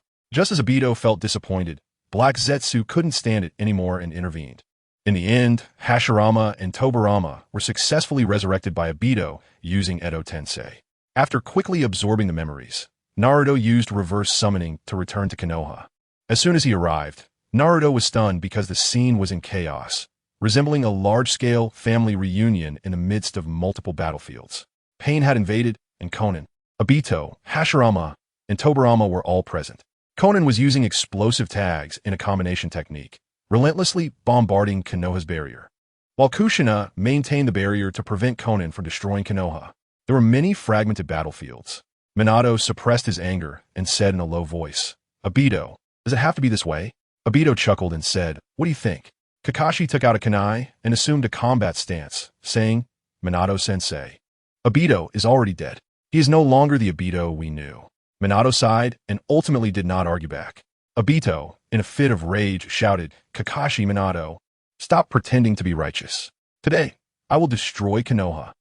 Then, Obito ordered Hashirama and Tobirama to attack Minato and Kakashi. Hashirama, Fourth Hokage, I'm sorry. At that moment, Tsunade rushed out to block Minato's path. Grandpa, your opponent is me. At this moment, Tsunade had just released the slug, providing a layer of medical protection for the entire village. Hashirama exclaimed in surprise, Little Tsunade, I didn't expect you to become the 5th Hokage. Tsunade said angrily. You idiot grandpa, you're just causing me trouble. Hashirama replied with a sense of injustice. I'm sorry, little Tsunade. Be careful. I now possess 30% of my strength from before my death. Would release. Would dragon technique. With great strength. Tsunade attempted to attack Hashirama, but was directly bound by wood, as she was countered. Tsunade, I'm here to help you. Sarutobi Hiruzen smashed the thick wooden trunk with his staff, rescuing Tsunade. He had just come after helping the students evacuate to safety. Tsunade, I told you. It would have been better to use Edo Tensei on the 1st and 2nd Hokage earlier, but you didn't listen, and this allowed the enemy to take advantage. At that moment, Orochimaru suddenly appeared and coldly stated. Tsunade frowned and said, All right, Orochimaru, this is not the time to discuss this matter.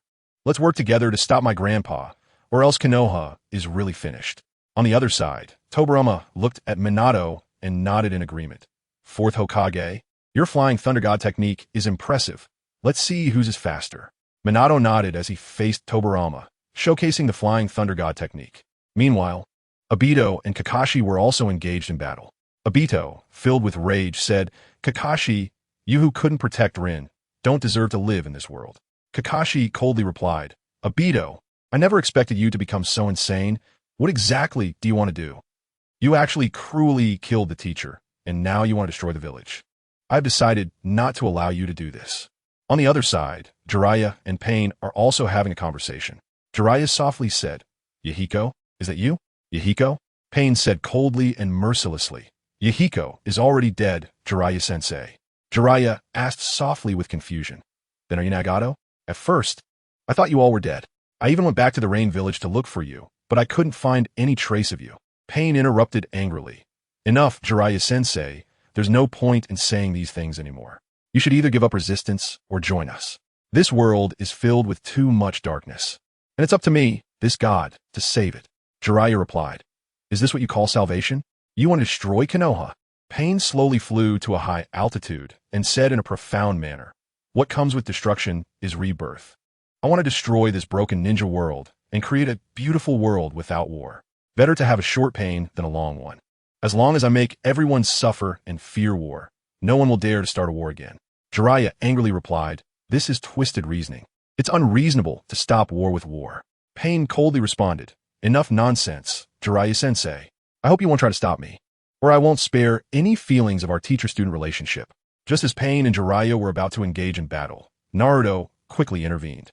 Naruto smiled and said, Jiraiya-sensei, you go help Tsunade and the others. I'll take care of this. Naruto, Jiraiya said, excited. Naruto confidently nodded at Jiraiya. Don't worry, Jiraiya-sensei. I'll protect you this time. I'm very strong. Then, Naruto looked at Fugaku and said, Uncle Fugaku, please go help out too. Shursui and Itachi were not in Konoha. They went to Sunagakure to stop the Akatsuki from capturing the one-tailed Jinchuriki, Gaara. Naruto looked at Pain and said, Brother, peace cannot be achieved this way. Why not join us and directly stabilize the ninja world? Pain asked with interest, how to pacify it. Naruto smiled and said, unifying the ninja world. Pain shook his head, thinking Naruto shared his views, referring to peace. Pain coldly stated, only pain is real. Only by making everyone experience the taste of suffering will they understand the hardships of life and dare not start a war again. Then Pain launched an attack on Naruto. Naruto shook his head, realizing that before the talk could take place, he would need to subdue him first. Recently, the conversion has been severe, giving us more motivation to update faster. Please take a moment to exit reading mode. Thank you. Chapter 71, Battle Against Pain's 6 Paths, 9 Tails. Naruto activated Sage Fox mode without hesitation, and the chakra on his body became exceptionally powerful, greatly enhancing his strength. Naruto felt that his overall abilities in perception, power, speed, and recovery had increased by several times. His combat power was even dozens of times that of his normal form. This feeling is truly intoxicating. At that moment, Naruto saw the huge rhinoceros summoned by the animal path charging towards him. Without a moment's hesitation, Naruto caught the rhinoceros's horn with both hands and swung it hard, smashing the massive rhinoceros towards Pain of the Heavenly Path at a speed faster than it had come. Seeing this, Pain of the Heavenly Path mercilessly activated Shinra Tensei, forcefully sending the rhinoceros flying away. At the same time, the Hungry Ghost Path quickly appeared, blocking Naruto's path. In the face of the hungry ghost path, Naruto did not back down, but instead unleashed the Sage Art, Super Rasengan. However, the hungry ghost path immediately activated its absorption ability, causing Naruto's Rasengan to gradually shrink. Seeing this, Naruto smirked slightly and teased, "You want to absorb it, huh? Alright, I'll let you absorb as much as you want." After Naruto said this, he increased the output of his chakra again, making the Rasengan continuously grow larger.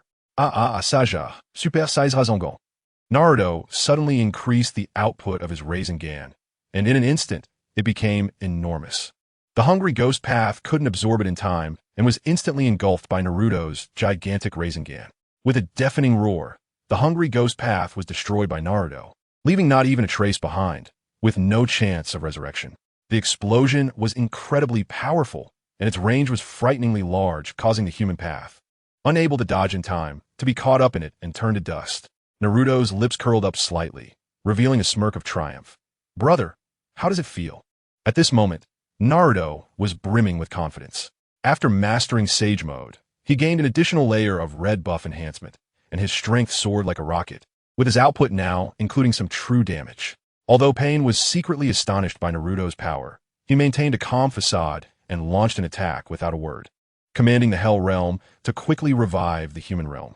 The Azura Realm fired several missiles that rained down on Naruto. Seeing this, Naruto smiled, as if he were looking at flies, and with a sweep of his Nine-Tails chakra hand, he cleanly wiped out all the missiles, turning them into fragments before they even exploded. Following that, Naruto used the Shadow Clone technique, instantly creating dozens of shadow clones. Under the leadership of Naruto's main body, these clones coordinated in groups of 3, quickly forming dozens of wind release, Rasen Shuriken, preparing to throw them at the Hell Realm. Upon witnessing this scene, Pain's expression changed. He knew he could not let Naruto continue like this, so he decided to use his ultimate move, Shinra Tensei. Suddenly, Pain put his hands together and began to chant.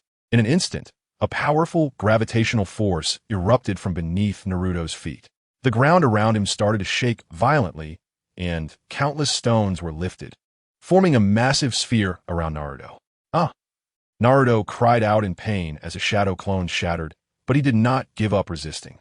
Instead, he seized the opportunity to throw 2 wind release, Rasengan Shurikens. Seeing this, Pain immediately summoned 2 gigantic two-headed hounds to withstand Naruto's attacks, while he continued to maintain the universal pull technique, attempting to seal Naruto inside. However, just when Pain thought everything was under control, he suddenly realized that Naruto was gone. "What?" Pain exclaimed in surprise. "What's going on?" At that moment, a loud bang sounded, and a cloud of white mist rose up, followed by Naruto appearing behind the two-headed dog. It turned out that Naruto's earlier wind release, spiraling shuriken, had suddenly transformed into him. This was Naruto's shadow clone, and he had used the flying thunder god technique to teleport beside the shadow clone. "Damn it," Pain gritted his teeth and said. Naruto did not give Pain a chance to catch his breath and once again used Sage Art, wind release, spiraling shuriken, this time targeting the hungry ghost path. Naruto roared, and the wind release, Rasen Shuriken in his hand, transformed into a whirlwind, flying towards the hungry ghost path. Seeing this, Pain immediately stopped the universal pull and used Shinra Tensei to deflect it away. Naruto was slightly surprised in his heart, as the Pain in front of him was much stronger than in the original. However, Naruto smiled and did not back down. Instead, he quickly rushed forward, seizing that 5-second cooldown time. At that moment, the hungry ghost path had successfully resurrected the human path. Sage Art, Super-tailed Beast Rasen Shuriken. Naruto shouted loudly, deciding to solve all problems at once, unleashing his ultimate move. This action made Pain lose his composure, and his expression instantly turned extremely ugly. True planetary devastation. Pain roared and unleashed a more powerful Shinra Tensei. Seeing this, Naruto again erupted with intense Nine-Tails chakra. He used 4 Nine-Tails chakra hands to complete the Sage Art, Super Giant Rasengan, and with all his strength, he threw it towards Pain's 6 paths. With a loud bang, the entire area was engulfed in a massive explosion, forming a bottomless pit. As the smoke gradually cleared, only the Deva path of Pain remained, his clothes tattered. Yet he stood defiantly. In the final moments, Pain relied on the other 4 paths to withstand the damage, buying some time before he barely activated Shinra Tensei to block Naruto's attack. Naruto smiled and said, "Brother, I think we should have a good chat now. Pain looked at Naruto in confusion. He was truly bewildered, having the legendary eyes of the Sage of Six Paths, but still being defeated so easily by Naruto. Just then, Tobirama, controlled completely by Obito, used Flying Thunder God to appear beside Pain. At this point, Tobirama had lost his own consciousness and was entirely under Obito's control. Obito angrily said to Naruto, "Naruto, consider yourselves lucky this time. We're retreating, Pain." Pain, looking at Konan, who was captured by Minato, said worriedly, but Konan. After Minato no longer had Tobirama's restraint, he helped Kushina use sealing techniques to capture Konan. Without hesitation, Obito commanded Tobirama to use Flying Thunder God to take him and Pain away. Naruto did not try to stop them, as he might not be able to catch up. Tobirama's Flying Thunder God and Obito's Kemui space were both troublesome. Moreover, the Flying Thunder God mark on Obito had vanished, possibly having been stripped away along with the skin that bore it. After the battle with Pain, Naruto's condition had also deteriorated significantly, and besides, Hashirama was still causing destruction in Konoha. Recently, the encoding had become severe, giving us more motivation to update faster. Please take a moment to exit reading mode. Thank you. Chapter 72. Sasuke unlocks the 3-tomo. Sharingan. Obito was controlling Tobirama as they escaped with Pain. Naruto immediately returned to Konoha and greeted his parents with a smile. "Dad, Mom, you stay here and guard against Obito and the others. I'll go meet the First Hokage." Minato and Kushina nodded. "All right, Naruto, be careful." Then Naruto used the Flying Thunder God technique to break into the 4 purple flames formation.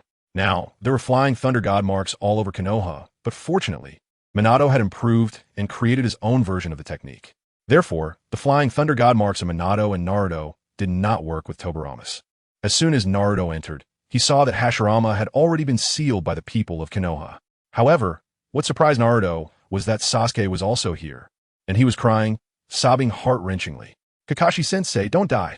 Kakashi-sensei, I will definitely kill that guy to avenge you." At this moment, Sasuke had activated his 3-tomo Sharingan, clenched his fists, and was crying. At this time, Naruto noticed a person lying on the ground. As he got closer, he realized it was Kakashi. He immediately understood everything, and a wave of sadness washed over him. "Kakashi-sensei," Naruto said softly, his voice filled with regret and sorrow. "Sasuke, don't worry too much. I'll do my best to save Kakashi," Tsunade hurriedly comforted. Then she sensed something and looked up. "Oh, Naruto, you're here." "Naruto." Sasuke heard Naruto's voice and turned around with a look of surprise, anxiously saying, "Great. Naruto, hurry and save Kakashi-sensei. We must find Xianglin as soon as possible." "Okay, Sasuke. Don't worry, I'll do my best to save Kakashi-sensei," Naruto comforted. Then, Naruto used the Nine-Tails chakra to infuse it into Kakashi's body, preserving his life, and quickly checked Kakashi's condition. Immediately after, Naruto swiftly left the 4 purple flames formation with Kakashi, Sasuke, and Tsunade. He used the Kagura Mind's eye to successfully locate Kaguya, ultimately saving Kakashi. Sasuke watched as Kakashi-sensei woke up, finally letting out a sigh of relief, and he didn't even realize that he had activated his 3-tomo Sharingan. Afterwards, Naruto learned the ins and outs of the situation. It turned out that Sasuke was eager to participate in the battle and observe the situation, so he had intruded into the battlefield at close range. Later, Tsunade and the Third Hokage were worried that Konoha would be affected by the battle, so they used the 4 purple flames formation, enveloping everyone except Minato and Tobirama, and Sasuke couldn't escape. Even so, Sasuke did not directly participate in the battle. Although he wanted to fight, he knew his own strength and held back. However, someone was not pleased, and that person was Obito. While Sasuke was watching the battle, both Obito and Kakashi naturally noticed Sasuke's presence. Obito, who had been evenly matched with Kakashi, began to play mind games upon seeing Sasuke. With a sinister smile, Obito said, "Kakashi, that person is your student, right? Do you think you would feel despair if I killed him right now?" Kakashi's eyes were filled with killing intent after hearing this, and he angrily said, "Obito, you better not try to harm Sasuke." Obito showed an unusual killing intent toward Kakashi, and he was even happier. He laughed maniacally and said, Kakashi, the more you care about this little brat, the more I want to kill him. Seeing your pained expression is truly delightful." After saying this, Obito's gaze became even more ferocious as he prepared to strike at Sasuke. Kakashi was frantic and quickly shouted, "Sasuke, get out of here." Obito let out a cold laugh, his figure flashing as he lunged toward Sasuke. Kakashi, seeing this, rushed forward without hesitation to block Obito's attack. As Obito engaged with Kakashi, he taunted him with words. Kakashi, you can't protect anyone. You can only watch them die one by one. Kakashi felt a pang in his heart upon hearing this. But he wasn't swayed by Obito's words and continued to resist with all his might. Obito laughed heartily, saying, Kakashi, you couldn't protect Rin back then, and today you won't be able to protect anything either. You can't protect your disciple. I'll let you experience the pain of losing a loved one. Ha ha, Kakashi. Then Obito used the Kimui to rush towards Sasuke. Sasuke, run! Kakashi exclaimed in shock, quickly rushing towards Sasuke. Sasuke was taken aback. He had just witnessed Obito's abilities and strength, and then Sasuke began to evade. But Sasuke could not outrun Obito. Just as Obito's hand was about to touch Sasuke's back, Sasuke gritted his teeth and tried to struggle with Chidori. But something unexpected happened. Obito suddenly executed a counterattack. Kakashi, seeing that Sasuke was about to fall victim to Obito, rushed in desperately at the last moment, using all his strength to protect Sasuke. Therefore, Kakashi was caught off guard and directly collided with Obito's counterattack. Kakashi-sensei! Sasuke shouted with all his heart. He stared wide-eyed, helplessly looking at Kakashi-sensei, who had been stabbed in the heart by Obito because of him, and that pain surged instantly in his heart.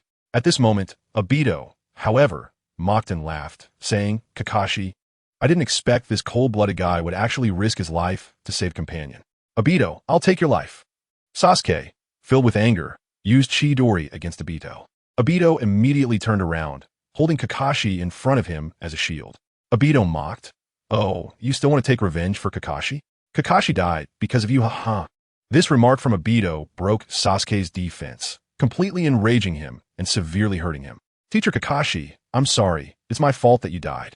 Sasuke looked at Kakashi's pierced heart, engulfed in deep self-blame and sadness. Kakashi's eyes were filled with fury towards Obito, and he was now too weak to speak. Seeing this, Obito's expression became complicated. Kakashi, consider this as my repayment for that Chidori you used on Rin. Then, Obito ruthlessly pulled out his hand that had pierced Kakashi's heart, and Kakashi's figure slowly fell. At this sight, Sasuke's mindset completely shattered. Teacher Kakashi, Sasuke roared. Tears streamed down his face as he activated the three-tomo Sharingan. Obito sighed. Oh no, you've awakened your eyes again. It seems I can't hold you back any longer. At that moment, a loud explosion was heard. Black Zetsu appeared next to Obito, anxiously saying, Obito, it's bad. Pain has been defeated by Naruto. We need to get out of here. Obito's expression changed. He didn't expect Naruto to be so powerful that even Pain was no match for him, and that he was defeated so quickly. Damn it, that guy Naruto, Obito said through gritted teeth. Then he bit down again and said, No, we still have our last trump card. Kagaya immediately advised, No, this isn't the best time yet. We should leave quickly. Obito frowned again as he saw the Konoha ninjas who had just finished sealing Hashirama and were trying to come to support Sasuke and Kakashi.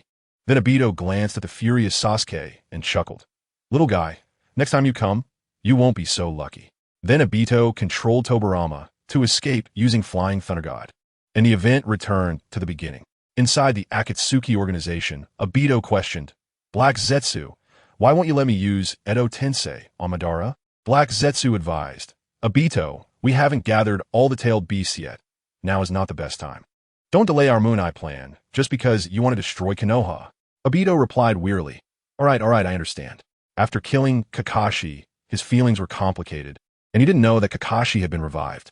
On the other side, Pain had fallen into a brief state of depression. He was directly overpowered by Naruto's raw strength, and he didn't expect to lose, especially not so miserably. Even Konan had been captured by Konoha, and the previous team of 3 was now left with only him. Recently, the situation has become severe, giving us more motivation to update faster. Please take a moment to exit reading mode. Thank you. Chapter 73, The Scorpion of the Red Sand. Just a few hours before Obito and Pain invaded Konoha, Kakuzu and Scorpion also began their actions, invading Sunagakure. Their objective was clear, to capture Gaara and extract the tailed beast from within him. Kakuzu and Scorpion silently infiltrated Sunagakure and quickly found Gaara. Kakuzu had originally planned to capture Gaara and return to the Akatsuki immediately, but things did not go according to his plan. When they found Gaara, the Scorpion of the Red Sand deliberately said something that infuriated Gaara. Everyone wants to kill you. You're the scourge that everyone in Sunagakure despises. This sentence pierced Gaara's heart like a sharp sword, instantly infuriating him. However, facing Gaara's furious attack, It was not difficult for these two Kage-level powerhouses to block it. After all, although Gaara was powerful, he was still far from the strength of Kakuzu and Sasori. However, what angered Kakuzu the most was that Sasori intentionally broke through Gaara's sand barrier and then viciously pierced Gaara's body with his tail. This action triggered the beast within Gaara to go berserk, and Shikaku appeared. Kakuzu couldn't help but exclaim, "Sasori, what are you doing?" "Scorpion, oh dear, I accidentally pierced it. But it's okay, we've already been discovered by those who are monitoring Gaara. They might hate Gaara, so they didn't come out to stop us right away. But do you really think we can just take the Jinchuriki of Sunagakure? Isn't it still necessary to fight? Now that I'm letting the tailed beast come out and cause trouble, isn't that just helping us?" Scorpion's tone carried a hint of lightness and teasing, but deep down, he was filled with confusion and contradiction. At this moment, returning to his hometown, Scorpion felt a surge of complex emotions. When he saw Gaara, who was living in such pain, a strong impulse arose within him to grant Gaara liberation. Scorpion hoped to help Gaara leave this world and release Shikaku, thereby destroying this place that brought him sorrow. Kakuzu understood that Scorpion's actions were intentional. Although Kakuzu felt some dissatisfaction, he gritted his teeth, not wanting to abandon Scorpion and run away alone. After all, Scorpion was right. They had already been noticed by those responsible for monitoring Gaara, and perhaps those people chose to wait and see out of disdain for Gaara, even taking pleasure in it. But once they attempted to take Gaara away, they would undoubtedly face opposition.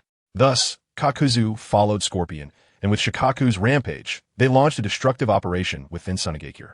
They wantonly destroyed houses, roads, and other buildings, causing chaos and panic.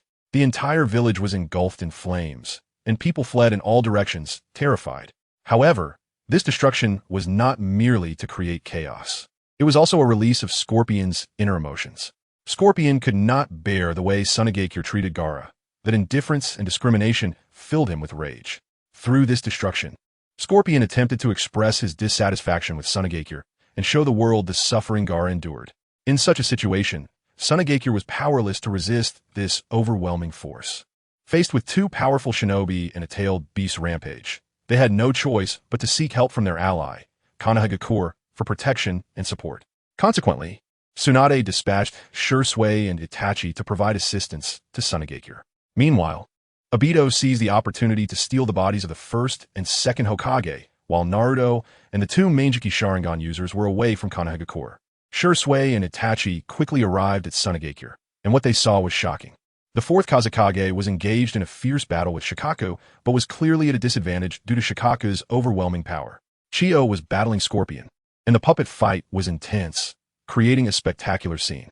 Chiyo's 12 puppets faced off against Scorpion's hundreds of puppets, causing them to fly through the air, leaving spectators dazzled. Although Chiyo was experienced, it was only a matter of time before she lost. She could not compete with Scorpion, and she also had to deal with the various toxins Scorpion released. Meanwhile, Kakuzu was holding off other ninjas from Sunagakure. Kakuzu skillfully utilized 5 elemental chakra types, making it difficult for Sunagakure's ninjas to defend themselves. They had almost no ability to counterattack against Kakuzu's assaults. In all 3 battlefields, Sunagakure was at a disadvantage, and the situation was extremely dire. Seeing this, Shursui and Itachi immediately rushed forward to assist. Their arrival instantly changed the tide of battle, giving the beleaguered Sunagakure a chance to breathe. Since injecting the gene enhancement serum, Shursui and Itachi's strengths had reached a qualitative leap. Now, their Manjiki abilities no longer consumed energy as before, allowing them to wield this powerful force more freely. When Shursui arrived on the battlefield, he immediately recognized the severity of the situation. Thus, he decisively activated Susanoo, using its immense power to suppress the one-tail, Shikaku. At the same time, Itachi showcased his exceptional combat skills. With just a glance, Itachi cast an illusion to control Kakuzu. The battlefield situation changed rapidly, and without needing to resist Shikaku, the fourth Kazekage took the opportunity to launch a sand tsunami, trapping Kakuzu within it. Following this, Itachi activated Susanoo to block the attacks of the third Kazekage's puppet and quickly extended a massive hand to try to capture Scorpion. Scorpion, who was engaged in combat with Chiyo, had no time to react and was directly caught by Itachi's Susanoo. At this moment, Scorpion appeared so small before Susanoo, as if he had truly become an insignificant scorpion, completely losing the ability to resist. Although Scorpion's tailbone could strike Susanoo, It could not inflict any damage or break free from its restraints. Thus, both Scorpion and Kakuzu were captured, and Shikaku was sealed back within Gaara by Shursui and the people of Sunagakure. At this moment in Sunagakure, Chiyo exclaimed, "Scorpion, why are you doing this? Why betray the village? Why kill the 3 generations of Kazekage?" Chiyo's eyes were filled with complex emotions, including anger and disappointment, as well as concern and pain for her grandson, Sasori. For Chiyo, it was understandable that Sasori, having lost his parents at a young age and not having been properly educated, would betray the village and join the Akatsuki. However, killing the 3rd Kazekage and the events of today were truly unforgivable. At this moment, Sasori had already revealed his true form. He could have continued fighting, but no longer held any meaning. It was merely a struggle in front of Itachi's Susanoo for a little while longer. Sasori silently looked at the 2 puppet parents. Remaining speechless, Chiyo let out a deep sigh, her eyes filled with sadness and helplessness. She couldn't understand why Sasori had chosen this path, why he was so cold and indifferent towards the village and his family. However, Sasori did not respond to Chiyo's questions. He simply gazed at everything in front of him, as if all emotions had left him. Just then, an urgent voice came from afar. "Not good, Elder Chiyo. Gaara is seriously injured, and our village's 2 medical ninjas are at a loss." Maki hurriedly appeared before Chiyo, holding Gaara, who had been pierced through the chest. Looking at Gaara's terrifying injuries, Chiyo quickly comforted him. "It's okay, Maki."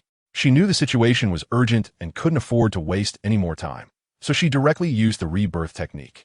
Sasori coldly said, "Give it up, old woman. He has already been hit in a vital spot by my hidden weapon. This is a fatal wound. If it weren't for the presence of Shikaku within him, he wouldn't have survived this long." Chiyo ignored Sasori's words and continued to transfer her life energy to Gaara without pause.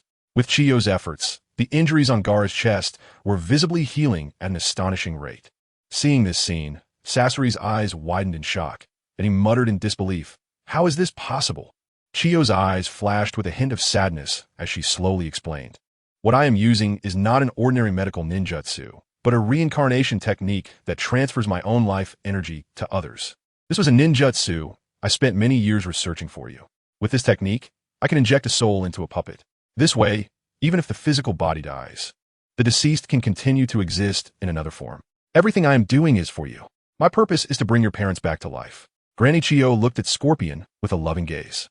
Scorpion stared in disbelief at everything in front of him, his eyes wide open, his face full of shock. He had never imagined that Granny Chiyo would go to such lengths for him, nor did he expect that what he had been pursuing all along was so close at hand.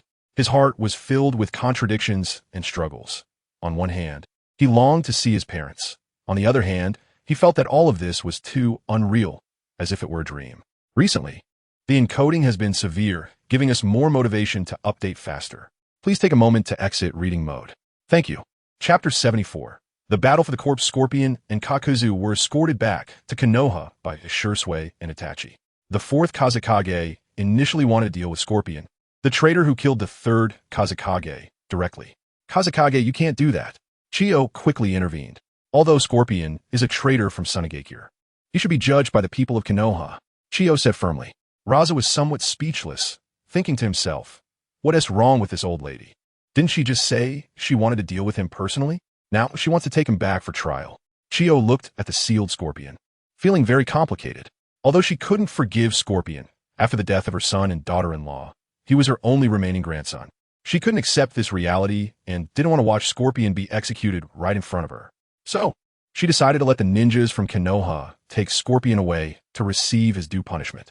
This way, she could avoid personally killing Scorpion while still ensuring he faced justice. In the end, Raza agreed to Chiyo's request. After all, Scorpion and Kakuzu were captured because of the ninjas from Konoha, and both Shursui and Itachi didn't want him to die immediately. They wanted to take them back to Konoha.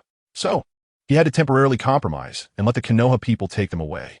Of course, if the opportunity arose, he would definitely seek an explanation from Konoha and bring back the traitor Scorpion to give Sunagakure some justice. Back in Konoha, after the great battle, Orochimaru helped Hashirama Senju regain control over Obito's Edo Tensei, restoring his freedom. Hashirama and Tobirama didn't know how to lift the Edo Tensei control. Naruto speculated that Obito must have learned it in his old age, just in case. After all, Obito had planned for his own resurrection, and it was normal for him to have a backup plan, knowing he would be brought back with Edo Tensei. Orochimaru learned this method of lifting control after performing Edo Tensei on Minato and Kushina, as Tsunade and Naruto insisted he learn how to undo it. "Sorry for causing you trouble, little Tsunade," Hashirama awkwardly said, scratching the back of his head as he looked at Tsunade. Tsunade angrily replied, "Grandpa, don't call me little Tsunade." "Hey!"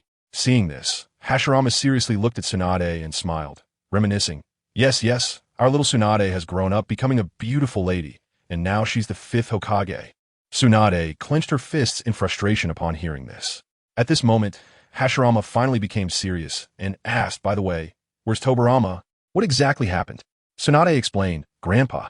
Second Grandpa is still being controlled by someone using Edo Tensei and was taken away by Obito. They are members of the Akatsuki organization, a terrorist group, and they stole Konoha's Sealing Techniques book, which poses a huge threat to the ninja world." "What? The Sealing Techniques book was stolen by the enemies? I told Tobirama not to create so many forbidden jutsu." Hashirama lamented. Tobirama insisted on doing this, and the ninjutsu he created are either water release or forbidden techniques. Now the enemies have stolen it. This is troublesome. Naruto said, "First Hokage, I think we should be prepared. We should Edo Tensei those strong people first, or they might be Edo Tensei'd by them, leading to a situation where the Edo Tensei users come to deal with us." Orochimaru excitedly licked his face and said, "Naruto is right. Tsunade, you wouldn't want Dan to be Edo Tensei'd by Obito and the others, right?" Tsunade replied with a huff. In the end, Tsunade agreed and announced that the Sealing Techniques book had been stolen by the Akatsuki organization. She also explained the dangers of Edo Tensei, stating that Konoha was willing to Edo Tensei strong individuals for a base price of 1 million ryo, allowing them to regain their freedom. As soon as the news broke, it caused a huge uproar, and it spread alongside the news of Pain and Obito's invasion of Konoha. Did you know? The god of shinobi has been brought back with Edo Tensei. So what if you know? Do you dare to let Konoha Edo Tensei your ancestors? Plus, it's so expensive. Who knows what conspiracy Konoha has?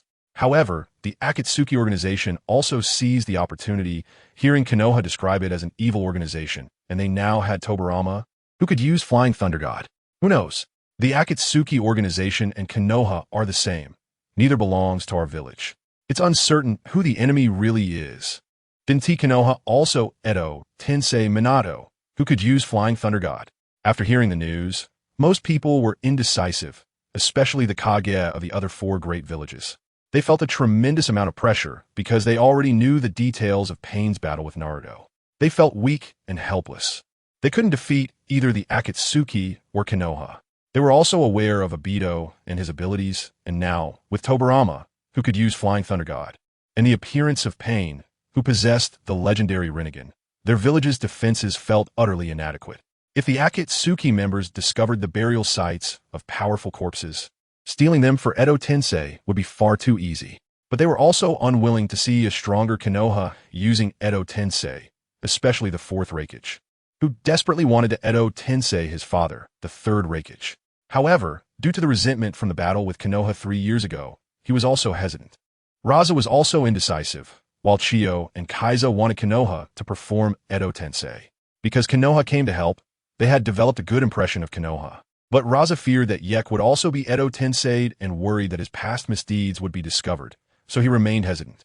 The Wagakure was watching from the sidelines. The first to agree was surprisingly Mei Terumi, the 5th Mizukage of Kirigakure, because after the trauma of the blood mist policy, their overall strength had seriously declined. So Kirigakure urgently needed change. Obito had left 3 years ago, and when he left, he intensified the blood mist policy, causing chaos and even bringing out the 3 tails to cause trouble. Ultimately, he took the life of the 4th Mizukage, Yagura, and extracted the tailed beast. After losing the 4th Mizukage, Mei Terumi ascended to power, but she was left with a devastated Kirigakure.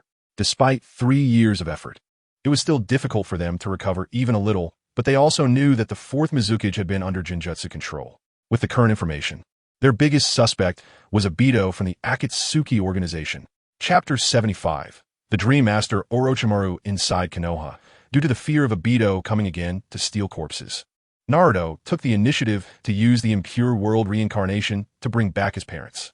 Now, Konoha has started to heavily utilize the Impure World reincarnation. Of course, There are many reasons. Many people want to see their loved ones again, so it has received a lot of support. Impure world reincarnation. With Orochimaru's command, dozens of coffins rose from the ground. As the coffin lids fell, the figures inside were revealed. Hatake Tsukumo, Uchiha Kagami, Akimichi Akifumi, and Kato Dan appear before them. Father. Kakashi stared blankly at Hatake Tsukumo in front of him. Hatake Tsukumo looked around, realizing he had been brought back to life through Edo Tensei.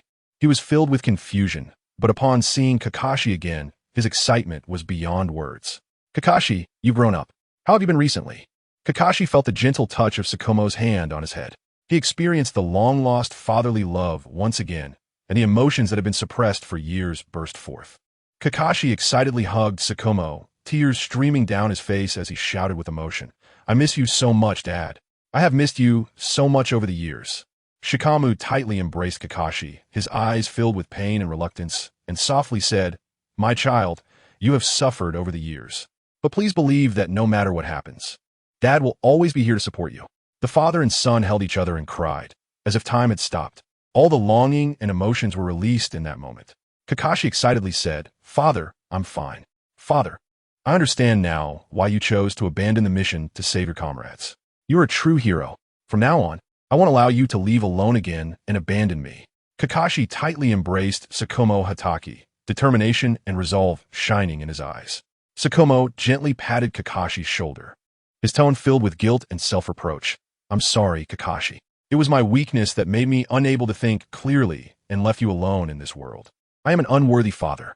Kakashi lifted his head, tears blurring his vision, but he struggled to smile, saying, Father, don't say that.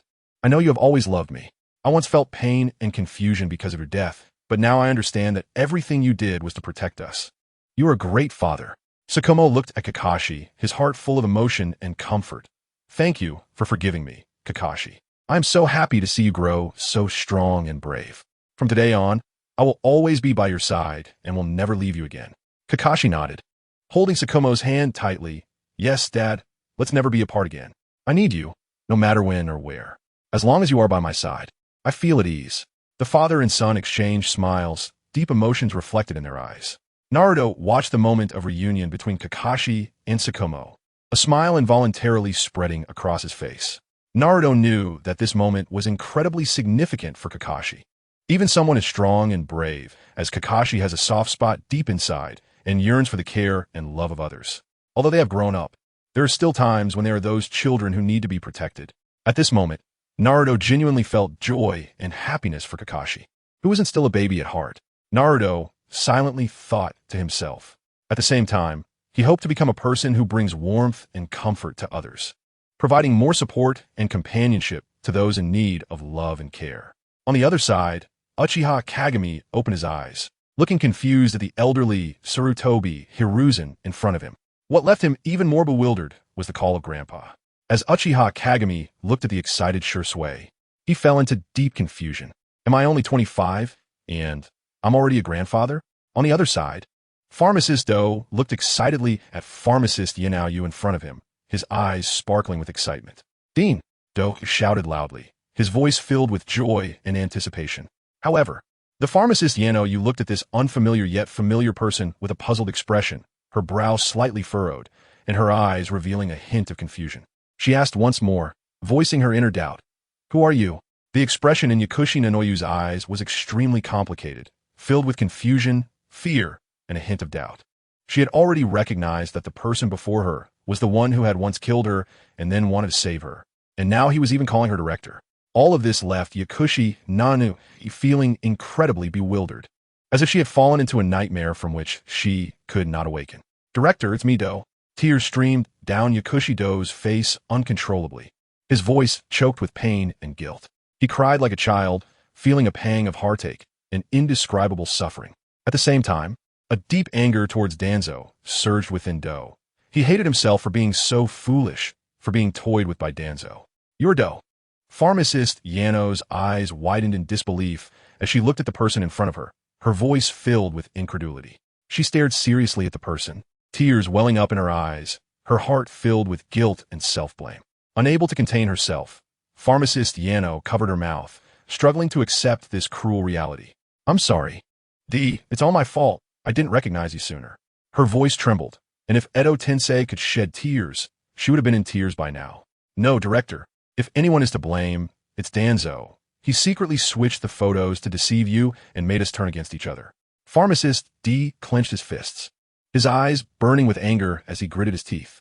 At that moment, D was filled with hatred and rage towards Danzo. He wished he could resurrect Danzo immediately to tear him to pieces and vent his anger. D, my poor child. Pharmacist Yano Yu hugged Do. Her eyes were filled with guilt and self-reproach. Do felt the warmth and care from Yano Yu, and the unease in his heart gradually faded away. Director, I'm fine, Do said with a choked voice, trying to tell Yano Yu that he had become strong. Yano Yu gently stroked Do's head and said softly, Do, no matter what happens in the future, I will always be here to protect you and keep you safe from harm. Don't go away. Tsunade looked at Kato Dan, whom she wanted to see, with a mix of anticipation and anxiety. Tsunade casually asked, Dan, are you okay? Tsunade, you have become the 5th Hokage, huh? Kato Duan smiled gently. Then he stepped forward to reunite with Tsunade, but as Tsunade looked at Kato Duan, whom she had always been thinking about, she felt a sense of estrangement and confusion. Suddenly, Tsunade thought of Jiraiya and felt that she was overlapping with Kato Duan, fearing that she might betray Jiraiya, even though they hadn't actually done anything together yet. But Tsunade had already seen Jiraiya's heart. She thought about the money she owed Jiraiya, the necklace he had given her, and how he had helped her overcome her fear of blood a while ago. Recently, Jiraiya had been helping her stabilize her position as Hokage, always taking care of her. With these thoughts, Tsunade felt very confused and helpless. Did she really have to restore her previous relationship with Cat Dian? What's wrong, Tsunade? Cat Dian quickly noticed something was off with Tsunade's expression. Nothing, Dian. I'm just getting old, Tsunade said with a dim gaze. There's nothing to worry about, Tsunade. I won't mind, Dian said, reaching out to take Tsunade's hand to comfort her. When Dian pulled Tsunade's hand, she awkwardly broke free and turned her head away with a dull expression. Tsunade? What's wrong? Are you feeling unwell? Dian asked with concern. He then suddenly noticed Jiraiya, who was impatiently anxious nearby. Tsunade, I understand. Dian nodded and smiled knowingly. Dian?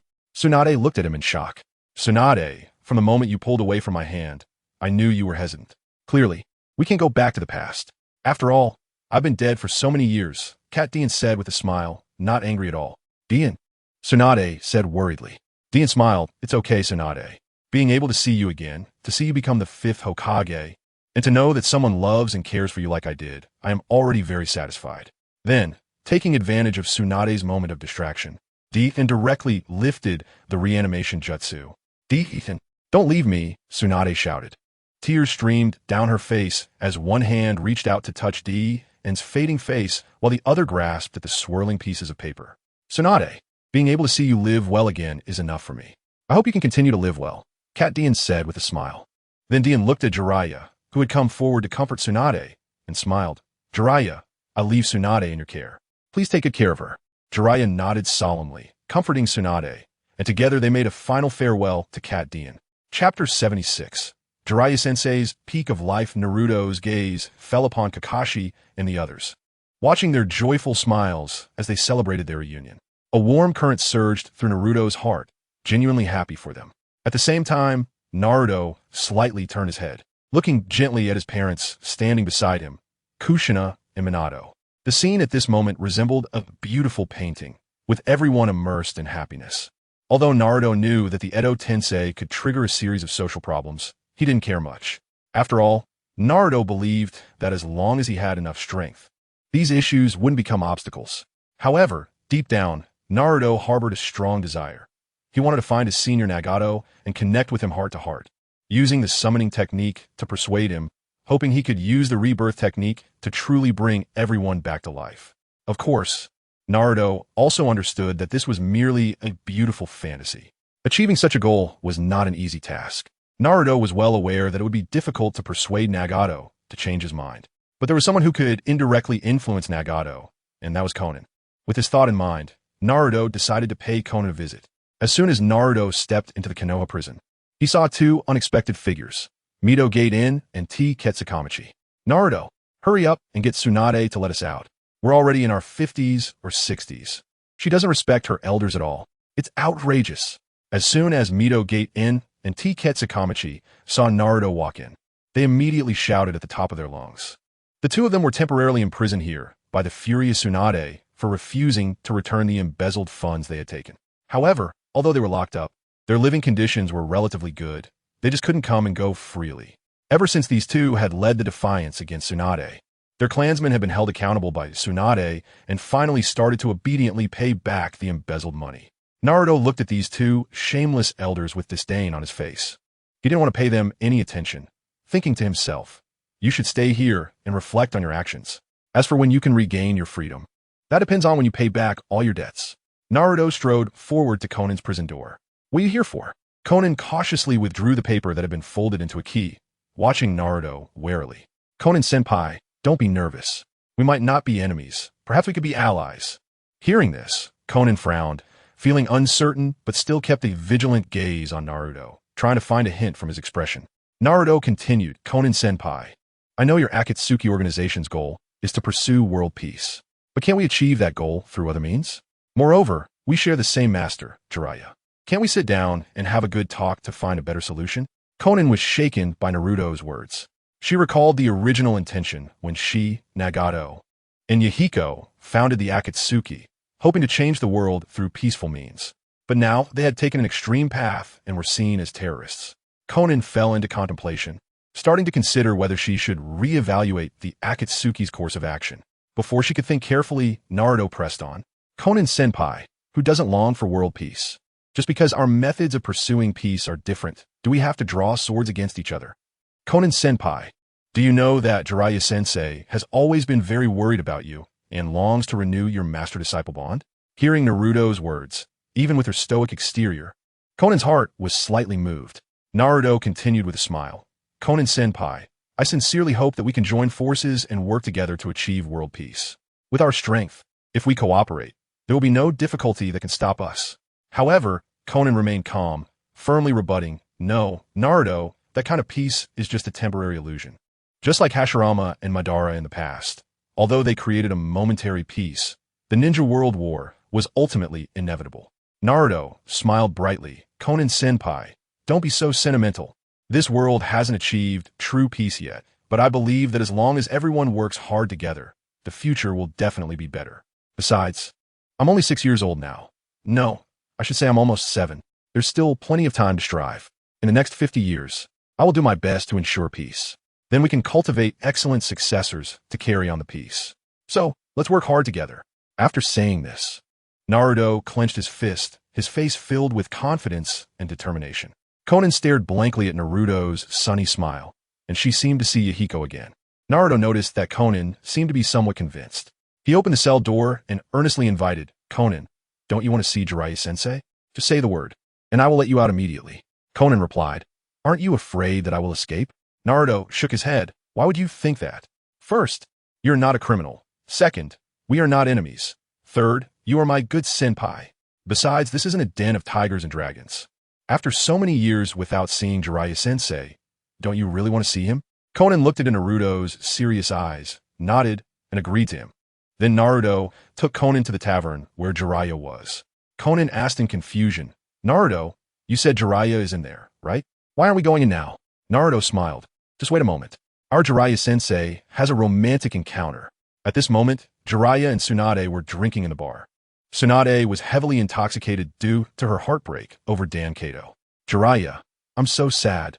Dan Kato left me again." Jiraiya was comforting Tsunade, but didn't know what to say.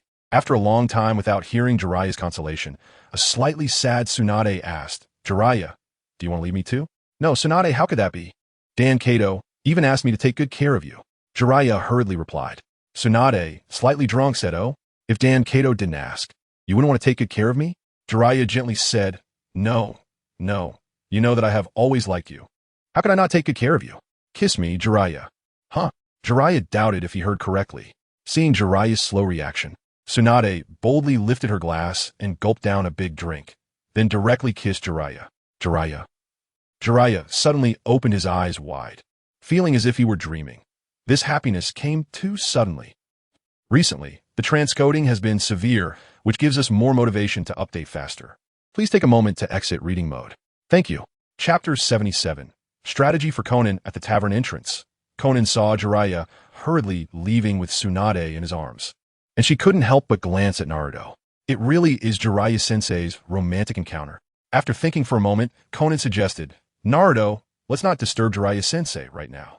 Naruto smiled and replied, yeah, let's find Jiraiya-sensei later. At that moment, Naruto spotted SH, Ju, and Shizune. Seeing SH, Ju angrily trying to stop Jiraiya and Tsunade, Naruto immediately stepped forward to intervene. Who are you? Why are you blocking me? SH, Ju shouted angrily. Looking at SH, Ju, who bore a slight resemblance to him, Naruto smiled and said, why do you want to stop Jiraiya-sensei and your sister? Your sister has already moved on from Kado. Do you want your sister to live alone for the rest of her life? Just then, a gust of wind blew by, and SH, Ju suddenly felt a chill. He couldn't help but shiver, and a sense of foreboding surged in his heart. SH, Ju looked at Jiraiya and Tsunade, and then he noticed that Tsunade, who was in Jiraiya's arms, was actually looking at him impatiently. So you... Oh. At this moment, Shizune, holding a pig, finally caught up. Naruto, is Tsunade-sama okay? She asked worriedly. Naruto smiled and reassured her. She's fine, just drunk. Jiraiya-sensei will take good care of her. Then, Naruto turned to SH, Ju and said, I think you should understand Jiraiya-sensei's feelings for your sister. After a moment of silence, SH, Ju said firmly, but I can't let my sister be taken away by Jiraiya like this. She needs time to recover, needs a quiet environment. Naruto nodded, understanding SH, Ju's concerns. But he also knew Tsunade's true feelings. I understand your worries, SH, Ju, Naruto said softly. But sometimes we need to give others some space to face their problems. Maybe that's exactly what Tsunade needs. After hearing this, SH, Ju fell into deep thought. He realized that his concern for his sister might have been excessive, not considering her true needs. Finally, SH, Ju sighed and decided to trust Naruto's words. He silently watched as Jiraiya carried Tsunade away. Naruto patted SH, Ju on the shoulder and comforted him. Don't worry too much, SH, Ju. Tsunade is a strong woman. She'll handle her own matters. SH, Ju nodded, a hint of gratitude flashing in his eyes. Although it was his first time meeting Naruto, the other's sincerity and kindness warmed him. SH, Ju stood still, watching Naruto's departing figure, and couldn't help but think of their earlier conversation. Perhaps he really should try to let go and allow his sister to seek her own life. I hope Jiraiya can really take good care of her, otherwise I'll definitely have to beat him up. Not long after Naruto left with Konan, he ran into Minato and Hashirama, who were talking. Dad, First Hokage-sama. Hearing Naruto's greeting, Minato responded gently. Naruto, you're here. Huh, how come you brought Konan out? Oh, she asked senior sister Konan, Jiraiya-sensei's student. She doesn't have any grudges against us. I think we shouldn't treat her this way. We might even become good partners. Minato thought for a moment. Since he had already marked Konan with the Flying Thunder God technique when he captured her, he decided to go along with Naruto. After all, even if they could run away, they couldn't escape the temple. It would be great if they could become allies. Minato nodded and smiled. Yes, Naruto, you're right. He then turned to Konan and said, by the way, you still need to call me Brother Minato. I'm also Jiraiya-sensei's student. Seeing Naruto and Minato's hopeful gazes, Konan frowned, gathered her courage, and shyly called out, Brother Minato. Naruto smiled. The first step in winning over Konan had succeeded. As long as they continued to deepen their master-apprentice bond, he believed he could win her over. Just then, after sending Tsunade home, Jiraiya happened to walk by. Oh, Konan, what are you doing here? Upon seeing Jiraiya, Konan couldn't help but mumble Jiraiya-sensei. Hearing Konan still call him teacher, Jiraiya felt pleased. Konan, you still recognize me as your teacher. I'm so happy. Noticing a hint of sadness on Konan's face, Jiraiya asked with concern, Konan, have you all been doing well these years? What happened to Yahiko? Yahiko, he died. Konan began a long explanation. After hearing this, Naruto became furious. Dans and Hanzo had conspired to kill Yahiko. It seemed Dans was causing trouble everywhere. Angered, Naruto wanted to have Orochimaru use impure world reincarnation on Dans to punish him. Jiraiya comforted Konan. Everything is in the past. It will get better. As your teacher, I will definitely protect you and Nagato well in the future. Naruto, with a determined gaze, reassured her, yes, senior sister Konan. I will have Orochimaru use impure world reincarnation on Yahiko and find a real way to revive everyone. Konan nodded, her gaze slightly evasive, unsure of what she was thinking. At that moment, Shursui and Itachi returned, bringing Kaku and Sasori with them. God of ninjas! Kaku exclaimed upon seeing Hashirama. Hashirama turned to look at Kaku, puzzled. Who are you? Do you know me? Seeing this, Naruto cheerfully introduced First Hokage. This is Kaku. He often claims to have fought against you in the past. Huh? Hashirama scratched his head. He really had no recollection.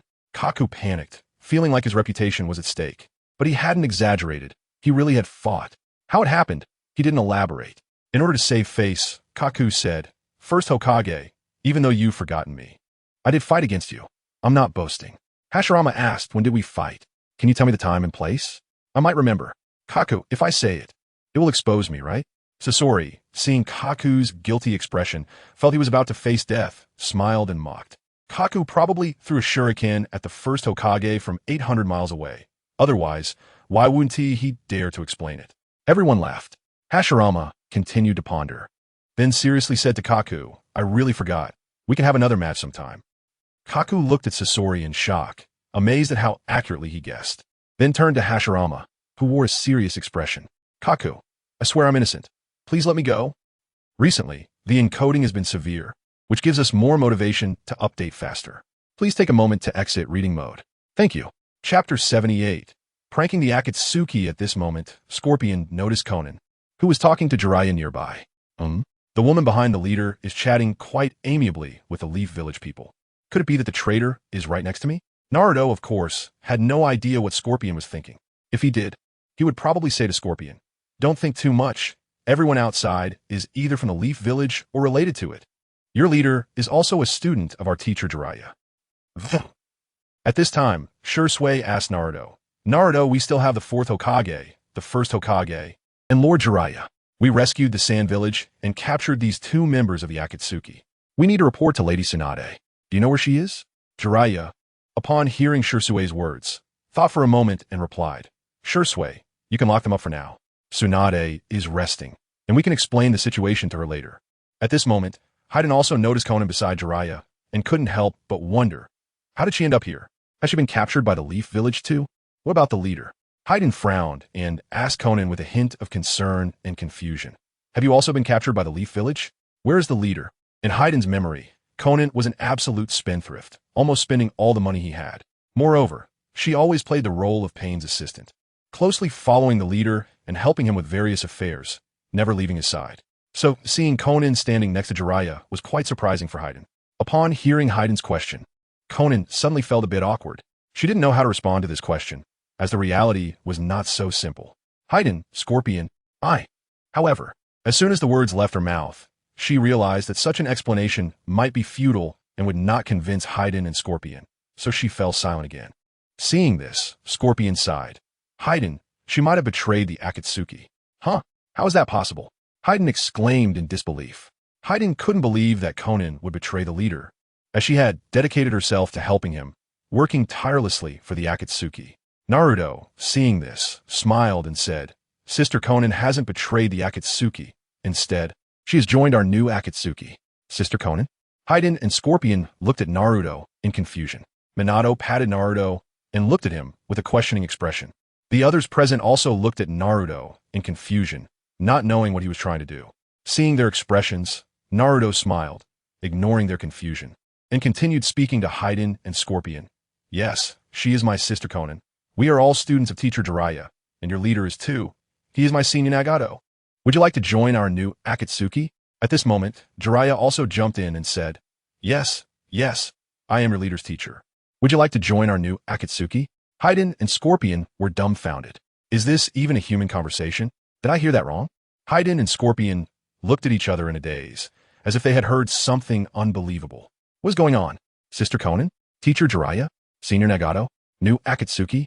These words echoed in Hayden and Scorpion's minds, making the whole world seem absurd. Everyone present also had question marks above their heads. Looking at the bewildered crowd, Naruto smiled. Although he felt a bit mischievous, unreliable, and out of touch, he thought it was good to stir the pot. Regardless of how messy the relationships were, it was better than becoming enemies. Teacher Jiraiya also understood and cooperated well. Does forming a new Akatsuki or directly joining the Akatsuki mean I'm no longer from the Leaf Village? Or if all of us from the Leaf Village form a new Akatsuki, who would be the true base of the Akatsuki? You say your leader? The leader's teacher is still here. Teacher Jiraiya is the true orthodox. Your leader is merely inheriting teacher Jiraiya's thoughts. At this moment, Haiden and Scorpion began to question their lives. Who am I? Where am I? What am I doing? They were already stunned, shocked that the traitors were the leader and Konan. So the Akatsuki is a reserve army for the Leaf Village? Have we been working for the Leaf Village all along instead of the Akatsuki? At this time, Orochimaru walked over. Orochimaru, Haiden and Scorpion exclaimed. Oh, isn't this Haiden and Scorpion? You guys are here. Orochimaru smiled at Haiden and Scorpion, then glanced at Konan. When Jiraiya saw Orochimaru arrive, he smiled and asked, Orochimaru, do you know them well? Orochimaru, puzzled, replied, Jiraiya, what are you talking about? I was also a member of the Akatsuki before. Did you forget? Seeing this, Jiraiya grinned. Yes, and now you're also a member of our new Akatsuki. Orochimaru looked at Jiraiya suspiciously, unsure of what he was up to. But seeing Jiraiya making gestures, Orochimaru played along. Yes, I'm also a member of the new Akatsuki, Orochimaru said with a smile, looking at Haiden and Scorpion. After hearing this, Haiden and Scorpion felt like the sky was falling, and they even began to believe Jiraiya and Naruto's words. Could all be true? So what is the purpose of the Akatsuki? Is it an overseas organization for the Leaf Village? Haiden and Scorpion looked incredulously at Naruto, Konan, Jiraiya, and Orochimaru. Naruto looked at the stunned Haiden and the shocked Scorpion. He smiled, knowing it was a done deal. He would find an opportunity to recruit Haiden, as Naruto valued Haiden's financial abilities. His skills in making and managing money were exceptional, and he could also protect the finances to prevent mismanagement. Konan's 600 billion explosive tags were funded by Haiden, which is an astronomical figure when converted to money. If Haiden were appointed as the financial minister of the Leaf Village, it would mean endless financial resources. As for Scorpion, Naruto wasn't very interested in recruiting him. Although he sympathized with Scorpion's childhood experiences, he also detested Scorpion's indiscriminate killing, having directly murdered his own village's leader for the sake of powerful puppets, resulting in the death of hundreds of lives. This was truly unforgivable for the Sand Village. Scorpion's parents died on the battlefield. What does that have to do with the Third Hokage? However, after thinking it over, Naruto felt it would be a waste of resources not to recruit Scorpion, so he planned to find an opportunity to communicate with Shursui later, subtly suggesting he try to control Scorpion with Jinjutsu. Shursui should know how to handle it. Recently, the code conversion has been severe, giving us more motivation to update faster. Please take a moment to exit reading mode. Thank you.